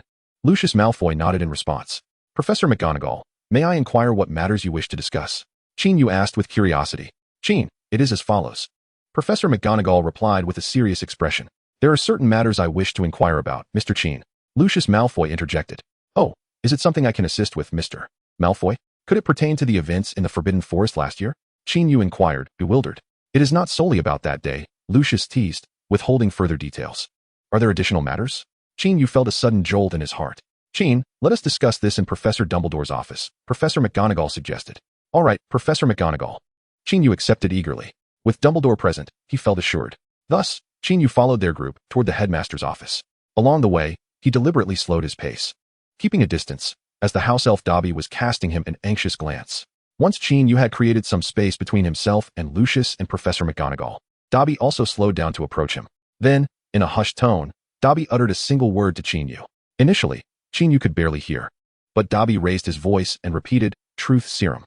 Upon comprehending Dobby's words, a wave of dread washed over Qin Yu. Was there no escaping this? Last time, Lucius had attempted to use this on him, only for Severus Snape to intervene. It was evident that this time, Lucius was determined to administer the Truth Serum. With this thought, Qin Yu felt a tumult of emotions surge within him. His immediate desire was to flee. However, reason dictated that running away would be futile. "Mr. Qin, please hurry," Lucius urged from ahead. Then, in a lowered voice, chastised, "Dobby, what are you doing? Keep up." "Yes, master." Dobby complied, hastily catching up to Lucius. Staying closely by his side, Qin Yu sighed, his expression a mix of complexity as he followed suit. He could only hope that Dumbledore would assist him or that Professor Snape might tamper with the Truth Serum. Otherwise, if he inadvertently revealed his hidden secrets, he could only dread the consequences. Would he be seized and subjected to experimentation like a lab rat? The thought conjured an unsettling image in his mind of a recent scene involving a zombie white mouse that Professor Swinton had shown him and Snape, which had ultimately been reduced to ashes by Professor Swinton.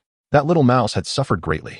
Contemplating these thoughts, Qin Yu followed their lead in reciting the entrance incantation and stepped into Professor Dumbledore's office. The esteemed professor was preoccupied, engrossed in writing something. "Lucius, I sincerely apologize for my inability to greet you, as I am currently engaged with pressing matters," Dumbledore remarked, setting down his quill as he addressed Lucius Malfoy. "Not to worry, Professor Dumbledore. My visit today is of no significant consequence. I merely seek to verify information regarding a student at Hogwarts." As requested by the Board of Governors, Lucius responded, evidently in good spirits, his tone noticeably less haughty than before. The student in question was, of course, Qin Yu. "Oh, I have a general understanding of your intentions from your letter. We shall cooperate fully," Dumbledore said, rising to lead the group to a nearby sitting area. In a discreet manner, he offered Qin Yu a benevolent glance, which alleviated Qin Yu's anxiety considerably. Professor Dumbledore. Based on the intelligence we have gathered from the Muggle world, we discovered that last year there were several serious incidents of wizarding information leaks. For instance, at the reptile house in the London Zoo, a young boy was witnessed conversing with a python, and in a nearby Muggle community, a colossal willow tree was uprooted in plain sight. We have reason to suspect that those involved in these events are students of Hogwarts, specifically Qin. Lucius stated bluntly as he took his seat. At the mention of Qin's name, Lucius cast a piercing gaze in his direction, prompting an expression of alarm from Qin. Qin stammered.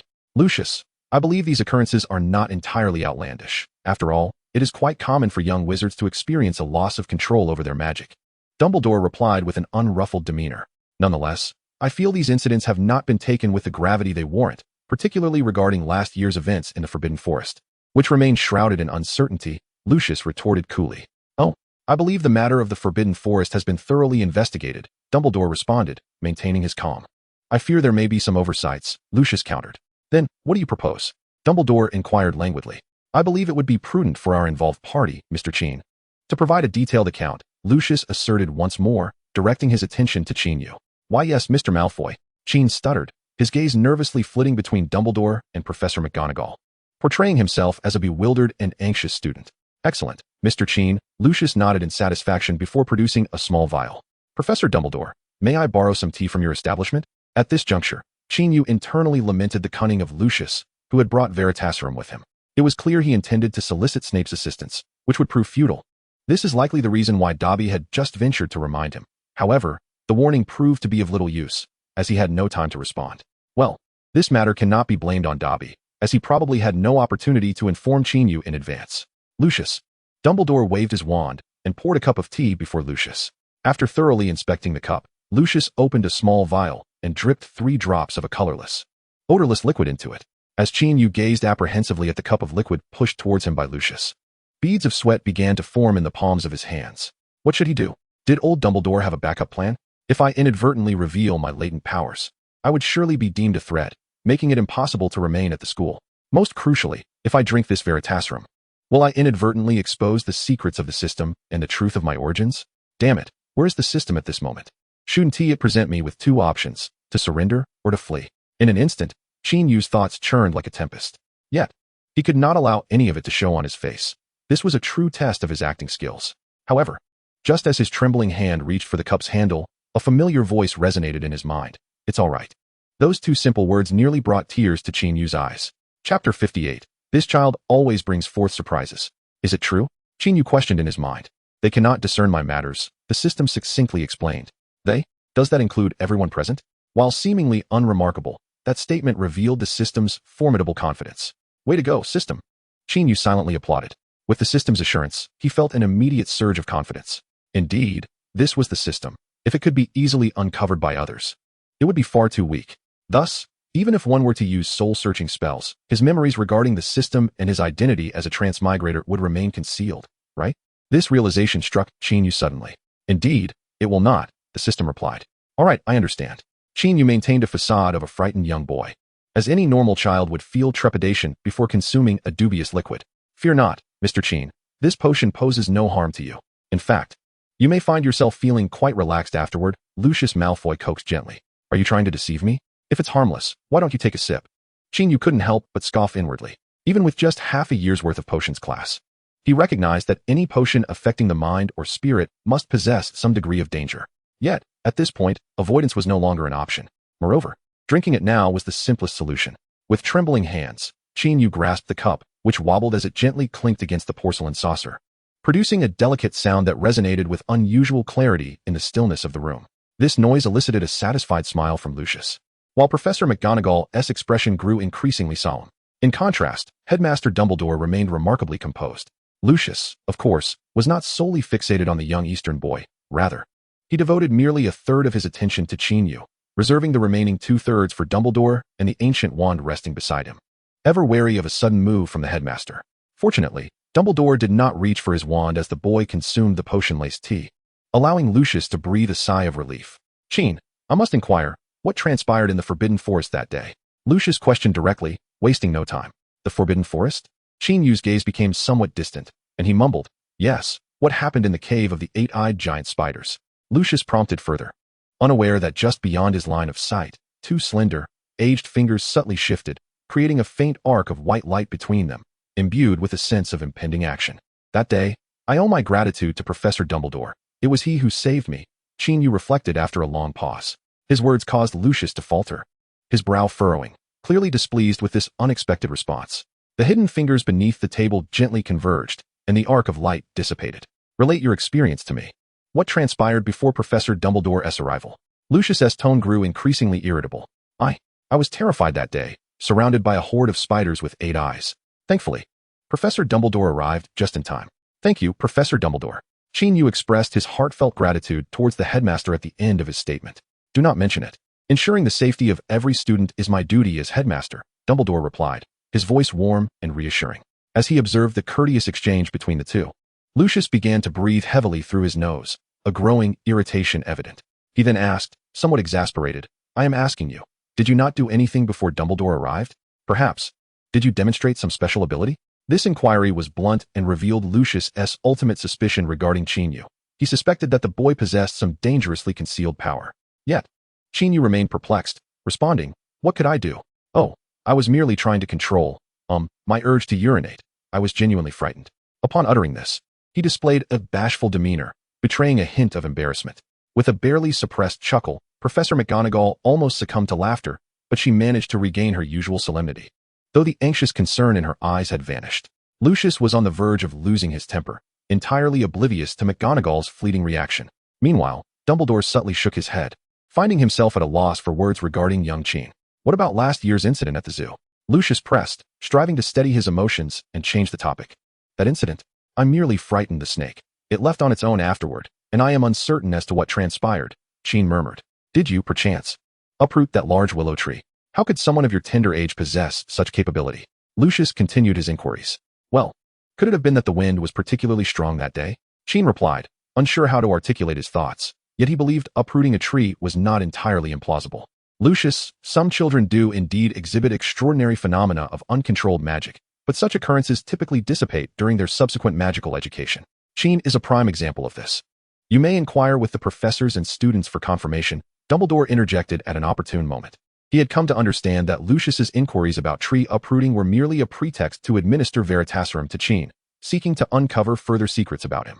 Dumbledore himself was prepared to intervene at a moment's notice. Relinquishing his wand did not imply an inability to wield magic. Who could have predicted that Qin, after consuming the Veritaserum, would remain composed and evasive? Was it possible that Lucius Malfoy's potion was ineffective? This thought briefly flickered in Dumbledore's mind, but he quickly dismissed it. For he could not fathom that Lucius would travel such a distance with an unverified magical concoction. If the potion was indeed sound, then the issue must reside with the one who ingested it. Contemplating this, Dumbledore cast a penetrating gaze at Qin, who continued to portray an innocent, bewildered boy. This child never ceased to astonish. The greatest wizard of the age, Professor Dumbledore, mused within himself. Do you have any secrets to conceal, such as your abilities and your heritage? Lucius's questions grew increasingly direct. Yes, indeed, there are some. Speak quickly. I actually sold the herbs I acquired from Professor Sprout. But I received a fair price for them. They were not wasted. Herbs. That is not what I inquired about. Noticing Lucius approaching the brink of hysteria, Dumbledore spoke with authority. Mr. Malfoy, it is evident that the matter is quite clear. This child, Qin, poses no issues. I believe our inquiries may cease here. He must have something unspoken, Lucius retorted, unwilling to relent. I apologize, but I believe that Qin has honestly answered all your questions. If you continue to put this poor child in such a difficult position, I shall bring this matter to the attention of the school board and, if necessary, I would not hesitate to inform the Ministry of Magic about your excessive conduct regarding this issue. Professor Dumbledore continued. Lucius glared at Dumbledore, but he soon found himself at a loss, as he was genuinely unable to contend with the other. Well, I have finished my inquiries. With that, he rose in a huff, taking his house elf Dobby along, and stormed out of Hogwarts. Minerva, please take good care of him, Dumbledore said, looking at the sleeping Qin Yu. I will, Professor Dumbledore, Professor McGonagall replied. Just as Professor McGonagall was contemplating how to escort Qin Yu to the infirmary for rest, Severus Snape entered briskly. He had just been teaching a potions class to the upper years when he heard of Lucius's arrival at the school and hurried over. Professor Dumbledore briefly explained the recent events to Snape. Very well, I shall take him to rest. With that, Snape gently picked up the slumbering Qin Yu and, with long strides, made his way out of the headmaster's office toward the infirmary, where Madame Pomfrey could check on Qin Yu's condition. Chapter 59. Those who understand me know my heart's troubles. Those who do not understand me question my desires. Lucius Malfoy, after leaving Hogwarts, did not return immediately to his home in Wiltshire, but instead went alone to a dilapidated manor. Another failure? Did you not assert that this time you would surely find something to incriminate Dumbledore? A man clad in a black cloak and wearing a mask stood by the crumbling entrance of the manor, speaking in a low voice. I can assure you, that child is certainly problematic. Lucius's voice still carried anger, and he too was wearing a mask. And yet, the cloaked figure replied mockingly, I do not know where the fault lies. Perhaps the Veritasrum lost its efficacy, or maybe Dumbledore secretly manipulated things to make the child's responses appear quite normal. After saying this, Lucius furiously exclaimed, Damn normal. Humph, it seems you are simply incompetent. The cloaked figure retorted coldly. What right do you have to criticize me? What have you been doing during this time?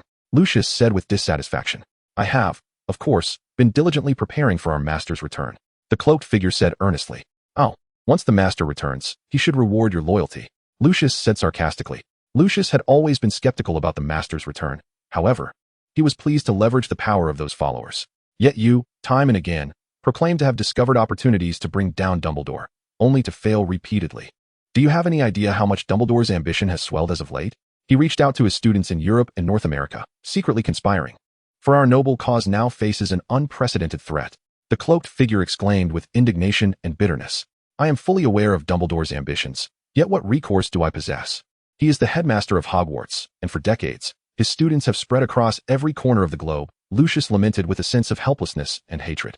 We must not allow him to disrupt the master's return plan. The last transaction involving the blood of the wizarding god should never have been entrusted to that boy. Now, misunderstandings have arisen with Grindelwald's army, making collaboration unlikely in the near future, the cloaked figure said, frustration evident in his voice. Oh, it is your cowardice and fear of being manipulated that led you to assign a minor role for the transaction. Lucius seized the opportunity to mock his counterpart. What use is there in discussing this now? Since we cannot acquire the wizarding god's blood from them, we must find a way to seek such an object ourselves. The cloaked figure responded, equally resigned. But that belongs to LeMay. Have you considered the difficulty of obtaining it? Lucius said with a sigh. And what of LeMay? Merely an old man whose bones have long since crumbled, the cloaked figure scoffed. Well, I wish you luck. Lucius added reluctantly, if you need my assistance, do not hesitate to call upon me. If there is a need for your services, I will certainly reach out. The cloaked figure replied with indifference. That will be all. I must take my leave, Lucius stated. Yes, farewell. Farewell. With that, their conversation concluded, and they each vanished from the spot using apparition. After their departure, a biting chill swept through, rendering the dilapidated manor even more desolate and lonely. In the office of Hogwarts School of Witchcraft and Wizardry, Headmaster Albus Dumbledore stood in the circular room, his aged face betraying an undeniable weariness. He gazed at the phoenix, Fawkes, perched nearby, and an ancient verse he had recently encountered in the East flickered in his mind. The essence of the poem conveyed, those who truly understand me perceive my heart as laden with worry, while those who do not will view my actions as self-serving. Indeed, since the messenger from the Brazilian Ministry of Magic arrived in London, informing them of a self-proclaimed faction active on the continent of America, Dumbledore had begun his private endeavors. Through his students and friends, he sought to uncover every scrap of information regarding this group. To many, his actions likely appeared to be driven by ulterior motives. After all, the name of Dumbledore, combined with his students and friends occupying various positions around the world, could indeed forge a power that inspires trepidation. He, fully aware of the allure that such power presents, consistently maintained his restraint. A person, or a collective, too formidable, can easily lose their sense of self. This is a truth he comprehended even in his youth. The one who imparted this lesson to him was none other than his closest kin, who, through her passing, taught him this truth. Nonetheless, there are certain actions he must undertake to spare others from a similarly tragic fate. He merely hopes that his endeavors will yield favorable outcomes, Dumbledore mused within. Upon awakening from a bizarre dream, Qin Yu found his mind somewhat clouded, only to behold Professor Swinton seated at his bedside, engrossed in a book titled Some Peculiar Notions of Alchemy. The sight of this title gradually honed Qin Yu's thoughts. He recalled having perused this book on the second floor of Flourish and Blots in Diagon Alley, where he had found some of its content rather far-fetched. Later, Hermione had purchased it along with several other volumes and had kindly packed it into his suitcase during their return to school. Subsequently, he occasionally took the book out for amusement, and not long ago, Professor Swinton had borrowed it after noticing him reading. Ah, you are awake. Professor Swinton remarked after a considerable time had passed since Qin Yu's awakening. Professor Swinton, what happened to me? Qin Yu inquired, still somewhat bewildered. You ingested a truth serum brought by Lucius, and its side effect is drowsiness. You have been asleep here for over 8 hours, Professor Swinton elucidated. Oh, it seems that is indeed the case, Qin Yu reflected, realizing that while the system had somewhat safeguarded his memories, the side effects of the truth serum were unavoidable. Fortunately, it was merely drowsiness with no severe consequences. In fact, Professor Snape was here earlier. He was the one who brought you here. Professor Swinton raised an eyebrow and stated. Yes, I shall find an opportunity to express my gratitude to Professor Snape, Qin Yu replied earnestly. All right, if you feel sufficiently recovered, you may leave this place. To prevent your friends from worrying, we have not informed them of this incident. As you know, in certain matters, it is best that fewer people are aware, Professor Swinton said while rising. Having indeed rested enough, Qin Yu, with Professor Swinton's assistance, descended from the bed. Once his feet touched the ground, he felt entirely awake. The side effects of the truth serum now behind him, the two then departed together. By now, evening had fallen, and as they walked through the brightly lit corridor, Qin Yu and Professor Swinton engaged in casual conversation, much as they had on numerous previous occasions. Naturally, their discussion turned to the subject of alchemy. This book is quite remarkable. Although its ideas may be somewhat fanciful, they hold significant value. I am eager to find an opportunity to converse with the author, Professor Swinton remarked, holding up the book. Really? I thought you might describe the author as mad and laughable. Qin Yu shrugged and replied. Haha, throughout history, which great alchemist has not been deemed mad and laughable? Professor Swinton remarked with a chuckle. It seems to hold some truth. Akin to the Eastern proverb, one cannot succeed without a touch of madness. Qin Yu translated the phrase, reflecting on the shared wisdom of humanity. Professor Swinton pondered Qin Yu's words, finding them quite intriguing. Suddenly, he shifted the topic and addressed Qin Yu. I have heard that you transformed the last alchemical materials into a sword that, aside from its beauty, serves no practical purpose? Huh, must you be so harsh? Otherwise, I might mistake you for Professor Snape. Qin Yu felt a bit embarrassed. Ha. Who would have thought that the fearless Qin would also experience moments of bashfulness? Professor Swinton teased. Well, it is indeed true that my abilities are limited, and I wasted such precious alchemical materials. How about this? I shall give you the items, and you can create something more useful from them. Qin Yu resolutely declined. To his surprise, Professor Swinton nodded in agreement. I was just thinking of asking for them from you. Qin Yu pouted. You really want them? Nevertheless, Professor Swinton continued. This book has provided me with much inspiration, and I will help you turn that beautiful sword into a functional one. What do you think? Really? Qin Yu's eyes brightened at the words. Certainly. Professor Swinton nodded. Can it fly? Qin Yu eagerly inquired. Not impossible. It appears Mrs. Hawk was correct. You have indeed been dreaming of riding a sword through the skies. Professor Swinton couldn't help but chuckle. Professor Swinton, I must clarify. It's not riding. It's standing upon it. Riding a sword through the air. Aren't you concerned about a rather uncomfortable landing? Mrs. Hawk's imagination seems rather excessive. Qin Yu remarked with a slight roll of his eyes. Well, standing upon it would suffice. Do you have any other requests? Professor Swinton inquired. I wish for the sword to be capable of changing size, perhaps akin to, a spatial extension spell, similar to your bag. Qin Yu articulated another idea. Well, altering size is somewhat complicated. I must consult Professor Snape and others about that. Professor Swinton added before continuing. Are there any additional requests? It should be sharper. Qin Yu insisted.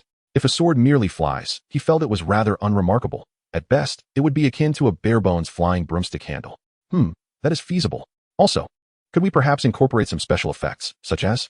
And so, Qin Yu exuberantly shared his various concepts, and as he presented his 20th request, Professor Swinton gazed at the night sky and said to Qin Yu thoughtfully, Qin, I have suddenly lost my interest in forging this sword for you. Perhaps you should just pretend I never said anything, and we shall part ways here. I shall go admire the moon. I believe that the serene moonlight can bring me inner tranquility. No, Professor, I was mistaken.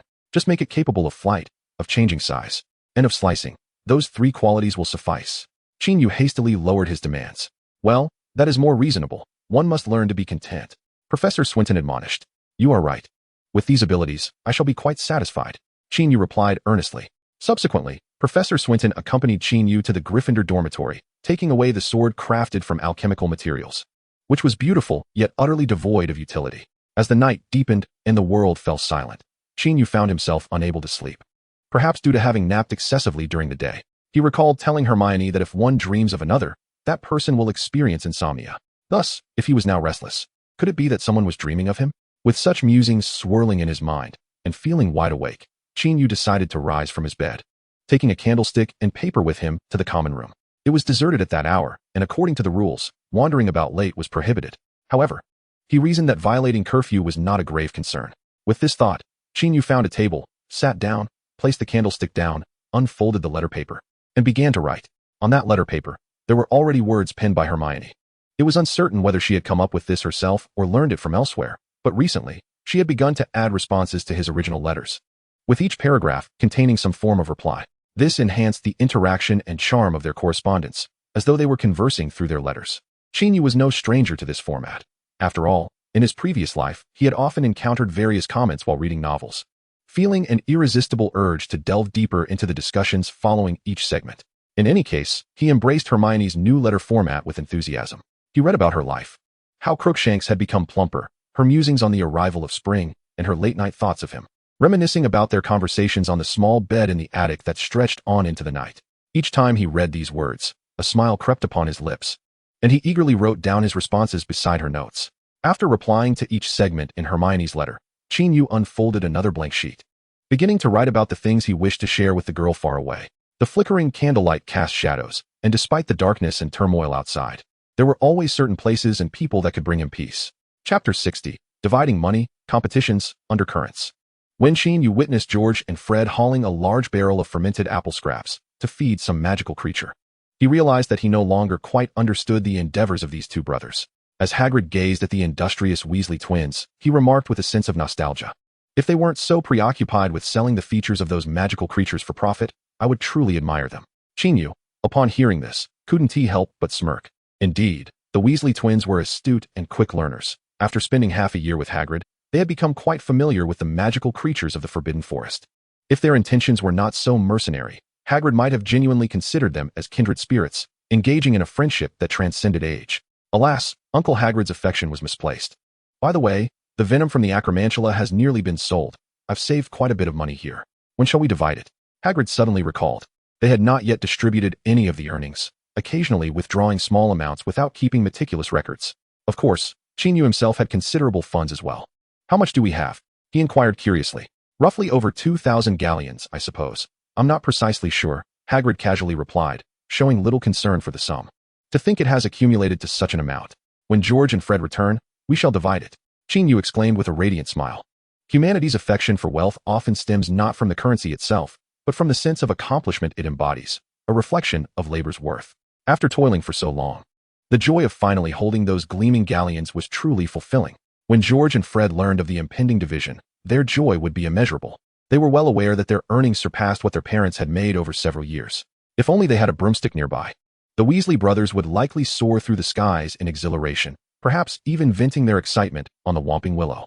With a flourish, Hagrid casually tipped 2 barrels of gold coins onto the floor. The Weasley brothers had long harbored reservations about Hagrid's nonchalant handling of such a substantial sum. After all, it seemed rather reckless to store such a fortune in 2 old wooden barrels. However, they soon grew accustomed to it, realizing that it was unlikely anyone could easily pilfer anything from Hagrid, especially with his enormous dog on guard. It should be noted that this large dog did not refer to the 3-headed Cerberus named Fluffy, but rather to a regular large dog that Hagrid owned. Fluffy was kept in the Forbidden Forest, and Qin Yu had only seen him once or twice. The Weasley twins occasionally assisted Hagrid by delivering food to Fluffy, especially when he had to be away. Meanwhile, Qin Yu waved his wand and uttered a spell, directing it at the pile of galleons. In no time, the coins arranged themselves neatly into stacks of 100. Hagrid and the Weasley brothers looked on with expressions of admiration and respect at this display, as Qin Yu had just utilized a common household organization spell, which Molly Weasley often employed to tidy up the kitchenware. It was indeed a clever and imaginative notion for him to use it to count money. This left Hagrid and the Weasley twins with a sense of wonder, thinking, why didn't we think of using it this way? Of course, they couldn't be blamed, as they had never anticipated earning such a significant sum, let alone using a household spell for counting. In total, there were 24 piles plus 86 coins, amounting to an impressive 486 galleons. While the other 3 marveled at this fortune, Qin Yu had already finished counting the stack of coins. This sum included not only the proceeds from the sale of Acromantula venom, but also profits from various other ventures.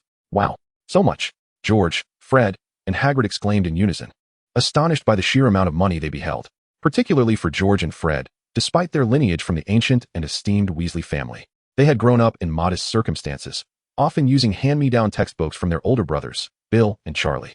"I propose we divide 400 galleons equally among us, while the remaining 86 galleons should be set aside as reserve funds for various expenses," Qin Yu suggested to the trio. "I have no objections," Hagrid nodded first. Unconcerned with the specifics of the division, he was merely eager to receive his share. Once the distribution was complete, he intended to purchase a new moleskin coat, a pair of rabbit fur gloves, and a set of beaver fur boots, as his current attire had grown quite worn. However, acquiring these winter garments was not urgent. Hagrid merely had this plan in mind. Upon hearing this, George and Fred exchanged glances before Fred spoke up. George and I have discussed this, and we believe the money should be divided into 3 parts. 3 parts? Qin Yu was momentarily taken aback, but a moment's reflection clarified their reasoning. Why 3? Aren't there 4 of us? Hagrid was completely puzzled. Here's the thing. We believe the profits should be divided according to the amount of labor and contribution each of us made, George elaborated. Indeed, the greatest contribution was from Qin. Had he not slain those acromantulas, we certainly wouldn't have gathered so much venom, Fred added. Although they were unaware of the true nature of Qin's victory over the acromantulas, they recognized it as a secret, seldom discussed. This mention was simply to convey to Qin Yu that they had not forgotten who contributed the most. Then there was Uncle Hagrid, who had been bustling about, frequently running to Diagon Alley and other places to deliver goods and conduct trades. His efforts were considerable as well. George turned to Hagrid, acknowledging his contributions. Well, I didn't do much. I actually enjoy going to Diagon Alley. I always manage to grab a pint while I'm there, Hagrid chuckled warmly. Hagrid's words elicited laughter from those present. As for the tasks undertaken by the 2 of us, they merely involved repackaging some potions, organizing the inventory, and communicating with clients through letters. Collectively, these endeavors pale in comparison to the work you both undertake, Fred remarked. Not at all. I cannot accomplish the tasks you perform. In fact, I believe you are far more industrious than I. Hagrid interjected first. Dealing with others was certainly not Hagrid's forte. Indeed, I too find your work quite significant. Qin Yu expressed earnestly. The words of Hagrid and Qin Yu brought a sense of satisfaction to the Weasley brothers, especially the affirmation from Qin Yu, which filled them with joy. Well, since you both say so, we can comfortably accept that 1/3 of the earnings, George said with a grin. Since you insist, let us divide it into 3 portions, Qin Yu decided, not wishing to dwell further on the matter. A reasonable, labor-based distribution of profits is quite beneficial, and he saw no reason to allocate more funds to the brothers out of humility or sentiment. In many ways, this was a form of respect towards them. With Qin Yu's consent, the Weasley brothers were, of course, elated. They then divided the pile of galleons into 3 equal shares. 2,400 is a splendid figure. It is divisible by both 4 and 3, being a common multiple of the 2, they noted. Once the money was apportioned, George and Fred began counting each coin one by one. Unlike Qin Yu, who could finish with a spell in an instant, their method, though slower, allowed them to savor the moment. After counting the coins, they placed 50 into a pouch and then handed over the remaining 750 galleons to Hagrid, requesting him to deposit them into Gringotts. Qin Yu, similarly, took a handful for himself while entrusting the rest to Hagrid for safekeeping. Thus, Hagrid stuffed those galleons back into the 2 old wooden barrels. In essence, the 4 had divided the money, albeit in a rather solitary manner. Nonetheless, their spirits were exceedingly high. We can finally buy Ron a new set of books, George murmured gleefully. Books can wait, new or old. It would be better to get him a new robe. Bill's old one is simply too worn. Ron would surely dislike it, Fred chimed in. And a wand. Mother keeps mentioning that once Charlie graduates and finds work, she will get him a new wand, leaving the old one for Ron. You must understand. Charlie's wand is so worn that the unicorn hair is showing. I fear it will break soon, George added. Indeed, Ron must have a new wand. Fred nodded in agreement. Let's not tell him just yet. Haha, we'll secretly gather everything and surprise him on the first day of school. We must wait until the very last moment, George said with a mischievous grin. Excellent idea. I can already envision the expression on his face. He will undoubtedly be in tears. Haha. I am truly looking forward to it. Fred also began to chuckle, listening to the 2 brothers plotting how to tease their younger sibling. Qin Yu couldn't help but feel a pang of sympathy for the unfortunate Ron, sighing inwardly. However, upon reflection, he found solace in the profound changes his own journey had brought to Ron, at least providing him with a new wand and fresh robes. This thought offered Qin Yu a measure of comfort. Indeed, where there are matters to attend to, they multiply. Where there are none, they dwindle. The incident regarding the distribution of coins at Hagrid's hut was merely a minor interlude in Qin Yu's bustling and fulfilling life at Hogwarts. Following that, he continued with his busy routine. In early April, Gryffindor faced Hufflepuff in a Quidditch match, where Qin Yu once again showcased his prowess on the field. Qin is our king. This chant echoed through the air, firmly embedding itself in the hearts of the spectators. This time, Fred partnered with Qin Yu as the beater. Having agreed with George to alternate their turns, it was Fred's turn to shine after George had basked in the limelight previously. Hufflepuff's standout was the seeker Cedric Diggory, whose audacious attempt to seize the golden snitch, risking a collision with the bludgers, left an indelible impression on all present. Although he ultimately failed to capture it, his bravery was commendable. Prior to this match, Cedric had already facilitated numerous friendly encounters between the 2 houses, during which both teams engaged in extensive exchanges. He even discovered a method to counteract Qin Yu's dual strike maneuver. Conversely, Qin Yu and his team identified the weaknesses of the Hufflepuff Quidditch squad and devised new strategies. Such exchanges were mutually beneficial and fostered a healthy rivalry. "Qin, we have a surprise in store. You'll be astonished on the field," Cedric once remarked during a friendly match. "Huh, do you think we've got no surprises of our own?" Qin Yu replied with a laugh. Ultimately, both sides' so-called surprises amounted to a willingness to engage head-on. Quidditch, after all, is a sport defined by courage. This match was exhilarating, with many players sporting bruises and battered faces. Nevertheless, both teams gathered afterward for a friendly celebration, consuming 2 large barrels of Hagrid's fizzy drink. Cedric even clinked glasses with Qin Yu several times. Had there been any alcohol in that beverage, this fellow would surely have indulged excessively. Spending time together, Qin Yu discerned that Cedric was genuinely sincere and forthright, lacking any ulterior motives, a trustworthy friend. Otherwise, he would not have endorsed the friendly matches with Hufflepuff before the competition. Through their confrontations with Gryffindor, Hufflepuff's Quidditch team significantly improved, managing to draw against Slytherin in their subsequent match. Although they ultimately lost in overtime, this was enough to demonstrate their growing prowess. While the days at Hogwarts were delightful, the world beyond was not entirely tranquil. Regarding the undercurrents beneath the calm, such as the whispers of the Death Eaters and Grindelwald's army, Qin Yu had gleaned some insights from Dumbledore. However, the most information had come from Hagrid.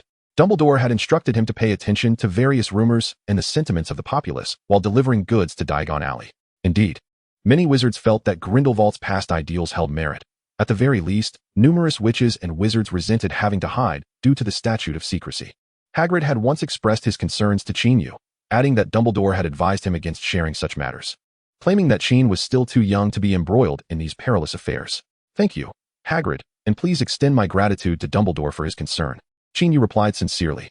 Although he seldom encountered the venerable Dumbledore, Qin Yu could genuinely sense the elder's protective nature towards him and many others, a selfless affection for which he felt profound gratitude. Of course, he was aware that there was little he could do at present. His only recourse was to diligently study magic, fortifying himself to become a formidable protector of both himself and others. As spring drew to a close, Professor Swinton, in the midst of a lecture, eagerly summoned Qin Yu to his office after class. This prompted speculation among his classmates that the exemplary student would likely receive personal tutoring from the teacher. If Qin Yu had been privy to their thoughts, he might have been inclined to express his exasperation and deliver a playful reprimand to Elvis, who harbored the most opinions. However, these were merely jesting remarks. Their curiosity regarding Qin Yu was innocent. After class, Qin Yu departed the classroom under the watchful gaze of his peers, making his way to the office of the Defense Against the Dark Arts instructor. Chapter 61. The Sword and Farewell. What a magnificent sword, Qin Yu exclaimed, unable to contain his admiration as Professor Swinton unveiled a long sword gleaming with metallic luster. Unlike the commonly seen Western rapier, this sword appeared robust and wide, its blade adorned with sharp angles and a surface so meticulously treated that it gleamed like polished glass. Its aesthetic alone was impressive. This sword, inspired by the principles of broomstick flight and combined with an extension charm, can alter its size and achieve flight. Professor Swinton explained as he tossed the sword into the air, uttering the incantation that caused it to expand and widen. Up, with the classic incantation of broomstick flight, the sword gracefully ascended, hovering in midair. "Step onto it," Professor Swinton encouraged Qin Yu. "Are you certain there is no issue?" Qin Yu inquired, apprehensive about being the first to fly on the sword. "Is it appropriate for you to say that to a child like me?" Qin Yu silently mused. Then, he flexed his joints, engaging in a brief warm-up before executing a vertical leap, gently ascending and subsequently landing upon the blade of the sword. As his feet made contact, an instantaneous force anchored him securely, allowing him to stand steadfastly atop it. This was evidently a specialized adhesion spell. Indeed, Professor Swinton, observing the surprise etched upon Qin Yu's face, spoke with a sense of satisfaction. "To prevent you from plummeting from the sky, I invested considerable effort." Qin Yu responded by giving Professor Swinton a thumbs up. The ensuing flight resembled the use of a flying broomstick. Qin Yu had prior experience in this domain, albeit this time he was standing while flying, which required a bit of adjustment. He slightly lowered his body, deftly maneuvering the sword forward, halting just before colliding with the wall, turning, and then retracing his path. After several iterations, Qin Yu became quite adept. Although not as proficient as on a broomstick, he was nonetheless able to soar like the wind. Watching Qin Yu master the flying technique so swiftly, Professor Swinton couldn't help but feel a pang of admiration. This child indeed grasped concepts with remarkable speed. Yet, a sense of melancholy washed over him as he thought, if only he could teach him for a little longer. There were still many fascinating things he wished to impart. However, Having come to this school temporarily, he was destined to depart. Contemplating this, Professor Swindon felt a complex mix of emotions. Roar. Qin Yu executed a challenging aerial flip and let out a jubilant cheer. All right, if you keep practicing like that, you'll end up demolishing my space. Professor Swindon remarked with a smile, albeit somewhat exasperated. Hee, my apologies, Professor. I lost control of my excitement, Qin Yu replied, stabilizing next to Professor Swindon. Come down. There's more to explore. Swindon beckoned him down. More? Are we going to use it to cut something? Qin Yu inquired curiously. Not just that, Professor Swindon teased, withholding further details. Qin Yu jumped down eagerly, anticipation radiating from him as he stood by. Professor Swindon then adjusted the sword to its original size, holding it firmly. Pay close attention, he instructed, uttering an incantation. Suddenly, the long sword erupted in a burst of blazing flames. Witnessing this spectacle, Qin Yu's eyes widened in astonishment. The effect was simply magnificent. What man could resist a sword that belched forth flames? I procured a few phoenix feathers from Professor Dumbledore. The results seemed quite satisfactory, Professor Swindon remarked, raising an eyebrow with a hint of pride. Not just satisfactory, it's utterly beyond imagination, Qin Yu exclaimed, showering praises without reservation. And there's more, Professor Swindon continued, swinging the sword, causing the flames to vanish instantaneously, replaced by a rapid formation of frost upon the blade. He glanced around, then raised his frost-laden sword and struck it against his desk, causing a corner to break away with a resounding thud as it fell to the floor.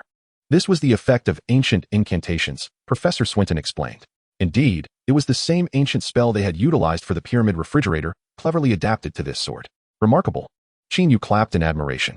Furthermore, Professor Swindon continued to wield the sword, and a faint green light began to emanate from its blade. Is this the venom of the eight-eyed giant spider? Qin Yu instinctively speculated. Ha ha ha, sharp observation. Professor Swindon chuckled. This is quite practical, Qin Yu praised. Moreover, as the green light faded, the air around the sword stirred, generating a sharp wind. And more, as the wind subsided, the sword emitted a dazzling white light. And more, the blade changed hue, swiftly blending with the surrounding environment, becoming nearly indistinguishable. And more, the blade softened, wrapping around his arm. And more, with each exclamation of and more, Professor Swindon showcased the myriad functions of the sword, revealing the boundless imagination and exceptional talent of a genius sorcerer. By the end, Qin Yu had ceased his exclamations of awe and merely watched, much like one would savor a breathtaking performance. Indeed, a sorcerer of extraordinary capability is akin to an artist wielding magic. Yet, amidst his admiration, Qin Yu couldn't help but ponder how many gold gallons were expended to realize these functions. Professor Swindon certainly hailed from an affluent lineage. His financial prowess was equally formidable. Well, that should suffice. Having completed the demonstration, Professor Swindon sheathed the sword and addressed Qin Yu. Professor, I recall making numerous requests earlier, yet you have not accommodated them. How is it that you have achieved more than I asked for? Qin Yu could not resist inquiring. Is this comparable? Professor Swindon raised an eyebrow and replied. Your numerous requests are mere fanciful dreams. What I have accomplished is a delightful surprise. Upon hearing this, Qin Yu found himself at a loss for words. Yet he also recognized a degree of truth in Professor Swindon's statement. The only drawback was that many of these functions could only be utilized once or twice before becoming unusable for a time, which related to the operation of magic. After all, according to the law of conservation of magic, the effects one achieves correspond to the consumption of magical power. This is an unalterable rule. Professor Swindon lamented somewhat. In simpler terms, it's a matter of insufficient magical energy, or to use gaming terminology, well, simply put, it's a lack of mana. This is already quite remarkable. Far exceeding my expectations. Qin Yu responded once more. Now, it's your turn, Professor Swindon said, handing the sword to Qin Yu. Qin Yu took it with considerable excitement. The news of Qin Yu finally acquiring a flying sword was certainly known among the professors. After all, Professor Swindon had engaged in numerous discussions with his colleagues regarding the modification of this sword, not to mention borrowing phoenix feathers from Dumbledore. Professor McGonagall contributed a series of ideas related to transformation spells, while Madame Hooch's understanding of broomstick construction greatly aided the endeavor. The knowledge of charms from Professor Flitwick and herbology from Professor Sprout was likewise applied in the creation of this sword. However, the most significant contribution came from Professor Snape, who was involved throughout the conceptualization and transformation of the sword, often remarking that Qin was fond of seeking attention and advising him on how to behave. Thus, after receiving this sword, Qin Yu expressed his gratitude to each professor in person. One day, amidst his busy schedule, Professor Dumbledore took the time to visit the Defense Against the Dark Arts teacher's office to personally observe the sword's effects. This reminded him of the Sword of Gryffindor. Dumbledore offered a high commendation. Subsequently, he expressed a hint of regret, stating that the sword still lacked certain elements to become legendary. What elements? Professor Swinton could not help but inquire. Well, I do not know, Dumbledore replied with a smile. Professor Snape, observing the twinkle in Dumbledore's eyes, appeared contemplative. Qin Yu mused to himself that indeed, one should heed his words carefully, though he would never dare to voice such a thought. Then, Qin Yu retrieved a large golden pyramid that had been kept with Professor Swinton, extracting from it a cup of chilled beverage, which he offered to Professor Dumbledore. After sipping a few mouthfuls, Dumbledore nodded in approval, exclaiming, very nice, very nice. With the weather warming up, this is quite refreshing. Upon finishing, just before departing, he casually remarked, glancing at the large pyramid in the corner, the alchemical materials are excellent for preserving food, but isn't that a bit extravagant? The three individuals present instantly felt a wave of embarrassment wash over them. Even the usually icy Professor Snape could not suppress a slight twitch at the corners of his mouth.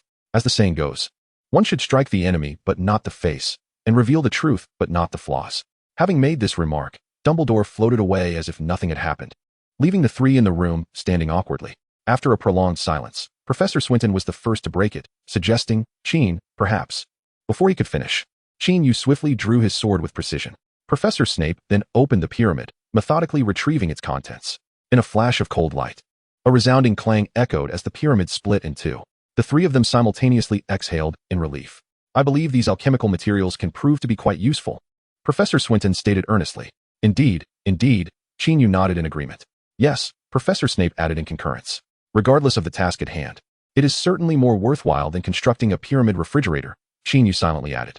This sentiment had long been on his mind. Professor Snape and Swinton shared a similar perspective, albeit restrained by their pride, as they had invested considerable effort into their endeavor, only to have it so casually dismissed by Dumbledore today.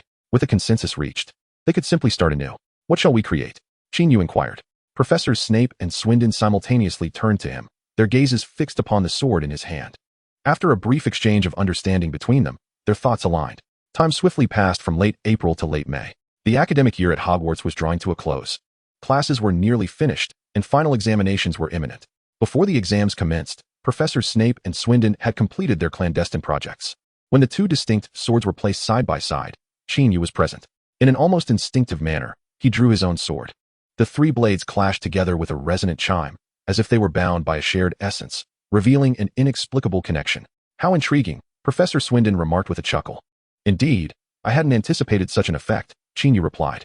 Given their shared material, some connection is to be expected, Professor Snape stated, retracting his elegantly classical sword. He then continued in a nonchalant tone, Stephen, when do you intend to depart? Severus, must you pose such a question at this joyful moment? Professor Swinton sighed. Since parting is inevitable, why avoid the topic? Snape, unusually sentimental, articulated. Qin Yu had fallen into a contemplative silence since Snape's initial inquiry. Since his enrollment, Professor Swinton had offered unwavering support and guidance, often feeling more like a confidant or an elder brother. As their separation loomed, a whirlwind of emotions stirred within him. Life, perhaps, is a series of farewells, he mused. Very well, let us embrace this farewell. Let us raise a glass in its honor, Professor Swinton declared, procuring a bottle of aged red wine. He poured a glass for himself and Snape, while Qin Yu, being too young, was firmly denied by the two. Instead, he settled for a non-alcoholic beverage that bore a similar taste.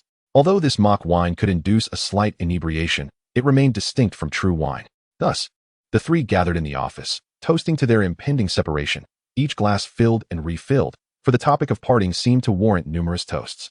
As the effects of the drink began to take hold, Qin Yu, with emotion welling up, placed a hand on each professor's shoulder and, somewhat incoherently, murmured, Professors, I have an idea, though I am uncertain whether to share it. Speak freely. Whatever is on your mind, do share. Professor Swinton, slightly intoxicated, waved his hand and declared, Go on. Today I assure you I shall not scold you.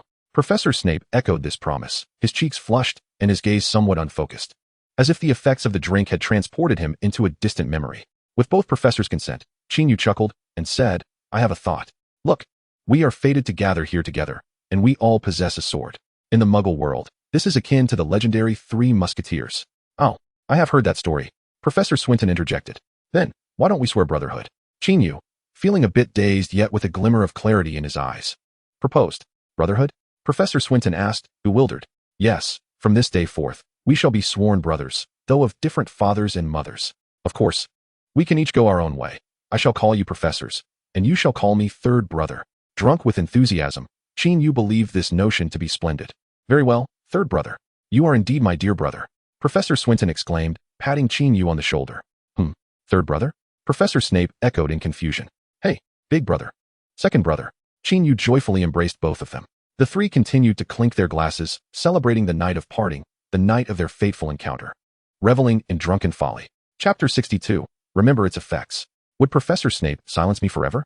This question had plagued Qin Yu's thoughts over the past 2 days. That night's events could truly be described as social death, an utter annihilation, indeed. He had foolishly proposed a brotherhood at Hogwarts. Surely, he must have been intoxicated. More importantly, he had involved Professor Snape in this absurdity. Any rational person would never dare to call Snape big brother and request to be addressed as third brother. Would they? Merely reflecting on this made him shudder.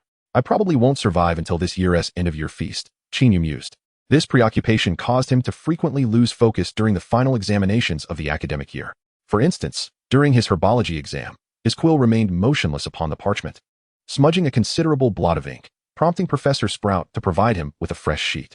Later, in charms, he carelessly peeled the skin off the pineapple mint for testing the levitation charm, even instinctively removing the eyes, and contemplated soaking it in salt water. Thankfully, Professor Flitwick, being rather kind-hearted, offered him a new one and kindly reminded him to pay attention to the exam questions, thereby sparing his charm's grade from ruin. As for transfiguration, the mouse intended for transformation became a tomato, while the task required a goblet. In summary, had it not been for his relatively good rapport with the professors, his examinations this year would have been a complete failure. Severus, it seems that Qin has been somewhat distracted during the exams lately. Do you know what has transpired? During a faculty meeting at Hogwarts, Professor McGonagall inquired curiously about Professor Snape. Upon hearing her, Professor Snape closed his eyes, fell silent for a moment, then slowly lifted his eyelids, revealing calm eyes. In a detached tone, he remarked, "Isn't it quite normal for him to behave abnormally?" Startled, McGonagall nodded and replied, "Well, indeed. As you say, if he were to act too normally, that would be rather unusual." "Ahem, quite right," Professor Sweeney interjected. Yet, sensing the icy gaze from Professor Snape, he quickly shifted the topic. "By the way, I've heard that the Hog's Head and has received a fine selection of red currant rum. I intend to invite all the professors to indulge if you have time after the exams." "Oh, that sounds splendid," Professor Flitwick exclaimed first. "Thank you for your invitation." "Professor Sweeney, I shall certainly attend," Madame Hooch added. The others echoed their agreement, expressing their intent to join, while Professor Trelawney shyly revealed her fondness for alcohol, often indulging in sherry alone. Subsequently, the brief meeting concluded, and everyone departed to continue preparing for the examinations of their respective years. Before long, it was time for the first-year potions exam, a subject requiring both written and practical assessments. Early in the morning, Professor Snape donned his flowing black robes, fastening the buttons up to just below his throat. Casually glancing at his gaunt reflection in the mirror, his gaze shifted to a classical-looking slender sword resting on the table. In that moment, his typically expressionless face twitched slightly. He then closed his eyes, a series of incantations flooding his mind. Avada Kedavra, the Cruciatus Curse, the Sectum Sempra, the Fiendfire, the Petrificus Totalis. So many spells, each a difficult choice. However, the corners of his mouth inadvertently curled upward for a brief moment, only to swiftly revert to his usual cold demeanor. For him, smiling was an exhausting endeavor, as it conjured memories of the one who once elicited a genuine smile from him, the person he had profoundly hurt. She was so beautiful, and her life so fleeting. He would likely spend the rest of his days pondering why he failed to protect her. His robes cloaked his tall figure. Indifference shrouded his dark eyes as Professor Snape, as usual, drifted out of the room. Today's examination topic is the preparation of the Forgetfulness Potion. The materials and tools you require are at your disposal. Now, the exam officially begins. Professor Snape announced in a raised voice to the students gathered in the Subterranean Potions classroom. Many sighed in dismay, then hastily scrambled to locate the necessary items and measure the appropriate quantities. Qin Yu felt a twinge of anxiety as he observed Professor Snape's expressions and demeanor. It was inevitable. Having encountered Snape for the first time in several days left him feeling somewhat uncertain. Only when he ascertained that the professor harbored no murderous intent towards him did Qin Yu finally relax. He then devoted himself wholeheartedly to the preparation of the potion. After a flurry of activity, as he added the final drop of valerian root juice, the concoction in the cauldron transformed into a delicate shade of purple, signifying the potion's completion. "Quite commendable," a cold, familiar voice echoed in Qin Yu's ear, startling him. Turning around, he found Professor Snape standing silently behind him, his face devoid of any extraneous expression. It seemed that he had been so engrossed in potion making that he hadn't noticed Snape's approach. "Professor Snape, Qin Yu stammered. To master a potion, one must not only learn its preparation but also remember its effects, Professor Snape intoned, as methodical as ever. I will." Qin Yu quickly nodded in response. With that, Snape dismissed him. moving towards the other students who were frantically trying to recall potion recipes and ensuring that no cauldron erupted unexpectedly, ready to intervene and mitigate any chaos. As Qin Yu watched Snape depart, he contemplated the professor's words. Remember the effects of the forgetfulness potion? Professor Snape is hinting at me. The realization dawned on him. Now that it merely entailed forgetting, it implied that the events of that day would not be broached again, allowing him to turn the page. With this thought, Qin Yu felt a wave of relief. He then became aware that only one final exam in the history of magic remained. Once completed, he could look forward to the holiday. What would the history of magic exam entail? Qin Yu mused over this subject, eagerly anticipating the exam's commencement and swift conclusion. Chapter 63. The exam concludes, gifts prepared, and a visit to a certain place. Snape didn't give you a hard time, did he, little brother? Professor Swinton inquired, patting Qin Yu on the shoulder. Gasp. Qin Yu felt a sudden constriction in his chest, nearly choking on the blood rising in his throat. He had just exited the potions classroom and encountered Professor Swinton on his way. Professor, can we forget about that day? Qin Yu pleaded, his face contorted in discomfort. Reflecting on that day was rather embarrassing. Of course, it wasn't that he hadn't acted with sincerity, at least 50% sincerity and 50% folly. However, the considerable age gap between him and the two professors made it feel somewhat disrespectful. To his surprise, while Professor Snape opted for forgetfulness and conveyed a strong message through the potion exam, Professor Swinton seemed disinclined to let it go. I believe your idea that day was rather clever. It means I have gained a younger brother and an older brother. Professor Swinton said with great interest. Even though I find your reasoning quite valid, one must also consider Professor Snape. Just look at his demeanor. As Qin Yu spoke, his expression turned solemn, elongating his face to mimic Snape's characteristic coldness. Your imitation is truly remarkable, Professor Swinton exclaimed, nearly in tears from laughter. Alas, I am not merely trying to amuse you. I wish for you to contemplate my predicament. You have departed, but I must remain here for 6 more years. I dread the thought of meeting an untimely demise before graduation. Qin Yu lamented helplessly. All right, I comprehend your feelings. In truth, I too hesitate to mention that day's events in Professor Snape's presence, Professor Swinton stated with earnestness. Well, I am relieved that you understand, Qin Yu replied, feeling a sense of ease wash over him.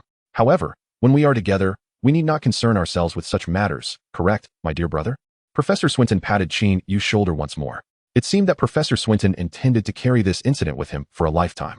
Contemplating this, Qin Yu felt a twinge of distress.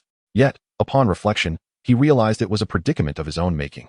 He had foolishly spoken of the 3 swords and their fateful connections, akin to a brainless web novelist. Ultimately, one could not blame others for their own folly. Once one accepts their fate, the path ahead widens. Let it be. Having one more person call him brother was not such a burden. Qin Yu mused. Gazing into Professor Swinton's eyes, which sparkled with mirth, he inexplicably recalled the hidden loneliness he once glimpsed within them. What stories lay behind this man, who was both a mentor and a brother? By the way, I have a gift for you, though it is not yet ready. Perhaps I shall present it to you after the year-end banquet, Professor Swinton suddenly announced. You haven't prepared it yet. Why mention it in advance? Qin Yu queried, bewildered. Of course, it is to prompt you to prepare a gift for me as well. Professor Swinton replied with a hint of exasperation. Apologies. It seems I am rather slow on the uptake, Qin Yu said, forcing a smile. No matter, Snape is much like you, Professor Swinton shrugged. Qin Yu found himself speechless and silently gave a thumbs up. The matter of their brotherhood, having been temporarily set aside amidst Professor Snape's forgetfulness and Professor Swinton's calm demeanor, seemed to have reached a pause. In truth, every time he recalled this incident, Qin Yu felt an impulse to find a time-turner and return to the past to extinguish his own existence. However, throughout life, one inevitably encounters a handful of embarrassing moments that could evoke a room full of awkwardness. Adding one more to the list was hardly significant, right? Simply choosing not to dwell on it would suffice. Forgiving oneself would lead to a better mood. Ultimately, this experience prompted Qin Yu to reflect on the philosophy of life and how to navigate the various obstacles it presents. The examination for the History of Magic course was tedious and monotonous.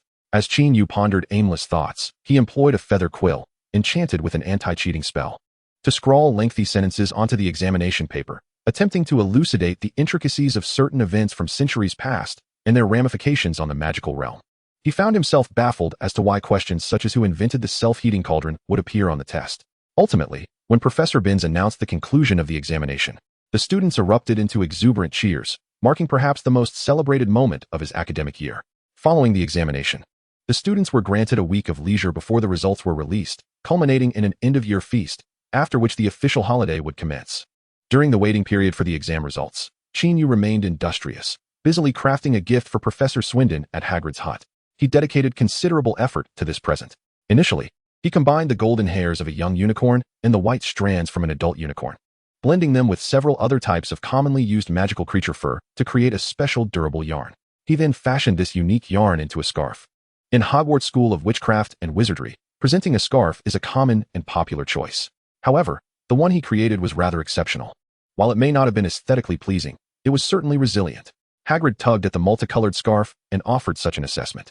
I would have preferred to knit a pure white or pure gold one, but that would likely require plucking every last hair from Kelly and Anna, Qin Yu remarked, rolling his eyes.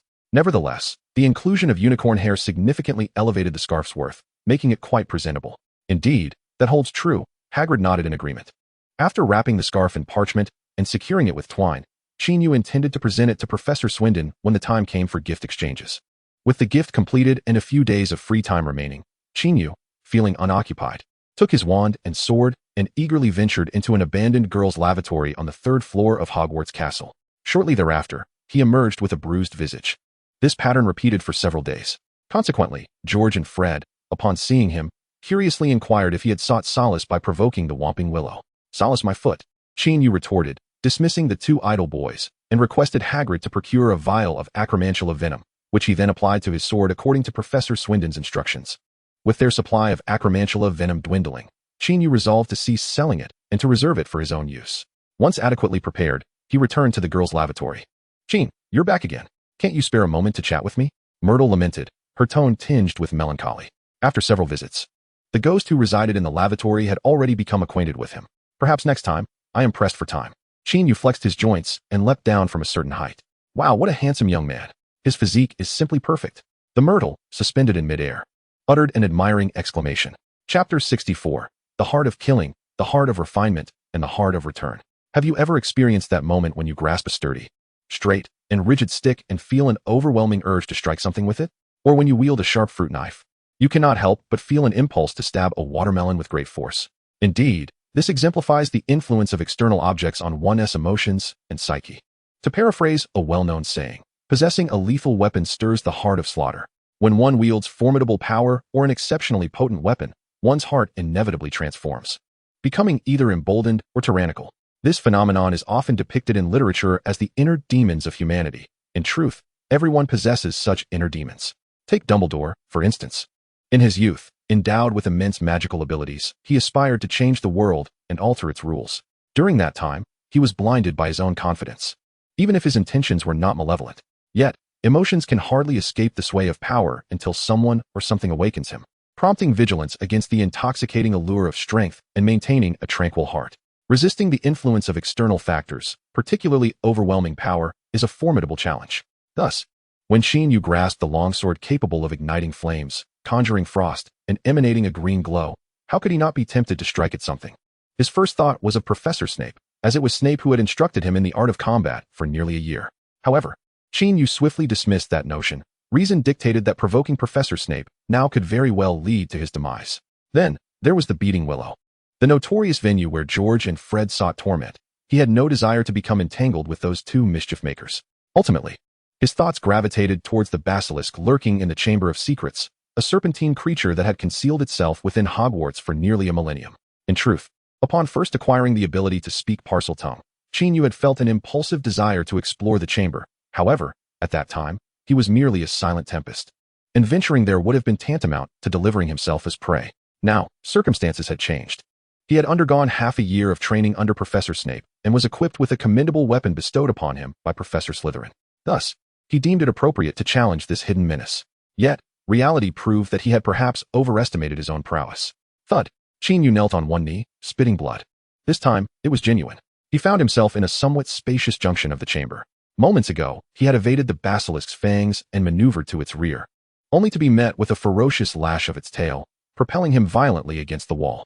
Subsequently, he fell to the ground. Wiping the blood from the corner of his mouth, Qin Yu lifted his pale, haunting eyes to behold the serpent monster. Indeed, in order to shield himself from the monster's deadly gaze, he had invoked a spell that temporarily rendered him blind. The serpent's stare was lethal. Direct eye contact with it could result in death, as evidenced by the fate of the ghostly peach blossom lady in the women's restroom. Even indirect contact could lead to petrification. However, he had also employed a spell to enhance his other senses, allowing him to perceive the serpent's every movement with clarity. In summary, Qin Yu had made considerable preparations before venturing into this perilous place. Yet, in the face of overwhelming power, no amount of preparation could compensate for the disparity in strength.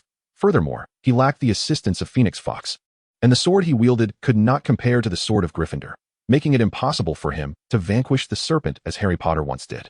In other words, if this serpent were to have a health bar, Qin Yu's current efforts would amount to mere scratching at the surface.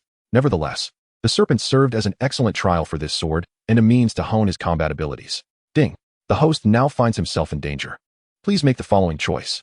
1. Rely on oneself and face the serpent alone. Reward: 1,000 galleons.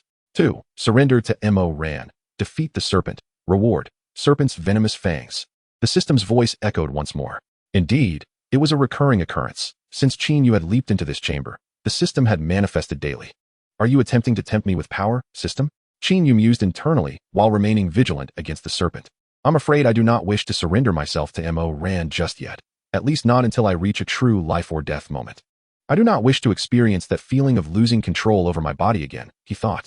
Therefore, I shall choose the first option. Ding. The host has chosen to rely on himself and face the serpent alone. This is a manifestation of courage. Reward: 1,000 galleons. Upon hearing the system's announcement, Qin Yu couldn't help but raise an eyebrow. Receiving a system reward was one of the fruits of his recent 3-day challenge against the serpent in the chamber.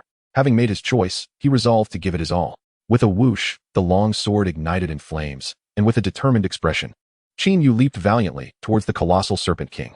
Qin, your recent injuries appear to be rather severe. Several of your ribs are fractured, remarked Madame Pomfrey, the school nurse. With a furrowed brow, Qin Yu had become a frequent visitor to the infirmary, and Madame Pomfrey was no longer surprised, although his injuries had noticeably worsened of late. Fortunately, they were not fatal. He would not perish under her care. Is it Snape's doing? Madame Pomfrey boldly speculated, having heard of the private tutoring sessions with Professors Snape and Swindon. Given that Swindon was unlikely to inflict such harm, Snape remained the prime suspect. Oh, it is not Professor Snape. Recently, I have been engaging with a rather formidable entity, one that evidently possesses a rather irritable temperament. However, do not worry. I should acclimatize swiftly, and thereafter, I shall not be so easily harmed. Qin Yu could only speak vaguely. Well, do be cautious. Madame Pomfrey offered no further commentary. After all, she understood that although this child exhibited a lively spirit, he was also remarkably mature and opinionated, undoubtedly capable of handling matters with discretion. Upon departing from Madame Pomfrey's presence, Qin Yu felt that his injuries had mostly healed. In truth, he had resolved to pause his trial endeavors. For the annual feast was to take place tomorrow, and he did not wish to attend with a face marred by bruises. Moreover, following the feast would be the summer holiday. He certainly could not return home resembling a swollen pig. How would that not frighten Hermione? Contemplating Hermione, Qin Yu found himself overwhelmed by a sense of longing. He wondered if, after 6 months apart, she had grown a little taller. Although he had received photographs from her, nothing could compare to the experience of seeing her in person. He then reminisced about their Christmas holiday together. With such a lengthy summer ahead, what should he undertake? Of course, Hermione had already begun outlining her summer plans in her letters a month prior, and she continued to update them. As he pondered the delightful activities she had mentioned, such as indulging in desserts at a CAF, visiting the park to observe fish, and camping by the river, pending parental approval, a smile crept onto Qin Yu's lips. Summer, oh summer, do arrive swiftly. His thoughts had already departed Hogwarts, soaring toward a distant locale. Chapter 65. The Feast Before Parting. Mother, what is today's date? Hermione pouted, inquiring. It is June 14th, my dear. This marks the 11th time you have asked me since you awoke this morning, Mrs. Granger replied patiently. Then tonight, Qin should attend the Hogwarts annual feast. Hermione mumbled to herself. Indeed, Qin achieved the highest marks in his examinations and will surely receive accolades from the teachers. Mrs. Granger had already learned of Qin's accomplishments from Hermione. Tomorrow morning, Qin will board the train and will return in the afternoon or evening. Hermione continued her musings. Yes, dear. Mrs. Granger could only nod in agreement, lest her child continue her incessant chatter. Then, she interjected at an opportune moment. Darling, it is time for breakfast. Otherwise, you shall be late for your exam. You wouldn't want to tell Qin that you performed poorly, would you? Yes, I shall finish and head to school immediately. I am determined to achieve the top score as well. Hermione replied, her spirit brimming with determination. Exactly, that is the spirit. I shall pour you another glass of juice, Mrs. Granger said with a smile as she stood up. Thank you, mother. Hermione responded obediently. She swiftly completed her breakfast and drank the juice her mother had poured for her. On her way to school, Hermione contemplated her extensive summer plans, though she could not help but feel a tinge of anxiety at the thought of the end. Having saved her pocket money for over a year, the young girl wondered if it would suffice. In truth, She had always been unaware of how much Qin Yu possessed. During their last visit to Diagon Alley, she had been frugal with her spending, primarily due to her limited understanding of the currency in the magical realm. She assumed that Qin had been living modestly to accumulate his savings. Consequently, she resolved that her expenditures for the summer would be covered by herself. As most of her plans revolved around activities in the Muggle world, which did not require the wizarding currency. I ought to find a job, she lamented. Unfortunately, many places do not want me. Lost in her thoughts, Hermione soon entered the school to commence her examinations. With the ambition of securing the top spot in her year, she decided to temporarily set aside her summer plans and focus intently on the questions before her. It is said that Merlin's trousers have two legs, and stories are told from both ends. While Hermione concentrated on her exams, determined to achieve the highest grade, Qin Yu was in Hagrid's hut, selecting items to take home. At that moment, the wooden floor of the hut was strewn with a variety of goods that Hagrid had purchased from Hogsmeade over the past few days, encompassing food, clothing, and other necessities. Qin had briefly considered bringing back a scarf woven from unicorn hair for Hermione, but upon reflection, he realized that they had ample time ahead of them to enjoy each other's company. He could always present her with wonderful gifts in the future. Moreover, Professor Swindon was departing and ought to leave him with a respectable gift. Even if Hermione were to learn of this, she would not mind, for family is always understanding. Thus, Qin pondered over the notion of bringing back a few delightful trinkets for her, wanting to ensure she had a memorable experience. He requested Hagrid to procure these items. Alas, my suitcase is too small to accommodate much, Qin muttered in exasperation. He wondered if Professor Swindon had grasped the hints he had dropped throughout the academic year and would present him with the bag. Filled with anticipation, Qin awaited the professor's gift. The year-end banquet was held at dusk. As the sun bid farewell to its last rays, the lights across Hogwarts sprang to life, casting an enchanting glow upon the majestic ancient castle. Indeed, the castle itself was synonymous with magic, a prestigious institution renowned throughout the wizarding world, annually nurturing a new generation of exceptional wizards. In any case, within the illustrious halls of Hogwarts School of Witchcraft and Wizardry, one would find that its allure far exceeded the legends surrounding it. Qin Yu, standing at the entrance of the Great Hall, was once again captivated by its grandeur, splendor, and mystique. In this moment, he felt the urge to express himself. "There is something I wish to say," he excitedly declared. "What is it?" Elvis inquired curiously. "Today, we take immense pride in Hogwarts, and tomorrow, Hogwarts shall take pride in us," Qin Yu declared with a serious demeanor. Applause erupted from the children present. "Qin, your words resonate beautifully. I truly feel honored to be a student of Hogwarts," Elvis proclaimed enthusiastically. "Qin, do you genuinely believe that we will become a source of pride for Hogwarts in the future?" Jimmy followed up. "Indeed, as long as we strive diligently, we all shall." Qin Yu nodded affirmatively. The atmosphere within the hall had clearly influenced him, stirring emotions within him. Humans are inherently susceptible to the influence of their peers. When surrounded by excitement, it is almost inevitable to feel exhilarated oneself, especially in an environment as infectious as the Hogwarts Great Hall at this moment. Students gradually entered, taking their seats at the long tables designated for their respective houses. Shortly thereafter, Dumbledore and the professors ascended to the main podium. With Dumbledore delivering a speech before the feast, "Children, another academic year has come to a close. I hope this year has brought you greater achievements, enriched your magical knowledge, and fostered new friendships. As the summer break approaches, remember to reflect on all that you have learned and prepare your minds for the upcoming year. Now, let us address the eagerly awaited results of the House Cup. The scores are as follows: Hufflepuff, 372 points, Ravenclaw, 416 points, Slytherin, 422 points, and Gryffindor, 436 points. Gryffindor emerges as the new House Cup champion, surpassing Slytherin by a margin of 14 points, thus ending Slytherin's 6-year reign. Dumbledore waved his hand, and the banners suspended above the hall instantly transformed into the Gryffindor lion flag, with gold and scarlet becoming the predominant colors of the evening. The faces of Gryffindor students flushed with excitement, reveling in their triumph. Certainly, Qin Yu had made a significant contribution to this victory. Tirelessly reclaiming points after having faced numerous deductions, it had been a strenuous endeavor. I hereby declare the feast open. Please indulge in the delightful food and fine wines of the evening." Dumbledore raised his goblet. The students erupted into enthusiastic applause, then began to enjoy their meals amidst laughter and conversation. Seated at the head table, Hagrid eagerly lifted a glass of brandy, quickly refilling it. Qin Yu, having long felt hunger, joined a group of children in a rather unrefined manner, feasting heartily. He thought to himself that in the coming 2 months, he would likely miss Hogwarts cuisine dearly, so he resolved to savor every bite this night, as he indulged to his heart's content. Sipping a cup of honeyed tea that George had casually passed him, his gaze wandered to Professor Swindon at the head table. The professor nodded at him and gestured toward the entrance of the hall. Qin Yu understood immediately and nodded, subsequently leaving his seat. Shortly thereafter, The two encountered each other in a corridor outside the auditorium. Here it is, the gift I promised to give you. Professor Swindon casually tossed a small cloth bag to Qin Yu. Slightly disappointed, Qin Yu caught it, for it was evidently not the bag he had anticipated. Nevertheless, it felt surprisingly weighty. Open it, and take a look, Professor Swindon urged. Curiously, Qin Yu complied and opened the cloth bag, revealing a golden mask within. What is this? He inquired, puzzled. An alchemical mask. Professor Swindon paused before continuing. It is a creation that amalgamates ideas from the book you provided, ancient incantations from the pyramids, and my years of alchemical wisdom. Noting Qin Yu's lack of reaction, Professor Swindon elaborated, once worn, not only will your features be concealed, but your voice, posture, and all external physical information will also be transformed. Is it really that powerful? Qin Yu was genuinely astonished now. This item was extraordinarily useful, rivaling even his advanced illusion spell. After all, while the illusion spell rendered one's body completely invisible, this mask allowed him to appear without being recognized. The capabilities were distinct, applicable to different scenarios. Of course, it took me over 2 months to create it, Professor Swindon said, somewhat self-satisfied. This indicated that he had been contemplating the farewell for more than 2 months, quietly preparing a gift for Qin Yu. Reflecting on this, Qin Yu shed his usual levity and solemnly expressed, "Thank you, Professor Swindon. Oh, there's no need to be so formal with me. After all, I am your brother." Professor Swindon winked at Qin Yu.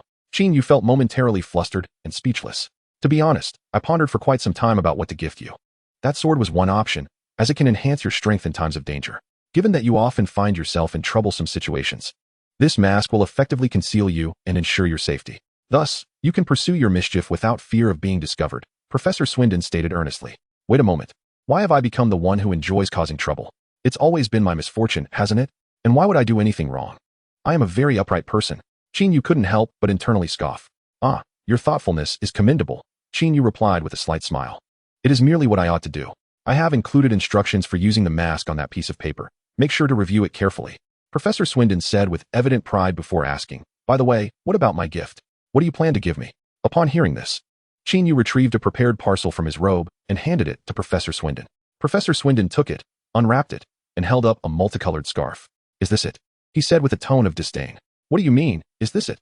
This exquisite piece has been meticulously woven from unicorn hair. Its tensile strength is unmatched by any ordinary material, Qin Yu expressed with evident dissatisfaction. I do not mean to suggest that the material is lacking, merely that it appears somewhat unsightly and may not align with my aesthetic, Professor Swindon remarked as he wrapped the scarf around his neck, subsequently showcasing it to Qin Yu. If you find it unappealing, kindly return it to me, Qin Yu retorted with a roll of his eyes, his tone tinged with annoyance. One cannot retract a gift. Professor Swindon adjusted the scarf around his neck, muttering, strangely enough, the longer I look, the more it grows on me. The tall figure of Professor Swindon, adorned with a drab gray scarf, indeed presented a peculiar sight. Observing him in this manner, Qin Yu felt a laugh bubbling within. Yet before a smile could grace his face, a sudden pang of sorrow struck his nose. When do you depart? He finally inquired. This very evening. I shall attend the Hogwarts end-of-year feast and bid farewell to you all, Professor Swindon replied with a shrug. Qin Yu was taken aback by the swiftness of his departure. Nevertheless, parting was inevitable. A day sooner or later made little difference, for he too would be leaving Hogwarts at dawn the following day. Then let us share a farewell embrace, Qin Yu said, opening his arms and revealing a radiant smile. Indeed, a farewell embrace, Professor Swindon echoed, reciprocating the gesture and enveloping the young boy, who often belied his age. Take care, Professor Swindon, Qin Yu exclaimed. Look after yourself, Qin. Professor Swindon patted his shoulder in response. After bidding farewell to Professor Swindon, Qin Yu returned to the Great Hall and resumed his previous seat. As he surveyed the lively crowd, his thoughts meandered, and a faint smile gradually graced his lips. Hogwarts tonight was simply splendid. Everyone was reveling in the festivities and clamor before their impending parting. Chapter 66, The Crowded Compartment. Come back, come back. Qin Yu hummed a tune of which he could only recall a few lyrics. His spirits lifted as he exited the Gryffindor Tower and made his way towards the lakeside dock. Qin, what song are you singing? It sounds delightful, Elvis panted, struggling to keep pace while hauling a cumbersome suitcase. In contrast, Qin Yu found himself quite unburdened, as the suitcase in his hand was not particularly heavy. The reason was simple. Professor Swindon had gifted him that bag, allowing him to stow away most of his belongings. Earlier that morning, an owl had rapped at the window of Qin Yu's dormitory, delivering an item before departing. This item was none other than Professor Swindon's bag, enchanted with a space extension charm, a remarkable artifact, not easily crafted, and even if it were, none could rival the efficacy of Professor Swindon's version. Qin Yu was overjoyed. Recognizing Professor Swindon as a reliable ally, he truly offered assistance when needed. Next time, do not hesitate to ask for anything you desire. The solitary sentence inscribed on the accompanying note read, "Ah, the song. It is a melody that expresses the joyful sentiments of returning home for the holidays." Qin Yu casually remarked, then inquired of Elvis, "What are your plans for the summer break?" Upon hearing this, Elvis scratched his head and shyly replied, "I don't have much planned. I will probably devote myself to reviewing my first-year textbooks, particularly the potions textbook." Qin Yu recalled that Elvis had narrowly passed his potions examination, which had left the boy's eyes reddened upon receiving his results. There was little doubt. Elvis was timid and introverted, harboring an instinctive fear of Snape. During potions class, he often found himself preoccupied with the dread of making a mistake and facing Snape's reprimand. With such a mindset in class, how could he possibly excel? You need not fear Professor Snape. He may appear cold and aloof, and his words may be sharp, but he would never truly harm you. Qin Yu reassured Elvis once more. "I know. I remember once my cauldron cracked, and he even helped me replace it with a new one. Yet, I still feel a bit intimidated, afraid of not performing well," Elvis stammered. "Well, perhaps the pressure you feel when facing him is substantial. With time, you should adapt. In the meantime, focus on your studies at home, and if you encounter any difficulties, your owl can always deliver a message to me." Qin Yu ceased his persuasion, acknowledging that this transformation must ultimately come from Elvis himself. "Is that truly possible?" Elvis asked, his eyes shimmering with hope. "Of course. We are friends. It is perfectly normal for us to correspond," Qin Yu replied with a smile. Yes, I will write to you." Elvis nodded vigorously. He then continued, "Qin, what are your plans for the summer?" "Me?" Qin Yu paused, then cleared his throat, speaking with a hint of modesty. "I actually have no plans. Everything has been arranged for me." "Arranged for you? I wish I were so fortunate, but alas, I am often home alone during the holidays," Elvis remarked, a touch of envy in his voice. Qin Yu patted his shoulder, unsure of how to console him, for not everyone had the luxury of a sibling at home. Hurry aboard. Hurry aboard. There are many returning home for the summer. Be cautious not to miss the train." Hagrid shouted from the lakeside dock, urging the students along.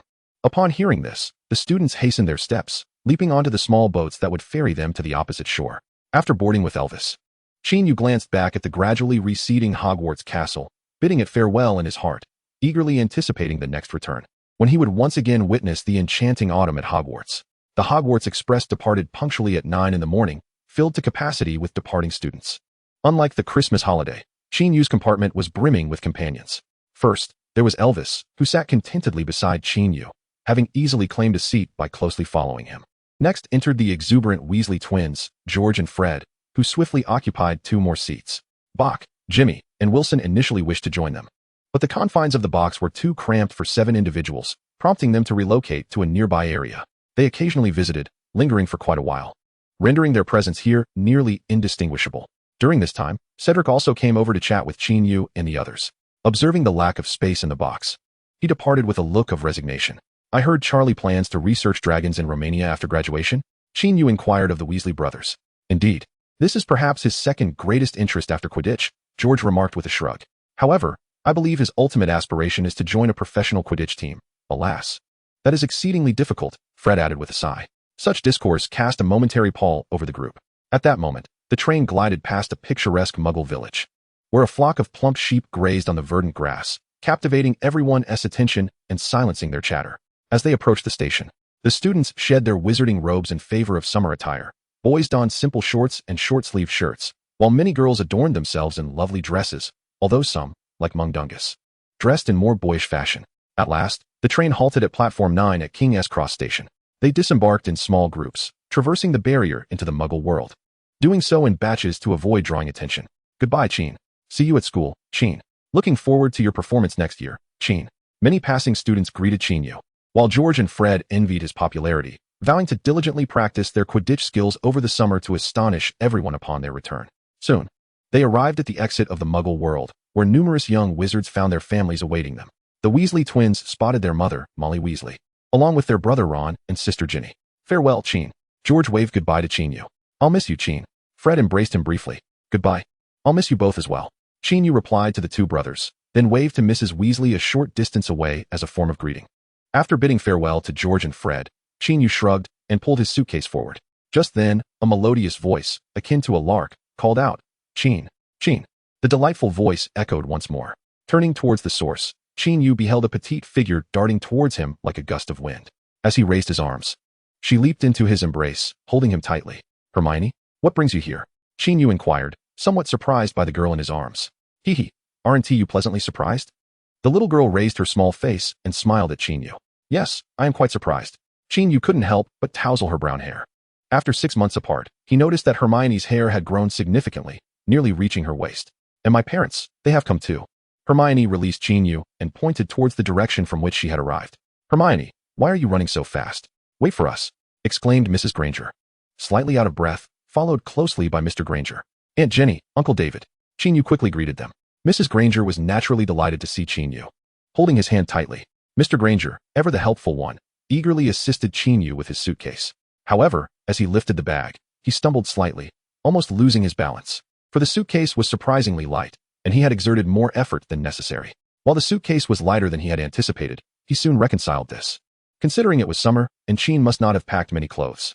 Just now, my parents got lost and didn't know where to wait for you. Luckily, I spotted a number of boys and girls who seemed a bit peculiar in their behavior, and I guess they must be the wizards returning home with you for the holidays. So, I followed the direction they came from, and lo and behold, I found you. Hermione proudly recounted her reasoning. Indeed, that is a rather clever method. Qin Yu praised. Right?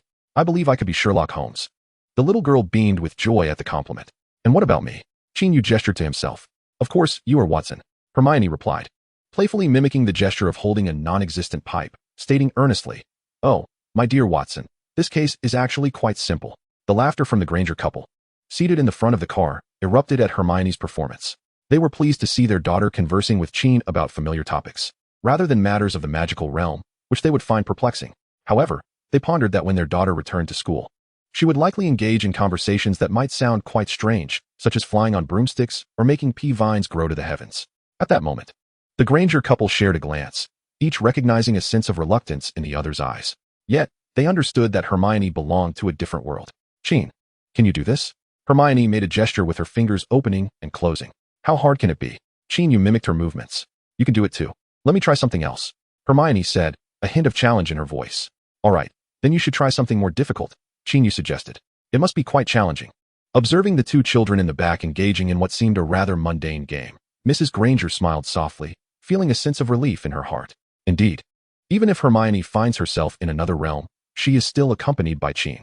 At that moment, a familiar, broad hand enveloped the hand of Jean Granger, conveying a silent message. I shall remain by your side always.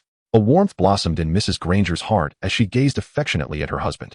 In the front row sat the emotionally tumultuous Granger couple, while behind them, Qin and Hermione engaged in heartfelt conversation after a long separation. The car carried them gently toward their cozy home. In mid-June, the height of summer, an unusual chill lingered in a secluded woodland along the banks of the River Derwent in Yorkshire. Hidden among the towering trees stood an expansive estate. To an ordinary passerby, the area would reveal only scattered stones, devoid of any visible structure. Only a select few, known as wizards, could perceive its true form, while the common folk referred to as muggles remained oblivious. At that moment, a tall man appeared at the entrance of the estate, and his solemn expression as he gazed upon the manor indicated that he belonged to the realm of those who could discern its grandeur. Indeed, a wizard. This wizard lingered at the estate's threshold for a considerable time before brandishing a slender wand, a tool of magic, ultimately directing it toward the manor. A beam of white light emanated from the tip of the wand, penetrating the estate. It was as though a transparent veil covering the manor had been lifted, allowing the air to circulate and transform into gentle breezes that caressed the ancient structures. The wizard, wand in hand, stepped inside, traversing a wide path paved with massive stones, passing by a long dry fountain, and meandering through desolate flower beds and lawns, ultimately entering the grand hall of the estate. Within that hall stood a striking statue, a tall man clad in robes, wielding a round shield in his left hand and a long sword in his right. The man stood proudly, eyes resolute. Upon beholding this statue, the newly arrived wizard involuntarily trembled. How absurd, he thought. It is merely a statue. Why should I fear it? A scornful voice echoed in the hall. No, I do not fear him. Rather, Another, slightly deeper voice interjected. Oh, hate him. The derisive voice mocked. I simply do not comprehend what he stands for, nor do I understand what those individuals did in the name of his ideals. The deeper voice replied slowly. Humph. For the world? For wizards? For humanity? Ha ha ha. How ludicrous. To live is to live for oneself. The scornful voice grew agitated. You do not understand. Some individuals are simply like that, the deeper voice remarked. Ha ha. I do not understand. If I did not comprehend, you would have perished long ago. We would have perished long ago. Stephen. The derisive voice laughed heartily. I am truly grateful to you, the low voice sighed. If you truly wish to express your gratitude, then seek out those individuals and discover the reasons for their departure and ponder why we were forsaken. The scornful voice resonated with animosity. I shall do so.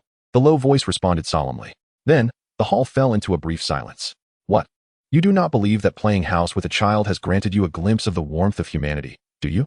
Stephen, you must understand that in this world, the only ones you can rely upon are you and me. The disdainful voice grew somewhat agitated. Are you also afraid of something? The low voice inquired with curiosity. I shall never fear. I have never feared. The scornful voice retorted loudly. Indeed, I know you do not. The sounds in the hall faded once more, and the figure of the wizard vanished. Only the towering statue remained, standing resolute as it had for countless days and nights, unwavering and tireless. Beneath the statue lay an elongated name. If one were to remove the various middle names that signify different meanings, it could be abbreviated to Mosesiphus Vinton, a name of little renown in the realm of magic. Chapter 68, A Special Conversation. On June 16th, Sunday, the day after Qin Yu returned to the Granger household, around 8 in the morning, Qin Yu and the Granger family were having breakfast. Initially, everything seemed quite serene. However, not long into the meal, Mrs. Granger suddenly spoke up. Hermione, there is something I must discuss with you. What is it, mother? Hermione replied, looking up in confusion and licking the milk from her lips. My dear, I want to say that, well, you have grown up. You shouldn't spend so much time in Qin's room at night, Mrs. Granger said with careful consideration. What? Hermione exclaimed, taken aback. Ahem, ahem. Both men present coughed simultaneously. One choked on milk, the other on bread. Hermione, have you been to Qin's room again? Mr. Granger asked between coughs. Why do you use the word again, David? Mrs. Granger turned to her husband, questioning with curiosity. Observing Mr. Granger's momentary speechlessness, Qin Yu could not help but rub his temples. Last night, Hermione had indeed sneaked upstairs once more, sitting beside him on the bed and chatting through the night. Of course, they were merely conversing. They had barely held hands, for it was summer, and Qin Yu did not need to worry about the chill for the young girl. Eventually, as expected, Hermione fell asleep midway, and Qin Yu laid her on the bed while he sat in a chair throughout the night, entering a meditative state, which was a common practice for him. The following day, Hermione exhibited far less panic than on the previous occasion. In fact, after rising from her slumber, she playfully seized Qin Yu's feather quill and whimsically drew 2 mustaches upon his face. Qin Yu, however, chose to wait until she had completed her artistic endeavor before finally opening his eyes. Upon realizing what she had done, Hermione hastily descended the stairs, fearful of the repercussions if Qin Yu were to catch her. It seemed that Mrs. Granger had noticed something amiss. Aunt Jenny, I was in the wrong yesterday, Qin Yu promptly admitted, propelled by a primal instinct for self-preservation. He believed it prudent to acknowledge his fault at that moment. Mother, it is not Qin's fault. It is I who missed him dearly and had so much to express, Hermione chimed in. Hermione, do you recall the medical knowledge your mother shared with you not long ago? Mrs. Granger inquired earnestly, gazing into her daughter's eyes. Medical knowledge? Hermione paused, then suddenly enlightened. Responded, oh, you mean regarding the tribulations of adolescence? Tribulations of adolescence?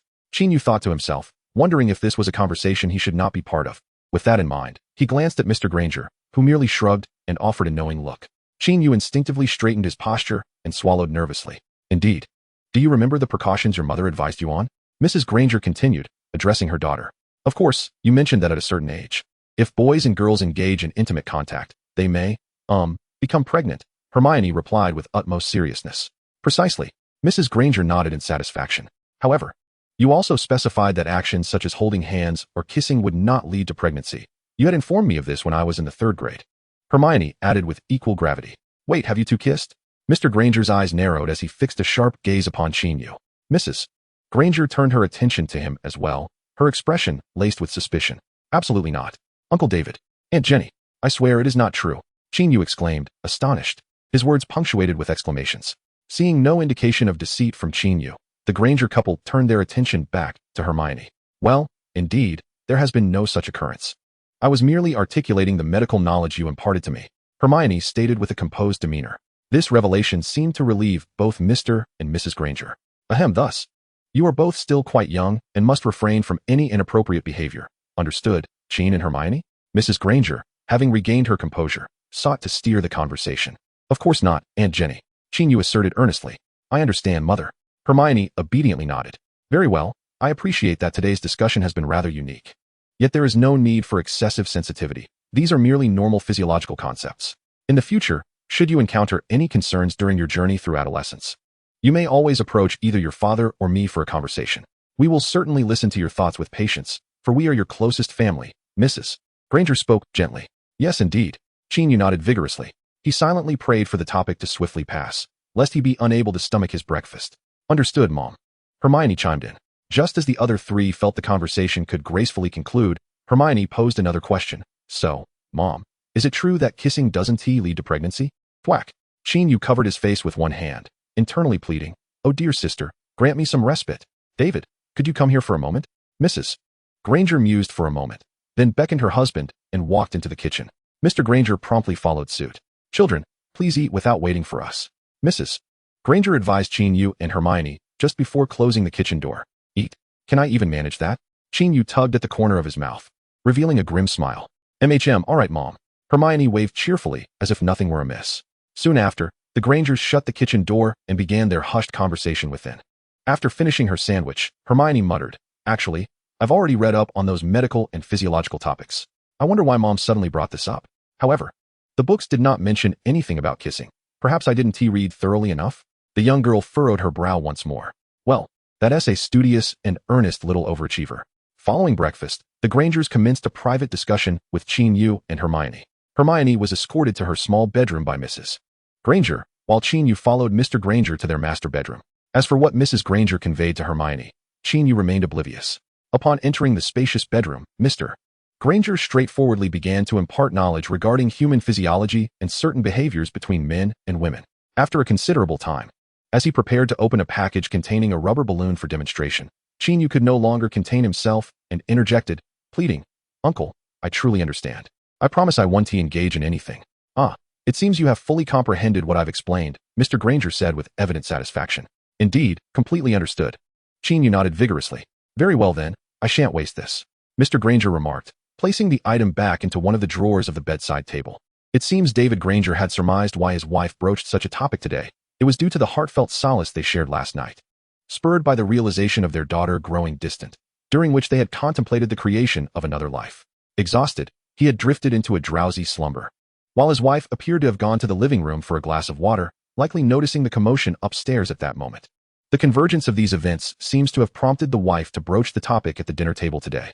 However, the conversation at the table was evidently not very fruitful, leading them to decide on a private dialogue, men speaking to men and women to women. It appears that he completed his task with great success. When Mr. Granger emerged from the master bedroom with Qin Yu, Hermione, and Mrs. Granger were still in the smaller bedroom. After nearly half an hour, Mrs. Granger finally brought her daughter out. Have you finished so soon? Jenny Granger remarked with mild surprise at the sight of her husband and Qin Yu leisurely enjoying fruit in the living room. Indeed, our conversation flowed quite smoothly. Wouldn't you agree, Qin? Mr. Granger said with a smile directed at Qin Yu. Yes, Uncle David, Aunt Jenny, Qin Yu replied, mustering courage. Well, that's splendid. I had a delightful chat with Hermione as well, Mrs. Granger said, holding her daughter's hand with a smile. Hermione's cheeks flushed, and Qin Yu couldn't help but internally scream. What on earth did you two discuss in there? Perhaps it was due to the fact that both Grangers were doctors, dentists. They approached matters of sexuality with a certain openness and significance, without shying away from the topic. Thus, they were comfortable discussing it with the two children at the dinner table, and when the conversation hit an impasse, thanks to Hermione, they chose to explain and guide the children privately. Overall, the discussion was quite successful and smooth, setting certain behavioral principles for Qin Yu and Hermione moving forward. Well, they hadn't actually done anything out of the ordinary. This could be considered a minor episode at the onset of their summer vacation. And soon they immersed themselves in a long list of holiday plans. Chapter 69. Life in the Muggle World, the Milk Foam at the Lip. In an ancient district of London, there exists a venerable bookstore. According to the shopkeeper, Arthur Conan Doyle once held a signing event here for the final problem, where he famously dispatched Sherlock Holmes to his demise, subsequently receiving countless blades from irate readers, compelling him to resurrect Holmes years later.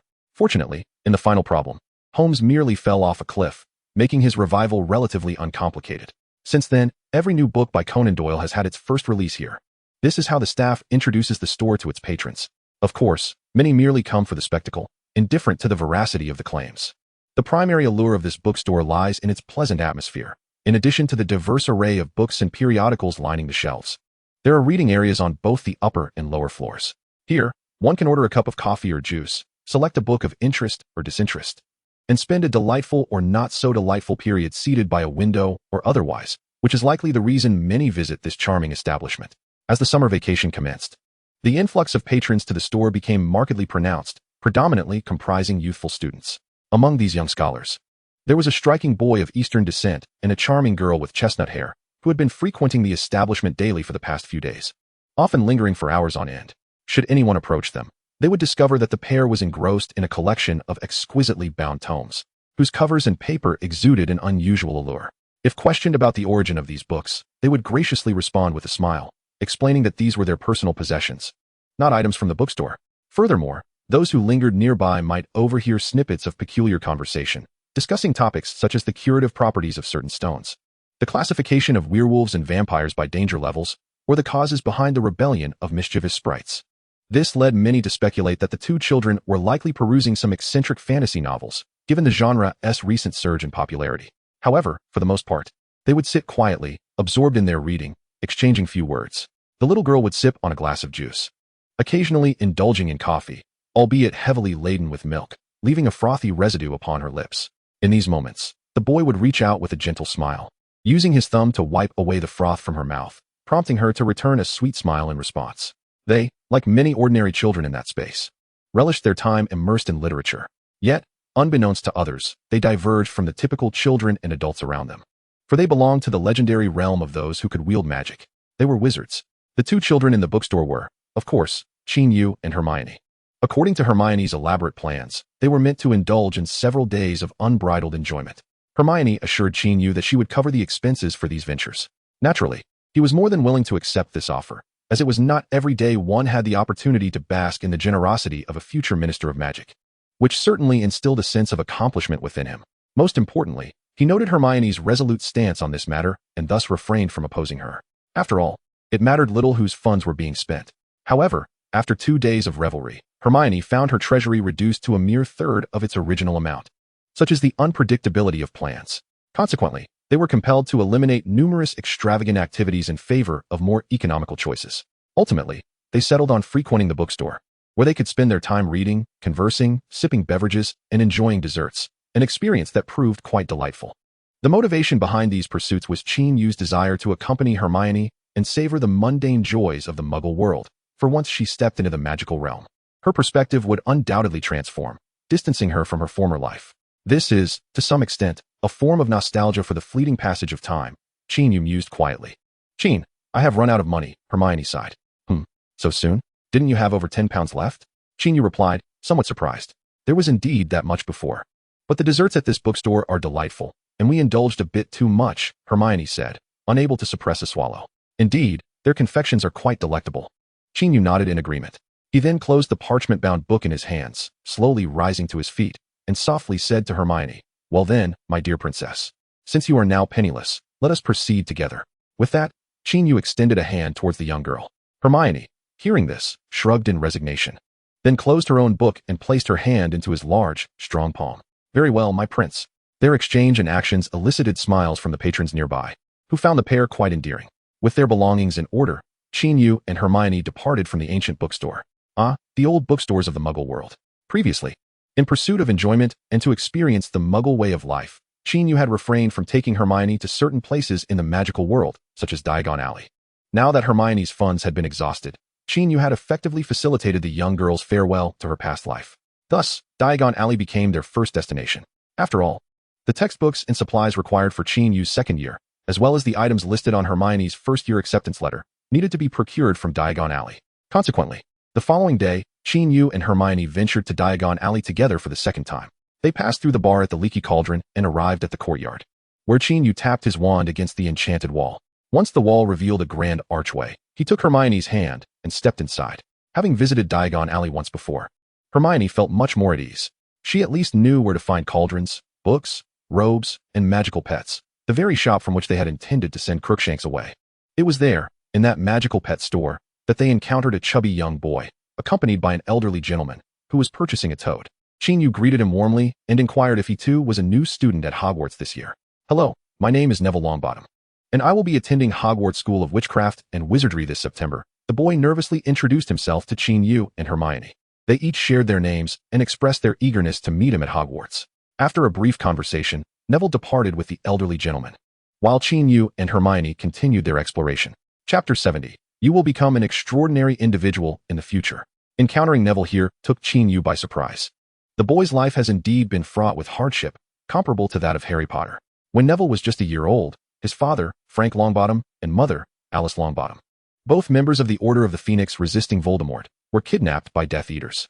They were subjected to the Cruciatus Curse, which drove them to madness, resulting in their prolonged stay at St. Mungo's Hospital for Magical Maladies and Injuries over the years. Young Neville was raised by his grandmother, Augusta Longbottom.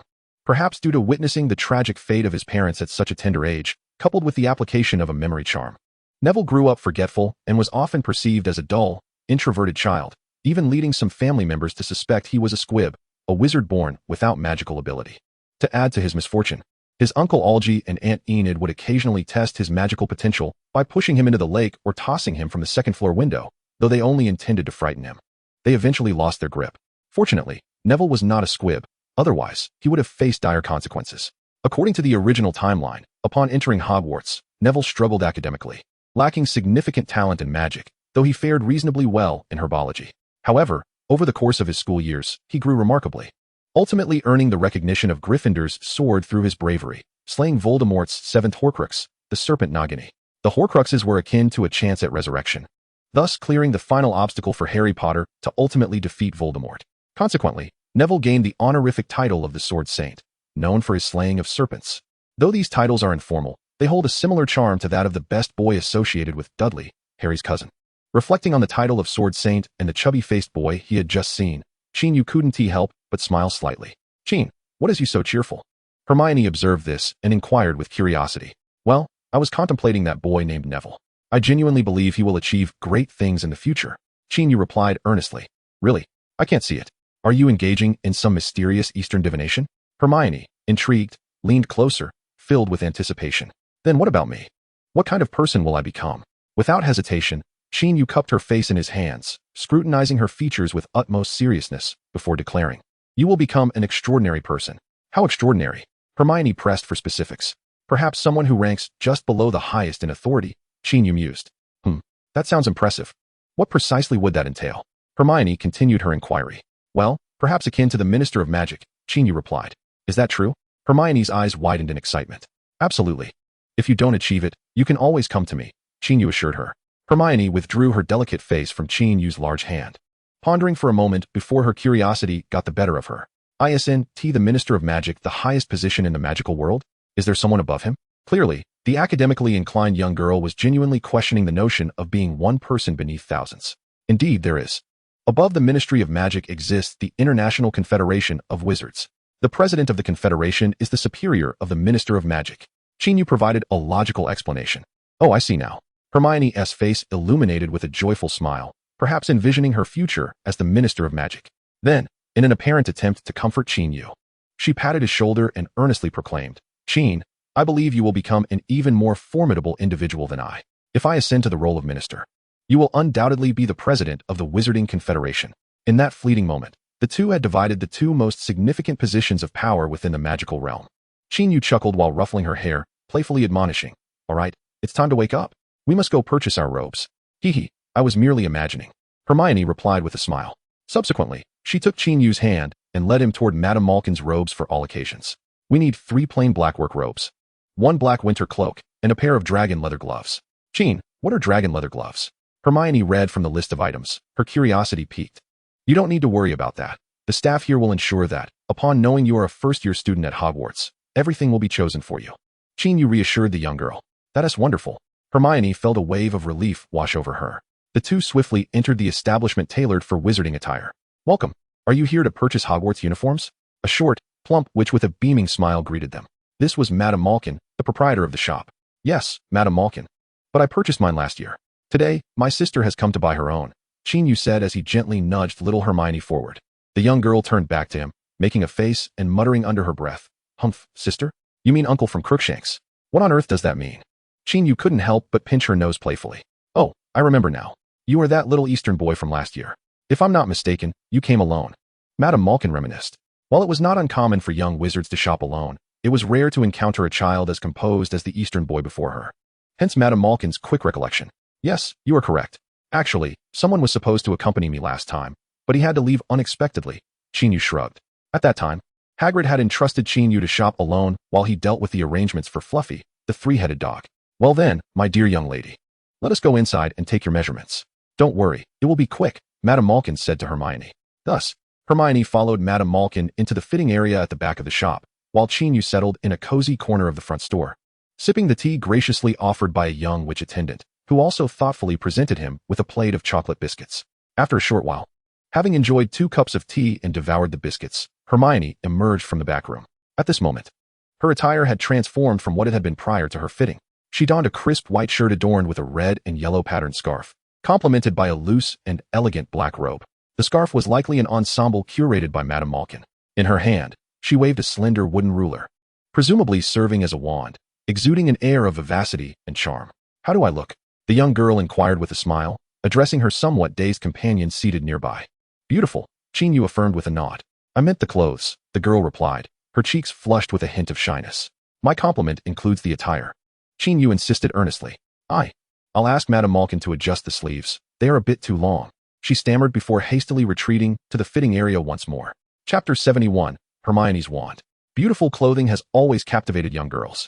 After trying on the wizarding uniform, Hermione gazed at her reflection in the mirror for quite some time before reluctantly removing it, allowing Madame Malkin to package it, as it was indeed unsuitable for continuous wear. Following the payment, Hermione exited the robe shop, carrying her new outfit. The two then made their way directly to Ollivander's wand shop. Qin Yu was quite familiar with this establishment, not only because he had previously purchased a wand there, but also due to the several letters he had penned to Mr. Ollivander, aimed at promoting the high-quality unicorn hair and phoenix feathers produced by Hogwarts. Of course, Mr. Ollivander had only purchased the former, opting against the latter, as the market for wands made from phoenix feathers was not particularly robust, given the scarcity of wizards suited to such materials. This was the explanation provided by Mr. Ollivander in his correspondence.